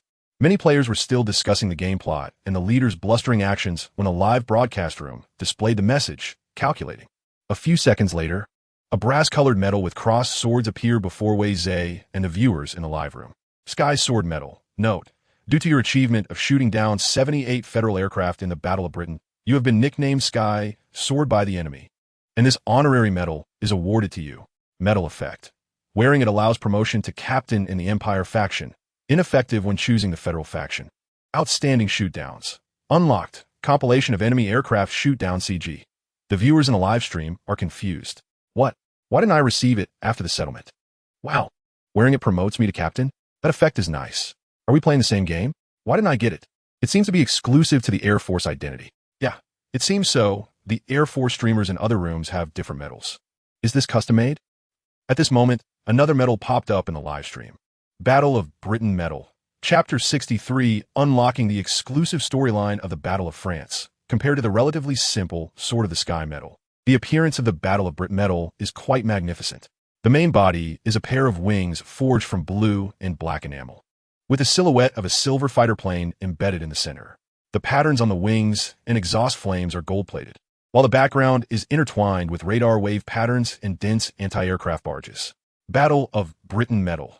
This was the largest and longest air battle of World War II, where the Federation's resolute resistance shattered the Empire's Operation Sea Lion, marking the first setback in the Empire's offensive momentum. During the campaign, the Empire deployed about 46,000 aircraft, averaging over 1,000 sorties per day, dropping approximately 70,000 tons of bombs and incendiary bombs, while the Federation deployed about 35,000 aircraft, with the average lifespan of fighter pilots reduced to only 87 hours and a survival rate of less than 40. It caused approximately 1 million buildings to be destroyed in the Federation's homeland, with 86,000 casualties among civilians, and 75 of central London turned to ruins, while 70 of the southern ports were destroyed. The intensity of the air battle and tactical innovations are seen as a prototype of modern information warfare. Note: this multiplayer cooperative storyline mode is only available once a year and can only be obtained with an Air Force identity. Note: pilot a fighter bomber. Shoot down 5 Empire Federation aircraft and complete tasks issued by the Empire Federation headquarters for 10 consecutive days. Conditions to be met: 5-5 shoot down or 10 days tasks. Note: long skies fear not iron wings. The spirits of the brave forever calm the heavens. Wearing this medal in immersive storyline mode grants you an Air Force identity. Looking at the introduction and effects of the medal, the viewers in the live stream were shocked. Active Air Force identity? Doesn't that mean you can bomb whoever you want? Isn't this just doing whatever you want? So, I play for nothing? Why didn't I randomly get the Air Force identity? Don't panic. There will be more next year. Oh, I am amazed. No one expected this thing to exist. I really want it. Ignoring the barrage in the live stream, Wei Zhe looked at the medal and stored it in the medal library. He then entered the immersive storyline mode, and the scene in front of him flashed. He found himself once again in a ruined house. It was indeed the address from the letter, but all he saw was devastation. On the other side, in Bai Xiang's live stream, as the Battle of Britain medal was stored in his medal library, the viewers realized that he had also met the conditions. But the next second, another medal popped up. Flash of Inspiration Medal. Note: due to your attempt to eliminate the Empire's leader by crashing into the capital during the Battle of Britain, this act of bravery is commendable, but it was unsuccessful, hence this medal is awarded. Note: your actions angered the Empire's leader, causing the conflict between the Federation and the Empire in the 5th Battle of Britain instance to escalate, extending the air battle by 3.5 months, with both sides' casualties and losses increasing by about 30 compared to the Battle of Britain medal data. Note: a bad person racking their brains is not as good as a fool's flash of inspiration. Medal effect: it's best not to wear this, as you might get thrown into a sack while walking down the street. Bai Xiang felt utterly embarrassed reading the medal description. The viewers in the live stream were mocking him, and he dared not look. After a period of calm, Bai Xiang had already stepped out of the storyline, but reflecting on his actions during this time, he felt that the medal's evaluation was not unfounded. So he stored away. The scene in front of Bai Xiang flashed, and he appeared in the post office. Before he could think, everything went dark, and he was suddenly thrown into a sack. I didn't even wear it. Bang, bang, bang. In the live streaming area of Tiansha, various streamers were calculating their performances and medals in the Battle of Britain. Meanwhile, in Mo Xiaoma's live stream, the screen was filled with question marks, along with her voice. My goodness, did I unlock the Hall of Fame? At this moment, Mo Xiaoma's livestream was different from other Air Force identity streamers, who had medals popping up in their calculations. What appeared here was a photo of Guderians from the Hall of Fame along with an introduction and a line explaining it. Due to your survival in the Battle of Britain and your role as a communications soldier, transmitting multiple messages to Guderians, he now has some impression of you, and the exclusive storyline has been unlocked. Below was Guderian's introduction and the opening of the exclusive storyline. Heinz Wilhelm Guderians, unlocked. Title, Father of Blitzkrieg, Eagle of the Empire. Father of Imperial Armored Forces, rank, General. Biography, he is one of the 3 great generals of the Empire, the founder of modern Blitzkrieg, who swept across Europe, creating an invincible myth, but he met defeat at the gates of the Soviet Union and was dismissed due to ideological differences with the leader. Famous quote, "Put down your weapons and roll away from the road. I have no time to capture you." Exclusive storyline, Battle of France. To be unlocked. Exclusive biography, to be unlocked. Note, the Battle of France has been unlocked. You can learn about the command of the Imperial General Guderians from a close perspective as his aide. Do not attempt to ask stupid questions, or Guderians will doubt your intelligence. Not only were the viewers in the live stream filled with question marks, but Mo Xiaoma was also bewildered. In the Battle of Britain, she had been a communications soldier in Paris with no chance of dying, and her live stream popularity had dropped significantly. Now, because of her role as a communications soldier, she had delivered messages to Guderians and unexpectedly unlocked his card in the Hall of Fame. And there was an exclusive storyline. Looking at the introduction above, Mo Xiaoma's expression turned excited. Getting to see Guderian's command up close? This would surely surprise the Empire during Blitzkrieg in Poland. The viewers in the live stream were speechless. Is she dreaming again? The tanks of the Polish Federation and the Empire's tanks are not the same thing, right? Not to mention, Xiaoma's carefree attitude is quite good. Damn, how can she have such good luck? What can she learn? Unlock Guderians for me. First person to unlock a celebrity, and she doesn't he even change the title to attract viewers. Quickly experience the exclusive storyline. I want to see how Guderians command from the first-person perspective. Mo Xiaoma looked at the increasing number of viewers in her live stream, her smile unwavering. Brothers, let us get started. She then clicked the button for the Battle of France. The screen went black and then slowly brightened. Mo Xiaoma had now appeared in the Empire's command center, where Guderians was standing in front of the map, surrounded by many generals. Guderians turned from the map and said, "The Empire's plans have been leaked. However, this is exactly what we wanted." Chapter 64. Guderian. Flank? Do I have a flank? Guderian's tone held a hint of mockery. Those guys have now turned their attention to the west. The main force of the Federation has been lured into Belgium. Now is the best time to break through. Our task is singular: to break through the Ardennes forest, cross the Meuse River, and directly penetrate the rear of the Anglo-French forces, cutting off their escape. The map behind Guderian already outlined a rough route of advance. Clearly, the plan to bypass the Maginot Line and cut off the Anglo-French forces had been set in motion long before this. Unlike what others speculated from different perspectives, the plan to bypass the Maginot Line was not a sudden whim, but rather meticulously planned. Mo Xiaoma stood in a corner of the command room, live-streaming the scenes within. It was like replaying the storyline, just from a different angle. As Guderian finished his arrangements, the 19th Panzer Army began its relentless action. May 10th, Guderian's 19th Panzer Army reached the Luxembourg border, then broke through Luxembourg, sweeping away all resistance, and just 2 days later arrived at the weak points of the Maginot Line. May 12th, on the hillside outside Sedan, Guderian, holding binoculars, looked at the distant city.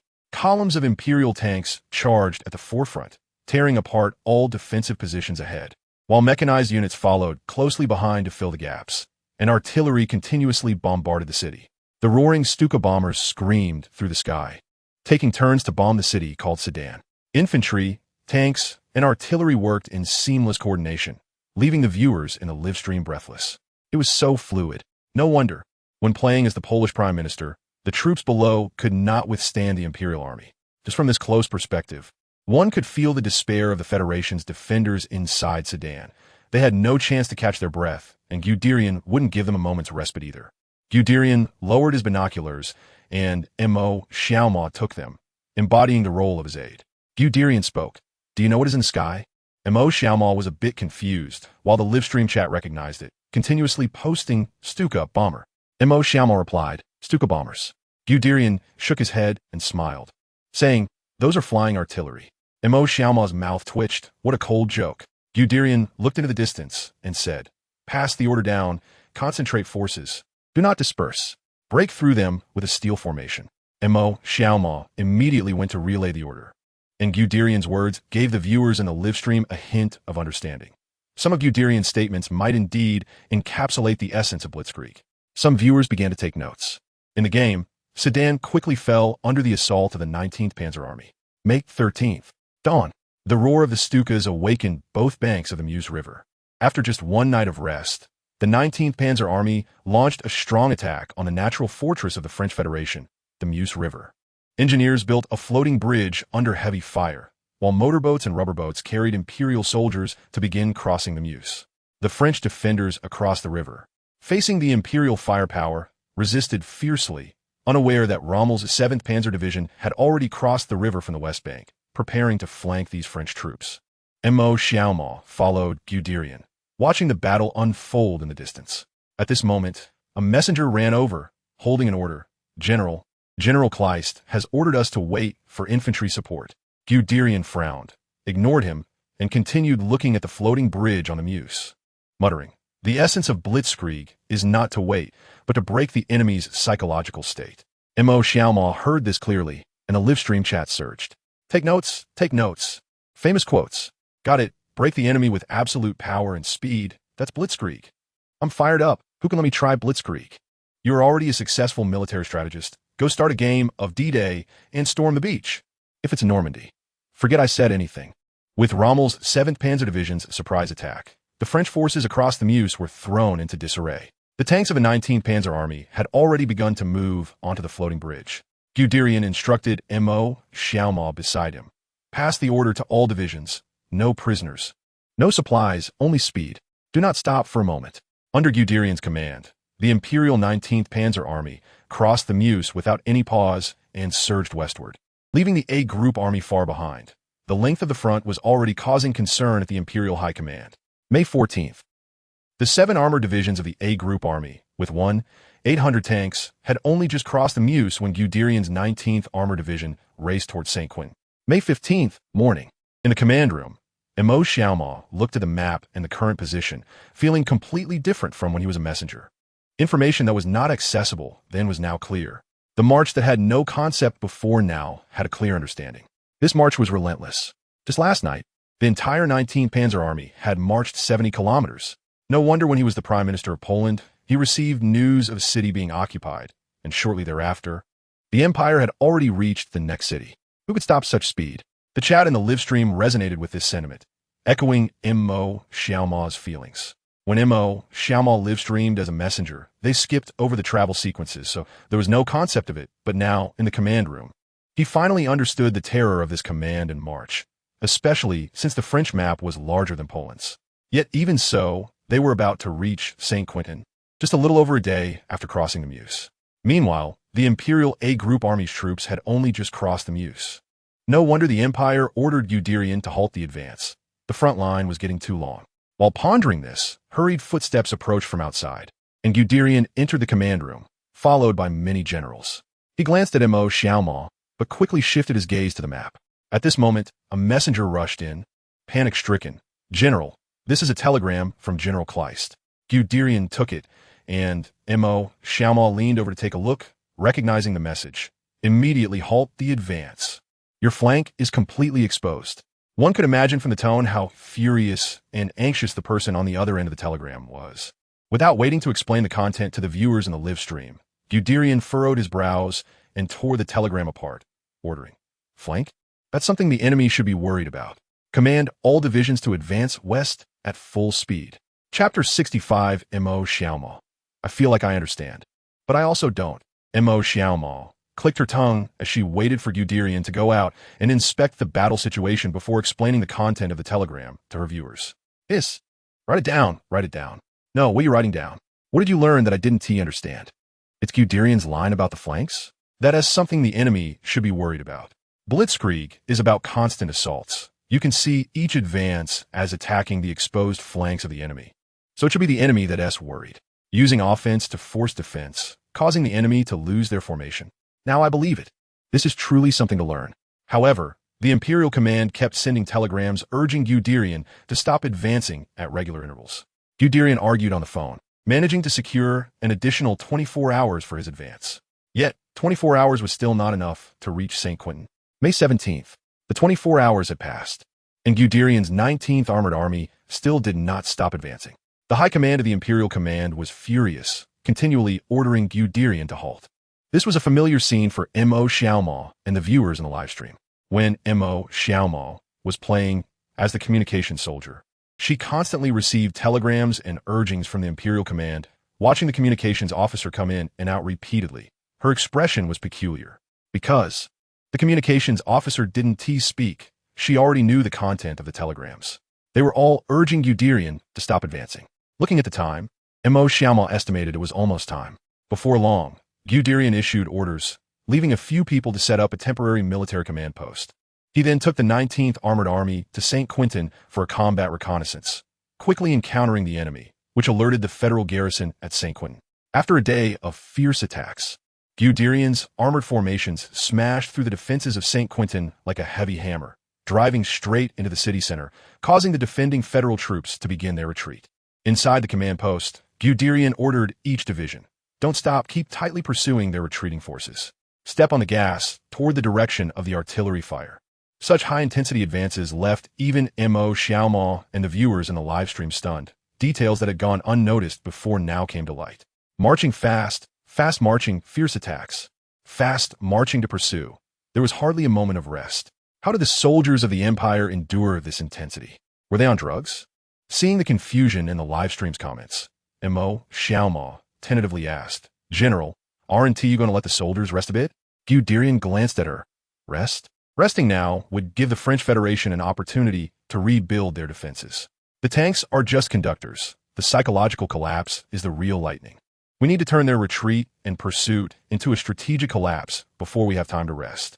Night. The command post of the Federal Army at St. Quentin.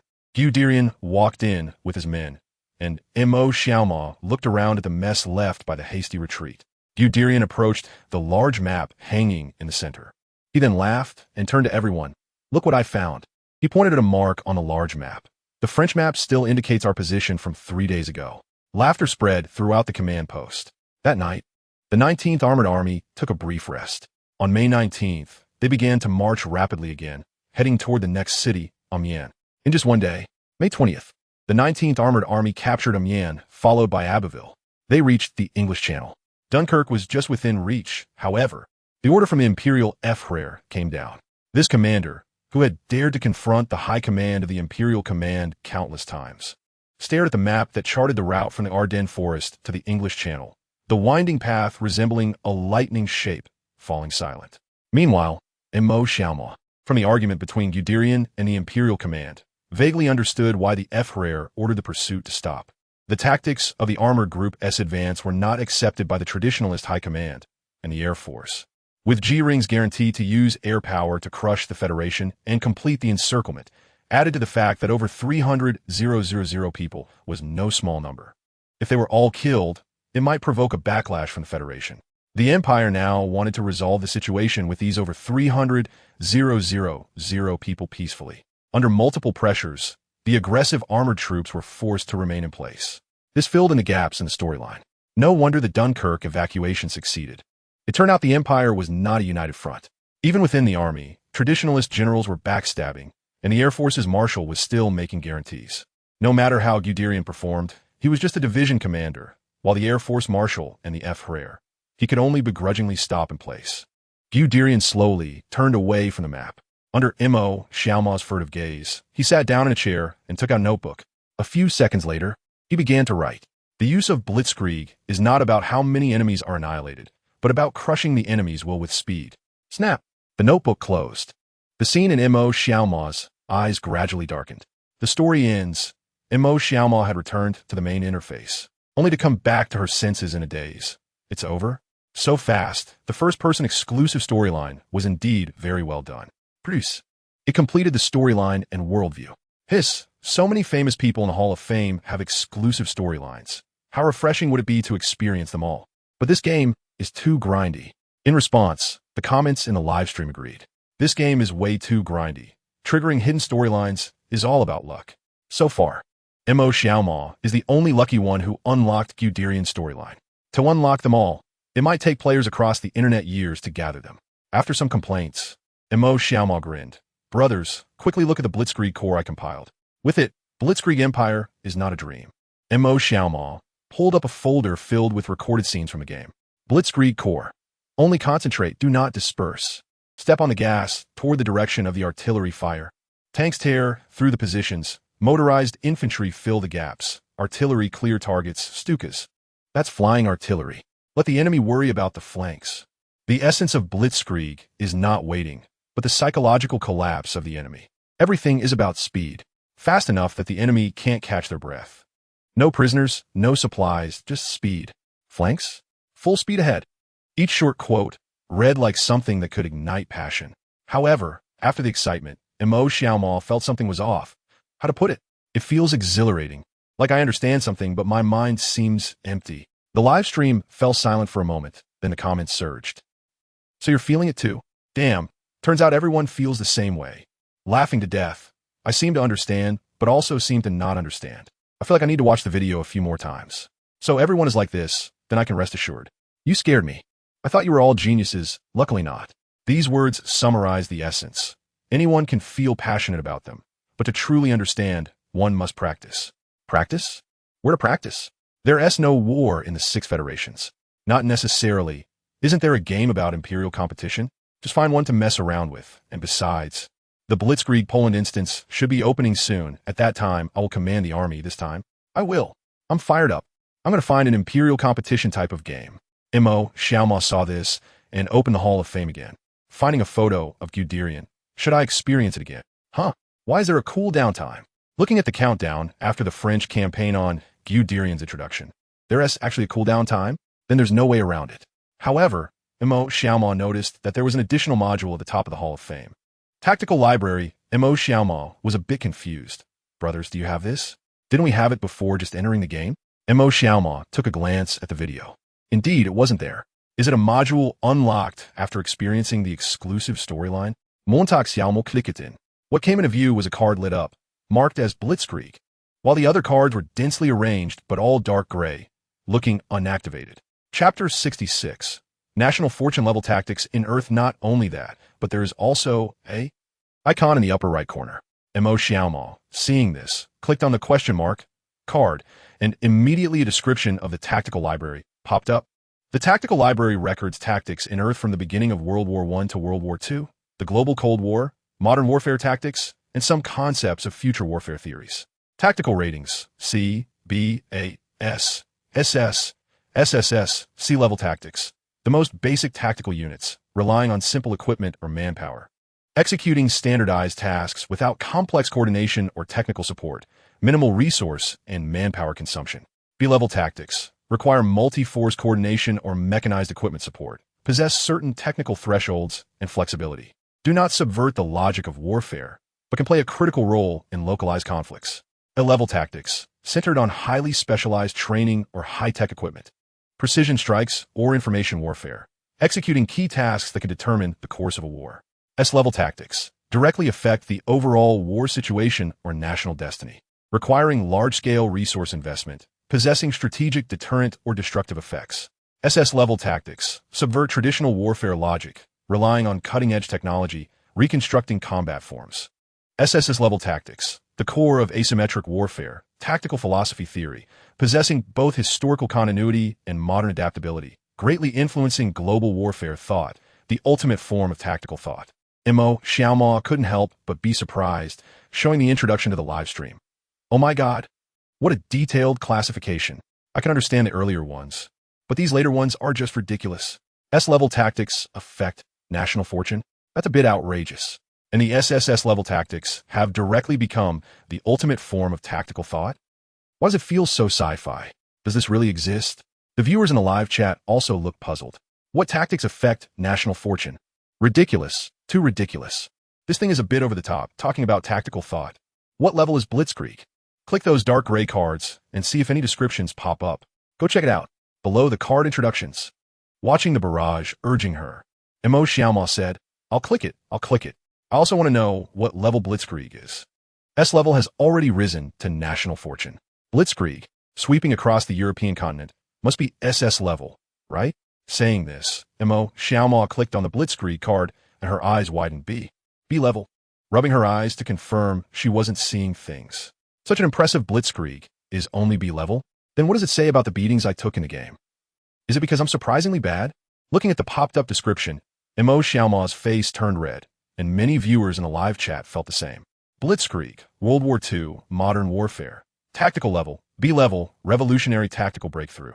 But limited by the physical constraints of the mechanized era. Tactical type, armored assault maneuver warfare. Tactical description, at the beginning of the Second World War in Earth. Created by the Imperial Armored School, centered on armored clusters, coordinating with the Air Force, and utilizing radio communication to achieve the decision move destroy cycle.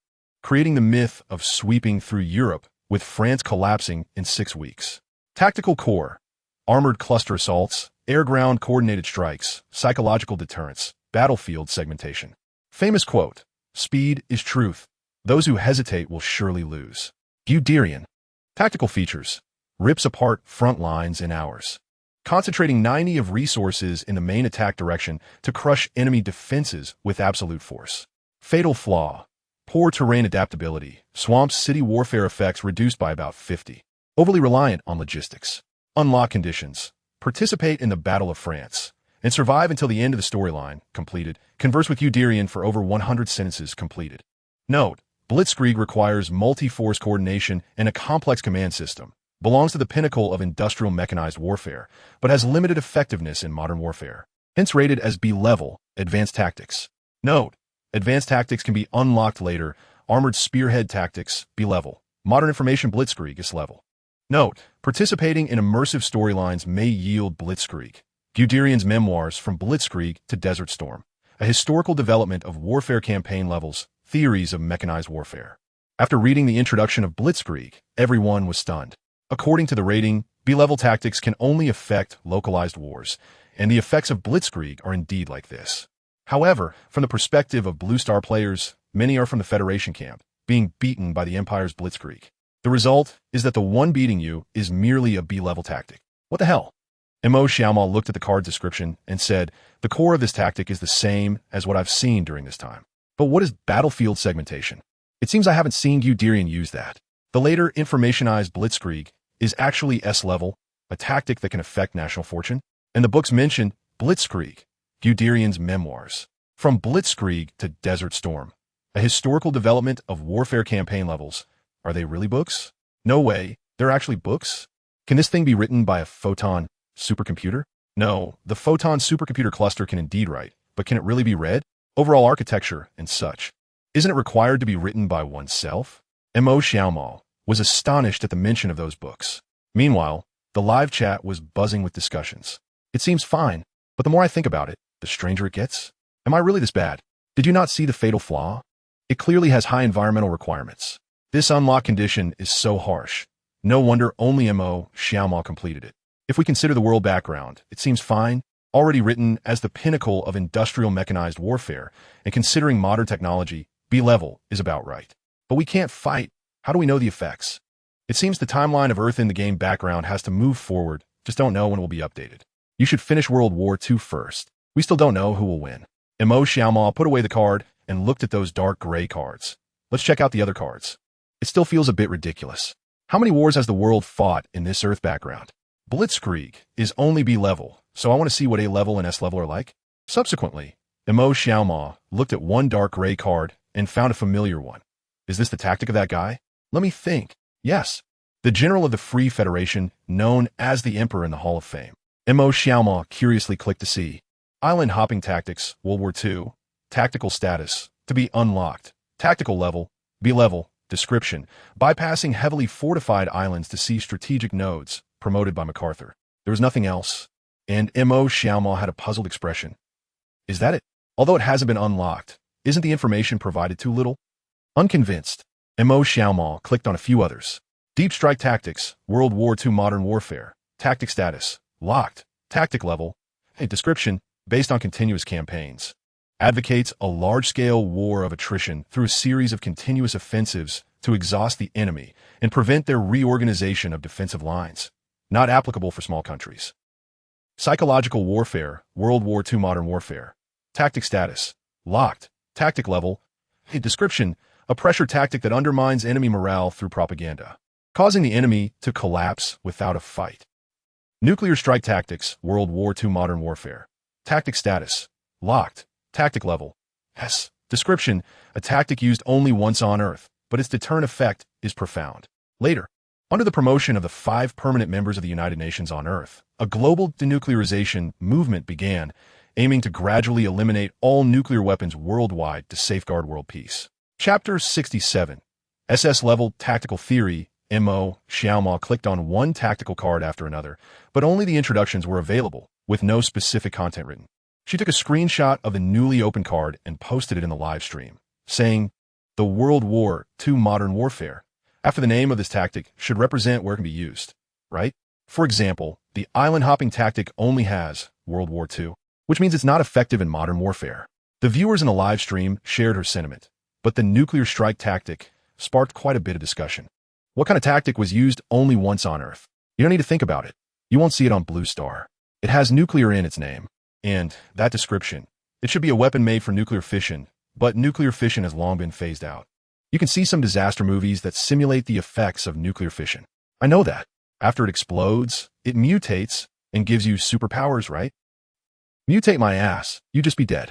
You guys are getting off track. If it's this thing, it could really affect national fortunes. Just like the technology from World War II, if you drop a nuclear weapon, no one can stop it. Wow. So that is how national fortune works. Just destroy it. Why does the technology on Earth seem so disjointed? In the game's storyline, electricity isn't even widespread in many places, yet they can create nuclear weapons? M.O. Xiaoma watched the discussions in the live stream, feeling somewhat confused. Although she wasn't a professional, she knew about the existence of nuclear weapons. She just remembered that they seemed to be used in power plants, right? Something about controlled nuclear reactions. She couldn't remember clearly. How could this thing be related to weapons? But with so many people watching and so many engaging in professional discussions, M.O. Xiaoma couldn't reveal her ignorance. She cleared her throat and said, "Brothers, let us look at other cards." Then she clicked on a tactical card.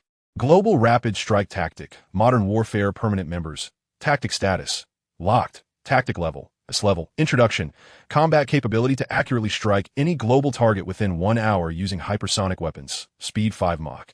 Achieving meter-level precision, capable of destroying deeply buried, mobile, or high-value targets, available only to permanent members.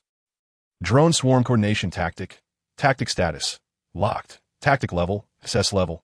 Introduction, a basic tactic consisting of thousands of drones, no upper limit, executing saturation attacks, breaking through traditional command hierarchies, and incapacitating high-value strategic targets, such as aircraft carriers, at a very low cost, subverting traditional warfare models. One tactical card after another opened under M.O. Xiaoma's operation. Although many contents were missing, just by looking at the introductions, one could tell how powerful these tactics were. Compared to Nuclear Strike Tactic, Global Rapid Strike, and Drone Swarm, it seemed reasonable that Blitzkrieg was rated B level. Moreover, the drone thing was indeed outrageous. Wasn't that just something produced on an assembly line? Cheap ones cost dozens, while expensive ones could be thousands or tens of thousands. And this thing could take out an aircraft carrier? In the game's Earth, technology could create nuclear weapons, but couldn't it defend against drones? Logically, there should be countermeasures against this. How could drones attack an aircraft carrier? M.O. Xiaoma and the viewers understood the other tactics, but this drone tactic felt like a refreshing perspective. However, being rated SS level should have its reasons. I wonder if the subsequent storyline will reveal more. As M.O. Xiaoma continued to click on the cards, more B-level and C-level cards appeared until, People's War Theory, Tactic Status, Locked, Tactic Level, SSS Level, Introduction. The ultimate form of symbolic tactical thought based on guerrilla warfare. Its 16-character mantra has a far-reaching impact at the tactical level, representing modern wars like the Imperial Graveyard, Middle Eastern struggles, etc. And at the strategic level, it forces traditional powers to re-examine the definition and cost of victory. That's it. No way. What is that 16-character mantra? Why is it not written? Looking at the SSS level tactical theory with its astonishing introduction, M.O. Xiaoma and the viewers felt frustrated. What the heck? This is truly inhumane. By the way, I still don't know what the boss of Polaris Game Company, Zhao Ming, looks like. Mo Xiaomao and the viewers were gnashing their teeth at this. Meanwhile, Mo Xiaomao's live stream had already made it to the trending topics. This was mainly because the Battle of Britain had just ended and players were showing off the medals they earned. Someone had already unlocked the Hall of Fame and experienced the hidden immersive storyline, completing the French campaign at record speed. Coupled with the subsequent unlocking of the hidden tactical library, the hype exploded. At this time, in the Great Xia Federation, the capital, the anti-war competition division was nearing the end of the preliminary voting evaluation. It would conclude in a week. In World War II, Rise of the Empire was expected to successfully advance. Although there were objections, the game's popularity was too high to be rejected. At this moment, in the review meeting, in the gaming area, due to the different games being reviewed, apart from a massive game like World War II, Rise of the Empire, which required dozens of people from various fields for evaluation, other games did not require that many. At this time, in the review of an adventure game, military scholar Shi Jun was not present. However, historian Lin Cheng made some suggestions regarding the game's ancient relic scenes, prompting the staff to notify the author for modifications. Lin Cheng quickly picked up his phone to find Mo Xiaomao's video of the hidden storyline. He edited clips showing why the Empire had to halt its advance, the situation it faced at that time, and how tank units struggled to fight in such terrain, along with clips of Guderian arguing his case. Lin Cheng then opened his Federal Headline account and attached the edited video. Shi Jun talks military. Don't look at problems from a goddess perspective. War is an extension of politics, filled with too many uncertainties. Based on the situation in the storyline, do you still think the Dunkirk evacuation could succeed? He also added World War II, Rise of the Empire. Then he sent it. Chapter 68, Tank Cluster, Urban Warfare. Lin Cheng's message was sent out, and it didn't take long for it to be noticed by players of World War II, Rise of Empires. After all, in the discussion forum, a historian suddenly appeared, which felt quite abrupt. The players were confused, but some who knew the inside story explained in the comments. Thanks for the invite. I'm in the capital, a transparent judge. Many friends might not understand the situation. In fact, during the internal voting for anti-war competition, Shi Jun cast a dissenting vote against World War II, Rise of Empires. The reason was that many wars in the game lacked logic and would never succeed in reality, as the creators completely misunderstood military matters. Compared to other federations, this would definitely embarrass the Great Xia Federation. Lin Cheng countered that one must consider the background of the time. Perhaps the Dunkirk evacuation was reasonable under those circumstances? Neither side convinced the other, but in the end, World War II, Rise of Empires still passed the initial review vote by the judges. I watched the video, and it was Polaris Games that provided the background at that time, right? So, after finishing this comment, the players of World War II, Rise of Empires exploded. How could they tolerate this? What does it mean to not understand military matters? Embarrassing the Great Xia Federation? As if you understand better? How long has Blue Star not fought a war? Where did your title of military expert come from? Isn't it self-proclaimed?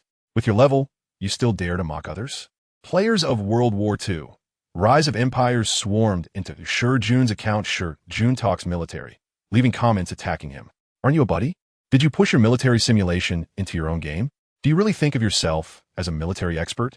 Mayo, I checked this guy's record. He became famous for playing military chess simulations and strategy games. So this military expert title is earned from playing games? Damn, you're a player, I'm a player. And you still look down on me? You fucking. As a military blogger, Shi Jun explained hypothetical wars and conducted simulations every day. He had a considerable fan base, and seeing their idol being attacked, they jumped into the fray without hesitation. Li Xing, Xi Yunya. The two of them suddenly became trending topics. Although Shi Jun had many fans, they couldn't match the massive number of game players. However, within half an hour, Shi Jun released a video and tagged Lin Cheng. Come, look at these tactics and introductions. What kind of national fortune level? What kind of strategic level? Do you think these things can happen in reality? They are entirely the creator's wishful thinking. No matter how many people play, it can't hide the fictional nature of this game. Earth, World War II are just things imagined by a college graduate. Players can follow the trend, but you, as a historian, really think you've studied history. If the history department is all at this level, forget it. It's understandable.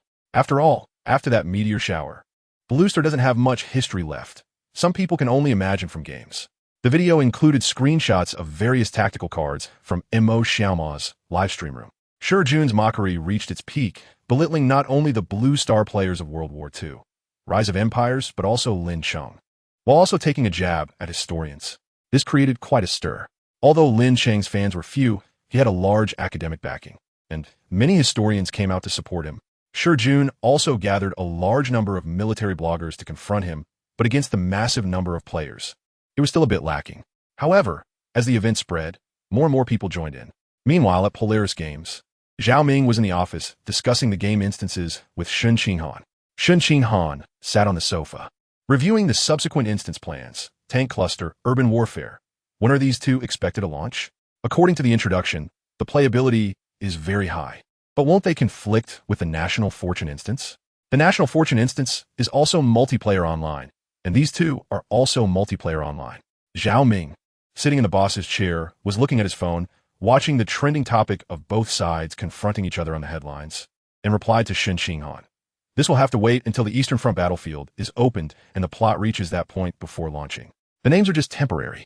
They haven't been finalized yet, just using gameplay as a placeholder. Also, it's different from the National War instance. The National War instance is like the Battle of Britain, which can accommodate tens of thousands or even hundreds of thousands of players fighting an overall war.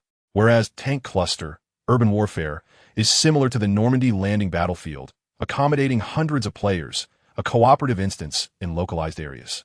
Besides these, there are also types of confrontational instances like Airborne Assault and Jungle Guerrilla, but they all have to follow the storyline timeline of the majority of players. So there's no rush for now. Sun Qinghan nodded and said, I see. The gameplay is quite good, but won't it be somewhat off topic? Also, the tactics library. There are quite a few theories in there, which are interesting. It won't mislead the players, right? Zhao Ming shook his head and said no. These theories and tactics are based on the background of Earth and can be successfully implemented. For example, that drone swarm, in the modern warfare setting of Earth, can really be used to attack aircraft carriers. Still, in Blue Star, given its current technology, do you think drones can approach sensitive areas? Sun Qinghan nodded. That's true. Not to mention aircraft carriers, even in the urban areas of Blue Star. Some sensitive departments don't allow drones to get close. In the past, they would be jammed and rendered ineffective, and they could also be traced back. Zhao Ming opened his account on the headlines and began typing, while saying to Sun Qinghan, there are some future warfare tactics that might be applicable in Blue Star. Sun Qinghan became interested. Oh? What tactics? Zhao Ming smiled and said, wait until I finish compiling them. World War II isn't finished yet. Where do I have the energy to compile them? Sun Qinghan's mouth twitched. Compile them? Chapter 69. Zhao Ming. You have the fate of a commander. Zhao Ming nodded naturally, not shying away. Of course it's made up, but with AI assistance, it's much easier to come up with those things. The framework still has to be thought of by oneself. Sun Qinghan nodded. So that's how it is. You. Then Sun Qinghan shook his head. Forget it. This isn't a large factory. Using AI for automation will squeeze people's jobs. Your company has always had this few people. A game company using AI to create some background and materials isn't a big deal. Zhao Ming laughed. I think so too. He then began to operate quickly on his phone. Seeing this, Sun Qinghan asked, what's going on? Zhao Ming replied, someone is causing trouble. I'm going to ride the wave of heat. Sun Qinghan raised an eyebrow and also picked up his phone. As soon as he opened the federal headlines, he saw several trending topics. Shi Jun. The Second World War is just something imagined by college graduates. Lin Cheng calls out to Shi Jun. It's sad for a military expert who only knows how to talk on paper. Shi Jun shakes his head. The level of historians is hard to describe. Military bloggers collectively charge into battle. Sun Qinghan's expression became strange. How did a historian and a military expert get into a dispute over this game? As he clicked in a check, he gradually understood the ins and outs. It turned out to be a grudge formed during the initial voting for the game's Second World War, the Rise of Empires. At this moment, a message suddenly popped up on Sun Qinghan's phone. Zhao Ming from Stargame. The National War instance Blitzkrieg Poland will open on the dawn of the holiday in 4 days. A brand new vehicle system will be introduced, reenacting the confrontation between Poland and the Empire. During this time, everyone has studied the troops' strength, layout, and routes of the Empire during the Blitzkrieg in Poland, along with the latest Blitzkrieg experience storyline. It should be manageable, right? Looking forward to players successfully resisting. Shi Jun talks about military. If this military expert is interested, he can study Blitzkrieg and think of countermeasures. On the day the instance goes live, we look forward to your expressions. P.S. I can give you special permissions to become the commander of the Polish group army, commanding on the front lines, and you will be connected to the Photon supercomputer for monitoring, ensuring you can command with peace of mind. The Dawn Holiday is a small holiday on the Blue Star, established to commemorate the first sunlight shining down on the Blue Star after the meteor shower, which had been covered in clouds and dust. Since it's a small holiday, it's enough for players to immerse themselves in the game for a long time, which is also why Zhao Ming set some national war instances to open during the holiday. With the release of Zhao Ming's message and the mention, players flocked to Zhao Ming's headline account like sharks smelling blood, and many fans of military bloggers joined in as well. 6,666. So you're the frontline commander, huh? Zhao the old thief is really afraid he won't die. Haha, he's a military expert. What if he has a way to resist the empire? Then I'm different. I'll become the prime minister. Funny, a college graduate dares to mock the Great Xia. Laughing my ass off. Do you understand the value of military field influencers? I could crack that broken blitzkrieg, just dig some trenches, and the empire won't be confused. Xia talks about military, supporting the Great Xia, lived to slap his face on that day. Really stupid in that tactical library. He even wrote out the fatal flaws himself, unable to cope with swamp and urban warfare, too reliant on logistics. I'll just cut off your logistics and you won't be confused. Why bother with these kids? They're all students. What do they understand? You understand? Come on. Let us do a D-Day invasion. I'll be the Empire's defenders. See how I beat you to death. You're really bad? Haha. Xia talks about military. Say something. Zhao the old thief mentioned you. Hear us a joke. Someone who plays military chess simulations wants to fight Guderian. Military chess simulations are a real test of intelligence. Guderian is just a virtual NPC. Mistaking fiction for reality. You're the real joke, right? In the comment section under Zhao Ming's headline account, fans from both sides were mocking each other, each supporting their own leader.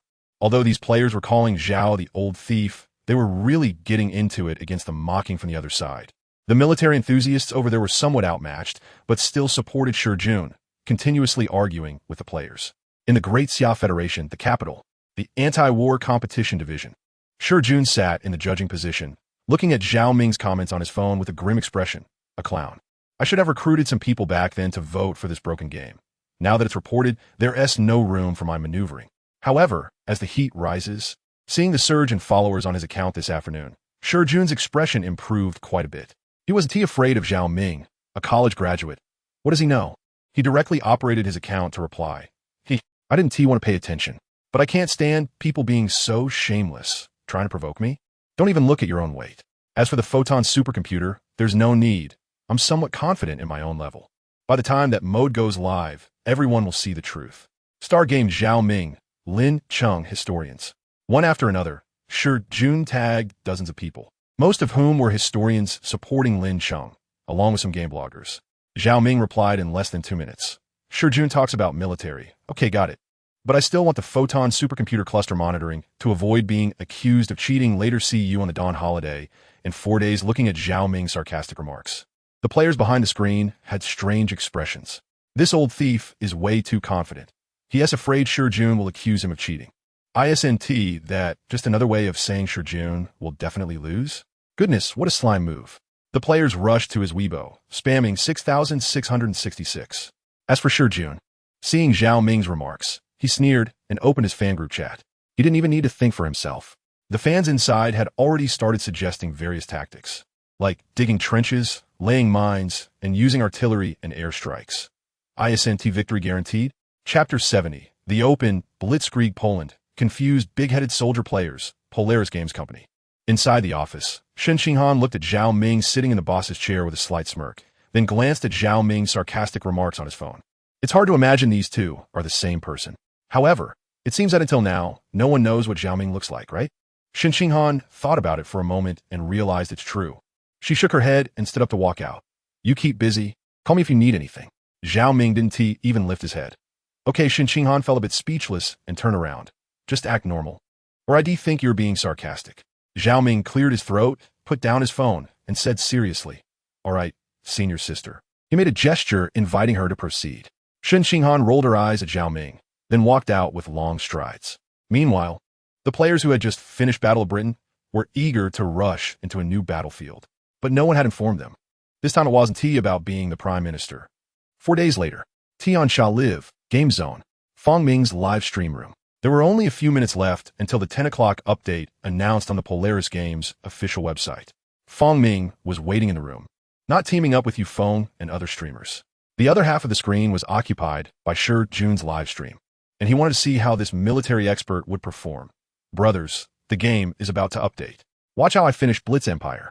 I've thoroughly studied the recordings of other streamers, so I'm now considered a small expert in Blitzkrieg. The bullet comments in the live stream started mocking. You are the 173rd small expert of Tian Sha live in Blitzkrieg. So low-key? Doesn't T seem like Fong Dog style? Ha ha ha. A real master wouldn't T be showing off in the live stream, right? Are you laughing? You mean that Shi Jun? Yeah, the whole internet is watching this master. How will he crack Blitzkrieg? Being called a military expert, he should have some skills. Let us hope Zhao the old thief doesn't team mess up this time. He has no skills at all, just someone who plays military chess simulations. I could do it too. Anyway, we're all going to lose, right? Ah, you get me. Fong Ming didn't care about the mockery and said, they call him an expert, so he must have the level of an expert. But if he is playing the commander, does that mean the Prime Minister of Poland is a native NPC? The native NPC Prime Minister in the background is held out for 36 days, which is better than many players.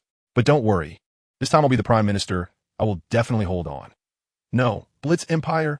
The live stream room erupted in laughter, laughing to death. Did you slip up? If you can hold on for 30 days, you're impressive. For Blitzkrieg Poland, let us watch the master.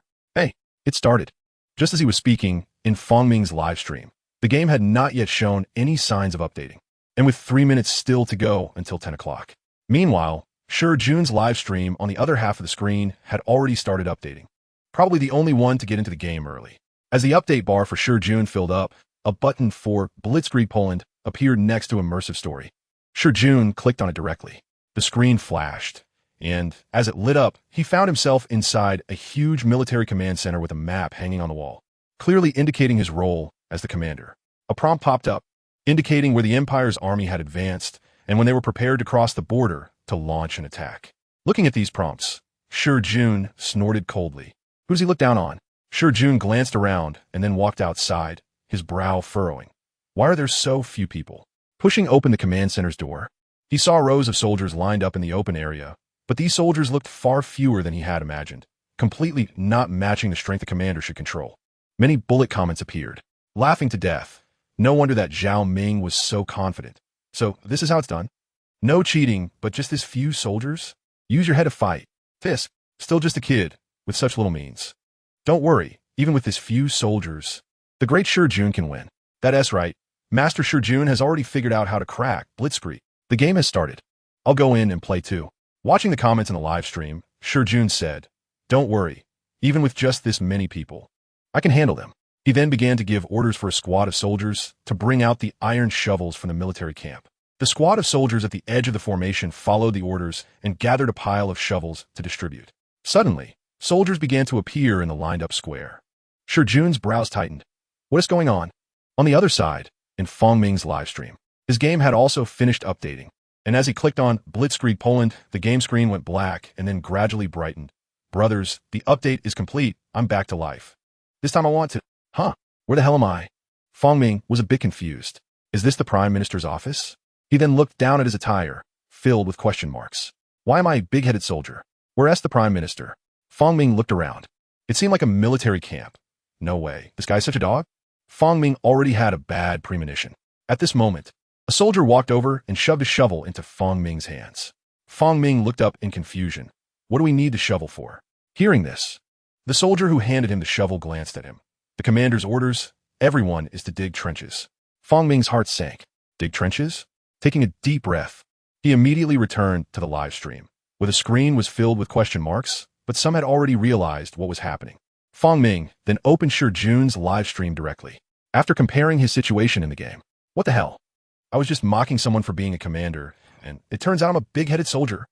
At this moment, around him, voices of confusion like what the hell, Shi Jun, big guy, what the F, Zhao the old thief, echoed, clearly indicating that many of the soldiers appearing were players.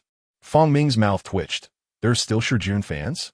Just as he was thinking, he suddenly heard an NPC's reprimanding voice. What are you all standing around for? Haven't you received the command from the commander? Go dig trenches. Move faster. Chapter 71, Blitzkrieg in Poland. Real-time map on Fong Ming's side. He couldn't help but curse. What the hell is this? However, hearing the NPC soldiers' orders, some players excitedly grabbed shovels and ran off to dig trenches. Watching this, Fong Ming's mouth twitched. Had these rich kids never done any work? Digging trenches was that fun? Nevertheless, as some players and NPCs moved towards the designated direction, Fong Ming looked down at the shovel in his hand. Well, guess I have to dig. Carrying the shovel, he walked towards the direction pointed out by the NPC. Looking at the sun in the sky, it was probably afternoon. The Empire launched its attack in the early morning, meaning there were at least 10 more hours of preparation time. In a live stream room, the viewers were fully embracing their roles as jokesters, cheering Fong Ming on and urging him to work harder, reminding him that he was the first line of defense against the Empire. Fong Ming looked at the barrage of comments, cursing under his breath while digging the trench. Emotion value 2741. Emotion value 1872. Emotion value. Zhao Ming kept receiving prompts about his emotion value, clearly indicating that the players who entered the game first were already bewildered.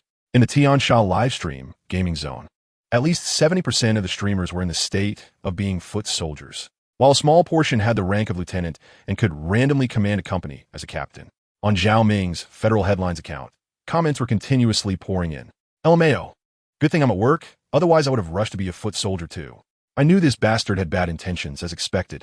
This guy is really useless. He can't even handle being prime minister against the Empire, let alone being a foot soldier. Good thing I was cautious.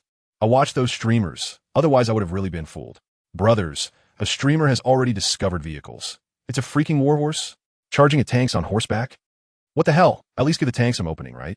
Regarding Zhao Ming's character, many players remained skeptical. After all, how much integrity could one expect from a guy whose face had never been shown?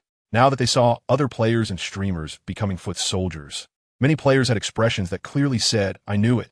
This scoundrel. As many players were complaining, the official website of Jishin Games suddenly launched a livestream module, linking to Tiansha livestream and pinned it at the top of the gaming zone. On the left side of the official website page were National War, Troop Strength Deployment, where players could view the troop layouts and the original attack plans of both sides. On the right side, a dynamic map appeared in the center of the screen, showing the border between the Empire and Poland, each occupying half of the display. Each circle and number represented a troop from both sides. These circles and numbers were not fixed on the map, but were slowly moving. The circles on the Empire side were continuously advancing towards the Polish border, while the Polish side was moving, but not as quickly as the Empire. At this moment, a prompt appeared in the live stream. Click on the army name to view the current personnel and configuration. Double-click to view the battlefield from a bird's-eye perspective. Upon seeing this, many players quickly realized that this was a real-time map. This sparked considerable curiosity among the players. Compared to the confusion in the Prime Minister's office, this real-time map provided a clearer understanding of how the Empire was rapidly advancing through Poland. After all, the map in the Prime Minister's office did not move. In Fong Ming's live stream room, sitting beside the freshly dug trench, he entered the live stream and pulled up the Jishin official website stream on the other half of the screen. He then clicked on the circle representing the Army code 25 on the map, immediately bringing up the introduction. 25th Infantry Division, troops, 29th, 56th, 60th Infantry Regiments, 25th Artillery Regiment, unarmed, troop strength, 16, 824, 274 players, affiliated, Pozna Group Army, Commander, Shurjun what? Not only was there an introduction, but it also showed how many players were in this division, and it was commanded by Shurjun. Fong Ming double-clicked to zoom in on this infantry division.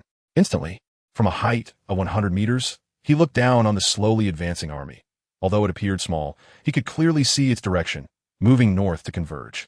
Fong Ming pulled back the view and then clicked on the circle labeled 4 to the north. 4th Infantry Division, troops, 57th, 58th Infantry Regiments, 14th Artillery Regiment, Machine Gun Company, Motorized Anti-Aircraft Company, troop strength, 14, 824, 274 players, affiliated, Pozna Group Army, Commander, Shurjun. Fong Ming clicked again to enlarge the view. The bird's-eye perspective from 100 meters appeared, and then he saw a large group of people scattered around, diligently digging trenches. Laughter erupted in the live stream. Don't just sit there, hurry up and move a bit, supervise yourself. El Mayo, is this high-altitude perspective really that fun? Wow, Shurjun is commanding 2 divisions. Not just 2. I looked, besides the division the streamer is in, there's also the nearby 1726 infantry divisions, along with 2 cavalry brigades and 2 light tank companies, all commanded by Shurjun. Can't you see they're all gathering towards the 4 infantry division? Total troop strength over 70,000, with players accounting for over 10,000, right? I thought there were only those few people at the start of the stream. If there are over 70,000, that could work. Not sure if they can hold off the Empire. Can they hold off the Empire? Watching the barrage in the live stream, Fang Ming's mouth twitched as he switched the view back. He overheard some players discussing. One, presumably a fan of Shijun, was explaining, I heard Shijun and other experts discussing in the group before. As long as we dig deep and wide enough, we can bury all the Empire's tanks in this. Then, using my shovel, I poked into the soft soil under my feet. If we dig another half-meter, we can definitely make the Empire's tanks fall in and not climb out. The essence of blitzkrieg is speed. If the tanks get stuck, can the motorized infantry charge with machine guns behind them? A player beside him nodded. That's true. I played other war games before. Tanks that fall into pits usually get stuck and can't move at all. Another player said, of course, the Empire's tanks are so tall. If they fall into a pit over a meter deep, they'll be stuck 2/3 of the way down and definitely 1T be able to get out. Listening to their discussion, Fang Ming didn't quite understand, but he knew about the Empire. Based on the portrayal of the Empire's generals in the story, they shouldn't be stumped by such trenches, right? However, they still had preparation time here.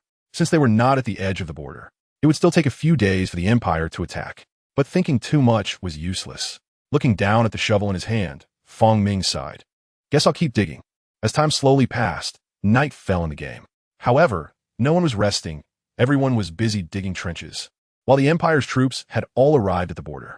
In the early morning of the game, the Empire's army began to cross the border, and this time, with preparation and some reminders from players, Poland's aircraft were not all destroyed, but the number retained was limited. Additionally, there were already Polish Federation troops at the border, colliding with the Empire's forces. At this moment, players were no longer criticizing Zhao Ming for being a scammer. Instead, they were all focused on the movements of the armies from both the Empire and Poland in the game livestream.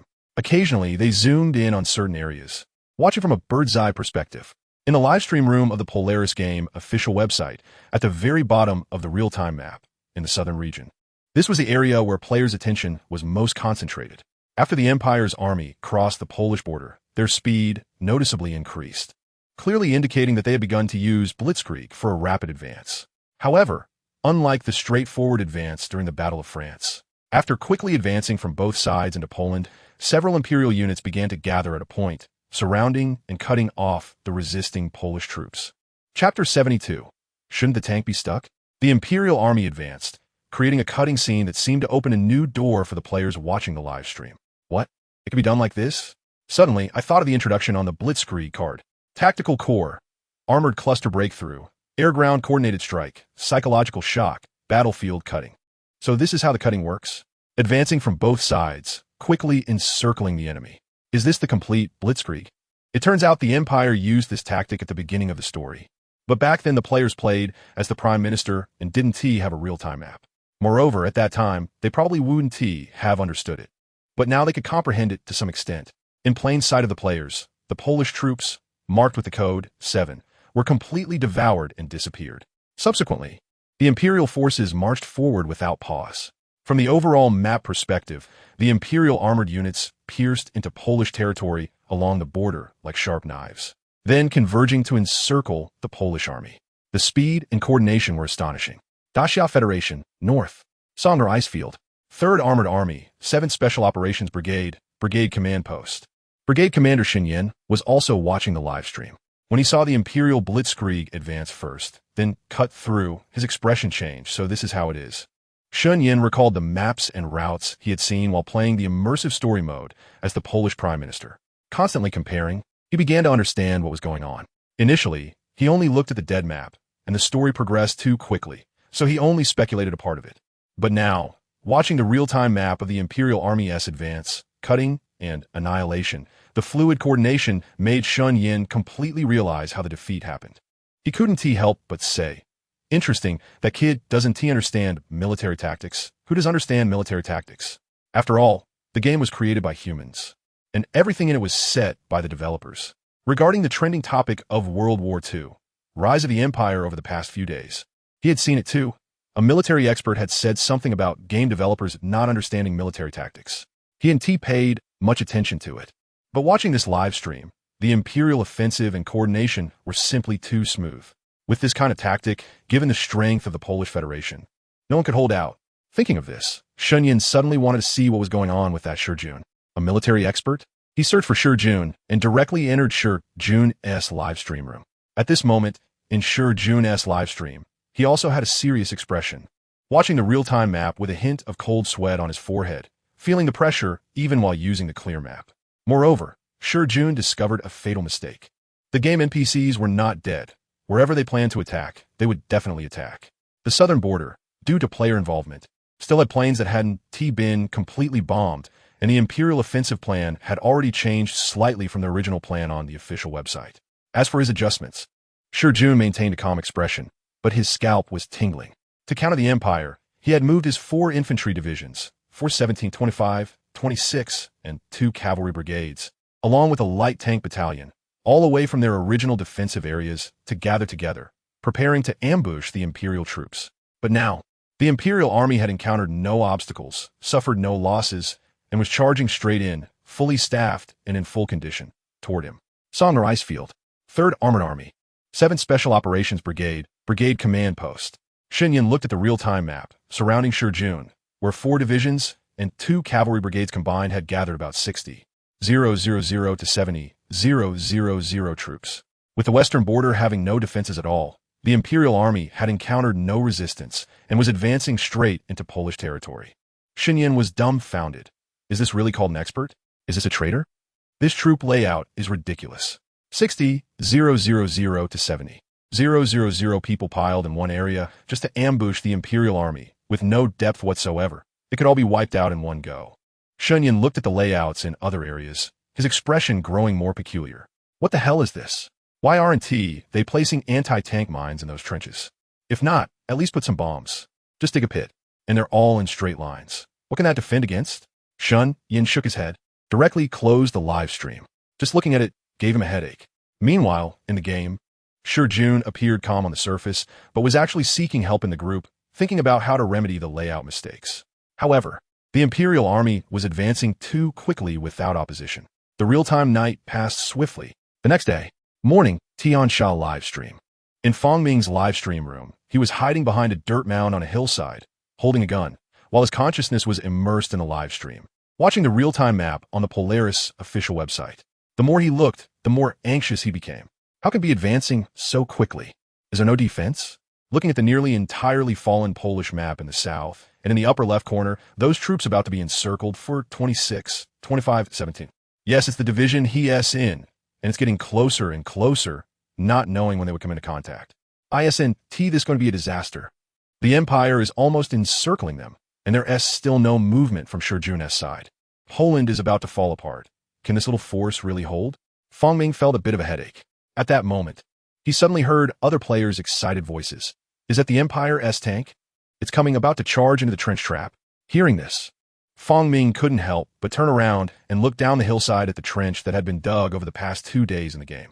The trenches were now covered with camouflage. The tanks of the Imperial advancing troops were roaring forward without restraint, about to drive into the camouflaged trench on the road. Fangming also became tense, and the viewers in the live stream held their breath. Boom! With a loud crash, the leading Imperial tank directly crushed the camouflage on the trench, half of the tank sinking into the trench. The sudden scene made the tanks behind the Imperial forces immediately stop their advance and go on alert. In Fangming's live stream room, the viewer comments flew by. What the hell? It really works?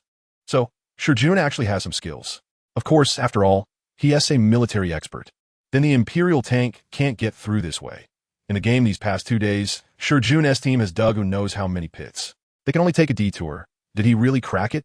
The players and NPCs ambushed on the hillside became excited, and Fangming chambered a round in his gun, ready to start shooting as soon as he gave the order. At this moment, the tank trapped in the trench suddenly erupted with a huge engine roar, like an angry giant beast. The tracks visibly moved forward. The soft soil in the trench gradually deformed, forming a slope, and in the astonished gazes of everyone, the Imperial tank tilted its head and charged out, rolling over the squeezed slope.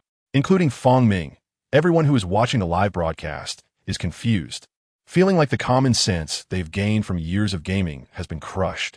This is not right? How can it be pushed? Isn't it supposed to be stuck? Why is it different from what I expected? Chapter 73. Players wrapped in dumplings. The Blue Star players hiding on the hillside, preparing for an ambush, were stunned. They watched helplessly as the tanks below smoothly rolled down a slope and charged out without the slightest pause. Not only that, but they also increased their horsepower and continued moving forward. Shortly after, they fell into another slope, and, just like before, without much hesitation, they crushed the trenches and surged out again. The Imperial tank formation behind followed suit, rolling over everything in its path. From a distance, the alternating Imperial tanks effortlessly crushed the trenches that the Blue Star players had painstakingly dug over the past 2 days. Watching as these tanks rolled over nearly half of the trench, Fong Ming finally snapped back to reality. This is absurd. Fong Ming looked down at the soil beneath him, thought for a moment, and dug a little. The loose soil clung to his hand, and when he rubbed it between his fingers, it felt just like real dirt. He thought about the soil stuck to the tank's body.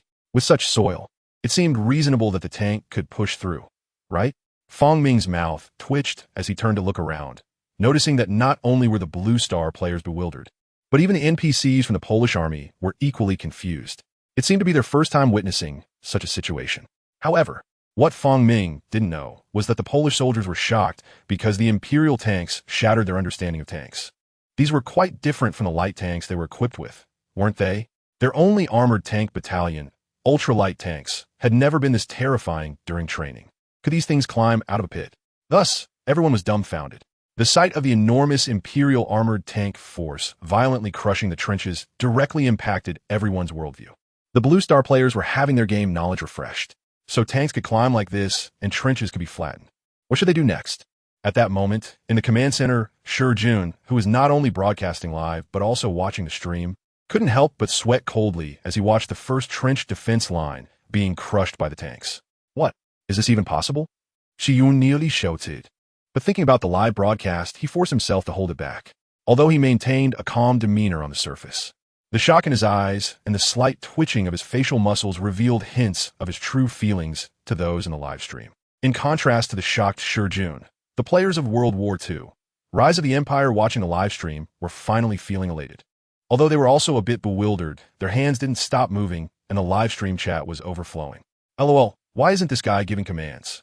The Imperial tanks are about to break through the defense line. Maybe he's stunned. To be fair, not just him, I'm also stunned, but it makes sense. Exactly. The game's details are unbeatable. Since the tanks can charge through, it means tanks in reality can do the same. It's different from other games. Come to think of it, in other games, tanks weighing 40 or 50 tons crash into trenches, and the trenches don't change at all. Is that reasonable? Wow, now that you mention it. That's true. Meanwhile, in the live stream room of the Polaris official website, seemingly to prevent anyone from claiming there were issues with the game data, detailed information about the battlefield's terrain, soil, temperature, humidity, as well as the models, weights, and maximum horsepower of the tanks used by the Empire suddenly popped up on the Polaris official website's live streaming page. With this data, anyone could use a free simulation software found online to model and simulate the situation. Instantly, it silenced everyone, especially Shi Jun's fans. They were about to rush to the Polaris official website to complain about game bugs, but now that detailed data was presented, complaining would make them look like clowns, unless they could provide data to counter it. However, for those who understood the field, they could see at a glance that there was nothing wrong, leaving no opportunity for Shi Jun's fans to voice their concerns. This was frustrating. With the emergence of the soil and tank data, Shi Jun snapped back to attention, looking at the Imperial forces, which were about to break through the first defense line on the live stream. He couldn't care about anything else and immediately ordered the artillery regiment to fire at the first defense line. Then, looking at the real-time map in the live stream, a hint of determination flashed in Shi Jun's eyes. They couldn't run now. The entire army had been surrounded. It was better to launch a fierce attack in one direction and take down as many as possible. Earlier, due to heavy arrangements, Shi Jun had set up this area as a massive ambush circle. So when he discovered that the Empire's attack plan would change with the game and the players' resistance progress, he hesitated. Having already laid the ambush circle, any adjustment would be a waste. Knowing that the Empire was going to cut off their retreat and surround them, Shi Jun stubbornly held back, hoping to deal a heavy blow to the Empire with the ambush, then break out. But he never expected the first trench defense line to be breached so easily. The scene he imagined, where Imperial tanks became stuck in place, did not occur, which rendered half of the artillery's arrangement useless. watching the Imperial tank forces about to roll over the trench defense line. He could only hastily order the artillery to bombard the first trench. The original plan was to use artillery to obliterate all the tanks of the Empire that were stuck in place, but now that plan had already half-failed. He then began to mobilize the 3 divisions and 2 cavalry brigades that were originally ambushed in the 3rd and 4th defensive lines to gather at the 1st defense line. At this moment, at the 1st defense line on the hillside, Fong Ming was lying on the ground, watching as some of the Imperial tank forces had already rolled over the trench defense line, and they had not yet received any orders. Did Shi Jun give up? Fong Ming was pondering this when a faint, dull sound suddenly came from the distance. Shortly after, the sky filled with a dense, screeching sound, and countless small black dots began to fall, diving towards the trench defense line. Boom! Boom! Boom! Shells crashed into the trench defense line, and the shockwaves from the explosions sent clouds of dirt flying into the air. Some shells struck the bodies of the Imperial tanks, igniting them, and the ammunition inside exploded, instantly transforming the Imperial tanks into fireballs emitting black smoke. The soldiers of the Empire below shouted loudly as the advancing tank forces began to scatter. Clearly, the Empire realized that these foolish trenches, combined with the shell impacts, meant the next wave of attacks would undoubtedly hit the center of the trenches. So they rushed towards the sides. Fong Ming's side also received orders to wait until the Imperial troops flanked them from both sides before launching an attack. Fong Ming held his breath.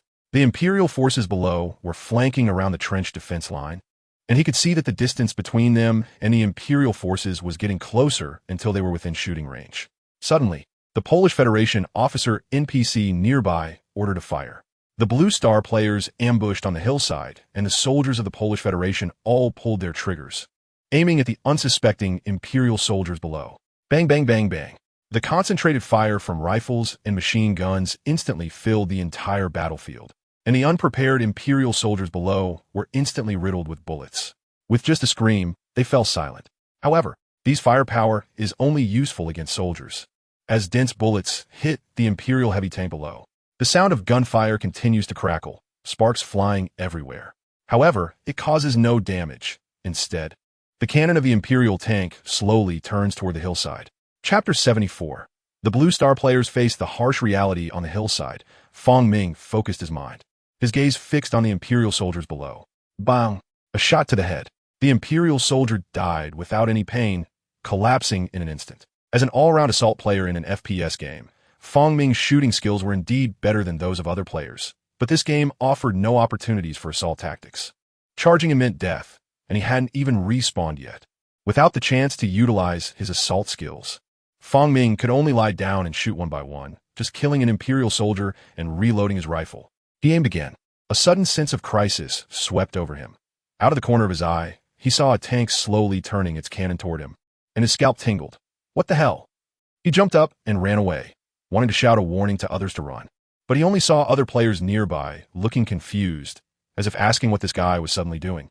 Suddenly, a muffled sound came from a distance, and the ground shook slightly.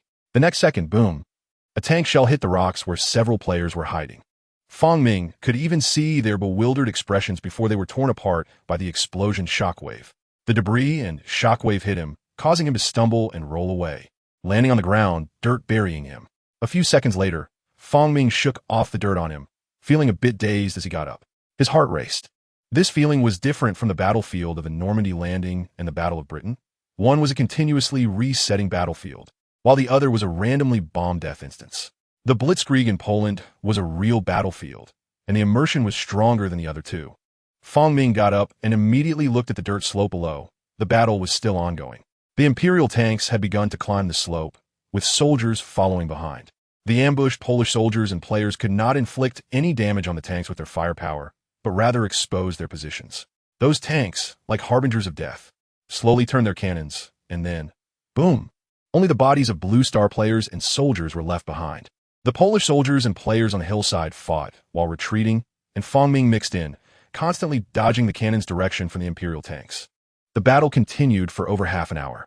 The Imperial tanks suddenly stopped and began to slowly retreat, with the Imperial soldiers hiding behind the tanks and withdrawing down the mountain. Seeing this, everyone left breathed a sigh of relief. At that moment, Fong Ming suddenly looked down and grimaced. He realized his thigh had been shot through at some point. Blood soaked his pants, and the pain surged as he relaxed. Suddenly, a Polish officer NPC, holding a binoculars, looked excited. Reinforcements have arrived. The commander has brought the main force over. We must seize the opportunity to counterattack. Fong Ming twitched his lips. Were you going to counterattack the tanks with your head? Suddenly, a rumble came from the sky. Everyone looked up, their faces changing drastically. As one player recognized it, it's the Stuka.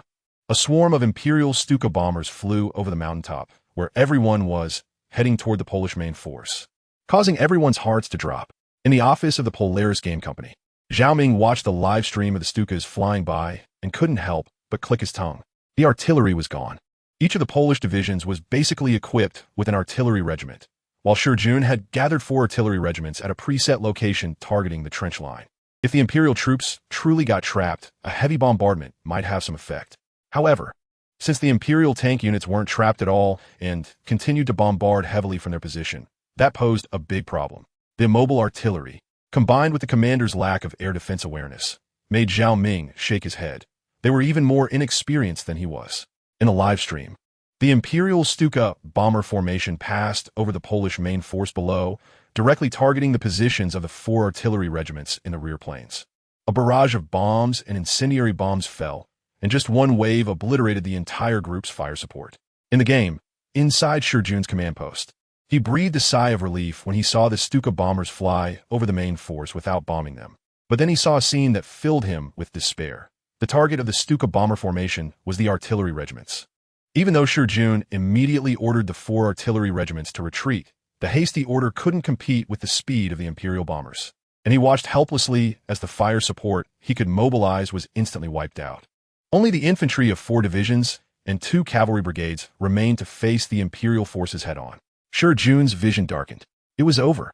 From the initial layout error, the Imperial troops advanced swiftly, the trench line failed to hold, and the obliteration of the 4 artillery regiments meant it was now a hard confrontation on the front line.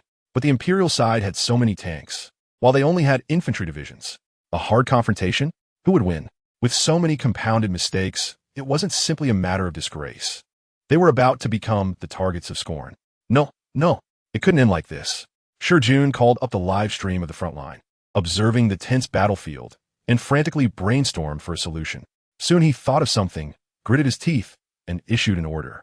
On the front line, with the arrival of the main force, the firepower on the hillside was dispersed, and Fong Ming and the other players breathed a sigh of relief, feeling much less pressure. However, at that moment, the Polish NPC officer suddenly received some orders, looking incredulously at the communication soldier. What? Then he fell silent and nodded. He ordered everyone to gather ammunition, grenades, and so on. Fong Ming face-bombed, complaining, "No way. Are we really going to counterattack?" In Fong Ming's live stream, the viewers were having a blast, laughing at the absurdity. This NPC was indeed serious about the counterattack with so few people. Fong Ming shook his head helplessly, and then everyone organized their ammunition and grenades. The Polish NPC officer then ordered everyone to tie 6 grenades together. Once everyone finished, the NPC officer commanded them to pick them up, then pointed at the Imperial tank units advancing and engaging with the main force in the distance, issuing the order. Everyone, charge in a scattered formation. Blow up the tracks of the Imperial tanks in front to help the main force establish a defensive line. Everyone was dumbfounded, especially the Blue Star players, who exchanged bewildered glances. They even doubted they had misheard. What? Am I going to blow up tank tracks? Do I look like a tank to you? Fong Ming also showed a look of surprise, and the live stream was filled with question marks. What the hell is this NPC saying? Blow up tank tracks? How do I do that? Are we seriously sending people to fill the line? Fong Ming took a deep breath and looked at the NPC officer. Sir, are you saying that we should take grenades and rush under the tank to stuff them in and blow up the tank's tracks? The NPC officer replied, that's right. Only if the tracks of the tank in front are destroyed will it stop in place, preventing the tanks behind from advancing and buying time for our main force to attack. Fong Ming felt a throbbing in his temples. What if I say no? Is there any human rights left? This not only refreshed his understanding of the game, but also his understanding of humanity. The Blue Star players were stunned. How could such an inhumane order come to be? Click! The sound of a gun being cocked echoed, and the NPC's cold voice rang out. Disobeying orders.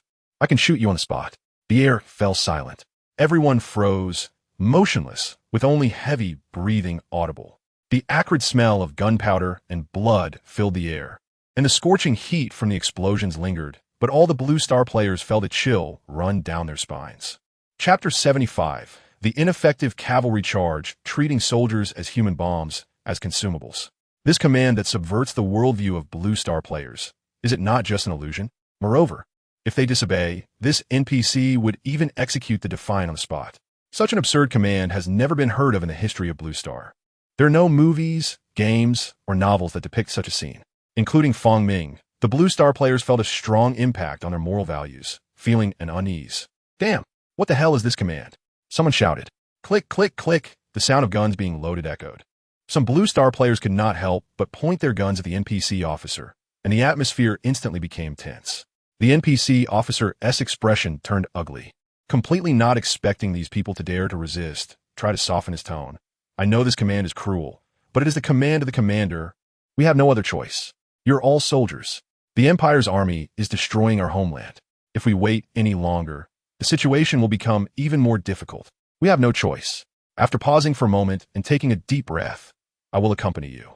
After saying this, he gestured for a soldier nearby to bring over a grenade, which he then strapped to his waist. At the same time, he lowered the pistol that was aimed at Fong Ming's head. The Blue Star players here felt no sentiment towards this Polish NPC's talk of patriotism.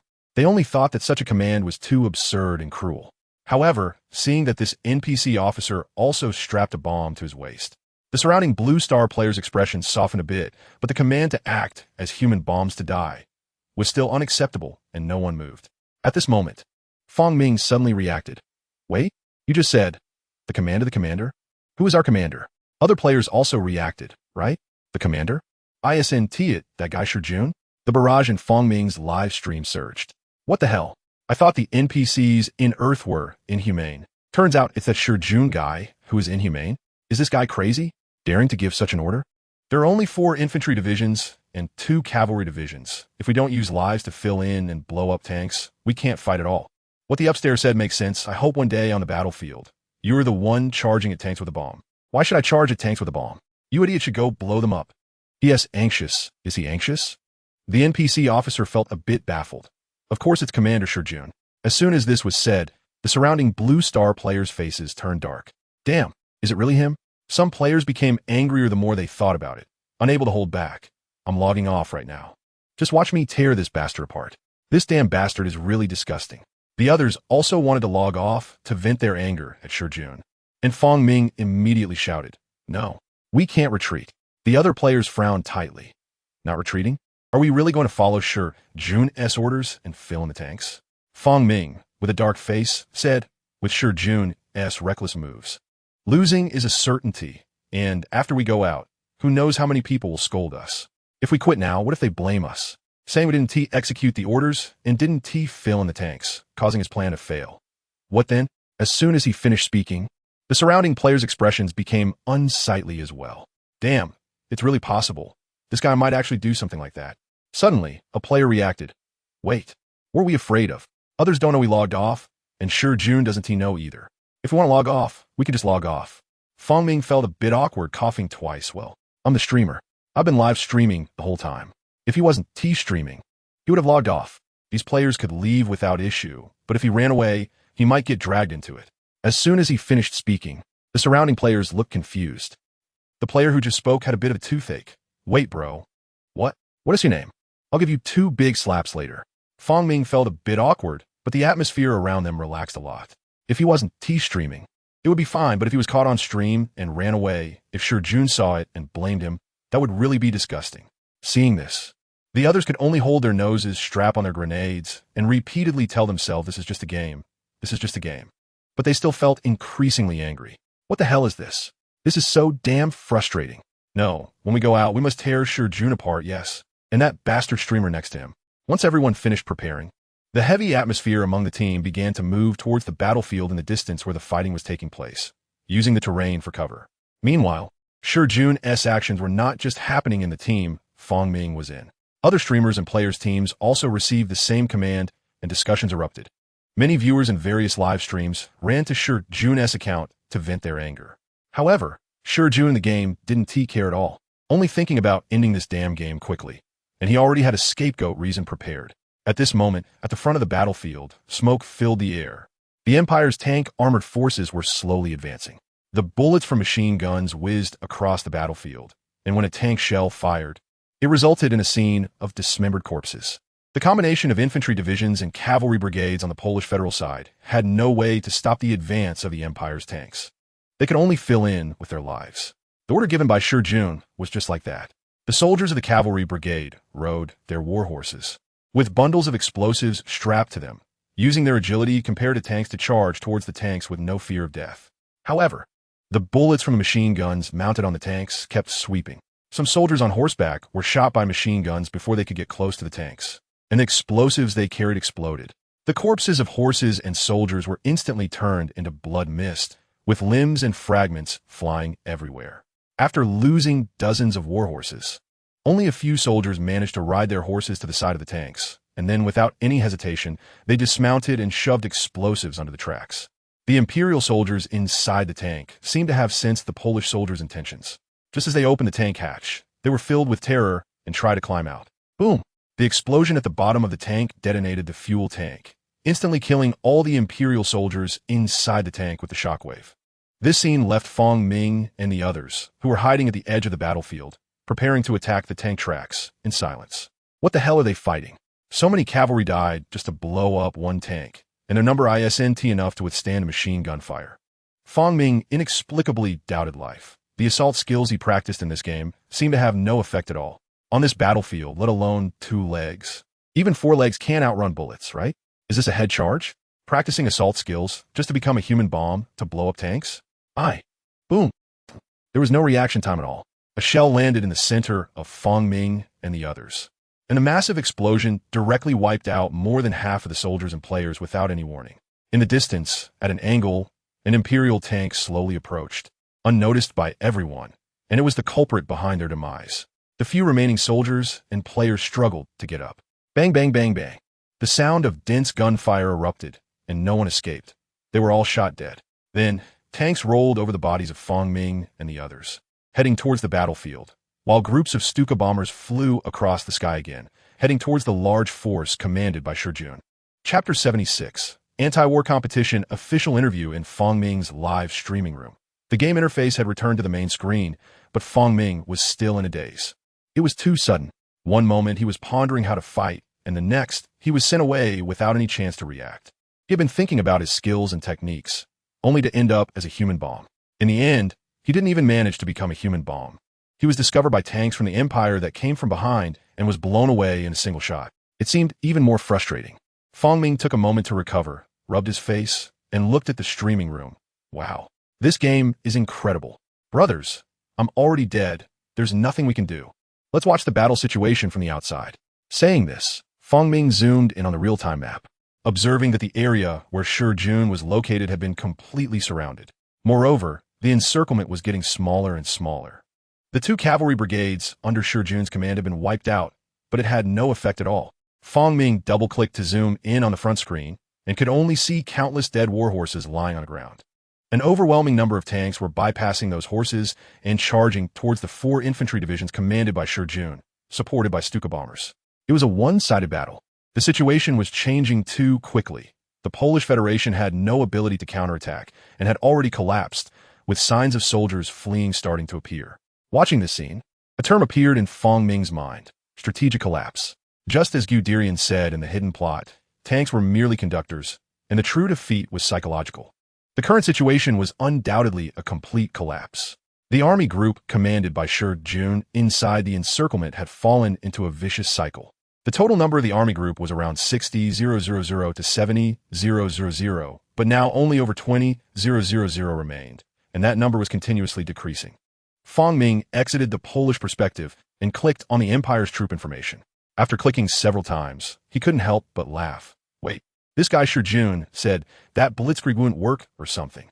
Look at the Empire's side. These troops aren't Guderian or Rommel, but several generals from Empire who are not even in the Hall of Fame. Then, Fong Ming pulled up the information of those Empire troops attacking the army group for his viewers to see. It turned out that none of the renowned Empire generals like Guderian or Rommel were involved. Did those background NPCs take care of Shi Jun's mess? The The comments in the live streaming room began to roll in. I'm dying of laughter. How did this guy become a military expert? With this record, I could do it too. Originally, just a gaming simulation expert. Now his true colors are showing. I wonder how he thought of the brilliant idea of having soldiers charge tanks on horseback. No need to ask, this guy has already shifted the blame. What? Laughing to death.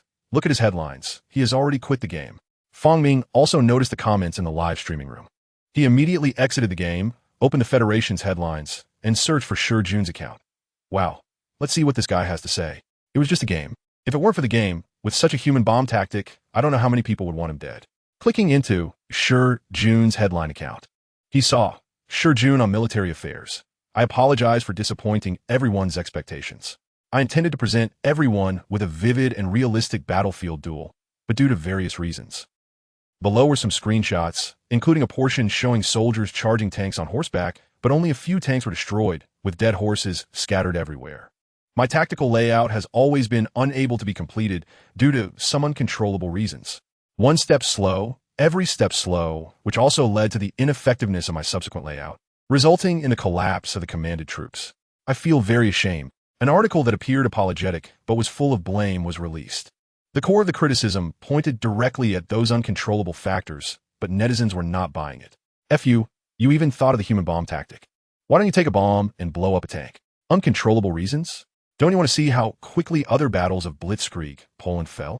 Guess whose fault that is? The Pozna army in other battles has already launched a counterattack under NPC control, and you were annihilated while still having the face to speak? Rumor has it that Shi Jun's military chess simulation championship was bought. Laughing to death, even an NPC plays better than this. The comments were filled with negativity. It was hard to find a single good word, and even Shi Jun's fans dared not defend him. His performance was simply too poor. Shi Jun had successfully dominated the trending search list, but it was all criticism. The most criticized was the order to have people charge at tanks with bombs. Some even reported him, suspecting whether he was a terrorist, as such an order could be thought of by a military expert. On the side of the online historians, they were feeling vindicated, while the military experts who had supported Shi Jun before were frantically deleting their comments. They were all cursing Shi Jun in their hearts. They had only wanted to take a stand to ride the wave of popularity, but now they were in trouble. What was this lunatic thinking? Human bombs? Are you terrorist? Those military experts who initially supported Shi Jun were now afraid of being called out by netizens for not deleting their comments quickly enough. Meanwhile, on the other side of the public opinion center, Polestar Games. At this moment, in the Company S office, Zhao Ming was on the phone with the official team of anti-war competition, and after listening to what was said, Zhao Ming spoke up. So, when is this interview scheduled? What do we need to prepare? The official staff from anti-war competition replied, once you finish preparing the materials and agree, our staff will depart from the capital to Donghai on the floating express train. It's only half a day's journey. The materials you need to prepare are some popular questions collected online by the anti-war competition official team. For example, the background of your creation Earth, the origins of World War II, and so on. The game you created is very popular, but the background information is too fragmented, and players can't grasp the whole picture. If possible, you could organize the complete background information of Earth. After the interview airs, it will not only promote the game, but also boost its popularity. Zhao Ming nodded, glanced at the time. It was already afternoon. Right? I will organize the background information of Earth and the game's development. Let's schedule the interview for tomorrow. Chapter 77, North Africa, Pacific, Asia. After Zhao Ming finished the call with the official team of the anti-war competition, he began to prepare the materials. The official account of the anti-war competition quickly released the news. After the initial selection by the jury and players, we will live stream an interview with Mr. Zhao Ming, the creator of the currently hottest game World War II, Rise of Empires, tomorrow at noon 12 o'clock. Mr. Zhao Ming will also present the complete world background of Earth. P.S. There will also be discussions on the origins of World War II, and players are welcome to leave any questions in the comment section. Star Game Zhao Ming, World War II, Rise of Empires. Due to the incident with Shi Jun, the discussions online are already focused on Star Game. Now, the sudden post from the official anti-war competition has further heightened the buzz. Even those who don't usually play games feel that everyone around them is discussing that Star Game. They can't help but be curious about what kind of game it is. Why it keeps trending every few days. Even those who don't play games or pay attention can't avoid seeing such trending topics. Meanwhile, at Star Company, Zhao Ming was directing his employees to tidy up the meeting room for tomorrow's interview.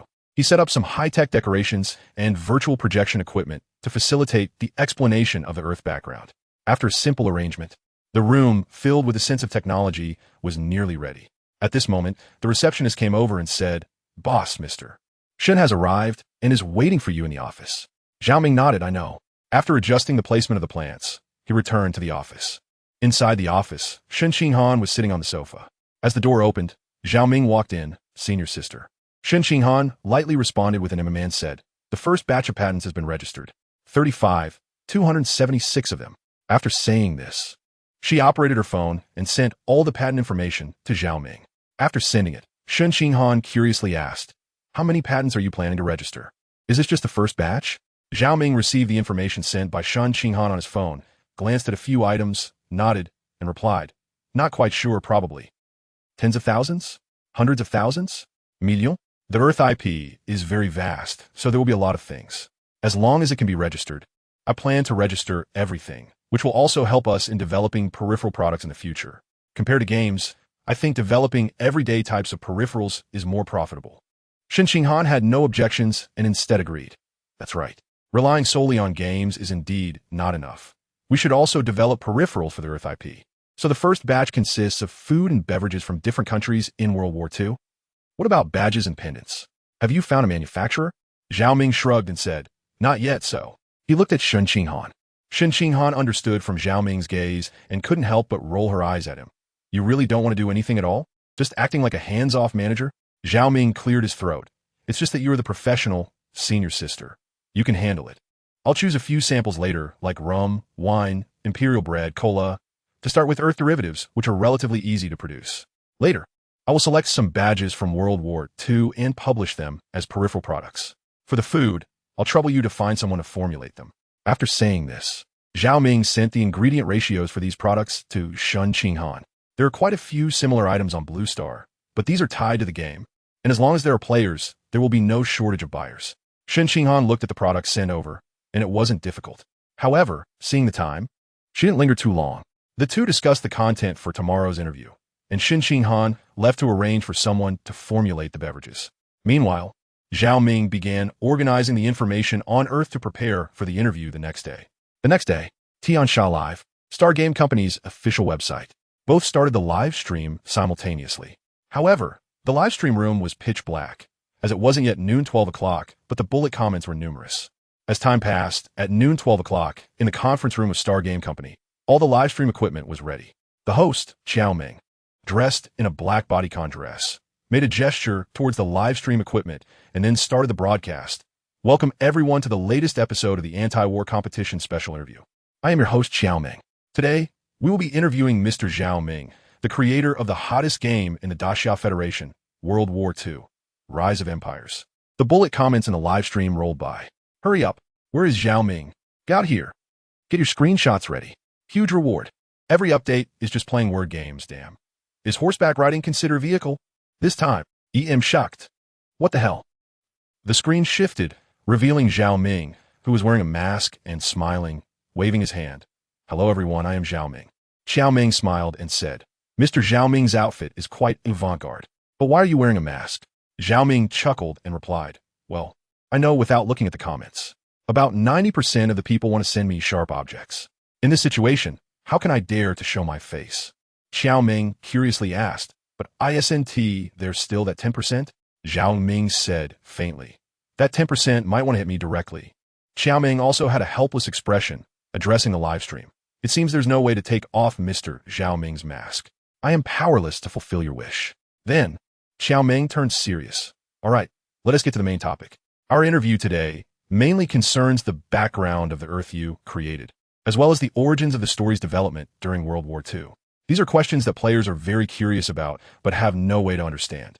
Could you please introduce it now?" Zhao Ming nodded and said, "No problem." Saying that, he picked up the remote control on the conference table and pressed a button. The virtual projection device immediately projected a flat map of Earth on the table. Regarding this world map, I believe many players have already seen it in the immersive storyline. Here, I will explain in detail that you can think of Earth as a parallel world to Blue Star, or as a parallel world created based on the background of Blue Star. For example, there are 6 federations on Blue Star, while Earth has 7 major continents. Blue Star has 5 oceans, while Earth has 4 oceans. The land and sea area ratio of Blue Star is 64 to 36, with land occupying more than half of the planet. The land and ocean area ratio of the Earth is 29 to 71, with the ocean occupying more than half of the planet. Because the ocean takes up a large portion and there are no sustainable new energy materials that can be continuously mined on land, and with too many dispersed countries, wars driven by resource conflicts among nations continue unabated. The wars range from Europe to Asia, from the Atlantic to the Pacific, involving 61 countries and regions, with about 80 of the world's population drawn into the conflict. The originally static world map lit up in scarlet regions with each sentence Zhao Ming spoke, representing places where wars occurred, and in the blink of an eye, the entire planet seemed to be dragged into war. There were very few places untouched by the red.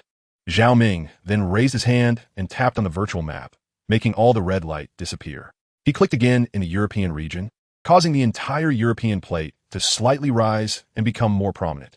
Players are currently mainly experiencing the European battlefield, which features the clashes between empires, various European countries, and the Soviets.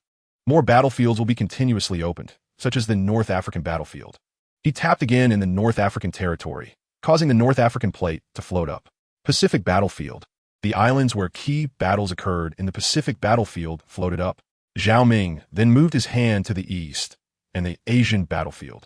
With just a few clicks, the affected areas were clearly visible, occupying more than half of the world. Zhao Ming continued to explain, due to the number of players, the main focus is currently on the European battlefield. However, many players have already experienced the helplessness of ordinary people in the face of war on this battlefield. This is also the original intention of creating this game. Only by experiencing the cruelty and ruthlessness of war can the public avoid being swayed by those who advocate for war. Just like those who advocate for war every day, they won't actually pick up a gun to resist the Federation. Because they know they will die, they instead incite the public to resist, rather than personally take action. Zhao Ming nodded and said, "So the core of the game is like this." From the effect, it does reflect Mr. Zhao Ming's good intentions. However, having only this one core is obviously not enough to attract players. Are there any other tricks? These lines were prepared before the interview. So Zhao Ming continued smoothly. Of course, if there were only this one core, it would clearly not be attractive enough to retain players. Therefore, the game now features immersive storylines, the D-Day battlefield, as well as multiplayer cooperative mode storylines, limited-time national war dungeons, and other diverse gameplay to keep players engaged. Moreover, the perspectives of the experiences are also different. For example, in the D-Day battlefield, players engage in beach landings. In the Battle of Britain, players can pilot planes in aerial combat, while Blitzkrieg in Poland has introduced a vehicle system. Of course, most importantly, players can experience the feeling of large-scale battles in Blitzkrieg in Poland. Future battlefields include North African battlefield for desert combat, European battlefield for airborne assaults, Pacific battlefield for naval and aerial battles, Asian battlefield for jungle warfare, guerrilla warfare, and so on, providing players with a variety of battlefield experiences. However, the comments in the live stream became chaotic, although players had slightly different focal points. Open vehicles? Does this guy even have the face to say that? If it weren't for you opening that warhorse, how would I have been ordered by that idiot Shurjun to charge at tanks on horseback? Damn, Zhao the old thief definitely has ulterior motives. Don't be fooled, brothers. Exactly, you can't trust this guy at all. What desert combat, airborne assault? Is it going to make us targets? Chapter 78, Those Ordinary Soldiers and Blood Battle in the Third Institute. The staff behind the live broadcast equipment looked at the screen filled with resentful comments and wiped their cold sweat. No wonder this guy had to wear a mask for the interview. It seems like those who mentioned sending blades were right. Wouldn't he just get bagged if he went out? Naturally, Zhao Ming couldn't hear or see the thoughts of the staff or the comments in the live broadcast, and continued to introduce the gameplay. The gameplay mentioned above is all large-scale battlefield gameplay. We need to wait for subsequent game DLC updates, so it won't be available to everyone for now, but our multiplayer cooperative story mode can meet everyone's needs. This mode has a threshold. Players must achieve the rank of second lieutenant to form a team and enter, which has blocked a large number of players. However, now that players' game progress has gradually caught up, many players have already obtained the rank of second lieutenant in the game. Therefore, they can invite other players to experience special operations in the multiplayer cooperative story. This includes, but is not limited to raids, decapitations, airborne operations, guerrilla warfare, naval battles, aerial combat, and so on. It will also unlock storylines and enhance the worldview. and any unlocked storylines will be updated on the official website to allow players to fully understand the world of Earth. Moreover, the multiplayer cooperative mode will also randomly unlock exclusive hidden storylines or legendary soldier storylines. For example, players will take on the role of a loader, following an ordinary Soviet tank commander, Kolobanov, to learn how this ordinary tank commander accomplished a 1v22 extreme operation in a crisis moment. Experience the legend of an ordinary person from a first-person perspective. Another example is players taking on the role of a soldier from the Soviet Federation, battling against an ordinary Finnish hunter, Simon Hay, in the snow, and Paul Tibbets, a storyline character who is just an ordinary pilot of the American Free Federation. The official interview live broadcast of anti-war competition is being streamed across the internet. So many players interested in the game are watching this live broadcast. The host, who is unaware of the inside story, continues to praise these gameplay modes, stirring the curiosity of the players. Meanwhile, in the northern part of the Great Xia Federation, on the Songer ice field, all soldiers of the 7th Special Operations Brigade are watching the live broadcast in the cafeteria, somewhat bewildered. Not only the soldiers are confused, but Brigade Commander Shun Yin is also a bit perplexed, turning to the Chief of Staff. What did he just say? Simon Hay is an ordinary hunter? What the hell? How can he be an ordinary hunter? Isn't he the White Death? An ordinary hunter can single-handedly take down 300 of them? Is the 7th Special Operations Brigade going to lose face? The Chief of Staff beside him twitched his mouth, clearly also suffering from the harassment of Simon Hay's sniper rifle in the game. Now I know why he wore a mask. Isn't this just digging a pit for people? Shun Yan's brows twitched, and he clearly understood. Damn, this kid is a bit sinister. By the way, didn't that kid say something about an exclusive dungeon? I need to ask about it later. Although this kid is a bit sinister, I have to say that these dungeons can really train soldiers.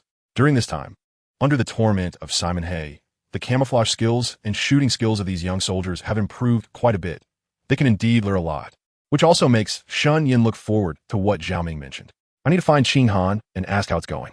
With this diversion, the soldiers of the 7th Special Operations Brigade couldn't help but show strange smiles as they watched Zhao Ming on the live broadcast talking about ordinary soldiers. This is really digging a pit.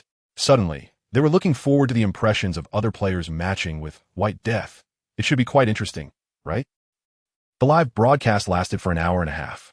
After it ended, after sending off the staff of anti-war competition, Zhao Ming returned to the office and found that Shun Qinghan was already sitting on the sofa with several bottles of drinks and bread on the coffee table.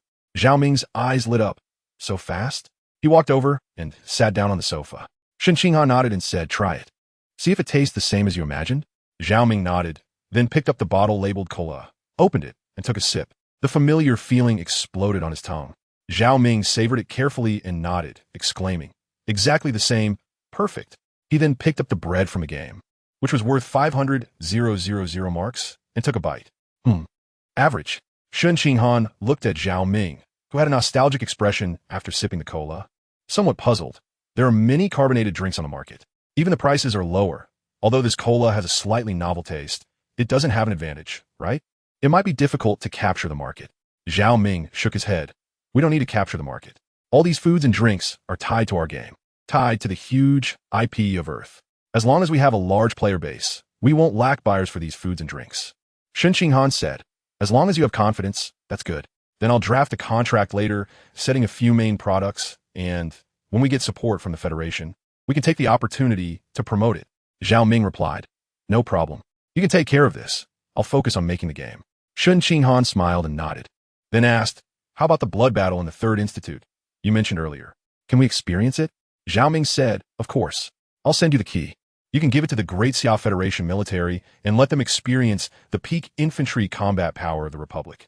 Saying this, Zhao Ming sent the key to experience the storyline of blood battle in the Third Institute to Shun Qinghan. Shun Qinghan acknowledged and then discussed the distribution of shares. After that, Shun Qinghan went to arrange for someone to draft the contract and also sent the key to his uncle, Shun Yan. In the evening, Songno Ice Field, 7th Special Operations Brigade, under the command of Battalion Commander Lu Feng, the soldiers of the 1st Special Company gathered, and then led by Brigade Commander Xin Yan. They entered World War II, Rise of the Empire, selected multiplayer cooperative mode, opened a room, and after Lu Feng pulled everyone in, Shun Yan entered the key, looking forward to what Zhao Ming said about the peak infantry of the Republic. As the confirm button was pressed, the scene transitioned. A CG appeared before everyone. Which unit is closest to the 3rd Institute? The 113th Division of the 38th Army. We must reach the 3rd Institute before dawn and cut off the enemy's retreat. 14 hours, running over 140 miles, too difficult. We of the 38th Army will never say no in the face of orders. We only have one phrase. Resolutely complete the mission. Blocked. The 3rd Institute is blocked. The 113th Division reports. The enemy is 5 minutes ahead. Occupy the 3rd Institute. At the end of the scene, the perspective slowly pulled up to the sky. In the distance, the army of the Free Federation is slowly advancing towards San-Soli, while the peaks surrounding San-Soli have already been occupied by the Republic's volunteers. The scene gradually fades away, leaving only a few large characters. Bloody battle at San-Soli. The launch event starts tomorrow at 2 p.m. Those with tickets should wait until after 2 p.m. to vote. Launch feelings. Tomorrow at noon, it's finally time for the launch. And I want to address the concerns everyone has. After the launch, except for the update at noon on the day of the launch, there will be a guaranteed update of 12,000 words. The launch event starts at 2 p.m. Those with tickets should wait until after 2 p.m. to vote. Updates will continue to be around 10 p.m., with daily updates of 8 to 10K. There is a suggestion post in the Book Friends circle, and everyone can leave comments there: legendary soldiers, squad events, battlefield battles. Next is the launch feelings. First, I want to thank the chief editor Shui Mo Da from Group 5, as well as editor Jiu, and operation officer Tian Jiwei Ba Miao. If anyone wants to write a novel, feel free to submit to Group 5. I came to Chidian under the diligent and responsible Jiu, who is always online and replies super quickly. From my first book Outside, I have been under Jiu's guidance all the way to Chidian, making me a trusted, big trouble person. However, due to procrastination, I delayed the launch of my book, and the beginning of this book was completed with Jiu's help. Otherwise, I might have ended up writing other random ideas.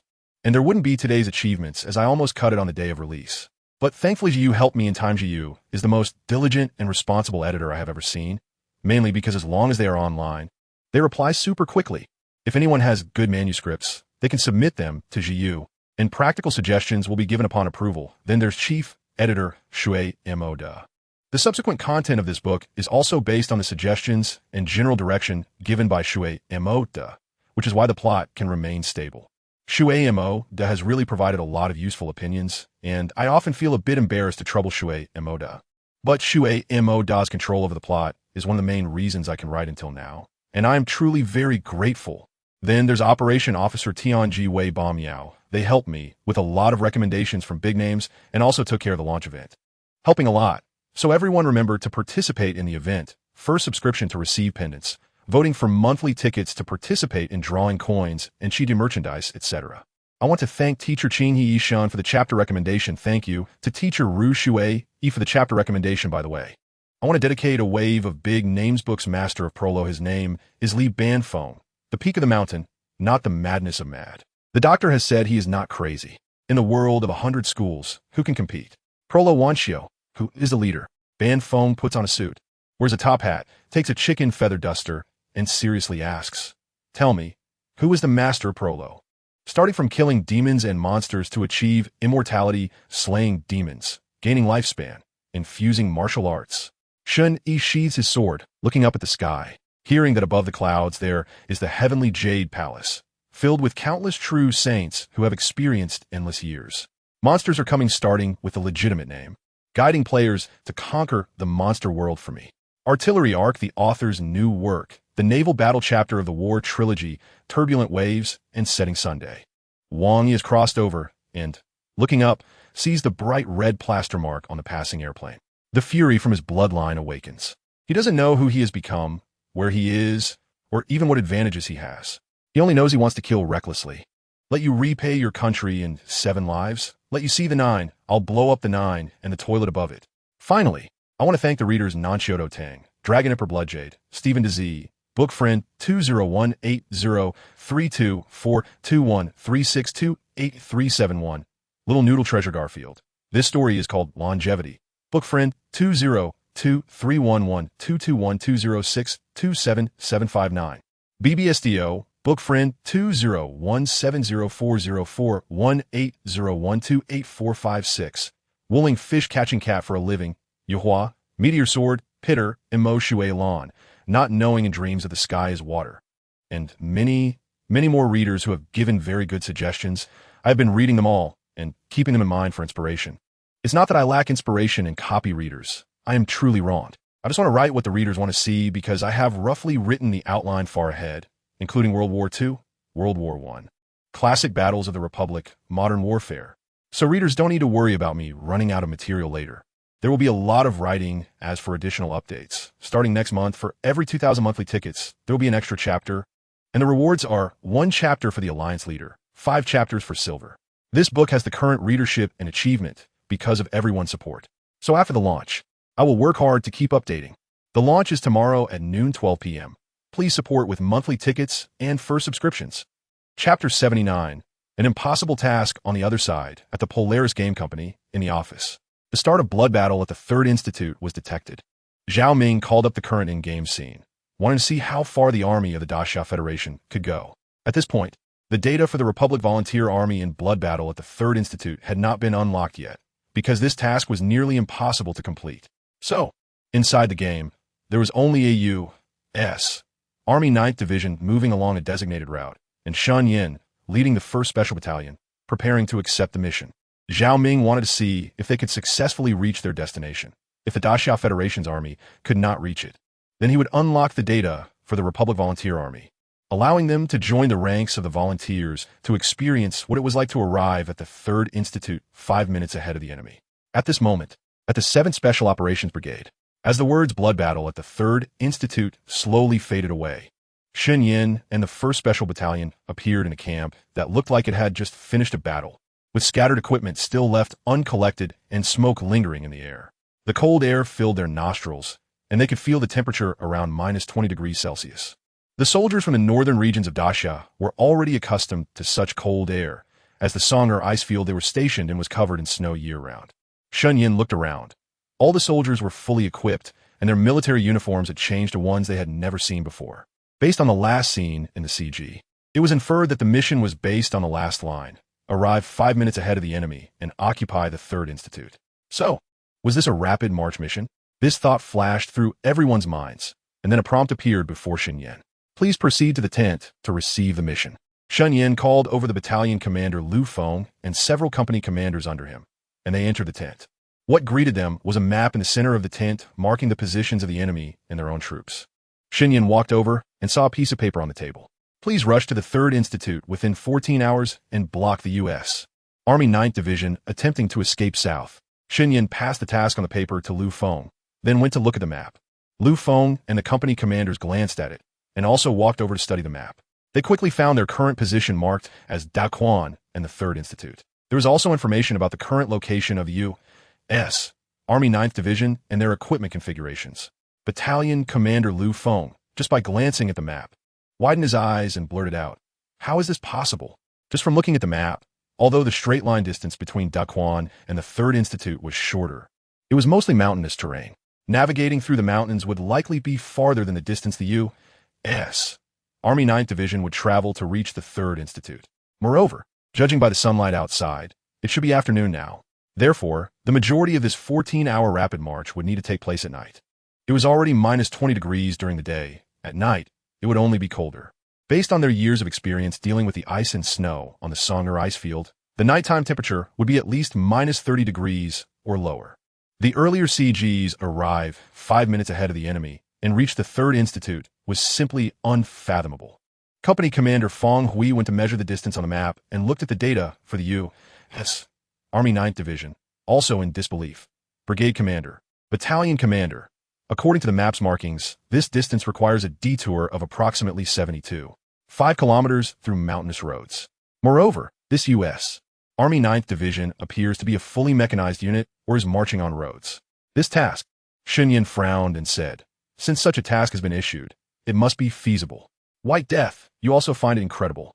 But after so much training, Haven T, we gradually figured it out. It's completely due to Simon Hay's camouflage and sniping skills being too strong. Let's try this task. However, there was also a hint of uncertainty in Shen Yin's tone. It was truly against common sense. Lu Feng and the others immediately responded, yes. Then Shen Yin looked at the map with his subordinates, studied a route, and led all the soldiers of the 1st Special Battalion to rush toward the 3rd Institute. Since there was no skipping during the march, Sun Yin and his team in blood battle at the 3rd Institute ended up running all night. Until the next morning, the sun had risen for quite some time, and the team was still marching. Sun Yin looked at the steep and majestic mountains ahead, feeling increasingly anxious. While running, he took out the map and called over Lu Feng and the others. Lu Feng and the others gathered around, panting heavily. "Brigade Commander?"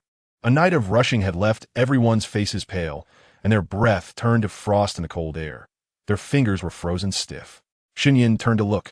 Although none of the soldiers had fallen behind, they were still too far from the 3rd Institute. He took out his pocket watch and checked the time. It was already 7:28.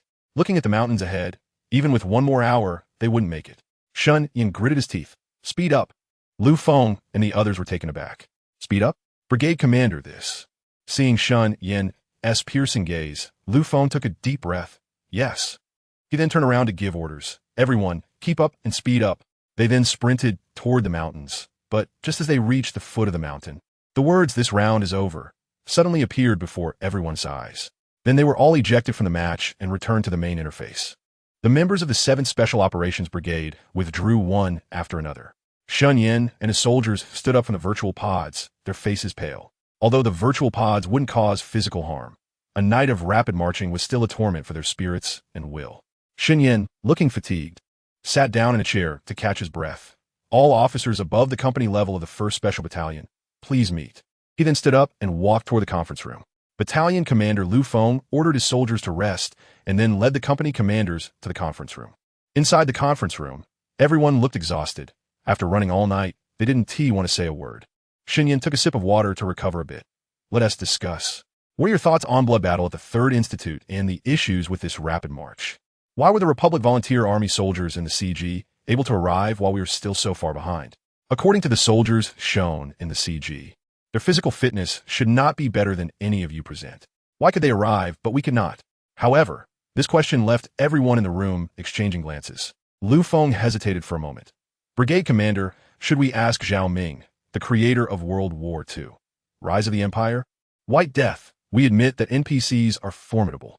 However, this distance and blood battle at the 3rd Institute, this environment, and this order are beyond human limits. At the speed we maintained, we barely prevented anyone from falling behind. We can't even imagine what would happen if we were to push faster. It might even lead to casualties." This made Sun Yin frown deeply and shake his head. "No. Whenever there is a problem, people go to the creators. Last time with White Death, someone suggested this. And this time again? Isn't it embarrassing? White Death has also been trained. Since bloody battle at 3 locations has been assigned this task, it means success is possible. And you've seen the CG. Occupy the 3 locations 5 minutes earlier. It's clearly stated. Call the Chief of Staff to bring the 2nd Special Battalion for continued training." I don't believe it.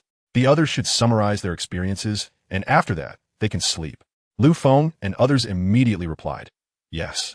If White Devil is a mental pressure, then bloody battle at 3 locations is a test of spirit, and a long-term one at that." 7 days later, in the conference room, Sun Yin and the members of the 1st Special Battalion, who had just exited a session, looked pale. Even Sun Yin, who had been holding on, began to doubt. Is this really a task that can be accomplished? A forced march for 14 hours, synchronized with real time, excluding rest time, in just 7 days. Sun Yin led the 1st Special Battalion through a total of 5 sessions. The most recent session only reached the peak of the nearest mountain to the 3 locations. Sun Yin sat in the chair of the conference room, rubbing his temples. He had already asked the Chief of Staff to take the training footage and data from the entire brigade during this period to the quantum supercomputing cluster for calculation and analysis, believing that results would come soon. Before long, the Chief of Staff came in with a report. "Old Shun, the analysis results from the supercomputing cluster are out." Sun Yin looked up at the Chief of Staff. "What does it say?" The Chief of Staff shook his head. "This is simply an impossible task. According to the calculations, the best performing 1st Special Battalion, if they run at peak speed for 14 hours, can reach the 3 locations before the U.S. Army 9. However, non-combat attrition will reach about 80. This means that even if they reach the 3 locations, they will lose combat effectiveness.